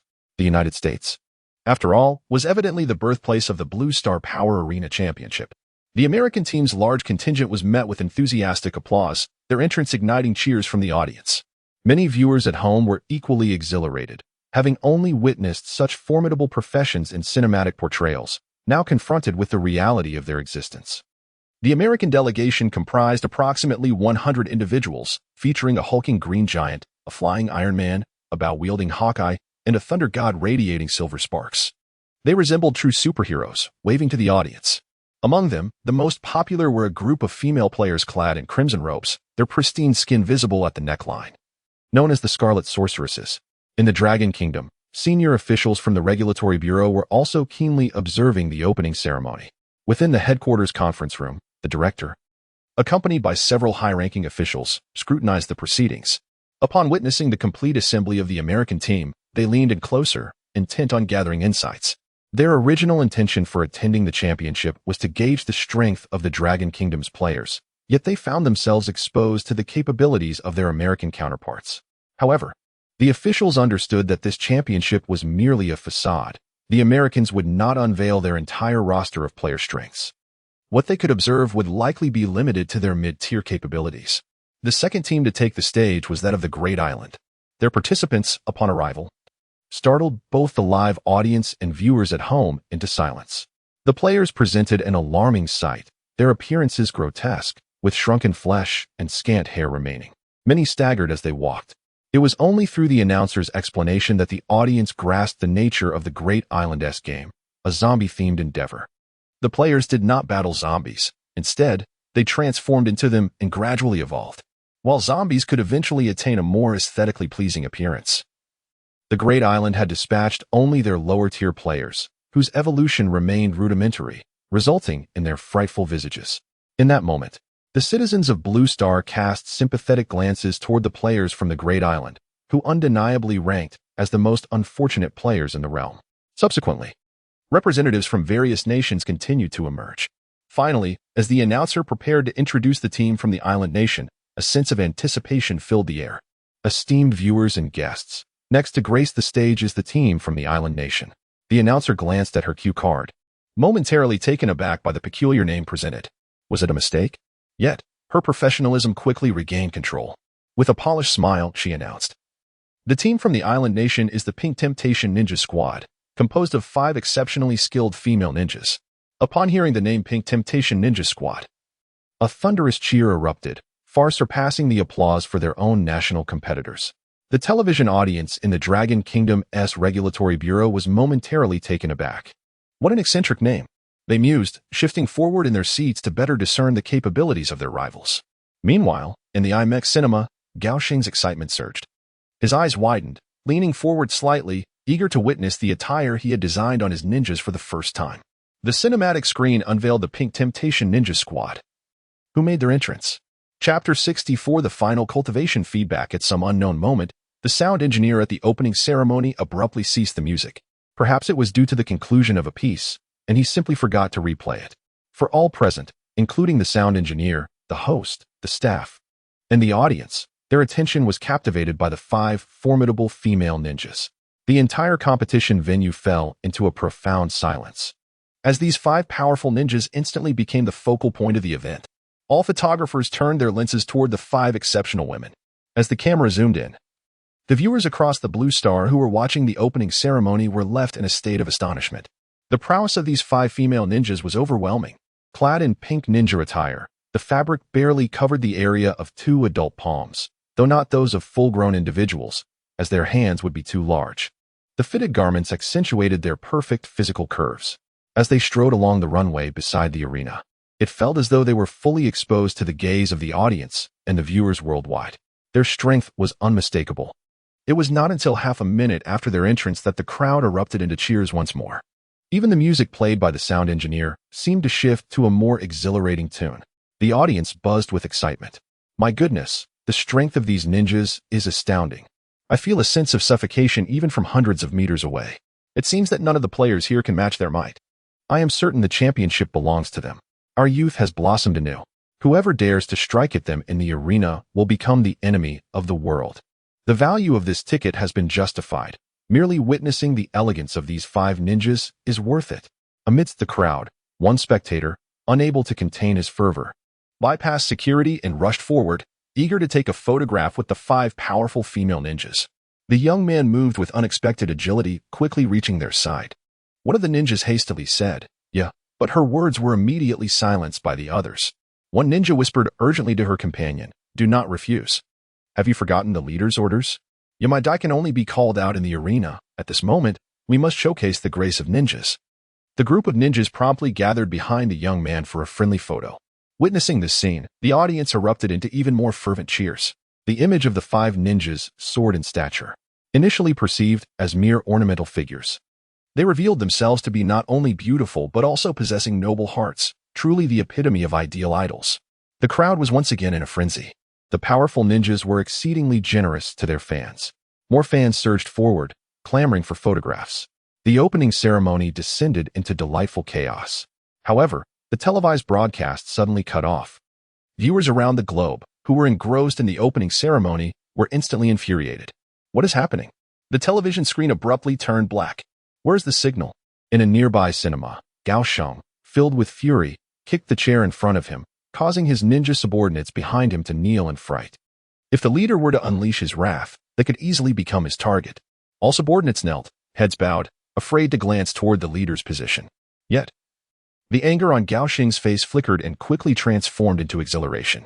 Though the broadcast was lost, he was certain that his efforts had garnered worldwide recognition. His design philosophy had received global approval. The splendor of the ninjas had been witnessed by all on Blue Star. This was already a monumental success. Anger was unnecessary. It was merely a temporary disruption of the signal, which would likely be restored shortly. Soon, he would once again witness his 5 most powerful ninjas battling in the arena. He believed that everyone around the world would express gratitude for his contributions. In Long Country, at Lin Yu's villa, he paid a modicum of attention to the Blue Star Power Arena competition, as the official forum was abuzz with discussions regarding the event. However, Lin Yu did not watch the televised broadcast. His spiritual awareness allowed him to effortlessly perceive the happenings there, even clearer than those watching on television. Upon witnessing the 5 powerful female ninjas, Lin Yu could not help but exclaim, "Truly formidable." The competitors in this match were markedly inferior in strength. In Lin Yu's eyes, they bore no distinction from ordinary individuals. The same went for the 5 female ninjas who failed to spark his interest. The frenzy exhibited by the common populace was not solely due to their appearance, but rather stemmed from their identity as ninjas. This identity, combined with their looks, created an effect far greater than the sum of its parts. Throughout the day, Lin Yu primarily engaged in dungeon runs. With his current cultivation level, his efficiency in these endeavors had significantly increased. There was no need for skills, equipment, or spirit beasts. A mere ordinary attack could obliterate waves of foes. Even the Black Water Demon King fell before him. After a day of dungeon runs, the clock struck 11 in the evening. Only 1 hour remained until the final cultivation feedback in the game. Lin Yu eagerly anticipated this last opportunity. Previously, he had reached the pinnacle of the Great Ascension stage. Yet now his cultivation had ascended to the realm of human immortal. Although it was merely a tribulation he had crossed, the disparity in power was monumental. Lin Yu surmised that this final cultivation feedback would bring about a substantial enhancement in his abilities. As he awaited this last feedback, Lin Yu meticulously reviewed his assets, equipment, spirit beasts, cave dwellings, spirit stones, elixirs, formations, spiritual roots, and techniques. The moment of the final cultivation feedback would coincide with the game's shutdown, at which point players would be unable to log in and could only await the gradual return of their in-game possessions. After assessing his assets, Lin Yu made a visit to his sect, primarily to see the esteemed Jingxin Jinren. Jingxin Jinren remained at the back mountain of the sect, seemingly unchanged from before, and did not initiate conversation. Lin Yu refrained from prompting a dialogue, offering only a faint smile as he murmured, "Until we meet again in the real world." As soon as his words fell, he noticed the corners of Jingxin Jinren's lips subtly rise. However, that was the extent of it. She continued to stand there, seemingly absorbed in the scenery of the back mountain. It was uncertain whether that fleeting smile was inspired by the breathtaking view or by Lin Yu's words. As time flowed by, midnight finally arrived. Lin Yu set down his phone, awaiting the moment in silence. All cultivators in Long Country patiently anticipated the final cultivation feedback. Chapter 65. The final cultivation of the Wind Riding Master. As night fell, the entire Jianghai City Repair Bureau closed its doors well before midnight. After all cultivators in the Dragon Kingdom were eagerly anticipating this final cultivation feedback. For once this feedback concluded, the players' cultivation levels would be definitively established, leaving the possibility of further enhancement in the real world shrouded in uncertainty. Thus, this night, all cultivators approached with utmost seriousness. Xiao Guang remained quietly in his room, refraining from disturbing Lin Yu. Finally, the clock struck midnight. The familiar cotton candy-like formations reappeared in the sky. The heavens above the Dragon Kingdom seemed to be enveloped in these fluffy clouds, varying in size and shape. Some resembled sesame and mung beans, while others looked like peanuts and sunflower seeds, with some as large as table tennis balls. However, ordinary players could not perceive these phenomena. Only Lin Yu saw them clearly. To his astonishment, the cotton candy above his head was no longer the translucent, colorless form he had seen before. It now radiated a soft, golden glow, resembling clouds illuminated by the setting sun. Moreover, what left Lin Yu utterly astounded was the sheer size of the cotton candy. It was enormous, truly enormous. During the last cultivation feedback, the cotton candy that descended upon him was roughly the size of several villas. This time, it felt as if an entire Jianghai city loomed above him. Unbelievable. He had indeed only advanced one level, but the difference was staggering. And what was this golden hue? Did it signify that his cultivation was now distinct from that of ordinary cultivators? Was the cultivation of immortals represented in gold? Lin Yu could only speculate silently. After all, it was his first encounter, and he had no prior experience from his past life. Soon, the cotton candy descended upon Lin Yu. The massive confection gradually transformed into a colossal funnel shape, through which countless invisible golden particles entered his body. The sensation of expansion returned, followed by a series of contractions. This process felt interminably long, even more so than previous cultivation feedback sessions. It persisted for over 10 minutes before Lin Yu fully absorbed the golden essence. Upon completion, Lin Yu could distinctly sense that his body had grown significantly stronger, seemingly several times more robust than before. Although he could not yet ascertain his cultivation level in the real world, Lin Yu felt certain that he had achieved the perfection of the human immortal realm. The breakthrough to the earth immortal realm was now merely a step away. He was thoroughly satisfied with this level of cultivation. Despite being far from the pinnacle of cultivation, the great Luo Golden Immortal, he felt immensely more comfortable compared to other players. After all, the second-ranked player only possessed the strength of the integration stage, a vast gulf separating their abilities. As the final cultivation feedback concluded, Lin Yu hurriedly opened his smartphone. In his previous life, after the last cultivation feedback, the game had released 2 new announcements. Upon opening the official game forum, he immediately spotted these 2 new announcements prominently displayed. Announcement 1. Dear players of Misty Immortal Path, as the clock struck midnight, the final cultivation feedback has commenced. We trust that everyone has acquired the power they sought in this final session. Below, we present the rankings of the top 100 players who achieved the most remarkable cultivation feedback. Let us extend our congratulations to these players. Beneath the first announcement was an image showcasing the cultivation rankings post-feedback. However, this ranking did not entirely align with the in-game cultivation leaderboard, as the latter did not factor in the feedback ratios of VIP levels. Consequently, subtle discrepancies existed between the 2 rankings, particularly for players like Xiao Guang, who had entered the game later but spent considerably. His high VIP level resulted in a greater feedback ratio. The first place, naturally, was the Wind Riding Master. Yet, his cultivation level was not at the initial stage of the human immortal realm, but rather at its pinnacle, aligning with Lin Yu's own estimations. The second place belonged to the Zhongyun Demon Master, whose cultivation was at the mid-stage of integration. Thanks to his VIP level reaching 10, he received 100% feedback on his cultivation. The subsequent changes were not particularly significant. The most notable change was seen in Xiao Guang's character, Yu Shuizhenren. Previously, he barely made it into the top 90 of the rankings, but now, due to his VIP level also reaching 10, he impressively ascended within the top 50. Many players who had previously ranked higher than Xiao Guang found themselves surpassed after the feedback, illustrating that Misty Immortal Path was indeed a pay-to-win game, with ample support for those who invested. Beneath this announcement, thousands of player comments flooded in. Master Wind Riding, please take me under your wing. When I checked the cultivation leaderboard last night, the Wind Riding Master was still at the initial human immortal realm. How did he suddenly become the pinnacle? It's absurd. It feels like the Wind Riding Master is a game plant. Surely he is. Even at max VIP level, feedback can only yield 100%. So how did he suddenly elevate to the pinnacle? Perhaps it's a bug? I suggest the game officials investigate. Someone might be exploiting a game glitch for profit, requesting a ban. Are you serious up there? I hope the Wind Riding Master can eliminate those rumor mongers. They are nothing but parasites, ruining the online atmosphere. I was joking. Wind Riding Master. I was just kidding. Why can't I delete my previous post? I'm so sorry, Master. I have elders above and children below. Haha. How could it possibly be a bug? The Wind Riding Master wouldn't care about this level of cultivation. Exactly. The Wind Riding Master is not someone you lowly ones can defame. I love you, Wind Riding Master. I love you, Wind Riding Master. Indeed. After the feedback was proportionally allocated, I regrettably did not make it into the top 100. Wow, I've caught a glimpse of the Master. Not making it into the top 100 is fine. You're already incredibly strong, bowing to the Master. Bowing to the Master who almost made it into the top 100. May I ask what level of cultivation you possess? Not making it into the top 100. You must be at least at the nascent soul stage, right? Haha, I was just about to reach the foundation establishment stage. Wow, can you share your address? I'd like to visit you with a machete. Lin Yu casually glanced through the comments below the first announcement before exiting. After each feedback session, the game officials would publish the top 100 rankings on the forum.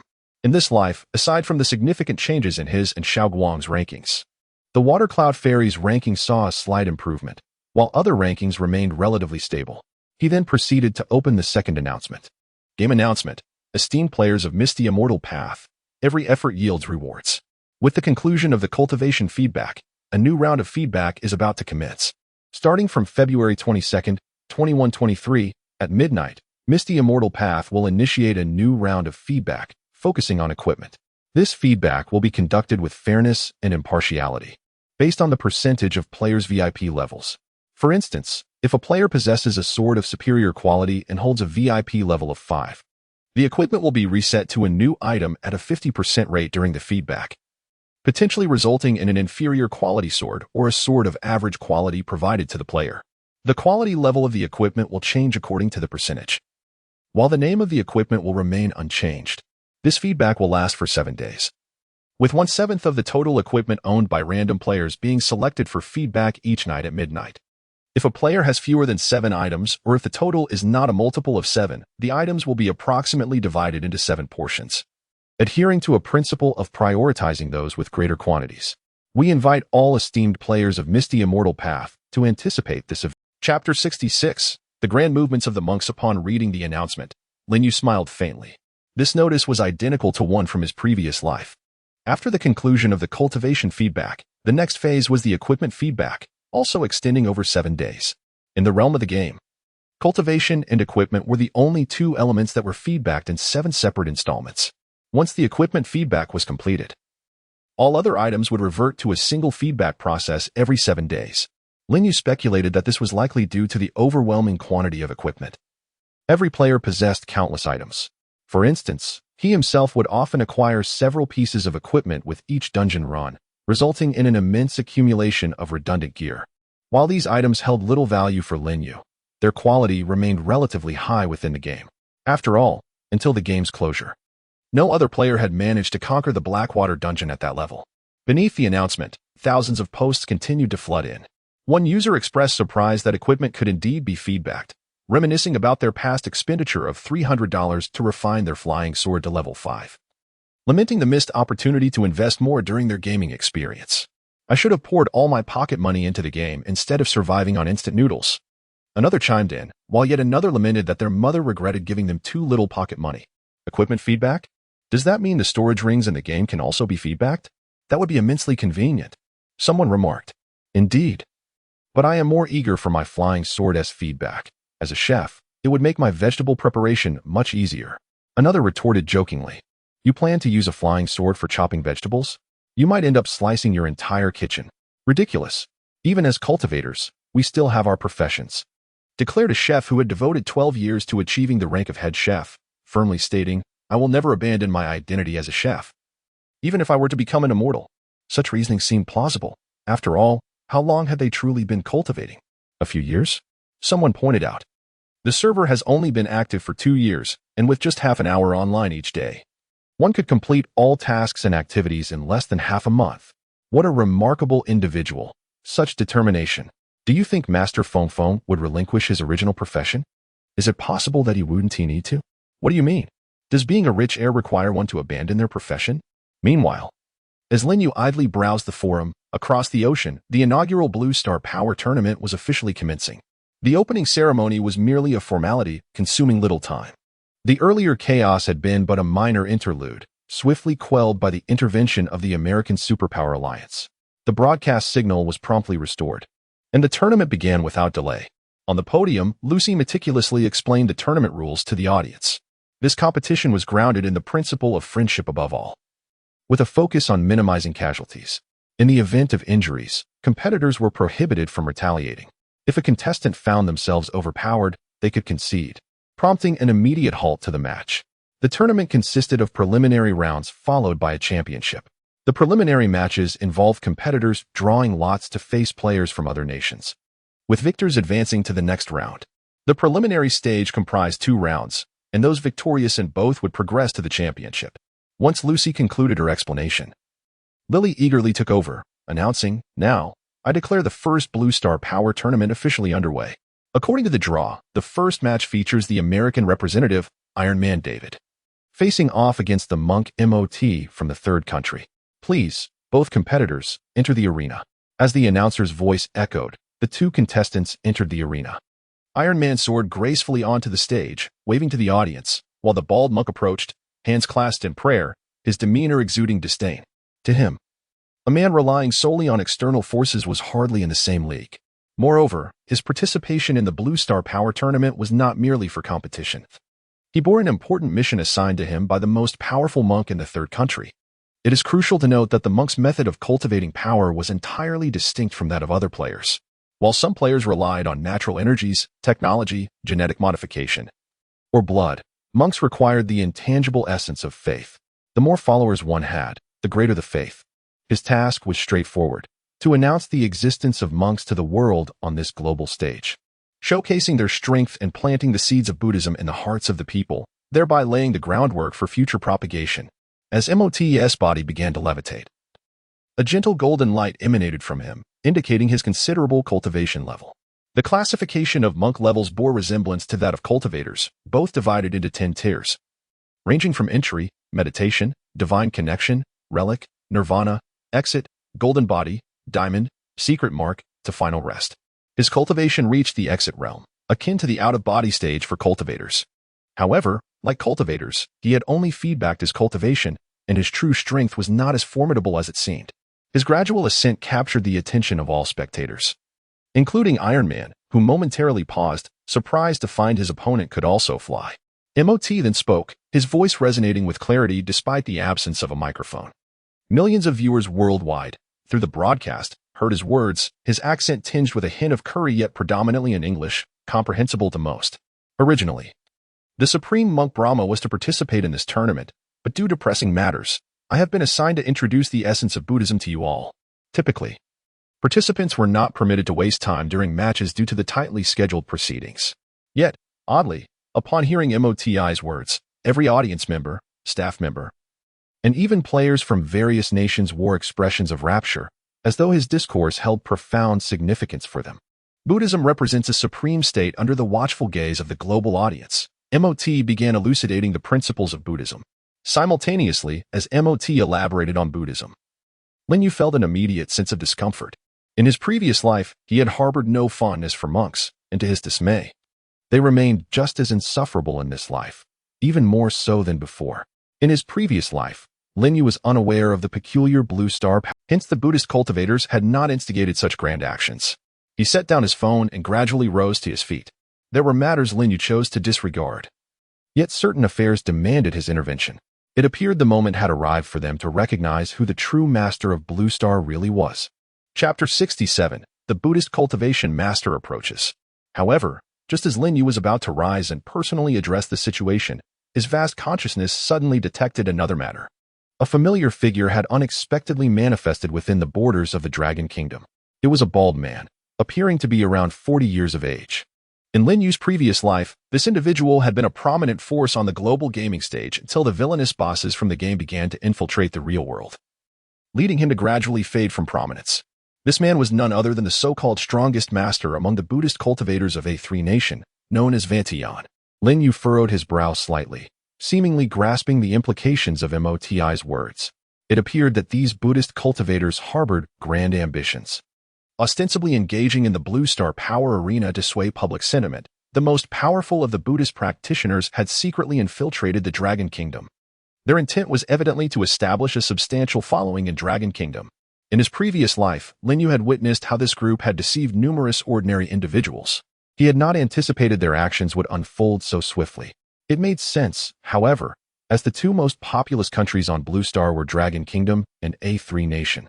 And their proximity, coupled with Dragon Kingdom's established Buddhist foundation, rendered it a strategic target for recruitment. Lin Yu smiled faintly, formulating a plan. It is said that to capture a thief, one must first seize the king, as long as he dealt with Vantian.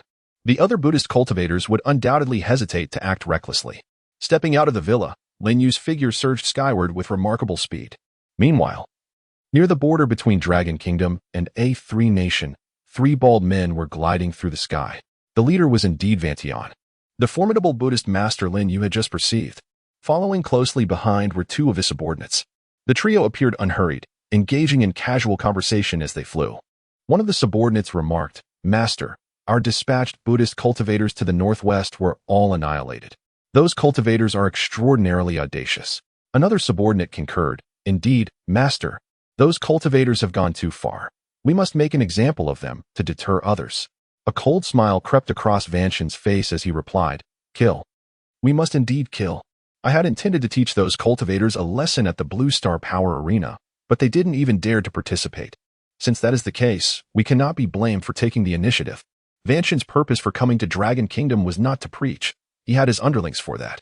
He merely needed to present himself at the end, collect the faith after the game's teachings were relayed, and then distribute a fraction of it to his subordinates, allowing him to reap the rewards of rapid advancement in cultivation.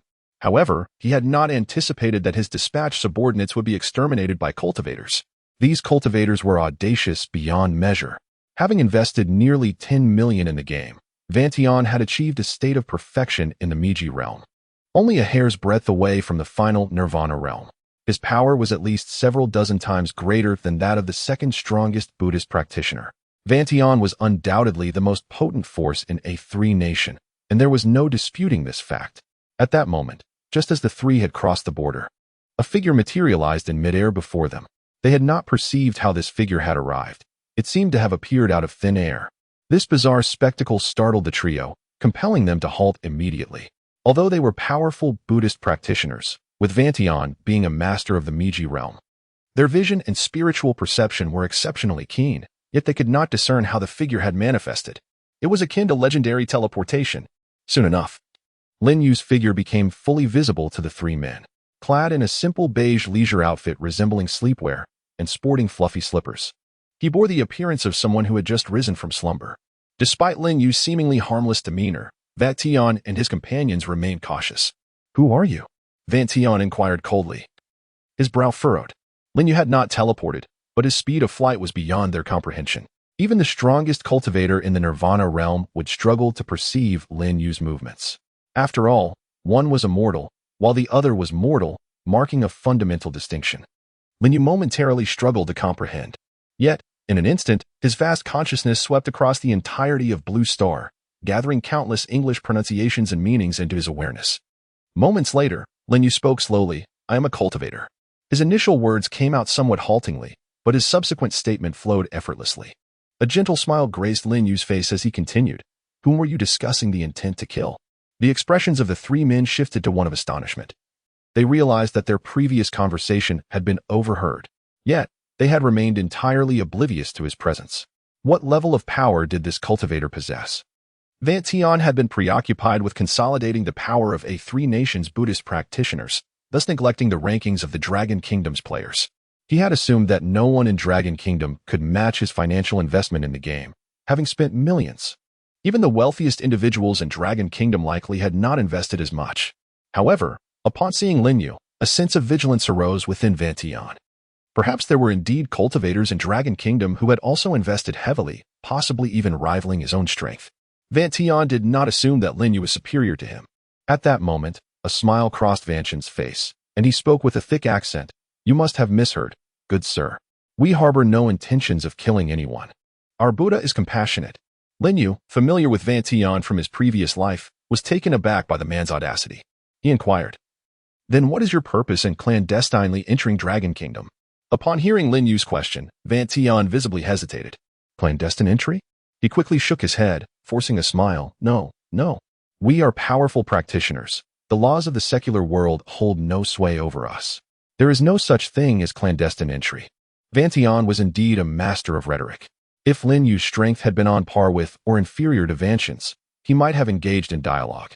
However, the disparity in their cultivation levels was vast. Lin Yu sensed that a mere thought from him could easily obliterate Vantion, leaving no trace. Nevertheless, Lin Yu had no intention of quietly eliminating him. Such an act would be far too lenient for these detestable Buddhist practitioners. Moreover, it would not serve the purpose of setting an example. The smile on Lin Yu's face grew increasingly pronounced as he slightly cupped his palm, shaping it into a blade-like form, and spoke slowly. "Since you claim that the laws of the secular world do not bind us practitioners, does that imply that killing is permissible?" Upon hearing Lin Yu's words, Vantion's heart sank with alarm. He sensed the murderous intent emanating from Lin Yu. He was about to strike. Vantion, being a cunning figure, recognized the precariousness of the situation and wasted no time in warning his two subordinates. "Be cautious. Prepare for battle."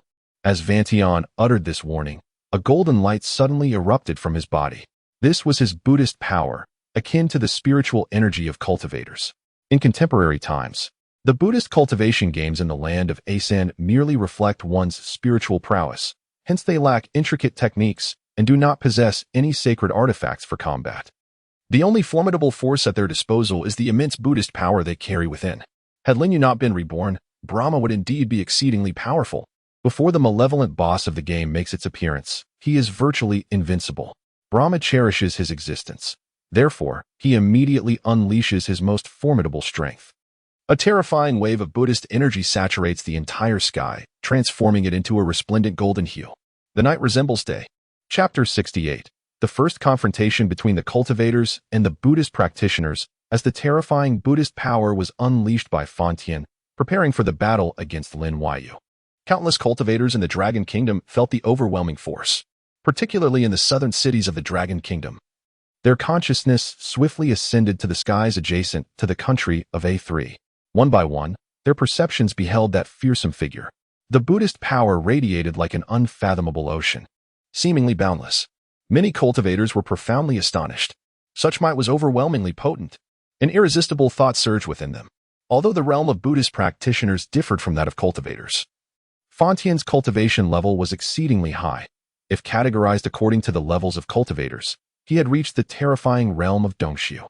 Among those perceptions in the sky were those of the esteemed Songyun Junren and Qi Changqing. Almost every cultivator on the cultivation leaderboard of MAOXNTU took note of this alarming scene. In Laha City, Qi Changqing was in his office, watching the live broadcast of the Blue Star Power Tournament. On the television screen, a bald man from the country of A3 was uttering bizarre statements, suggesting that everyone in the world should seek refuge in the embrace of the Buddha. At that moment, Qi Changqing suddenly sensed the horrifying Buddhist power. Having recently vanquished numerous Buddhist practitioners, he had become quite sensitive to such energy. His consciousness instantly soared to the heavens, and a look of shock adorned his face. He couldn't help but ponder, this Buddhist practitioner possesses formidable cultivation. I fear I may not be his match. After slaying so many Buddhists, could he have come for me? What audacity to create such a commotion upon arriving in the skies of the Dragon Kingdom. Does he not know that a great deity resides here? Upon thinking of Qingfeng Jinren, Qi Changqing felt a wave of relief wash over him. Even if he had targeted him, what of it? He was in service to Qingfeng Jinren. Moreover, Qingfeng Jinren had explicitly stated his disdain for such bald figures. This fellow, creating such a ruckus. Could it be that he seeks his own demise? Although Lin Yu was unfamiliar with Qi Changqing, the latter had wholeheartedly deemed himself as Lin Yu's humble follower. Just then, Qi Changqing's expression shifted dramatically, as if he had discerned something. Who is that person opposite him? No way. The astonishment on Qi Changqing's face transformed into immense joy. The figure, though seemingly ordinary, instantly revealed its identity to him. In the face of such terrifying Buddhist power, this individual remained so composed and even wore a smile. Likely, only that esteemed figure in the Dragon Kingdom could achieve such tranquility. With this realization, Qi Changqing felt an exhilarating thrill surging within him. He cautiously controlled his consciousness to observe closely. A magnificent spectacle was about to unfold. In stark contrast to Qi Changqing's sentiments, Songyun Maju's emotions were entirely different. Upon perceiving the figures in the sky, he too quickly deduced the identity of the person before Fontien. He feared that his consciousness might be detected by Qingfeng Jinren. Although he harbored much resentment, he had to admit that the chasm between him and Qingfeng Jinren was insurmountable. Particularly, during their time in the game, Qingfeng Jinren had even inquired about his address. If he were to discover his consciousness, would that not lead him straight to him? Songyun Maju had no comprehension of the true strength of the human immortal realm. However, he dared not place his consciousness before Qingfeng Jinren. Aside from the consciousness of Songyun Jinren and Qi Changqing, at the moment Fontien unleashed his dreadful Buddhist power. The number of cultivators' consciousness that gathered around Lin Yu reached at least hundreds of thousands. These perceptions were far more blatant than the 5 female ninjas under Gaoxing. However, attracting these cultivators' attention was not Lin Yu's intention. He sought the focus of the Buddhist practitioners. After all, this was the border between the Dragon Kingdom and A3. As Fontien released his immense Buddhist power, countless Buddhist perceptions flew in from the direction of A3. Their numbers comparable to those of the cultivators, also reaching hundreds of thousands. This marked the first true confrontation between cultivators and Buddhist practitioners since the inception of the Blue Star's gaming feedback on cultivation. The contenders were the most formidable players from both sides. The allure of such a confrontation between titans was far more compelling than the childlike antics of the Blue Star Power Tournament. The simultaneous emergence of hundreds of thousands of consciousnesses and Buddhist perceptions occurred at great speed. For such phenomena, travel much faster than the speed of light. Thus, by the time Fontien began to unleash his Buddhist power and prepared himself, all spectators had gathered in the sky. Although Fontien had released his full Buddhist power and made all preparations, he refrained from striking first. He sensed the depth of the opponent's prowess. Simultaneously, a flicker of hope for a peaceful negotiation lingered in his heart, primarily because they bore no grievances against one another. He had originally intended to slay cultivators in the Dragon Kingdom, but had not yet acted. The opponent had no reason to sever ties with him. In that moment, Lin Yu bore a faint smile, sensing that the timing was nearly right. Slowly, he began to speak, his accent refined in pure English. Buddhist practitioners of A3, from this moment forth, are forbidden from appearing beyond the borders of A3. Should I discover any transgressions, there will be no mercy. Lin Yu gently raised his arm, revealing his hand's edge. The motion appeared slow, allowing all perceptions to observe clearly.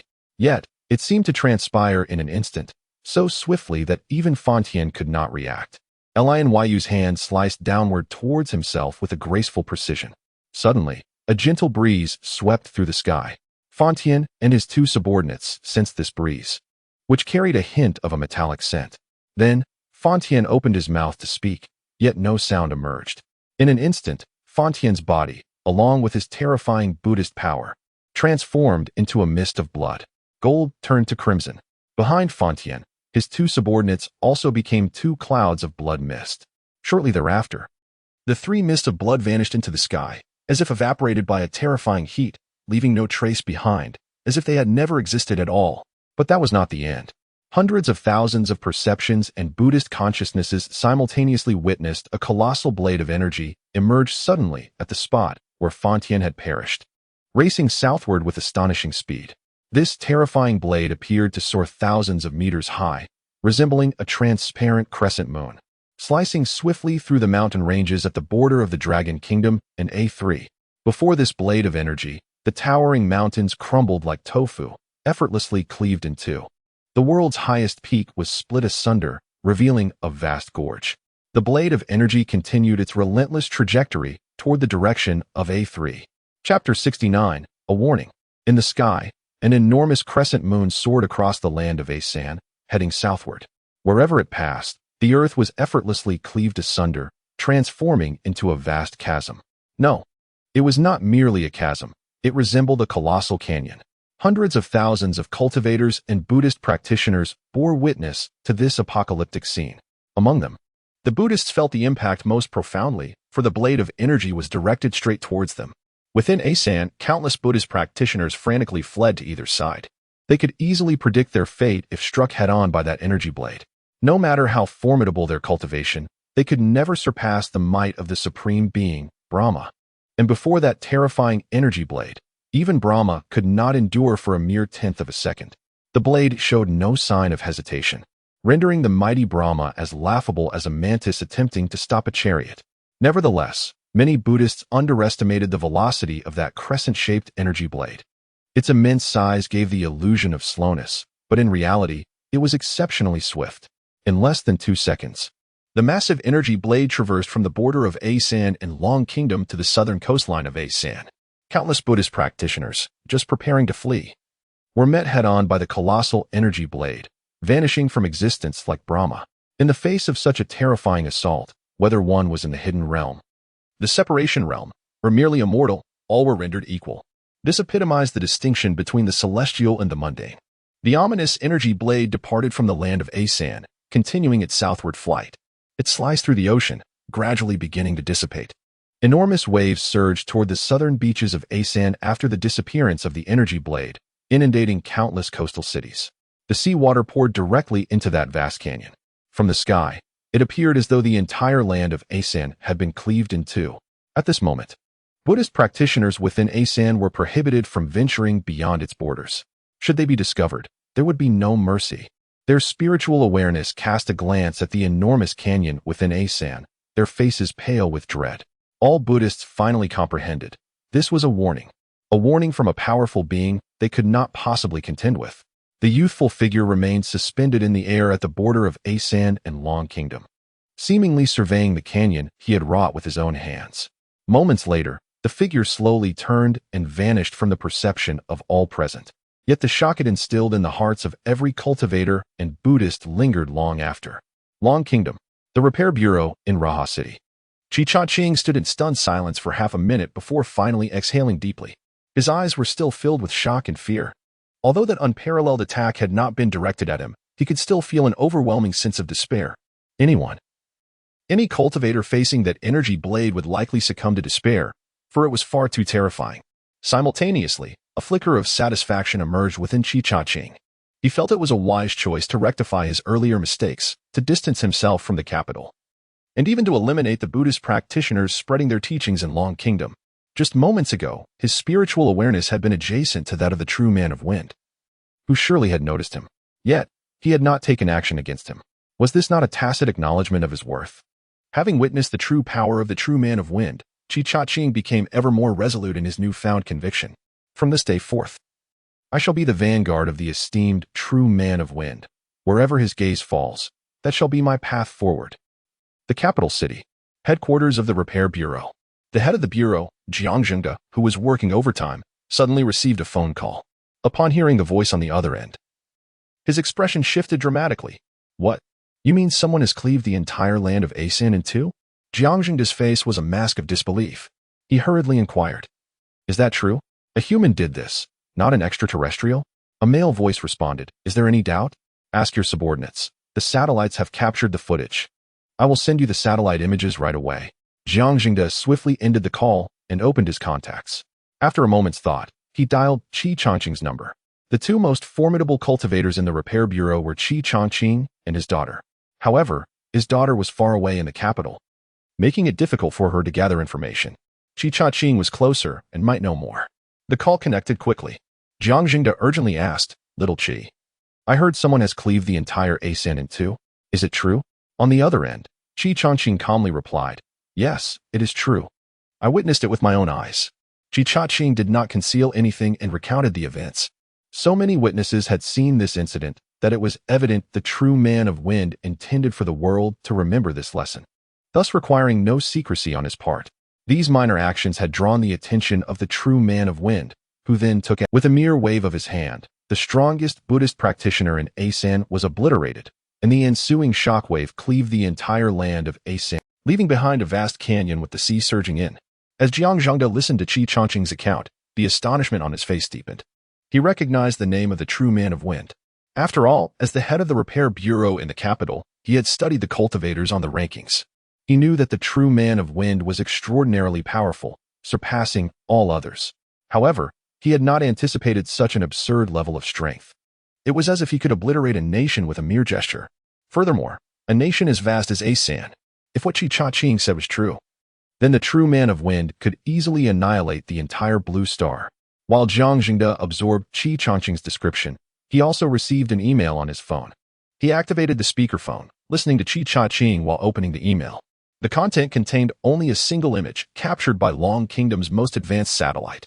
The image revealed a massive canyon running through the heart of Asan's territory from north to south. Chapter 70, Werewolf versus. The mighty female ninja. The transformations within the nation of Asan were not solely recognized by the Dragon Country. Indeed, all the major powers across Blue Star swiftly became aware of the terrifying spectacle. However, the media in every nation appeared to have been preemptively cautioned, as none dared to report on the matter. Even within Asan itself, no media outlet ventured to express an opinion on the sudden emergence of a colossal canyon, which seemed as if it had always existed. Only the residents living near this vast gorge were privy to the catastrophic repercussions it had inflicted upon their nation. At the Blue Star Power Arena, the bald monk Modi was passionately delivering his speech. Despite his considerable cultivation, his awareness could not extend to the other side of Blue Star. Consequently, he remained oblivious to the events unfolding at the border between the Dragon Country and Asan.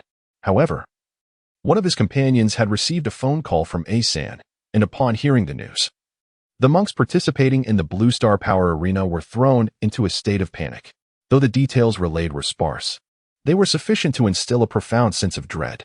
After all, the magnitude of the assault was nothing short of miraculous. What was even more terrifying was the revelation that Asan's most formidable elder, Brahma, had perished, vanquished in an instant. While Modi continued his lecture atop the arena, one of his companions suddenly flew over from the waiting area in a flurry. Modi was taken aback. What could have prompted such urgency? He paused, casting a questioning glance at his companion, who seemed oblivious to his inquiry, instead insisting, No time for chatter, come with me, or it will be too late. With that, the companion seized Modi's arm and pulled him towards the exit of the arena. At that moment, Modi began to sense something amiss. Not only his companion, but all the monks who had accompanied him to the Blue Star Power Arena were frantically fleeing. Those who could fly hastened towards the ocean, while those who couldn't ran with all their might. What on earth was happening? Modi was utterly perplexed. On the ground, the less capable monks shouted skyward, Take me with you. Don't leave us behind. In the midst of the chaos, one monk snatched a female spectator's wig and donned it, creating a scene of absurdity. While several others discarded their monk robes, scrambling to seize ordinary clothing from passers-by, utterly disregarding their dignity in a desperate bid to conceal their identities as monks. Modi was left in a state of disbelief. What had transpired in this world? What predicament had befallen his companions? Fortunately, Modi could fly, and his companion, who was dragging him along, had a good rapport with him. A group of flying monks ignored their less capable brethren on the ground, hastily making their way toward the sea. Their arrival had been in a luxurious passenger plane, a grand spectacle. Their departure, however, was marked by panic and desperation. The audience at the arena, along with the event staff, were left in utter astonishment. What was happening? Why had they fled in silence? Were they abandoning the competition? Particularly bewildered was the steel giant David, who had been contemplating how to confront a flying monk only to see him vanish in an instant. Did he sense he could not prevail and thus forfeited without so much as a word of concession? David slowly turned his gaze towards the judges' table, where representatives from various nations stared blankly as they declared the outcome of the first match. The representative from the United States, steel giant David, emerged victorious. On the podium, veteran host Lucy smiled faintly, attempting to mask her own incredulity as she announced into the microphone, in the first round of the Blue Star Power Arena preliminaries, the monk Modi from Asan has forfeited, leading to victory for the United States steel giant David. After announcing the result, the arena remained silent. As the audience grappled with the bewildering turn of events, the monks had fled too quickly for anyone to comprehend the situation. At that moment, Lucy continued, "Next up, in the second match of the Blue Star Power Arena preliminaries, we have Henry the Werewolf from F Country facing off against the formidable female ninja Mary from the island nation. Let us welcome our contestants to the stage." Upon hearing the host's voice, the previously silent audience erupted with excitement. The powerful female ninja from the island nation was finally making her entrance. A moment, the audience swiftly forgot the fleeing monks, their focus shifting entirely to this new spectacle. The excitement was palpable, especially with the revelation that the opponent of the mighty female ninja was none other than a werewolf from F Country.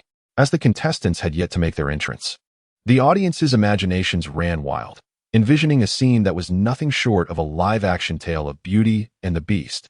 F Country had recently introduced a game titled Blood Moon Hungry Wolf, wherein players embodied werewolves that devoured various prey to evolve while battling NPC demon hunters. Following the game's release, it was said that F Country was haunted by the chilling howls of wolves each night, instilling fear in the hearts of ordinary citizens who dared not venture outdoors. Moreover, following the game's feedback, numerous incidents had occurred where players had lost control and caused harm within homes. Reports suggested that once transformed, the players became exceedingly brutal, sometimes struggling to rein in their own frenzied desires. What kind of explosive confrontation could arise between a frenzied werewolf and a powerful female ninja?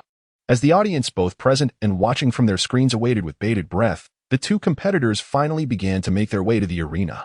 Chapter 71. The Attitude of the Wind-Riding Master Henry, the werewolf player representing the F Nation, is a robust man towering at 2. His muscular physique and abundant hair give him the appearance of a beast even before transformation. Standing on the arena, his eyes emanate a chilling coldness.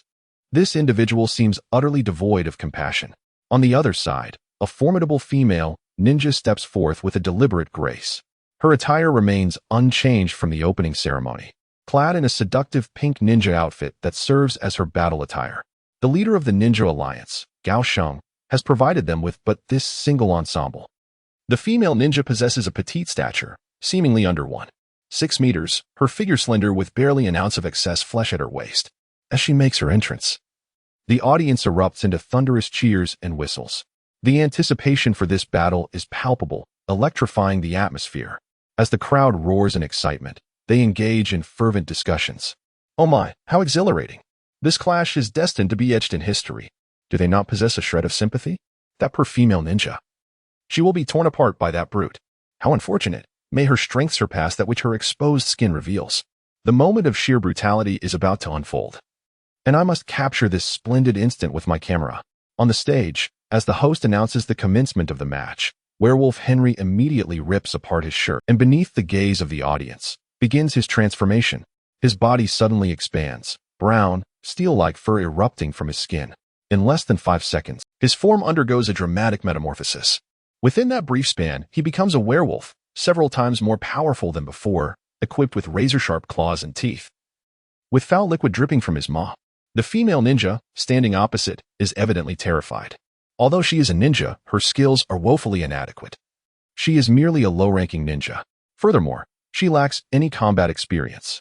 After her training, she is only slightly stronger than an average person.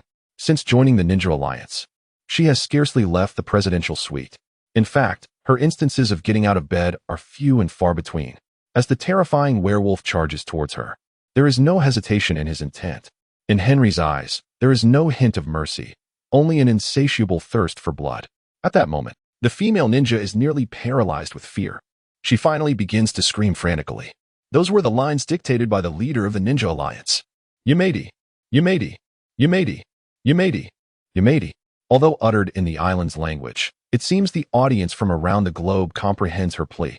Countless spectators rise from their seats, fervently cheering for the female ninja. Go, go, fight, fight, victory, victory. The judges, seated at the panel, also grasp the meaning of her words. They quickly engage in discussion. Yumedi means to decline, right? No, that can't be. It must mean to exert oneself more. I feel it signifies to hasten. Each judge offers a differing perspective. Ultimately, the chief judge, seated at the center, concludes, regardless, it does not imply surrender. As long as she does not concede, the match cannot end. The werewolf has now reached the female ninja. The powerful ninja makes no attempt at resistance, not even a motion to evade. Instead, she merely covers her eyes with her hands, repeatedly chanting, Yumedi. Blood spills for the first time on the arena of the Blue Star Power Tournament. The audience's cheers abruptly cease. Yet, within mere seconds, they erupt into even more frenzied applause. The gore, the brutality, the madness seem to exhilarate the spectators' senses. This farcical contest appears to have taken a sinister turn. In the capital, at the headquarters of the regulation office, Director Jiang Jingde switches off the television broadcast in his office. A veteran soldier, he harbors no fear of bloodshed.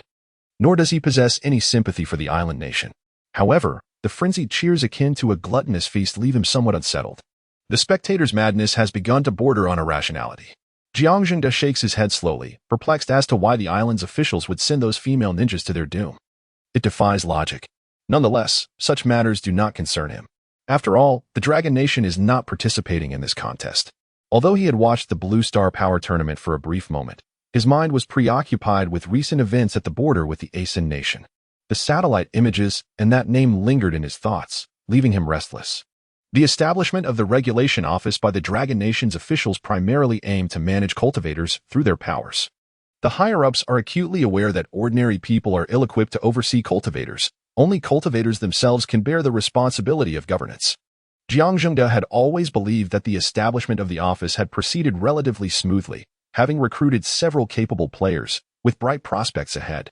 Yet, upon witnessing the true strength of the wind-riding master, he suddenly realized that all his previous efforts seemed somewhat trivial. Before such overwhelming power, the might of the regulation office appears almost non-existent. Not only the office, but even the strength of the state pales in comparison to this force. Contemplating this, Jiang Jingde finally arrives at a decision.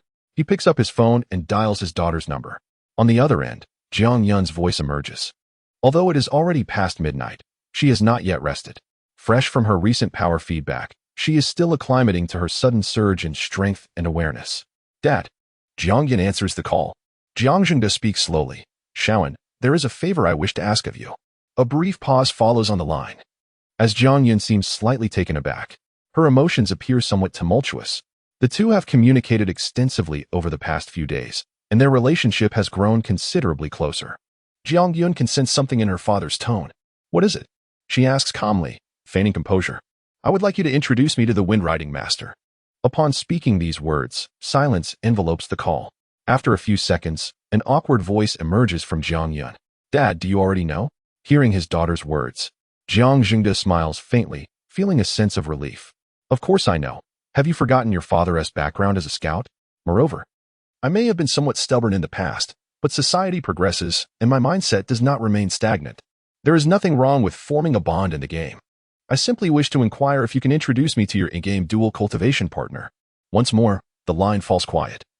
As if Jiang Yun is grappling with her thoughts, Jiang Jingde hastily reiterated, My intention in seeking him out is not for personal matters, nor to assess your boyfriend, and certainly not to coerce you into marriage. It is solely for the affairs of the Bureau of Regulation." At that moment, Jiang Yan finally spoke up slowly. "Father, given his character, it is utterly impossible for him to join the Bureau of Regulation." In truth, Jiang Yan had long suspected that Chengfeng Zhenren was none other than Lin Yu. The last time she encountered Xiao Guang at the bureau in Zhanghai City, she had an inkling of this connection. However, she had never disclosed this matter to anyone. Based on her understanding of Lin Yu, she was acutely aware that he abhors restrictions. Furthermore, with his current level of cultivation, no one could compel him to act against his will. Not the bureau, not the entirety of Longhua, and certainly not anyone in the world. Jiang Jingde chuckled once more and remarked, "You are overthinking it. I would never dare to persuade such a revered figure to join the bureau. My sole purpose is to discern his perspective on Longhua and this world." Chapter 72. Does the Wind Rider lack a mount? At this moment, MOT and his companions finally beheld the terrifying expanse of the colossal canyon that cleaved through the entire land of the Asen Kingdom. Stretching from the northern mountains to the southern shores, resembled a massive sword laid flat upon the earth, severing everything in its path. Skyscrapers and mountains, rivers and were all utterly bisected. An inexplicable dread surged within the hearts of MOT and his companions. Witnessing the phenomenon firsthand was an entirely different experience than merely hearing about it. At this juncture, a Buddhist practitioner hovering in midair muttered in a daze, "It's over. We Buddhists will never have a chance to rise again." To practitioners of Buddhism, followers are the most crucial resource. Without followers, there can be no faith. Absent the power of faith, their cultivation can never advance. Although the Asan Kingdom itself boasts a substantial population, it pales in comparison to the global populace. Upon hearing his companion's words, the faces of the other practitioners darkened, their spirits dampened.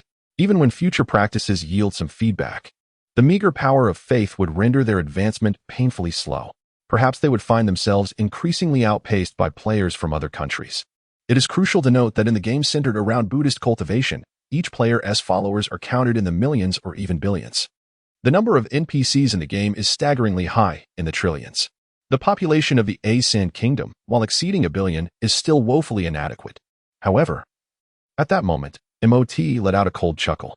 With narrowed eyes, he slowly articulated, "What is there to be disheartened about? Perhaps being prevented from leaving our own country is not entirely a bad thing."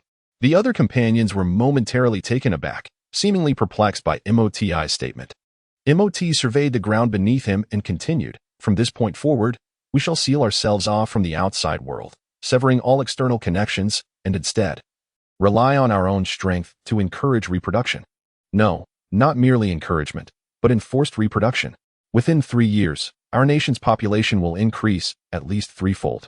Furthermore, we will abolish schools and convert them into temples, nurturing faith from a young age. While the spiritual energy required for cultivation may dwindle or even vanish, the population will not. Ultimately, the blue star will once again belong to us Buddhists." Listening to MOTI's words, his companions were struck with astonishment. The proposal was utterly preposterous, bordering on absurd. Yet, upon observing MOTI's serious demeanor, their shock gradually subsided. They came to realize that he was not jesting. He was earnest. Perhaps this notion was indeed outrageous, but that did not imply it was unattainable. Among the Buddhists, the mightiest, the supreme venerable Brahma, along with his 2 strongest subordinates, had perished, leaving MOT and his companions as the most formidable practitioners in the entire Asan. The decisions made by these few would go unchallenged by anyone throughout the realm. Moreover, the powerful cultivator had already extinguished any possibility of the Buddhists spreading their teachings abroad.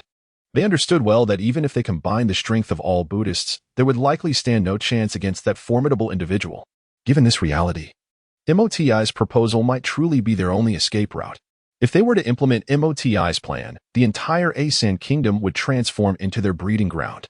In Zhanghai City, the Buddhists from the Asan Kingdom were indeed a nuisance. During the previous life, they incessantly traveled the globe to propagate their teachings, creating chaos across the Blue Star.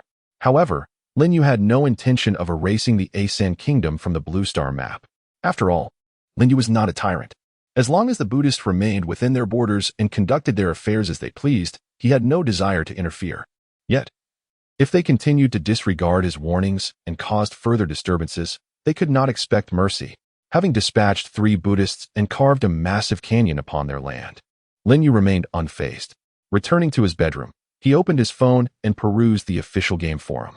Though he felt no emotional upheaval, he was curious about the players' reactions to these events. The Wind Rider is magnificent. With the Wind Rider in our dragon country, it is as though we possess a steadfast anchor. Truly, the Wind Rider is invincible. I seriously suspect that the Wind Rider did not exert full strength during that attack. What a joke. If the Wind Rider unleashed full power, the blue star would cease to exist. I am the most beautiful female player in Misty Immortal Path. I am willing to offer a paid investigation to uncover the Wind Rider's home address. I would gladly serve as his maid, cooking, cleaning, and even warming his bed. I recognize that ID from above. Didn't they previously mention marrying him? A maid to warm the bed? How overestimating of oneself. The Wind Rider is a true immortal. Would he require a maid for such purposes? I merely wish to ask if the Wind Rider is in need of a mount. Something akin to the Azure Bowl of the Supreme Lord Laozi from Journey to the West. The idea above is not bad. I shall now practice grazing. Although Lin Yu had anticipated the flattery directed his way, he was still taken aback by the sheer volume of it. Not a single serious post graced the forum. After browsing for a while, he found no useful information, just a boost to his mood. He subsequently closed the official forum. At that moment, he received a message from Jiang Yun. Opening his messaging app, Lin Yu was momentarily stunned by the contents. The message seemed to carry a hint of ambiguity. Boss, do you have time tomorrow morning? My father wishes to pay you a visit. The ellipsis at the end suggested Jiang Yun's inner turmoil. If it's inconvenient, I can cancel now. Seeing Jiang Yun's message, Lin Yu smiled faintly. His expansive spiritual consciousness swiftly reached the capital. Having attained the human immortal realm, Lin Yu's perception had grown extraordinarily potent. With a mere thought, he located Jiang Yun's residence. At that moment, Jiang Yun reclined on her bed, cradling her phone in both hands, gently biting her lip, a faint blush illuminating her cheeks, a stark contrast to her previously aloof demeanor. Witnessing this scene, Lin Yu couldn't help but smile slightly. Such a simple request was one he would naturally not decline. In the capital, Jiang Yun composed herself and dialed her father. Dad, he has agreed. I'll send you his location shortly. Her father, elated on the other end of the line, responded hurriedly, great. I'll set off tonight. Chapter 73. The astute and perceptive Jiang Zhengde at dawn. As the sun began to rise, a black SUV appeared before Lin Yu's villa. Its license plate indicating it was from the capital. At that moment, Xiaoguang had just awakened. Stretching lazily before his senses detected the presence of the vehicle at the entrance. His keen awareness immediately recognized Jiang Zhengde seated within. Although Xiaoguang had never met Jiang Zhengde in person, he had seen him during video conferences, considering him a prominent figure as the head of the Immortal Management Office. Is that Director Jiang from the Immortal Management Office headquarters? What brings him here? Could it be that my diligent work has caught his attention, and he has come to personally commend me? No, that would typically occur at the office, not at home. Perhaps he has a clandestine mission to assign me. One that cannot be discussed in public? Or is he here to present me with a mysterious reward, wishing to avoid prying eyes? Xiaoguang's eyes sparkled with excitement as he speculated. He hurriedly rose, tidying his hair in front of the mirror before swiftly opening his bedroom door and rushing outside. Just then, Lin Yu emerged from his room, observing Xiaoguang's anxious demeanor with a puzzled expression. Where are you off to in such a hurry? He inquired. Xiaoguang replied enthusiastically, Brother, my recent exemplary performance at work has drawn the attention of the head of the Immortal Management Office, who has come to my home to present me with a reward. With that, he dashed towards the front door, eager to greet Jiang Zhengde, who had just exited his vehicle. Lin Yu stood momentarily dumbfounded, watching his cousin's hasty departure, uncertain of how to explain the situation. At the villa's entrance, Jiang Zhengde also spotted Xiaoguang approaching. Upon seeing his face, his eyes brightened slightly. He recognized Xiaoguang as the deputy director of the Immortal Management Office in Jia High City, a formidable cultivator whose strength rivaled that of his own daughter. Though Xiaoguang did not work at headquarters, he was undoubtedly one of the most vital members of the management office. As Xiaoguang drew near, Jiang Zhengde's expression shifted to one of surprise, quickly replaced by a warm smile as he advanced towards him. Xiaoguang extended both hands, eager to offer a friendly greeting to the esteemed leader. Deputy Director Lin, what brings you here? Jiang Zhengde inquired with a smile. Xiaoguang's outstretched hands froze mid-air, and his footsteps halted as he looked at Jiang Zhengde with confusion. Isn't he here to present me with an award? Why is he asking such a trivial question? If I'm not here, what reason does he have to come? In that moment of hesitation, Jiang Jingde reached Xiao Guang, taking both his hands in a friendly shake. Comrade Lin Chengwang, might I inquire if you're related to Mr. Lin Yu? Jiang Jingde felt a twinge of anxiety, as he was about to engage with one of the most powerful figures in Longguo and indeed, the entire Blue Star. Thus, he failed to notice Xiao Guang's discomfort. Upon hearing this, Xiao Guang understood. Jiang Jingde was there to see his cousin. It dawned on him that he had misinterpreted the situation. He forced a strained smile, feeling slightly embarrassed as he replied, yes, Lin Yu is my cousin. Hearing this, Jiang Jingde's smile broadened. What wonderful news. I was feeling rather apprehensive. But to learn that Comrade Xiao Guang is Mr. Lin Yu's cousin is truly delightful. Jiang Jingde was astute. While he might appear somewhat rigid in his own home, he exhibited remarkable clarity when it came to matters of work. He did not attempt to conceal his nervousness, nor did he adopt an air of superiority. Xiao Guang managed another forced smile and asked, Director Jiang, are you here to see my brother? Jiang Jingde hastily replied, Indeed. I have come to pay a visit to Mr. Lin Yu. I wonder if he is at home. Naturally, Lin Yu was present. Moreover, as Xiao Guang had just stepped out, Lin Yu was likely already aware of Jiang Jingde's arrival. Since Lin Yu had not deterred him, it implied that a meeting was permissible. Please, come in. Xiao Guang's enthusiasm had waned. He had initially believed that his recent dedication and commendable performance would attract the attention of the head of the Immortal Management Office.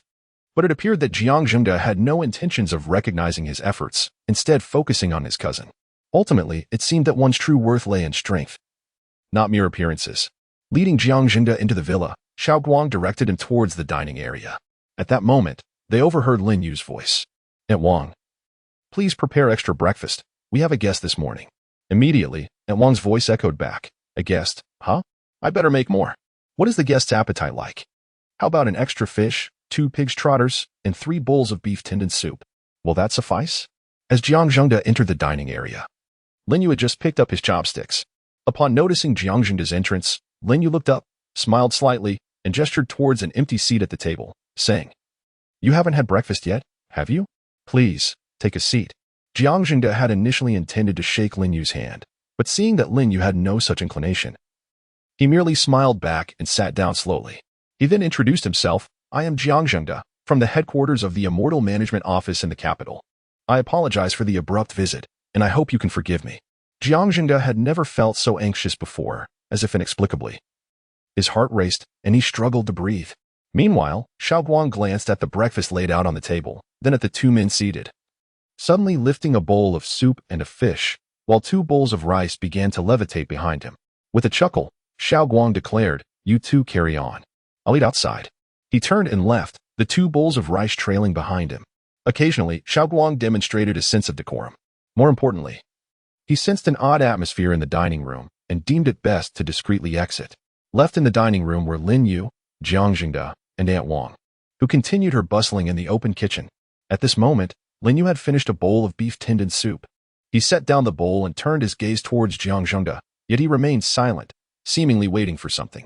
Jiang Jingde's expression grew slightly serious. As he grasped Lin Yu's intention, Lin Yu appeared uninterested in idle chatter and was awaiting Jiang Jingde to articulate his purpose for visiting. Clearing his throat, Jiang Jingde began. Mr. Lin, you are indeed straightforward. I shall not beat around the bush. I have come to visit you on behalf of the Longguo government to convey several positions. Firstly, as the most powerful player in Longguo, you rightfully deserve the government's attention, and we are willing to endorse whatever actions you undertake. This means that whether you choose to eliminate foes or declare war on other nations, we shall lend our unwavering support. Secondly, should you require assistance from the government, we stand ready to offer any support, even if it means mobilizing the nation's resources, although you may not require this support at the moment. There is a saying in our dragon nation, a good man is aided by 3. Having more hands to assist is undoubtedly far better than facing challenges alone. Chapter 74, The Feedback of the Dust-Cutting Flying Sword. Upon hearing Jiang Jingde's words, even Lin Yu felt a tinge of surprise. He had not anticipated that the Dragon Kingdom's officials would be so perceptive.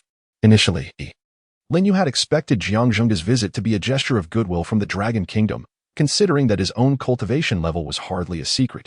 In the face of insurmountable strength, choosing to ally or appease was entirely natural.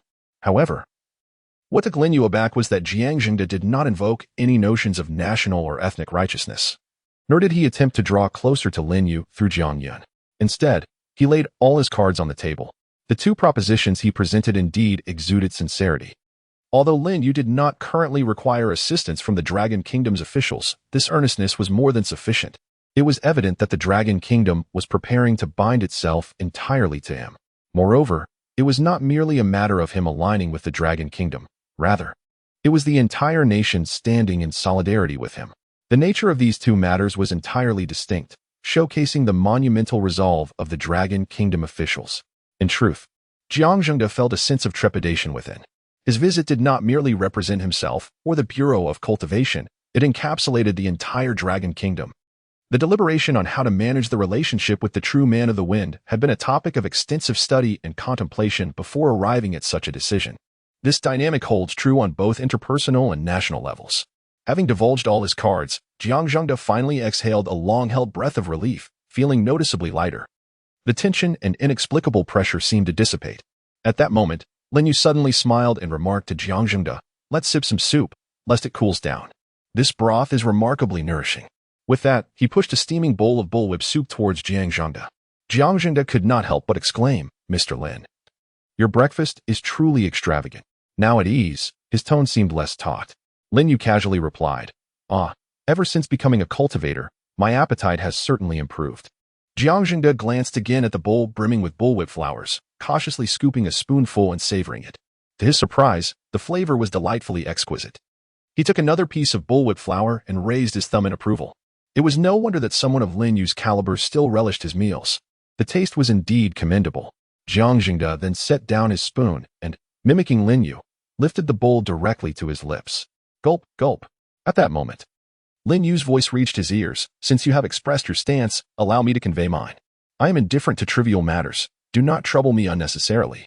Furthermore, as long as I am present, no one shall dare to wreak havoc in the Dragon Kingdom." This visit to the esteemed Lin Yu had proceeded unusually smoothly. In the official discussions, a small faction had proposed inviting Lin Yu to join the Bureau of Cultivation, even suggesting he lead it. Fortunately, that proposal was dismissed. Otherwise, this journey might have yielded no fruitful outcomes and could have strained the relationship between the officials and Lin Yu. With Lin Yu's final declaration, everything had been worthwhile. On the return journey to the capital, Jiang Zhengde could not resist the urge to share the good news with his daughter. He picked up his phone and dialed Jiang Yun's number. Upon answering, he immediately began to extol Lin Yu's virtues. "Xiaowen, your dual cultivation partner is truly remarkable. Good character, formidable strength. And he even prioritizes health. By the way, Xiaowen, you mentioned that the equipment in the game is about to be returned. Will the marriage certificate from the game also be returned?" The first Blue Star Power Arena's preliminary rounds were finally drawing to a close. The competition had been exhilarating. Although the rules stipulated that injuries should be minimized, the actual casualty rate in each match exceeded 80%. The 5 powerful female ninjas dispatched by the island nation were entirely annihilated. Their opponents proved to be exceedingly savage. 2 faced off against werewolf players from Country F, 2 against zombie players from the island of Aoda, and 1 encountered a fire mage. Fire mages, when lacking in techniques and equipment, were actually quite weak, barely able to cast the most rudimentary fireball spell. Other players, encountering a fireball, would at most suffer burnt clothing and could concede in time. However, these formidable female ninjas were different. Their attire could scarcely withstand flames. Moreover, they never comprehended why the term Yami Dai did not equate to conceding. After the preliminary rounds concluded, more than half of the participants had been eliminated. Some victors were severely injured and unable to continue in subsequent matches. Island Nation. In a cinema. Having watched the final preliminary match, Gao Shang slowly rose to his feet. The battles were bloody and brutal, providing a thrilling spectacle. Yet, he felt a sense of loss afterward. His meticulously trained 5 female ninjas had all perished on the battlefield, their brilliance fleeting. Gao Sheng could not help but reflect on the brevity of life. At that juncture, Gao Sheng turned to his 4 core subordinates, Daha, Erha, Sanha, and Xiaoha. The elite shinobi immediately knelt before him, awaiting their leader's command. Gao Sheng spoke slowly. "My 5 favorite powerful female ninjas died honorably, showcasing our ninja spirit of fearlessness to the world. In their memory, I have decided to train 50 new powerful female ninjas, forming a new team in preparation for the next Blue Star Power Arena. You shall go and make the arrangements. I want to see them by tonight." The 4 elite shinobi promptly responded, "As you command, my lord." In the Dragon Kingdom, as twilight descended, this night was destined to be another sleepless one. Players from around the world eagerly anticipated the arrival of midnight. Many players, despite possessing formidable cultivation, struggled to manifest their potential. However, after tonight, everything would change. Although the feedback systems across various games differed, all contained an equipment system. Tonight, all games would return their equipment. Following this return, players' strengths would undoubtedly see a significant enhancement. Lin Yu, too, awaited the equipment feedback, particularly that of the inferior-grade dust-cutting flying sword. In his previous life, it was the weapons that were primarily returned on the first day. Thus, the opportunity for the dust-cutting flying sword to be returned tonight was quite high. It was the sole celestial artifact within the Misty Celestial Path mobile game, coupled with a feedback rate of 120%. Lin Yu could only wonder to what extent it might be enhanced. Chapter 75, The Pig Farm of the Buddhist Practitioners. On this night, the Buddhist practitioners of Asen Nation, like players from around the globe, awaited the feedback on their equipment. However, prior to this feedback, a revitalization plan for the Buddhist sect, spearheaded by Modi, had been meticulously crafted and perfected after several discussions. That evening, Modi, accompanied by several formidable Buddhist practitioners, arrived at the capital of Asen Nation. After dispatching a few guards and enduring several gunshots, Modi found himself seated before the king of Asen Nation. The king, a portly figure resembling a real-life Maitreya Buddha, was not a follower of Buddhism, as the state religion was not Buddhism. Yet, through Modi's persuasive discourse and a sharp pin thrust into the king's palm, the monarch announced that Buddhism would replace the previous state religion, thus becoming the official faith of Asen Nation. Subsequently, the king issued a decree for comprehensive reform in the nation. The reforms consisted of three main points. First, the abolishment of the outdated educational system, the dissolution of schools, the incineration of all cultural textbooks, and the establishment of temples on former school grounds to impart Buddhist scriptures. Anyone found in possession of original teaching materials or any books other than Buddhist texts would be deemed heretic. Second, the legal age for obtaining a marriage certificate was set to 12, allowing polygamy and mandating that both genders must have their first child before the age of 14 and 3 children before 18. A nationwide inspection would occur 3 months later, where women aged between 13 and 53 must either be pregnant or have recently given birth.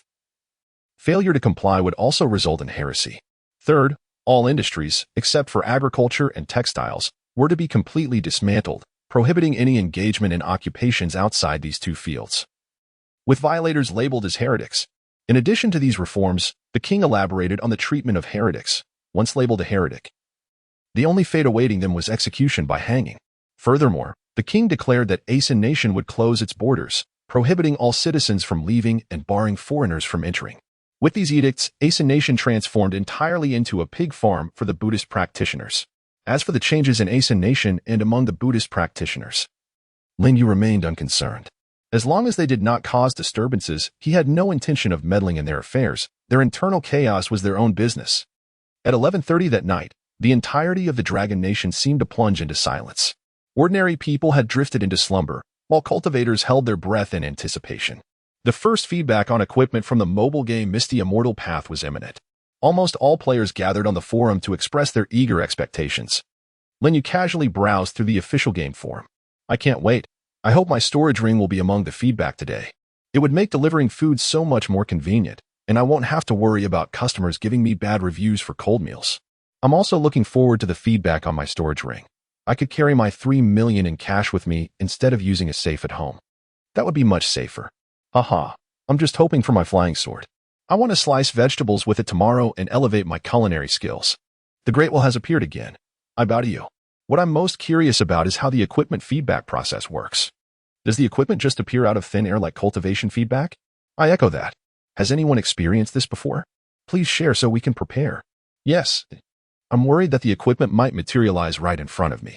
I didn't dare stay home tonight. I'm afraid my flying sword might hurt someone else. The comment above makes sense. I'm heading to the nearby park to find an open space to wait. Seeing the posts on the forum, Lin Yu couldn't help but smile. The players of Misty Immortal Path were youthful and imaginative, demonstrating cleverness in their decision to wait outside. In his previous life, Lin Yu had remained indoors, awaiting the equipment feedback, only to have his villa's roof destroyed. A gentle smile graced Lin Yu's face as he glanced at the time, 11:50. It was almost time. He gradually stood up and exited his bedroom. Turning to Xiao Guang, he called, "Xiao Guang, come with me." Moments later, Xiaoguang emerged from his room, excitement radiating from him. He too had been awake, anticipating the arrival of equipment. "Brother, what's up?" Xiaoguang asked eagerly. With the feedback approaching, his brother calling him out could only mean good fortune. Xiaoguang had long coveted the treasures his cousin possessed, evident from the leaderboard where his brother's name dominated. In the game, equipment primarily came from dungeon drops. The Blackwater dungeon had the highest drop rate among all high-level dungeons. Moreover, tackling such high-level dungeons solo granted a 5-fold equipment reward. During the first completion, the quality of the equipment increased 5-fold, while subsequent runs only amplified the quantity. This mechanism was in place to prevent players from hoarding vast amounts of high-level equipment. Thus, Lin Yu had amassed a significant collection of gear from the Blackwater dungeon. Unlike other players who often sold their loot for spirit stones to enhance their cultivation, Lin Yu had long since maxed out his cultivation level and lacked for spirit stones. Hence he retained all the equipment he acquired. After all, the Blackwater dungeon, being the highest level dungeon in the game, would yield equipment of decent quality even if not refined, surpassing many lower-tier refined items. However, Xiaoguang was perplexed as to why his cousin insisted on waiting until after feedback to give him items. Was there truly a difference? As a VIP 10, he assumed the feedback results should be similar. Observing Xiaoguang's eager expression, Lin Yu understood his thoughts but kept the fact that he was a VIP 12 to himself. Such secrets were best kept private, especially from someone as talkative as Xiaoguang. Let us head outside. The official forum mentioned that equipment might appear directly beside players. We wouldn't want to accidentally demolish the house. Upon hearing Lin Yu's words, Xiaoguang realized the logic and promptly nodded. It made sense.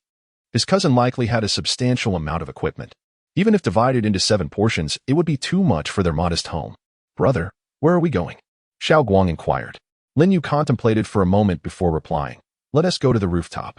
The equipment falls from the sky, and since the roof was destroyed in my previous life, standing on the roof this time should pose no issues." Chapter 76. The equipment feedback finally begins. The moment of equipment feedback emerged from the heavens above, akin to the cotton candy that appeared during cultivation feedback. In this life, there would likely be no alterations. Thus, receiving one's treasures on the rooftop was wholly sufficient. Barely had the two ascended to the rooftop when the sky began to transform. It was as if a multitude of stars had blossomed above. Xiaoguang's consciousness swiftly darted outward, soaring towards the expanse above. What he beheld was a breathtaking spectacle. Countless treasures descended from the sky, radiating brilliance akin to that of stars, resembling a shower of meteors. Each of these meteors was composed of various types of equipment. However, Xiaoguang's perception was not as keen as Lin Yu's. In Lin Yu's previous life, his cultivation had been insufficient, resulting in a vision similar to Xiaoguang's. Yet in this life, his formidable consciousness enveloped the entire blue star in an instant. The equipment that appeared out of thin air, along with the celestial brilliance, manifested flawlessly within Lin Yu's mind. This scene was profoundly awe-inspiring. The variety of equipment was astonishingly vast. Over the skies of the entire blue star, an array of gear emerged. Above the island nation, there were numerous ninja tools, with shurikens and kunai being the most abundant, alongside an assortment of other eclectic items like ninja headbands and knives. In the skies over the United States, the equipment was even more chaotic. There were armored suits in various designs, elastic shorts reminiscent of the Hulk, flamboyant shields, and even numerous sleek black bodysuits. In the skies above the Dragon Kingdom, Lin Yu was more familiar with the equipment, which were primarily the artifacts commonly used by cultivators. However, the first day of equipment feedback predominantly featured weapons, mirroring Lin Yu's previous life. Among them, flying swords dominated, as they were the most beloved treasures among players of Misty Immortal Path, hence their abundance within the game. In addition to flying swords, there were various uniquely designed weapon-type artifacts, including bottles, staffs, mirrors, ropes, scissors, and even rakes. Of course, while the first day's equipment feedback was primarily weapon-oriented, there were still some other artifacts, albeit in smaller quantities. Lin Yu spotted several rings among the treasures in the sky. Ring-type artifacts were usually storage rings. Players fortunate enough to receive a storage ring on the first day were considered quite lucky. With a storage ring, one could conveniently store their treasures, significantly easing their burden. At this moment, Xiaoguang tilted his head back, gazing at the sky with a hint of astonishment. "Brother, why do I feel like the stars directly above us are far more numerous than elsewhere? And by a considerable margin?" His eyes sparkled with excitement as he continued.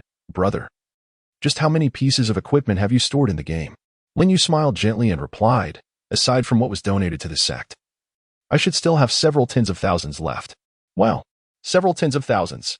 Xiao Guang was utterly astounded. In the game, equipment for players came in two forms, one type that was beneficial and required wearing to enhance combat power, and another that was deemed useless, meant for trading with other players or donating to the sect for contribution points, or simply dismantling. Therefore, the majority of players possessed only a handful of items, at most 10 or 8. Many players would only have the gear they wore, with never an excess stored in their bags or warehouses. After all, equipment was of little use if simply hoarded. Only Lin Yu, who had foreseen the equipment's return to the real world and was assured of a complete feedback, would deliberately amass such a vast collection. Before long, the equipment in the sky began to slowly descend. It seemed as if they could sense the location of their owners, all flying directly towards them. Soon, the first piece of equipment landed in the hands of a player. It was a flying sword, classified as a low-grade mundane artifact. Mundane artifacts represent the lowest tier among all treasures, typically wielded only by novice players who had just created their accounts. Yet the player who received the low-grade flying sword was ecstatic. Although the sword's rank was low, he felt incredibly fortunate. He had created his account mere minutes before the game closed its microtransaction channels and spent 6 yuan to become a first-time recharge player. After spending that 6 yuan, the recharge channel closed, followed by the announcement of equipment feedback. He felt that those 6 yuan were the most worthwhile he had ever spent. Hence, he bore no disdain for his mundane artifact flying sword. With the first player claiming their treasure, others gradually received their in-game artifacts as well. At this moment, players finally discerned a pattern. The first items to descend were of lower rank, while those that fell later were of higher quality. The initial recipients of treasures began to envy those still awaiting their artifacts. Countless players who had already claimed their treasures raised their heads to gaze at the sky. Increasing numbers of consciousnesses soared upward, eager to behold the artifacts of the powerful. Then, players noticed an anomaly in the skies above Jianghai City. Over 80% of the equipment in the skies above the entire Dragon Kingdom had already been claimed by players. The heavens were gradually becoming sparse. However, Jianghai City was a stark contrast. Countless radiant treasures remained suspended high above, continuing to descend slowly from a great height. In a park adjacent to Jianghai City, numerous cultivators had gathered. With all the equipment above their city already claimed, they turned their gazes skyward towards Jianghai City. My heavens, what is this? The ranks of those treasures seem extraordinarily high. Why are they all congregated above Jianghai City? Could it be? Oh my, I understand. The esteemed Cheng Fengzhenren is in Jianghai City. Those must be his artifacts. The quantity of those treasures is at least several thousand, perhaps even tens of thousands. How terrifying. If Cheng Fengzhenren were to assemble a cultivator army with these artifacts, everyone would surely be clamoring for a spot. Look, at the very top of those treasures, isn't that the celestial-grade flying sword from the equipment leaderboard? Wow, wow, wow. Incredible. I am envious. Not only the cultivators in Jianghai City, but nearly all cultivators in the Dragon Kingdom with heightened consciousness were fixated on the astonishing scene above Jianghai City. Some cultivators nearby, without relying on their consciousness, could see the formidable artifacts resembling a sky full of stars. They all realized that the true terror lay not in the sheer quantity of treasures, but in their ranks. The later the treasures fell, the higher their ranks. Naturally, the quantity was also alarming. After all, today marked merely the first day of equipment feedback. These treasures represented only about 1/7 of all the artifacts belonging to Cheng Fengzhenren. Above Jianghai City, the treasures finally began to descend slowly.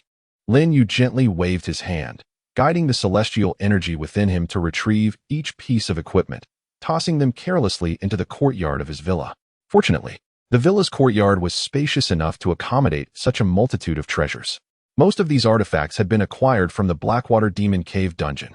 Lin Yu had previously gifted many of the lower-tier items to the tranquil-hearted Jinren, retaining only those of earthly grade and above. The equipment obtained in the Blackwater Abyss predominantly consists of earthly artifacts. However, the items that have now fallen into the courtyard of Lin Yu's villa are largely celestial artifacts, with earthly ones being exceedingly rare. Chapter 77. The courtyard overflowing with celestial artifacts. Many cultivators observing the skies above Jianghai City began to surmise the rank of the equipment displayed. Throughout the entirety of Long Kingdom, in approximately 80 to 90% of its cities, magical artifacts had already descended. However, the treasures hovering over Jianghai City had only just begun their descent towards the earth. The disparity was striking, particularly for Xiao Guang, who stood atop the villa, gazing in awe at the radiant artifacts casually tossed into the courtyard by his cousin, Lin Yu. His eyes widened in astonishment. This evening, Xiao Guang had only one artifact to report, a mere flying sword of the artifact grade. In contrast, the courtyard now brimmed with celestial artifacts, making him contemplate discarding his own flying sword. No, rather, he wished to conceal it in a place where he would never behold it again. Nearly 10,000 artifacts appeared modest in the sky, yet when amassed in the courtyard, they seemed overwhelmingly abundant. Most of them, ranking above celestial artifacts, lay heaped together like discarded debris. Meanwhile, Lin Yu continued to receive these potent treasures, nonchalantly tossing them aside without a second glance, as if they were utterly beneath his notice. Such extravagance! Xiao Guang's heart cried out. At last, after several minutes, the multitude of artifacts descended into Lin Yu's courtyard. It was at this moment that a particularly formidable item emerged from the sky, a flying sword. Its design was antiquated, exuding a chilling aura, with a blue luminescence dancing along its blade. Upon sighting this sword, Xiao Guang could not help but exclaim, the Xianshuang sword. This blade had once held the pinnacle position on the equipment leaderboard, a fully refined semi-immortal artifact. Though merely a semi-immortal artifact, its name bore the character for immortal, signifying its superiority by several magnitudes, perhaps even dozens of times, compared to the finest celestial artifact flying swords. As the Xianshuang sword gracefully descended, the celestial flying swords in Lin Yu's courtyard began to tremble as if paying homage to their sovereign. Is a semi-immortal artifact truly this powerful? Xiao Guang marveled. Hearing his admiration, Lin Yu's lips curled into a faint smile, remaining silent. Unbeknownst to Xiao Guang, the Xianshuang sword had transcended its semi-immortal status, now reaching the level of a low-grade immortal artifact due to a feedback rate of 120%. The moment Lin Yu's consciousness brushed against the Xianshuang sword, he recognized its elevated rank. He extended his hand, patiently awaiting the sword's arrival, already sensing its inner joy even before it made contact with him. Clearly, the Xianshuang sword had developed its own spirit. As the Xianshuang sword descended from the heavens, cultivators across Long Kingdom, focused on Jiahai City, exhibited expressions of envy. Such formidable artifacts were the stuff of their dreams. Yet, they understood that only a powerful cultivator like Master Chifeng could wield such potent treasures. Others, even those at the out-of-body stage, would likely struggle to harness the full might of a semi-immortal artifact. Meanwhile, in the capital, at the headquarters of the Xianyao Palace, the demon Lord Songyun and all members of the palace gathered in a private garden to receive their own artifacts. They had become a formidable sect of cultivators.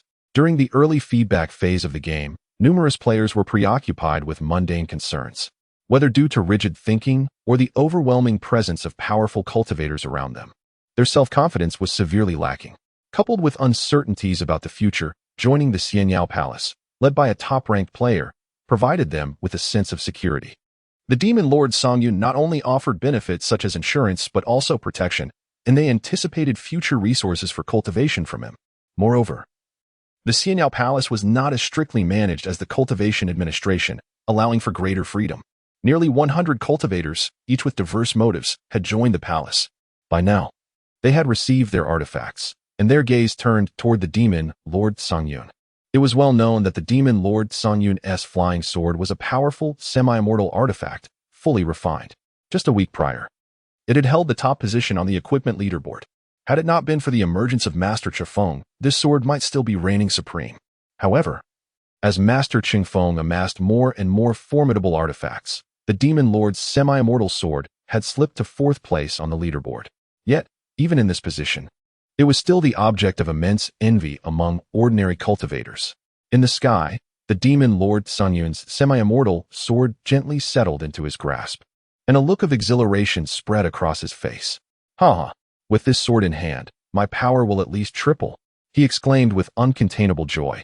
Nearby, nearly 100 cultivators began to shower him with praise. "The Palace Master is formidable. The Palace Master is invincible." Their accolades rang through the air, and the demon Lord's smile grew ever more radiant, relishing the attention of the multitude. However, at that moment, a cultivator from the Xianyao Palace suddenly pointed toward the south, exclaiming, "Look, the flying sword over Jianghai City is about to descend." Although they had been lavishing praise, many had been quietly monitoring the situation in Jiahai City. Upon hearing the shout, everyone turned their attention towards Jiahai City, their previous facade of indifference evaporating. Shocked gasps erupted amongst several cultivators. Wow, it's only now coming down. That must be Master Qingfeng's low-grade immortal artifact, the Juncture. Incredible! Just looking at it feels like my eyes are being sliced. As they beheld the low-grade immortal artifact descending slowly above Jiahai City, the envy in their eyes intensified beyond measure. The disparity between low-grade immortal artifacts and semi-immortal artifacts was said to be greater than that between semi-immortal artifacts and celestial artifacts.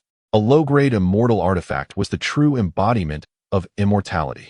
In the entire game, there was but this one.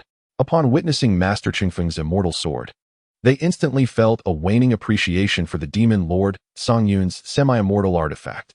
Regrettably, Master Qingfeng had not established any organization. Had he done so, they would have flocked to him without hesitation, perhaps even forsaking all benefits.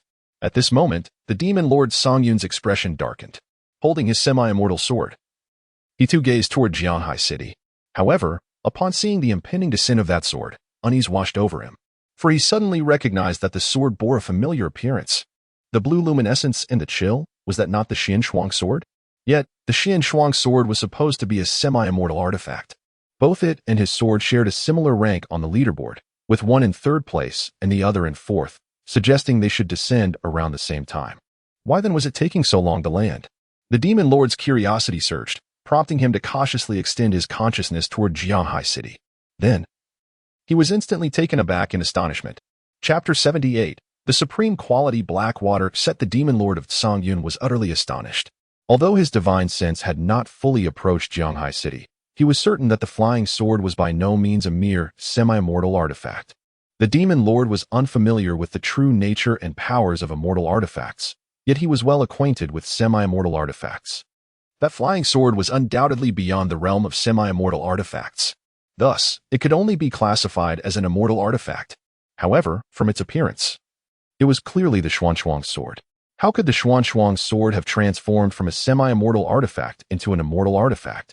Was it possible that the real person of Riding Wind had received special treatment due to excessive in-game purchases in the Misty Immortal Path mobile game? The demon lord found himself bewildered and perplexed.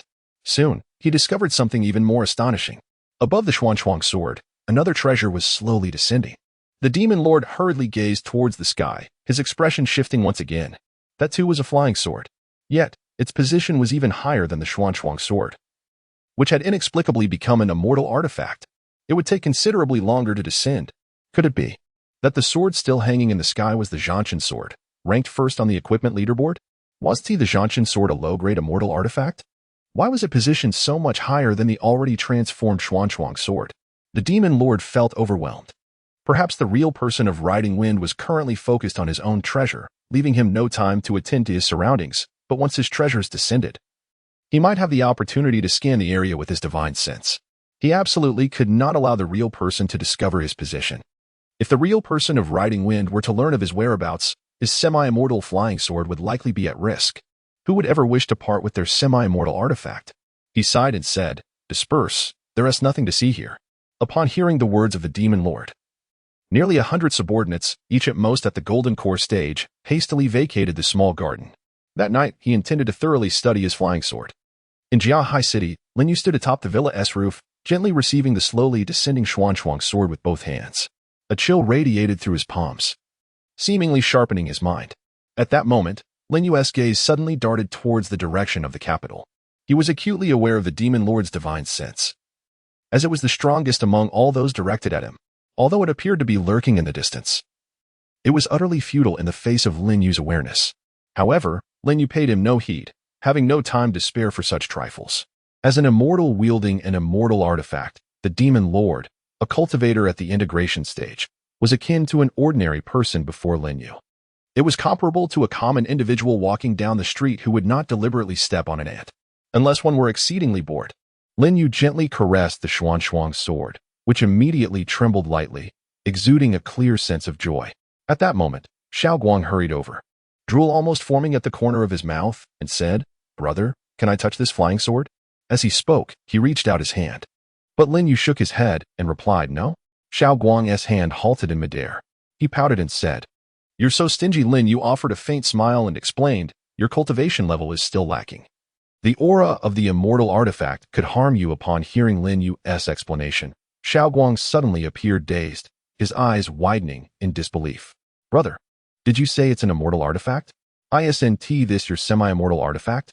Seeing Xiaoguang's astonished expression, Lin Yu couldn't help but smiled gently, nodding, indeed. It has grown. No one would believe that equipment can grow. Xiaoguang clearly did not accept this notion. However, at that moment, Lin Yu seemed to notice Xiaoguang's despondent mood. Without comparison, there could be no hurt. Xiaoguang was evidently comparing himself to Lin Yu, and it was only natural for him to feel discomfort in doing so.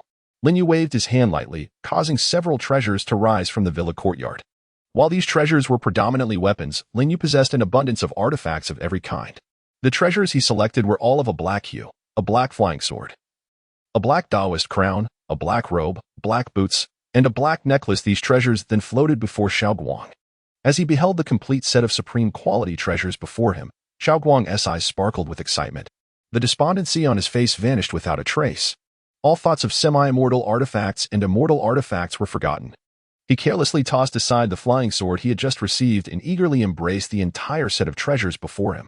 Brother, from now on, you're no longer my cousin. You're my real brother. No, you're my grandpa.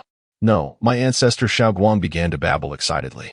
Lin Yu's expression turned cold, and he kicked him off the roof. Yet, from below, Xiaoguang's jubilant cheers echoed back up. The courtyard was filled with many treasures, but supreme quality artifacts only constituted a small portion. After all, supreme quality treasures were considered the pinnacle of equipment in the misty Immortal Path mobile game. Semi-immortal artifacts remained rare, even with Lin Yu's 120 feedback rate. He possessed very few semi-immortal artifacts. The treasures Lin Yu selected for Xiaoguang were all dropped from the Blackwater Cave, originally of only low-grade quality. But after the 120 feedback, they transformed into supreme quality artifacts. The vast majority of low-grade treasures, after such feedback, merely became mid-grade artifacts. Thus, it was quite fortunate for Xiaoguang to amass a complete set. With Xiaoguang's current cultivation, wielding an entire set of supreme quality treasures would likely allow him to contend against foes of higher realms without issue.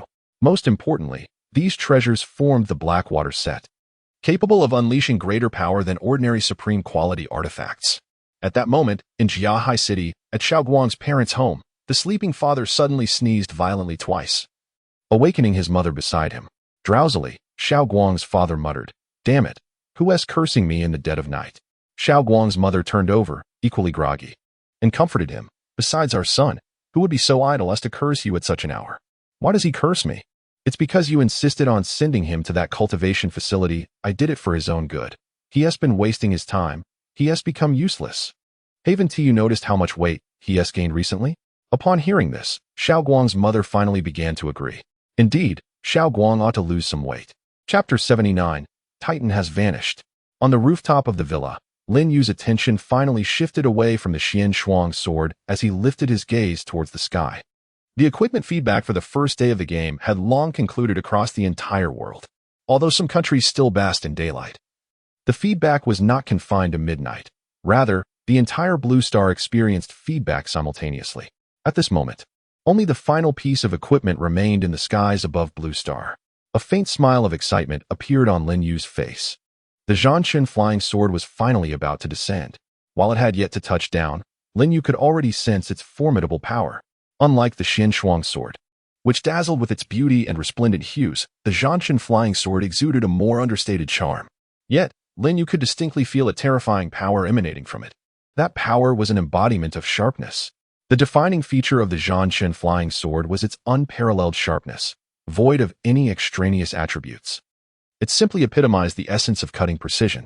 In the game, Lin Yu had wielded this very sword to sever the calamity cloud above him, a testament to its lethal sharpness. At that time, the Zhanshan flying sword was merely a low-grade celestial artifact. Now, having undergone a 120 feedback, it had transformed into a mid-grade celestial artifact. Moments later, the Zhanshan flying sword finally landed in Lin Yu's hands. The entire courtyard trembled with intensified vibrations as it descended, more violently than when the Xian Shuang sword had fallen. The instant the Zhanshan flying sword was in his grasp, Lin Yu felt an insatiable urge to test its might. He raised his gaze once more to the sky. On Blue Star, there was simply no opportunity to explore the sword's power, as he had to tread carefully even when empty-handed, fearing the potential devastation he could unleash. To truly gauge the Zhanchen flying sword's capabilities, there was only one recourse. Lin Yu smiled subtly and swiftly ascended into the heavens. In the blink of an eye, he vanished from the surface of Blue Star. As the last artifact descended, the cultivators across Blue Star ceased to fixate on the happenings in Zhanghai City. Some began to examine the artifacts they had just acquired, while others logged onto the official forum to share insights with fellow players. Comparisons often breed envy. In the park outside our community, about a dozen players received equipment tonight, yet mine was the first to drop. How infuriating. Efforts yield rewards. And the strength of others' gear surely reflects their prior investments. One can only blame oneself for not spending enough. If one feels dismayed comparing oneself to nearby players, how much more would one despair when juxtaposed against Master Chufone? But who would idle away comparing themselves to Master Chufone? Such comparisons lack merit. It's akin to me comparing my wealth to that of Mr. Ma, but I would never compare how far I can urinate with that of a man. Oh my, a female player upstairs? Wait, did I just spot a female player, along with two others who can't even use punctuation properly? What is the fuss about a female player? I simply wish to know who is wealthier between this sister and Mr. Ma. Delving deeper into such discussions loses its charm. I might as well compete with my boyfriend over who can urinate farther. Esteemed friends, did you witness the plethora of artifacts above Jiahai City? Absolutely astonishing. Master Chengfeng's equipment is undeniably abundant. Of course, I saw it, even from 500 kilometers away. I can see those artifacts twinkling like stars, a sheer absurdity. Did anyone catch sight of the final two flying swords? They must be the two most powerful swords on the equipment leaderboard. Surely they are the Zhanchen flying sword and the Xin Shuang sword. What perplexes me is that the half-celestial swords seem to descend much later than the other half-celestial swords. Have you seen any other half-celestial swords upstairs? Certainly. Our esteemed leader of the Xiaoyao Palace possesses a half-celestial sword as well. I'm not particularly envious of Master Chengfeng's quantity of gear. I merely envy the quality of his artifacts. Equipment should be valued for its refinement rather than its volume. May I inquire how many pieces of equipment you received upstairs? Did it exceed 100? Just one. Indeed, it's not about quantity. Meanwhile, in the capital city, although it was quite late, the headquarters of the Cultivation Management Office remained illuminated. Jiang Zhengde had yet to retire, as he monitored the inaugural equipment feedback of the game Misty Immortal Path. However, his method of observation diverged from that of the other formidable cultivators. Even before the feedback commenced, he had been attentively perusing the official forum of Misty Immortal Path. The forum served as a treasure trove of information, as post-game discussions flourished among players eager to share their experiences. While Jiang Zhengde's consciousness could not perceive the events unfolding in Jiahai City, he gleaned a wealth of knowledge about equipment feedback from discussions across the forums. Coupled with insights from internal communication groups, these two sources enabled him to maintain a comprehensive grasp of the situation among players throughout the Dragon Kingdom. As Jiang Zhengde engrossed himself in the players' boasts on the forum, a phone call suddenly interrupted him. Upon answering, he recognized the voice of a high-ranking official from the Dragon Kingdom. Director Jiang, we have a grave situation. The moment the caller spoke, Jiang Zhengde furrowed his brow. What grave situation? He inquired hastily. Titan is gone. Upon hearing this, Jiang Zhengde paused in disbelief and urgently requested clarification. What do you mean Titan is gone? What is Titan? The voice on the other end seemed to take a deep breath to steady himself before solemnly explaining. Titan, the sixth moon of Saturn, also known as Saturn VI, has vanished. At this revelation, Jiang Zhengde finally comprehended the gravity of the situation. He was aware that Titan was the largest moon of Saturn. However, how could such a massive moon simply disappear? What is going on, Laoli? How could Titan vanish? Could it have hidden behind Saturn, obscured from view? Jiang Zhengde questioned, bewildered. The caller, still reeling from shock, seemed reluctant to elaborate further and said, I'll send you an email. You can see for yourself. With that, the call ended. Within a minute, Jiang Zhengde received an email. The video showcased footage of Titan captured by a high-resolution astronomical telescope. Though Titan appeared diminutive compared to Saturn, it was, in fact, the second largest moon in the solar system. Its name was also Titan. In the third second of the video, a blinding white light suddenly illuminated the dark expanse of space. The light moved with such velocity that it flashed across the screen in less than half a second. Following this, Jiang Zhengde was left utterly astounded. Titan appeared to split in two from the center, beginning to crumble slowly. Within seconds, Titan shattered into countless fragments of varying sizes, drawn into Saturn's immense gravitational pull, becoming part of its vast rings. Titan, the moon of Saturn, had vanished. Chapter 80. Impressive power. Slightly lacking precision, Jiang Zhengde sat in his office, his mind tumultuous and unsettled. The disappearance of Titan, as mentioned by Li, was indeed literal. It had vanished. Witnessing a celestial body that had existed for trillions of years dissolve into nothingness was profoundly shocking. Although the footage was somewhat unclear, it was unmistakable that Titan had been cleaved in two by an overwhelming external force. After regaining his composure, Jiang Zhengde opened another video. The second video showcased the moon. Compared to the footage of Titan, the lunar visuals were significantly clearer, revealing the intricacies of its smaller craters with precision. However, what connection could there possibly be between Titan's disappearance and the moon? Why would Li send him a video of the moon? Puzzled, Jiang Zhengde scrutinized the footage. At the 5th second of the video, he was once again astounded by what unfolded before him. A brilliant white beam of light suddenly shot from the lunar surface, soaring into the depths of space. In less than half a second, it vanished without a trace. The resemblance to the luminous force that fragmented Titan was strikingly uncanny. No, it was not merely similar, it was unequivocally the same beam of light. Stunned, Jiang Zhengde nearly leaped from his chair. What did these two videos signify? The blinding light that obliterated Titan emanated from the moon's surface. Could it be that another nation had developed a new class of weaponry capable of mass destruction? No, that seemed implausible. The power required to annihilate a satellite of Titan's magnitude was beyond reach. Moreover, the speed of the attack was unfathomably rapid. The light, even from such a great distance, flickered by in an instant, moving at a velocity surpassing light speed by countless multiples. Jiang Zhengde hastily re-examined the second video, slowing the playback to scrutinize it further.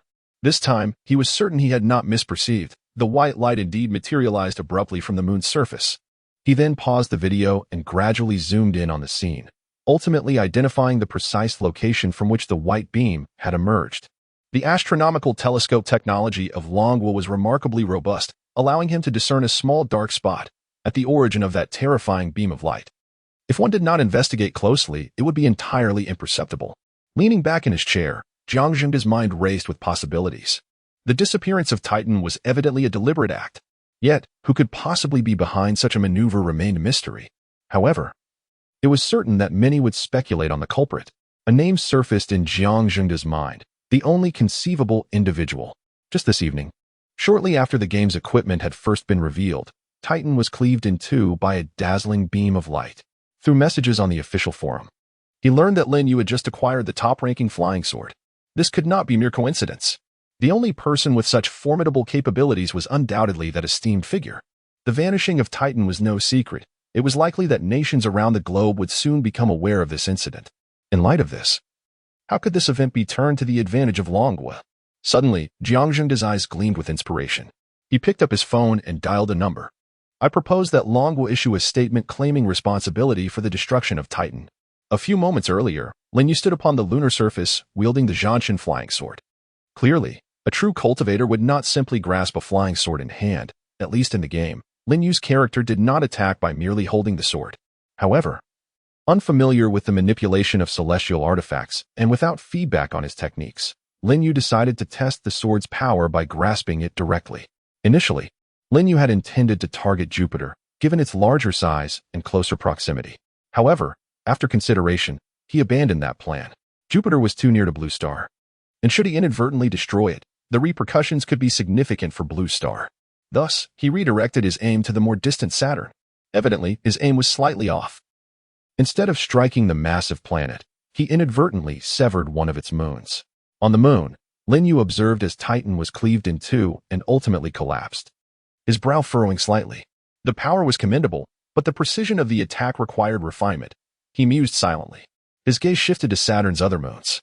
After careful consideration, he chose not to take further action. Utilizing Saturn's moons to hone his accuracy felt like a waste, especially at this moment. Perhaps he could attempt it again once he received feedback on his techniques. Subsequently, Lin Yu turned his attention away from Saturn and gazed at Blue Star. Observing Blue Star from the moon was indeed a sight to behold. Simultaneously, through his vast spiritual awareness, Lin Yu noted some changes occurring on Blue Star. As his cultivation began to yield feedback, Blue Star gradually expanded, albeit at a slow pace that many cultivators likely could not perceive. However, with the commencement of equipment feedback, the rate of expansion seemed to have increased significantly.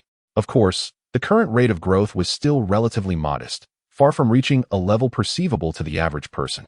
In his past life, it wasn't until the NPCs and villainous bosses in the game began responding that Blue Star had expanded by about 1/3. Yet, Lin Yu remained uncertain whether any changes would manifest in this life. After admiring Blue Star's landscape for a while, Lin Yu's figure vanished from the lunar surface. That evening, journalists from around the world stationed in Longwo were awakened. Subsequently, the Longwo authorities held a brief press conference.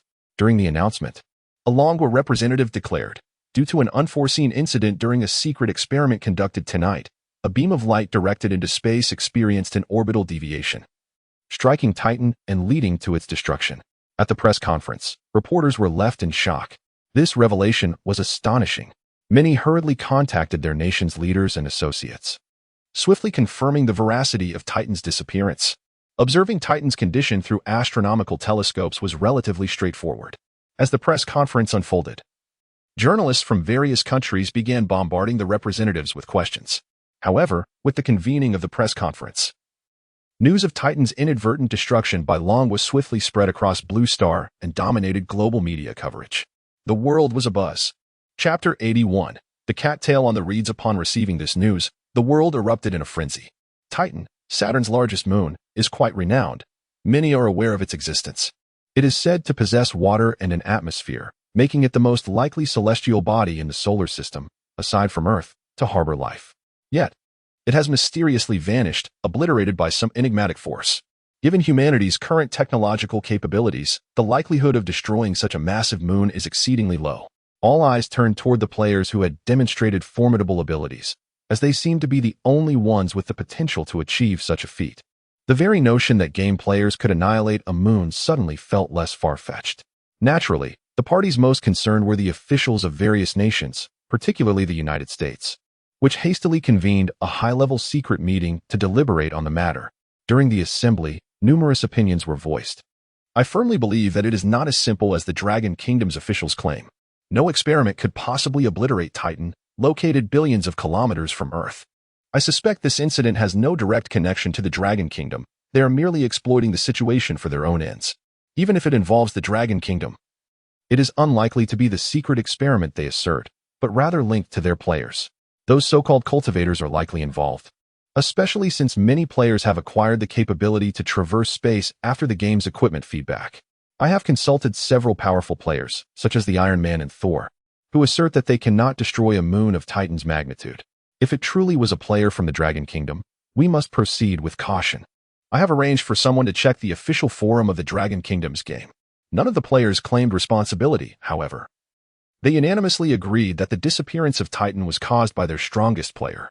The only aspect we do not comprehend is the numerous mentions of cattail on the forum. What could that possibly mean? That level of attack would make destroying Earth relatively easy. We must ascertain the true capabilities of these Dragon Kingdom players. Otherwise, we will be at a disadvantage. The official forum of the game Misty Immortal Path is bound to players' accounts, accessible only to those who play. However, many players have merely registered and not played for long. Some have even traveled to the United States, allowing the U.S. officials to locate accounts on the forum. At this moment, the majority of posts on the forum revolved around the destruction of Titan. If it wasn't the great player Qingfeng who did it, I will eat my hat live. It's obvious to even a fool that it was Qingfeng, exclaimed one post. Qingfeng is simply magnificent. I can envision the scene graceful and poised. With a mere flick of the wrist, Titan falls. Absolutely stunning. Does anyone have Qingfeng's contact information? After days of practice, I can now graze on grass and could serve as a worthy steed. Impressive. How long did you practice? A day and a half, or 3.5. Another replied. Being Qingfeng's mount is no easy feat. Can you carry him into space? Exactly. You cannot go where Qingfeng wishes to go. So what good are you as a steed? To be a steed, not only must you graze, but you must also possess capability. Are you fools? Did I say I wanted to be that kind of steed? I am the most beautiful female player in Misty Immortal Path. I am to be the kind of mount that only needs to lie down. Wait, I think I understand. I know what you're grazing on cucumbers, right? I bet it's long eggplants. I bet it's black beauty watermelons. I guess it's durians with shells. What you're referring to isn't grass. I suspect it's the kind of cattail that grows on reeds. That kind of cattail seems toxic, doesn't it? As a doctor, I strongly advise this most beautiful female player against consuming cattails. They are poisonous and can cause hallucinations. In Jianghai City, early morning, as dawn broke, Xiaoguang appeared before Lin Yu, exuding confidence. Clad in black, he indeed looked quite impressive. Aside from a slightly protruding belly, he had no notable flaws. As a cultivator, trimming his waist was not a challenge. However, Xiaoguang seemed different, perhaps rebelling against conventional norms. Brother, do I look handsome in this outfit? Xiaoguang twirled around, showcasing his attire. Lin Yu assessed him and nodded slightly. The gear Xiaoguang wore was a set of high-quality celestial artifacts, capable of transforming into various forms. At that moment, he had transformed them into a sleek black suit paired with black shoes. The dark water crown had morphed into a pair of black earrings, giving Xiaoguang an alluring aura. Seeing his cousin Lin Yu's approval, Xiaoguang's smile broadened. Haha, I think I look quite dashing. Imagine going to work like this. I could easily charm all the girls in our office. Lin Yu raised an eyebrow skeptically and asked, what about Ashui? At the mention of his cousin, Xiaoguang laughed mysteriously, saying, Ashui won't mind. Lin Yu, uninterested in idle chatter, replied, come with me for a moment. He stood up and led Xiaoguang to the villa's courtyard, which was still cluttered with various artifacts, leaving little room to spare. Lin Yu's consciousness scanned through the pile of equipment until two clothing-type artifacts floated gently into his hands. Both were of high-quality celestial grade. Handing the artifacts to Xiaoguang, Lin Yu instructed, before work, deliver these two outfits to your parents. Feel free to modify the style as you see fit so they can wear them daily. Naturally, a cultivator's artifacts could not be soiled, eliminating the need for cleaning. Most importantly, these celestial artifacts provided formidable defensive capabilities, despite his uncle and aunt not being cultivators yet. Wearing these artifacts would protect them from harm, even from low-level cultivators. In the event of an accident, such as being hit by a car, they would remain unharmed. Lin Yu paused momentarily and asked, can your mother not manage your meals? Xiaoguang, imitating his cousin's demeanor, pouted and slowly levitated, saying, she does manage. But I'm still a bit hungry. Chapter 82. The successor of Jiang Zhengde in the vast northwestern region, in the city of Laha. Qi Changqing acquired a considerable amount of equipment last night. His prowess has allowed him to rank among the top 10 in the mobile game Misty Immortal Path. Thus, the quantity and quality of his gear were commendable. Among the rewards he received, the most formidable was his flying sword. In the game, Qi Changqing's flying sword was a top-tier celestial artifact refined to level 10. However, due to his VIP level being only 9, it was downgraded to a mid-tier celestial artifact upon retrieval. Nonetheless, he cherished this sword dearly, spending the entire night engrossed in its study. After experimenting, Qi Changqing realized the immense power of his sword. Any steel appeared as fragile as tofu before it.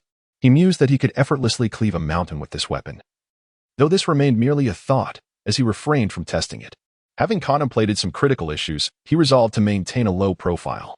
Unless directed by the esteemed Chifeng or engaged in tasks for him, he intended to keep a low profile.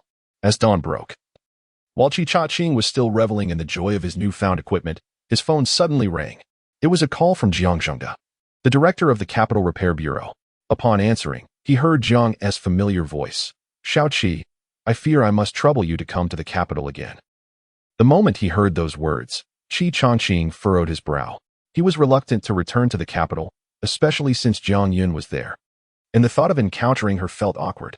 However, instead of hastily declining, he inquired, Director, what is the purpose of my visit to the capital?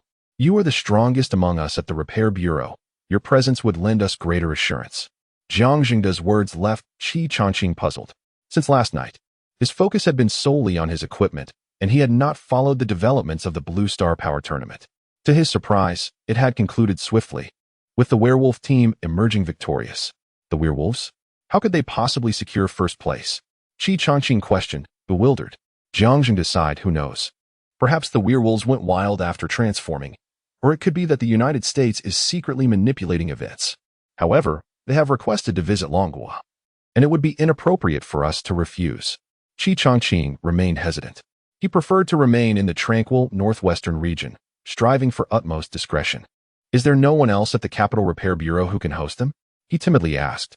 On the other end of the line, Jiang Zhengde detected Qi Changqing's reluctance. He earnestly replied, there are others, but if you do not come, we will have to have Jiang Yun attend to them. Hearing this, Qi Changqing's brows knitted tightly. You cannot send the esteemed Chengfeng's woman to entertain those filthy werewolves. What a jest. Jiang Yun's status is far too elevated for such demeaning tasks. Absolutely not. Without hesitation, he exclaimed, "No, I will go." On the other end of the line, Jiang Jingde was taken aback, unable to comprehend Qi Changqing's sudden change of heart. He had not yet articulated his prepared reasoning. After a moment's reflection, he shared his thoughts. "Xiaoqi, I am delighted you can come. I have already reported your situation to the higher-ups. Soon, I plan to retire and wish for you to take over as the head of the Capital Repair Bureau, overseeing the management of repair stations across the nation." Jiang Jingde had long realized that his capabilities were not suited for this position. However, with the repair bureau newly established and short-staffed, he had no choice but to step forward. Now, as the bureau gradually improved and recruited powerful cultivator players, he believed Qi Changqing was a fitting successor. Young yet composed in his endeavors, and most importantly, possessing formidable cultivation, Qi Changqing was undoubtedly more suitable for the role, capable of earning the respect of others. At this moment, Qi Changqing was taken aback.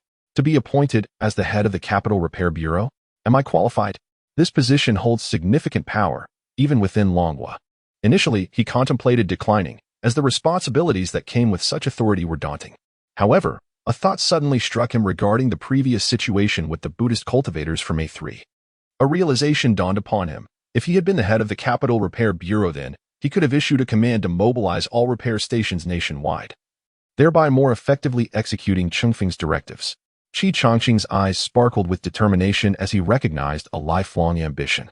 He spoke slowly into the phone. "Well, since you hold me in such high regard, Director Jiang, I, Qi Changqing, shall not fall short of expectations and am willing to contribute to the stability and prosperity of Longhua." His words resonated with conviction and resolve. On the other end of the line, Jiang Jingde's voice conveyed satisfaction. "Excellent. Xiaoqi, your words bring me relief." "At your command, Director." Qi Changqing responded eagerly. After concluding the call, he found that the excitement within him lingered, refusing to subside. Having seen the two videos Jiang Jingde had mentioned, Qi Changqing had quickly deduced that they were orchestrated by Chen Feng. The thought of sitting in a position of power, serving as a vanguard for Chen Feng, filled him with exhilaration. Meanwhile, at the same moment, as Jiang Jingde contacted Qi Changqing, at New York's airport, the werewolf delegation from F country, victors of the inaugural Blue Star Power Tournament, was preparing to board their flight. They were being seen off by none other than the head of the American Superpowers Alliance, a balding man in his 50s with a substantial beer belly, clad in attire that appeared somewhat absurd. His name was General Mike. At this moment, he shook the hand of the werewolf team captain, Henry, smiling as he said, "I hope your journey to Longhua goes smoothly, and that you acquire genuine intelligence about the players there. In a few days, I will arrange my visit to your country to sign a defensive alliance treaty between our nation's players." Captain Henry grasped General Mike's hand with both of his. A sycophantic smile plastered across his face. "Rest assured, General Mike, we will exert every effort to accomplish this mission and thoroughly assess the strength of the Longhua players. Furthermore, I will await your arrival in F country, wishing for the successful signing of our players' defensive alliance treaty." Chapter 83. The clever werewolf Captain Henry. The werewolf delegation from France, under the leadership of their captain, boarded a plane to commence their visit to the Dragon Kingdom. At the airport, General Mike smirked slightly, almost to himself, remarking on the barbaric nature of his counterparts. These savages, after enhancing their abilities, seemed to have lost their wits. With just the title of champion of the Blue Star Power Arena and a so-called defensive alliance contract, they are willing to act as our vanguard, behind General Mike. His confidant could not help but give a thumbs up to his superior, praising, "General, your strategy is truly unmatched. We are able to gather intelligence on the strength of the Dragon Kingdom's cultivators without expending any resources. It's simply brilliant." Hearing such flattering words, a broader smile spread across General Mike's face. Indeed, while the werewolves possessed commendable strength, they paled in comparison to the players from the United States. However, under the covert manipulation of the U.S., the title of first place in the inaugural Blue Star Power Arena had been awarded to the French delegation. The title held no real significance. The true purpose of this Blue Star Power Arena was to assess the abilities of the Dragon Kingdom's players. Yet, since the Dragon Kingdom did not participate, they had to resort to alternative means to gauge the prowess of its players. General Mike coldly mused that these dim-witted werewolves would inevitably stir up trouble in the Dragon Kingdom. and he doubted the local players would refrain from taking action. With the impending alliance contract between the two nations, he seized the opportunity to implant surveillance devices on the werewolf team members and ensured that both countries would share the information gathered from these devices. Should conflict arise, they would be able to clearly observe the strength of those cultivators. Naturally, even if no confrontation occurred, they had prepared contingency plans. The werewolf captain would extend an invitation for friendly sparring, compelling the Dragon Kingdom's players to engage. Everything appeared to be under General Mike's meticulous control. As the group boarded their vehicle, they set off towards the Pentagon. As noon approached, Qi Changqing hurriedly arrived at the airport, only to find himself in a state of disbelief. Jiang Zhengde, the head of the headquarters of the capital's cultivation administration, had not shown up. He had unwittingly become the person responsible for welcoming the French werewolf delegation. To make matters worse, Jiang Yun was also among the welcoming party, initially contemplating abandoning the task. Qi Changqing ultimately resigned himself to the reality of the situation. Leaving now would likely jeopardize his aspirations of becoming the head of the capital's cultivation administration, particularly in serving the esteemed Master Qingfeng. He understood Jiang Zhengde's rationale, given Jiang's relatively low cultivation level. It was indeed inappropriate for him to represent their side against a delegation of formidable players from France. In contrast, Qi Changqing's cultivation was more than adequate for the task at hand. However, with Jiang Yun present, Qi Changqing felt slightly uneasy, for she was the dual cultivation partner of Master Qingfeng. He knew he must maintain a respectful distance to avoid any misunderstandings, while also ensuring he did not become too disagreeable in her eyes. Alongside Qi Changqing and Jiang Yun, two other colleagues from the capital's cultivation administration joined the welcoming committee, 2 males and 2 females. At that moment, a passenger aircraft slowly came into view above them. Before it even touched down, Qi Changqing's spiritual sense had already penetrated the aircraft. He distinctly observed the members of the French delegation, a team composed entirely of male players. Each robustly built and seemingly influenced by their werewolf heritage, resembling their feral counterparts even in their human forms. Qi Changqing's expansive spiritual sense swept across them, unnoticed by the players. The primary strength of these werewolf players resided in their brawn, which rendered their perception abilities quite lacking. Although their sense of smell was marginally sharper than that of ordinary humans, even if their perception were heightened, they would not be able to detect Qi Changqing's spiritual sense. It was simply on an entirely different level. Suddenly, as he stood on the tarmac, Qi Changqing furrowed his brow. His spiritual sense had detected something peculiar among the werewolf players, a series of concealed cameras. Some were hidden within the fabric of their shirts, while others appeared to be affixed to their eyes. What was this? High-tech surveillance devices? Qi Changqing felt a surge of confusion. According to Director Jiang, this was supposedly a friendly visit. Why then, were they equipped with such extensive monitoring technology? Did they harbor ulterior motives? Qi Changqing chose not to share this unsettling discovery with his colleagues, opting instead to remain vigilant in silence. Finally, the plane touched down, and the cabin door opened. The French werewolf delegation, led by their captain Henry, disembarked. Henry was the very werewolf who had made a dramatic entrance in the Blue Star Power Arena, having torn apart the formidable female ninja, Mary. With a rugged appearance and a face adorned with a thick beard, Henry seemed indifferent to personal grooming. He was the first to step off the plane and approach Qi Changqing and the others. Behind him trailed 5 equally muscular werewolf players. At that moment, Qi Changqing suddenly noticed that Henry had inserted a finger into his nostril and scratched it several times before wiping it on his trousers. A wave of revulsion washed over Qi Changqing. What was this individual? The thought of shaking hands with him left him feeling nauseated for days to come. Henry was astute, fully aware that this visit to the Dragon Kingdom was far from a friendly one. His sole intention was to assess the strength of the Dragon Kingdom's players. Players from other nations had already exchanged considerable intelligence, yet the players from the Dragon Kingdom had continued to conceal their true capabilities. The French authorities were eager to uncover the extent of the Dragon Kingdom's power, particularly if they possessed the capacity to create disasters akin to the Great Canyon of the subcontinent or the annihilation of Titaness moons. With the promise of a defensive alliance contract from General Mike, Henry was determined to achieve his objectives. Upon disembarking, he planned to test the limits of the Dragon Kingdom's players, for true strength often revealed itself in moments of anger, rather than engaging in mere friendly sparring. He sought to glean vital information. However, just as Henry prepared to provoke Qi Changqing standing in the middle, his gaze fell upon the woman beside him. She was breathtaking. Henry felt he had never seen such beauty in his life. The ethereal grace she exuded in her skin as translucent as jade, instantly captivated his full attention. Chapter 84. Trouble arises at this moment. While Qi Changqing pondered how to confront the loathsome werewolf Henry, that very individual unexpectedly altered his course and approached Jiang Yun. In Qi Changqing's gaze, he discerned a peculiar glimmer in Henry's eyes. To his astonishment, Henry extended the same hand he had just used to pick his nose. Attempting to shake hands with Jiang Yun, Qi Changqing's expression darkened immediately, his countenance nearly dripping with displeasure. How dare he not only offend me but also attempt to insult the esteemed companion of Master Chafone? Henry's movements were swift, in a mere 3 to 4 seconds. He had changed direction and reached Jiang Yun. Yet, within this fleeting interval, Qi Changqing's mind wrestled with tumultuous thoughts. Should he endure, allowing Jiang Yun to reject the werewolf on her own accord, thereby avoiding any missteps and perhaps securing the position of director at the Capital Repair Bureau to better serve Master Chafone? Or should he unleash the fury that simmered within him, unable to tolerate the affront against Master Changfeng's companion? If he stood idly by, could he still be considered Master Changfeng's loyal follower? Absolutely not. This was intolerable. These fiends had crossed a line. Resolute in his decision, Qi Changqing cast aside any thoughts of international relations. He was determined to act freely, as a cultivator ought to. At that moment, Henry extended his hand towards Jiang Yun. Speaking in his native tongue, "Beautiful lady, you are truly exquisite." Jiang Yun, highly educated and fluent in several languages, felt a frown crease her brow upon hearing Henry's words. Simultaneously, she registered his earlier gesture, her face betraying a hint of disgust.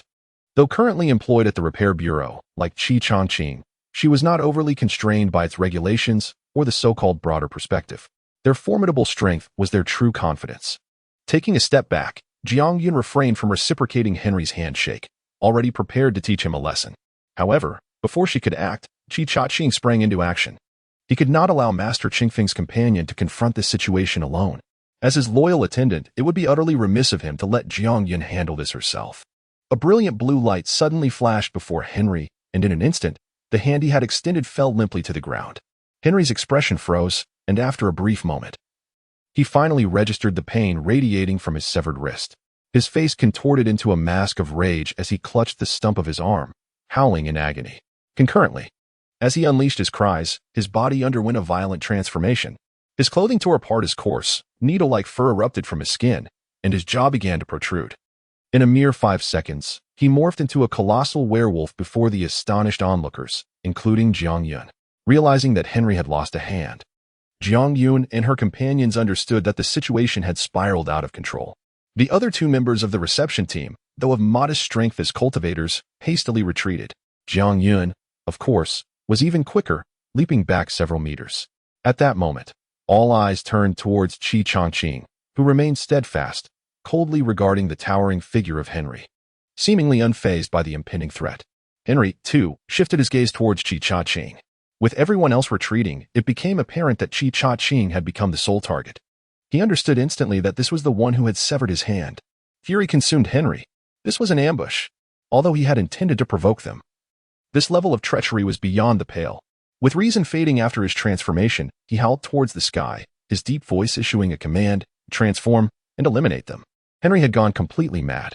Behind him, 6 werewolf players obeyed their leader's command and began to transform. With his eyes glowing crimson, Henry fixed his gaze on Qi Changqing. Snarling, "You severed my hand. You shall pay." In a flash, he lunged at Qi Changqing, while his comrades completed their transformations. A fierce battle was on the brink of eruption. Meanwhile, in the Pentagon, General Mike stood with his hands clasped behind his back, observing the images displayed on several monitors. Through these screens, he could clearly see what the werewolves perceived. However, a frown crossed his face as he recalled witnessing Henry's hand severed. Yet the footage revealed no sign of the attack that had caused it. Who had struck, and how? It appeared as though no one had moved, and suddenly, Henry's hand was gone. Was it possible the speed of the attack had eluded the cameras? Mike was perplexed. Yet, as he observed the werewolves transforming at the airport, a smile crept onto his face. These mindless creatures were ideally suited for this task. Back at the Capital Repair Bureau, Jiang Jingde reclined comfortably in his office chair, perusing a gaming forum. After his earlier conversation with Qi Changqing, he had come to appreciate the young man's unwavering resolve. Consequently, he decided to delegate his responsibilities to Qi Changqing forthwith. This reception assignment marked the young man's initial trial, to ascend as the leader of the Capital Repair Bureau. One required not only formidable strength but also the capability to navigate complex affairs. Feeling a sense of relief, Jiang Zhengde welcomed the prospect of a well-deserved respite. Delighted at the thought of a capable successor. However, just then, his phone rang, and he answered it languidly. A panicked voice from a subordinate echoed through the receiver. Director. Trouble. A fight has broken out. Chapter 85. Self-defense of Qi Changqing at the capital airport. As the werewolf Henry lunged towards Qi Changqing, he turned his head slightly to glance at Jiang Yun, who stood a short distance behind him. Her face was etched with concern and confusion. She could not discern who had severed Henry's hand, but it was evident that the reception task had failed miserably, potentially jeopardizing the relationship between Longguo and Fuguo. However, Jiang Yun had no worries about Qi Changqing's safety. His prowess far surpassed that of everyone present. Qi Changqing merely sought to gauge whether the esteemed companion of Chifeng had any directives for him. If so, he would adhere to her instructions. If not, he would act freely. Noticing that Jiang Yun appeared to have no orders for him, Qi Changqing felt a wave of relief wash over him. He turned to face the werewolf Henry, and in an instant, a dazzling blue sword light surged between them. Despite the bright sunshine, the light was almost blinding. With a flash, Henry's body was abruptly severed at the waist, his upper half collapsing to the ground, while his lower legs stumbled forward a few steps before crumpling down. Remarkably, Henry's upper body did not perish immediately. His remaining claw frantically groped at his waist, seemingly searching for his lower half, but found only the warmth of his own blood. At that moment, Qi Changqing let out a cold snort, addressing the upper half of the fallen werewolf. Humph. The esteemed companion of Chifeng is not someone of your lowly ilk who can desecrate. Upon hearing his words, Jiang Yun in the distance was momentarily taken aback. It dawned on her that Qi Changqing's motive for striking was in defense of Lin Yu. Just then, as Qi Changqing's words lingered in the air, 6 other werewolves charged toward him, driven mad by the scent of blood. They disregarded their fallen leader and lunged at Qi Changqing, intent on tearing him to shreds. But at that moment, another blue light flashed beside Qi Changqing. In the next instant, the 6 frenzied werewolves could no longer feel their lower bodies. In the United States, in the Pentagon's surveillance room, General Mike was utterly dumbfounded. The myriad video feeds in front of him were frozen, one of which captured the horrifying scene below. 7 werewolves lay scattered on the ground, their upper bodies severed from their lower halves, as if a sharp object had cleanly bisected them at the waist. Bring someone here. Slow the footage down. I need to see what severed their bodies, General Mike bellowed. Soon, his subordinates complied, slowing the video playback. However, to Mike's despair, even at a slow speed, the footage revealed nothing more than a fleeting blue light, followed by the werewolves being cleaved in half. It was impossible to discern the nature of the attack. Even the point of origin was indiscernible. A deep sense of hopelessness washed over General Mike as he sank into his chair, realizing that his schemes had seemingly failed. The only conclusion he could draw was that the players from Longguo were unfathomable. When Jiang Zhengde hurried to the airport, the bodies of the werewolves had already grown cold. The ground was cordoned off by the airport police. Qi Changqing, Jiang Yun, and the others had not vacated the scene. The police were unable to handle the aftermath of this conflict between players, especially since it involved foreign players, and could only maintain a perimeter. The authority to address the situation rested solely with the Cultivation Management Bureau, the very entity whose higher-ups had instigated this tragic incident. Jiang Zhengde approached Qi Changqing, his expression one of helplessness. Earlier, he had fantasized about handing over his responsibilities to Qi Changqing and enjoying a well-deserved retirement. Yet, unexpectedly, Qi Changqing had plunged into a crisis, and judging by his demeanor, there was no sign of remorse. Speak. What happened? Why did you kill them all? Jiang Zhengde began, his faith in Qi Changqing still intact. The young man was promising and unafraid of hard work, willing to hone his skills at the grassroots level. Such a promising talent committing such a grave error was truly regrettable. Hearing Jiang Zhengde's inquiry, Qi Changqing maintained his calm demeanor. Director Jiang, are you aware of Jiang Yun's true identity? Qi Changqing's words momentarily stunned Jiang Zhengde. What did you say? He asked, puzzled. Was this child's mind rusting? How could he not know Jiang Yun's identity? She was his daughter. Moreover, he had publicly acknowledged it, so Qi Changqing should be aware. At that moment, Qi Changqing continued. Jiang Yun is the dual cultivation partner of the esteemed Chifeng. These vile werewolves harbored malicious intent towards her. Do you not think they deserve to die? As Qi Changqing's explanation sunk in, Jiang Zhengde began to grasp the situation, though confusion still lingered. In essence, Qi Changqing had slain those werewolf players in defense of his daughter's connection to Chifeng, and the conflict had arisen from their nefarious designs against her. But what was the nature of Qi Changqing's relationship with Chengfeng? It was all rather convoluted. Jiang Zhengde glanced at his daughter, who subtly nodded in affirmation, remaining silent. It seemed that Qi Changqing spoke the truth. If this had merely been an ordinary incident involving player deaths, Jiang Zhengde could have made a decision. However, the complexity arose from the fact that the deceased players were foreign visitors who had officially applied for access. Addressing the aftermath would undoubtedly be more troublesome. By noon that day, the Fuguo government lodged a stern diplomatic protest with Longhua, demanding a thorough investigation into the matter and a satisfactory response. In the afternoon, Longhua's officials convened a special meeting to deliberate on the incident, with all high-ranking officials, including Jiang Zhengde, in attendance. By evening, Longhua held a press conference to address the deaths of the werewolf team leader Henry and his companions. The werewolf players had attempted an assassination on Qi Changqing, the head of Longhua's core governmental department at the capital airport. Qi Changqing acted swiftly in self-defense, slaying the nefarious werewolves and tools of their heinous act, including wolf claws, fangs, and hidden cameras, were discovered on the scene. Longhua welcomes friends from all nations to visit and explore, but will not show leniency toward those with malicious intent. Chapter 86. The second equipment feedback. When Qi Changqing received the news, he was utterly bewildered. He had initially thought that by eliminating those werewolves, he had jeopardized the reception of foreign dignitaries, and dismissal from the Bureau of Maintenance was a foregone conclusion. To his astonishment, not only was he not dismissed, but he was also promoted. He had directly ascended to the position of head of the Bureau of Maintenance in the capital. It was utterly absurd. That very evening, after concluding a meeting, Jiang Zhengde sought out Qi Changqing. They engaged in a lengthy conversation in the office. It was then that Qi Changqing finally comprehended the intentions of the high-ranking officials of Longhua. Little Qi, Jiang Zhengde began, the times have changed. In the past, for the sake of the nation's development and stability, we made compromises regarding many injustices, but that is no longer the case.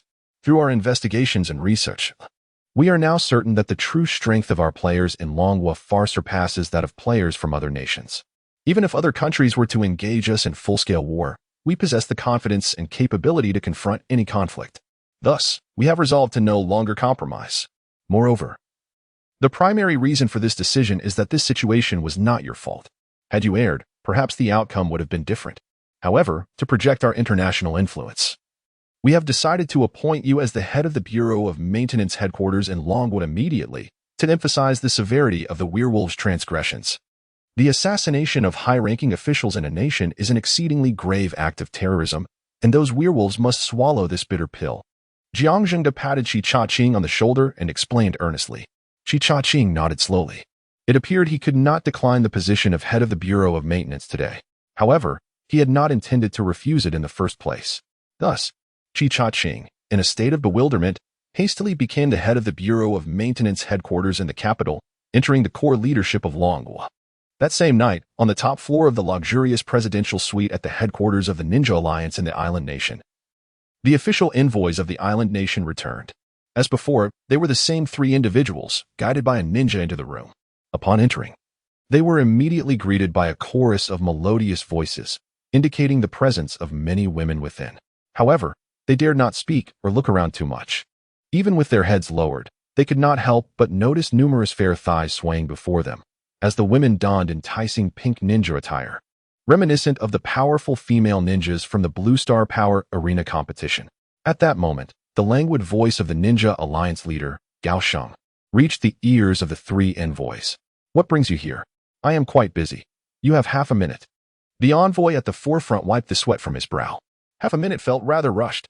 The island nation had paid a significant price to secure this audience with the Ninja Alliance leader, and he hurriedly spoke. "Lord Leader, we received a call from General Mike, who is responsible for player management in the United States. He wishes to form an alliance with us to jointly address the increasingly complex international situation, particularly in terms of player communication and cooperation." Upon hearing this, Gao Sheng seemed to grow impatient. His tone turned cold as he replied, "Get to the point. You have 10 seconds. The envoy trembled, sweat dripping onto the floor. "Lord Leader, the United States wants us to dispatch several powerful ninjas to investigate the true capabilities of Longhua's players. If the mission succeeds, the American superpowered alliance will send representatives to sign a mutual defense agreement for our players. Upon hearing the envoy's words, Gao Sheng shoved aside a dozen female ninjas surrounding him and slowly made his way to the floor-to-ceiling window. His gaze seemed to pierce through the distant sea. Seeking the direction of Longhua, Gao Sheng snorted coldly, then turned to the three envoys. Go tell your masters that they should handle this themselves. No ninja from the island nation is allowed to set foot in Longhua. Whoever dares to provoke those cultivators will face the annihilation of their entire clan. The three envoys were taken aback by the leader's fierce words. They felt paralyzed with fear, caught between the pressure from the United States and the merciless demeanor of the Ninja Alliance leader. Leave, Gao Sheng commanded coldly. The three envoys quickly bowed and retreated quietly. At that moment, Gao Sheng took out his phone and logged into the official forum of the game Misty Immortal Path. He opened the feedback ranking released after the previous cultivation feedback. As he gazed at the name at the top of the leaderboard, he slowly shook his head, muttering to himself, a perfect completion of the human immortal realm. That individual is a true immortal. He casually created the Grand Canyon of the A3 nation and effortlessly obliterated Titan 2. Only a fool would provoke the cultivators of Longhua. If I inadvertently anger that person, a mere breath could erase the island nation. Am I not better off remaining low-key and enjoying my life here? Only someone with a deranged mind would stir trouble in Longhua. Gao Sheng glanced at the 50 powerful female ninjas in the room, a wicked smile spreading across his face. He was quite satisfied with his current life and had no desire for change. Suddenly, an idea struck him, and he called out to his subordinates outside the door. Go relay my orders. No ninja is permitted to step into Longhua. Any breach will result in dismemberment and the annihilation of their entire clan. The news of the werewolf Henry's demise in Longhua quickly spread like wildfire. The official forum of the game Misty Immortal Path was abuzz with discussions. Well done. A few insignificant werewolves thought they could cause trouble here, truly underestimating our cultivators. Some commented, we should have sent representatives to that Blue Star Power Arena to showcase our strength. That would have deterred players from other nations from causing chaos here. Why has the head of the Bureau of Maintenance changed? That name, Chi Chongqing, sounds familiar, exclaimed another. What? Chi Chongqing? You don't know? Check the official game announcement. The 10th on the cultivation leaderboard is him. The 10th. That's impressive, someone remarked. I think I might consider joining the Bureau of Maintenance. Not only do we have a strong individual in the 10th position, but there's also official backing. The future is bound to be bright. Cough, cough. Let me promote our celestial palace. We have the second strongest on the cultivation leaderboard, the Master of Tsangyan, stationed here, along with 5 insurances and 1 fund. The future is also very promising. The second on the cultivation leaderboard? Never mind, I'm not interested. As a cultivator, why would I need insurance and a fund? The celestial palace holds no allure for me. Enough of this, brothers. I'm going to apply to our local Bureau of Maintenance. Let's all work well together in the future. In Jianghaishi, Lin Yu stood at the entrance of his villa, glancing at the posts on the official forum. A smile curling at the corners of his mouth. He casually added a comment to a post. Master Chengfeng, Chi Chongqing is quite remarkable and highly suitable for the position of head of the Bureau of Maintenance. After posting, Lin Yu closed the official forum for Misty Immortal Path. At noon, the moment Chi Chongqing made his move, Lin Yu felt it. He also noticed Jiang Yun's presence and heard Chi Chongqing's declaration. While Lin Yu had not held a strong impression of Chi Chongqing before, after witnessing his performance today, he found himself harboring a favorable opinion of him. This fellow is quite a remarkable character. He is capable of becoming the director of the headquarters of the Repair Bureau, which should bode well. At the very least, he should not be as rigid as Jiang Jingda. Perhaps there will be an opportunity to interact with him in the future. At this moment, Lin Yu glanced at the time. It was already 11:30 at night. Only half an hour remained until the second equipment feedback. Lin Yu looked at the yard of the villa, filled to the brim with equipment, and a sense of anticipation welled up within him. In his previous life, Lin Yu's storage ring was indeed the result of the feedback received the following day. He sincerely hoped that in this life, the storage ring would yield results sooner. Otherwise, the equipment from today's feedback would truly become cumbersome in the yard. Chapter 87. You can't even die if you want to a few minutes later. He had indeed been quite diligent at work recently, always returning home just before midnight. Or perhaps, he was merely checking to see if his cousin had any fine equipment to bestow upon him, as he likely still had to work overtime at the Repair Bureau. The Bureau had only recently been established, and given that players had just acquired their gear, incidents of players inadvertently harming ordinary citizens had become rather common. As the deputy director of the Jianghai City Repair Bureau, Xiao Guang's busy schedule was only to be expected. However, upon entering, Lin Yu noticed that Xiao Wang's demeanor seemed somewhat off. Xiao Wang gave his cousin a thumbs up and remarked, "Brother, your foresight is remarkable. There has indeed been a problem at work today." Lin Yu glanced at the time. There were still about 20 minutes remaining before the second round of equipment feedback, ample time. What happened? Please, enlighten me. Xiao Wang approached Lin Yu and began to speak slowly. Since joining the Jianghe City Repair Bureau, I have mostly dealt with trivial matters. Well, at least compared to today's incident, they were trivial. Today, however, I encountered a significant issue. Hearing Xiao Wang's words, Lin Yu couldn't help but display a curious expression. A significant issue? Xiao Wang nodded and continued, "Brother, you must be aware of what transpired at the airport in the capital today?" Lin Yu acknowledged with a nod. "Yes, I'm aware. There has been considerable discussion about it on the forums." Xiao Wang elaborated, "It seems that after today's events, the F Nation will surely harbor resentment towards us. While they may not show overt aggression, their covert actions will be quite different. I never anticipated their underhanded moves would come so swiftly. Today, our information department discovered that someone in Jianghe City was transmitting information about our cultivators abroad, along with various materials from the forums. Upon investigation, we found that the destination of this information was none other than F Nation. Our players have become spies, and at such a critical moment, this is utterly intolerable. Thus, the Jianghe City Repair Bureau promptly mobilized to apprehend the individual responsible. However, to our dismay, he proved to be highly alert. By the time we were prepared to capture him, he had already boarded a flight to F Nation, and according to our calculations, he was nearly landing. Given the tense situation, we had no idea if there was danger awaiting him there, which allowed him to escape." Upon hearing Xiao Wang's explanation, Lin Yu frowned slightly. Although he typically refrained from intervening in matters, he harbored a deep disdain for traitors. At that moment, Lin Yu suddenly inquired, "Did I not gift you a superior-grade celestial artifact set?" Xiao Wang appeared momentarily taken aback, seemingly not grasping his cousin's intent. "Indeed, I am wearing it," he replied weakly, turning around. Upon hearing this, Xiao Wang's eyes suddenly sparkled with enthusiasm. "Of course, you're the deputy director of the Jianghe City Repair Bureau. Should I, an ordinary citizen, take action?" Lin Yu remarked with a hint of exasperation. Yet, seeing Xiao Wang's timid demeanor, Lin Yu felt it would be beneficial for him to gain some experience, or rather, to understand his own capabilities. Xiao Wang's eyes brightened even more as he declared, "All right, once the equipment feedback is complete, I shall set off immediately." However, he added thoughtfully, "If I am captured or gravely injured, you must come to my rescue."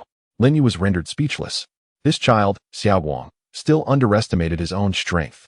How could that pack of werewolves possibly contend with a cultivator in the out-of-body stage, especially one adorned in a full set of superior-grade celestial artifacts?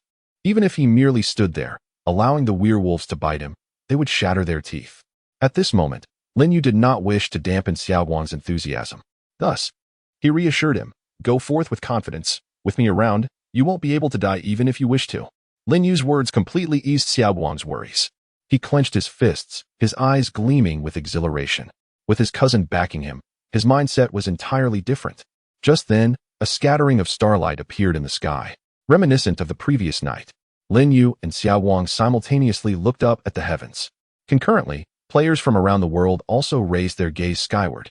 However, a significant portion of players from Long Nation turned their attention specifically towards the skies above Jianghe City. They were eager to see their equipment, but seemed even more curious about whether the skies above Jianghe City would mirror the spectacle of the previous night. With a plethora of gear, the outcome was clear. The game announcement had stated unequivocally that equipment would be distributed evenly over 7 days, with a consistent quantity each day. The skies above Jianghe City shimmered once more, seemingly filled with nearly 10,000 pieces of equipment. Lin Yu's consciousness soared towards the heavens, weaving through the chaotic array of gear until he reached the pinnacle. There, he spotted a ring emanating a faint golden glow, the starry sky ring.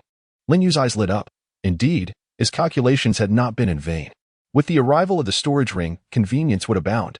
As the equipment in the sky began to descend, many players hurriedly claimed their gear, though their expressions were less than favorable.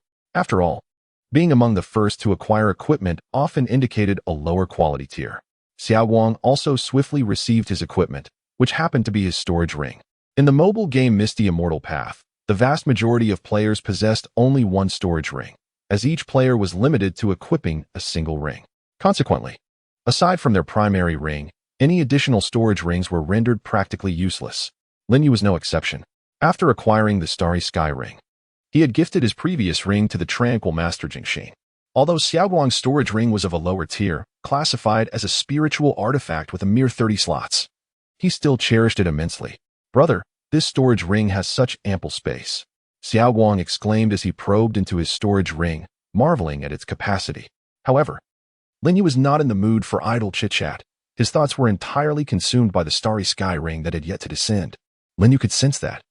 After a 120% feedback, his storage ring would ascend into the realm of true celestial artifacts.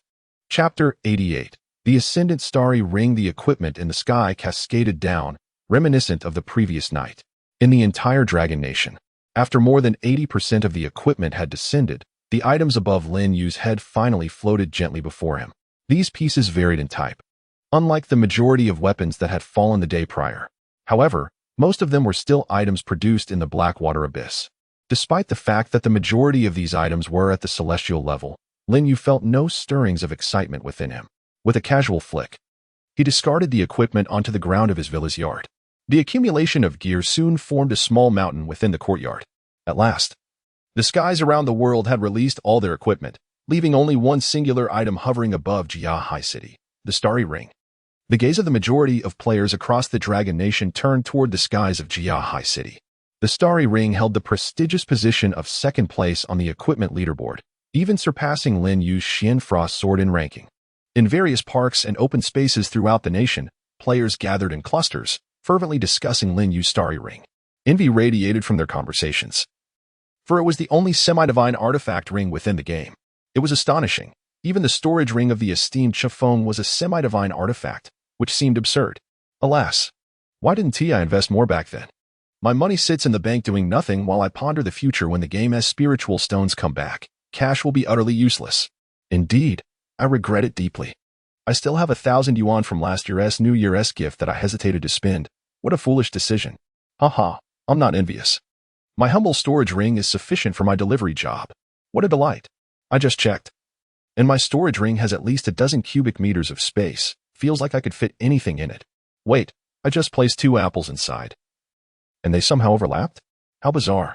I noticed that too. It seems that similar items automatically stack together just like in the game. As the discourse continued, Lin Yu's storage ring finally descended gently into his hand. His consciousness eagerly entered the space within the ring. Upon inspection, he was immediately filled with elation. He had initially believed that after a 120% feedback, the storage capacity of his ring would increase from 10,000 slots to 12,000, meaning the spatial volume would expand from 10,000 cubic meters to 12,000. However, to his astonishment, he had miscalculated. Perhaps, below the level of celestial artifacts, the game's feedback was indeed calculated based on VIP ratios. Yet, once a magical artifact transcended from semi-divine to celestial, it departed from the realm of cultivators' artifacts. Upon becoming a celestial artifact, the foundational slots of the Starry Ring underwent a dramatic transformation. This alteration was far more pronounced than that of other equipment. For other magical artifacts, one would need to assess their power to gauge their changes. However, the transformation of the storage ring was overtly apparent. Lin Yu's consciousness explored the interior of the Starry Ring, quickly grasping the scope of its dimensions. The quality of the Starry Ring had elevated from semi-divine to inferior celestial, resulting in a spatial increase of at least 100-fold. In other words, what should have been a space of 10,000 cubic meters had expanded to over 1 million cubic meters. Though Lin Yu could not ascertain the exact amount, he was certain it exceeded 1 million cubic meters. Furthermore, with his past life's experience, he understood the immense value of this 1 million cubic meter space. It was not merely a simple storage area. The Starry Ring was not a traditional artifact for cultivators. It originated from a game. Thus, the storage ring that misty immortal path fed back into reality possessed a unique characteristic that only existed within the game: space folding. In the game, any items or materials of the same category could stack together within the inventory. For example, if Lin Yu possessed 100 Xin Yuan pills, placing them in the storage ring would occupy only 1 slot, rather than 100. Upon arriving in the real world, the storage ring retained this feature. Lin Yu had known from his past life that, although 1 million cubic meters of space might seem modest in comparison to celestial artifacts, the Starry Ring could store far more than the actual space indicated. Standing atop the villa, Lin Yu gently caressed his starry ring before adorning it on his finger. Almost immediately, the ring vanished from sight, as if it had never existed. Beside him, Xiaoguang scoffed slightly, seemingly unimpressed by the understated nature of the starry ring. He waved his hand, showcasing his grand golden ring, and remarked, "Brother, your ring has quite the high grade, but it's far too low-key. Look at mine." Lin Yu couldn't help but give Xiaoguang a thumbs up. "Goodness, that ring must weigh at least 180 grams. What are you still doing here? Aren't you supposed to be out capturing the suspect?"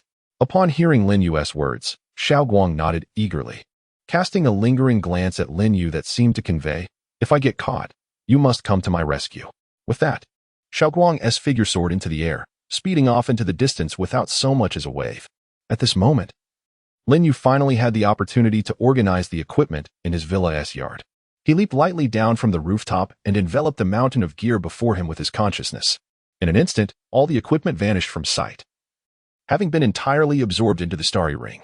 However, this mountain of equipment did not occupy a significant amount of space within the starry ring. Most of the items had originated from the black water abyss, and many were duplicates. Thus, once stored in the starry ring, items of the same name and tier were automatically categorized and stacked together. In the game, the maximum stacking quantity was 999. But it seemed that this limit had also changed. Lin Yu could not discern the exact number, for the prevalent celestial-grade black water magic sword had already stacked to over 5,000. Though Xiaoguang had become immensely powerful, and with a complete set of superior celestial-grade black water gear, there were hardly any capable of harming him across Blue Star. Lin Yu remained vigilant, just in case. Of course, Lin Yu's high cultivation level allowed him to multitask without difficulty.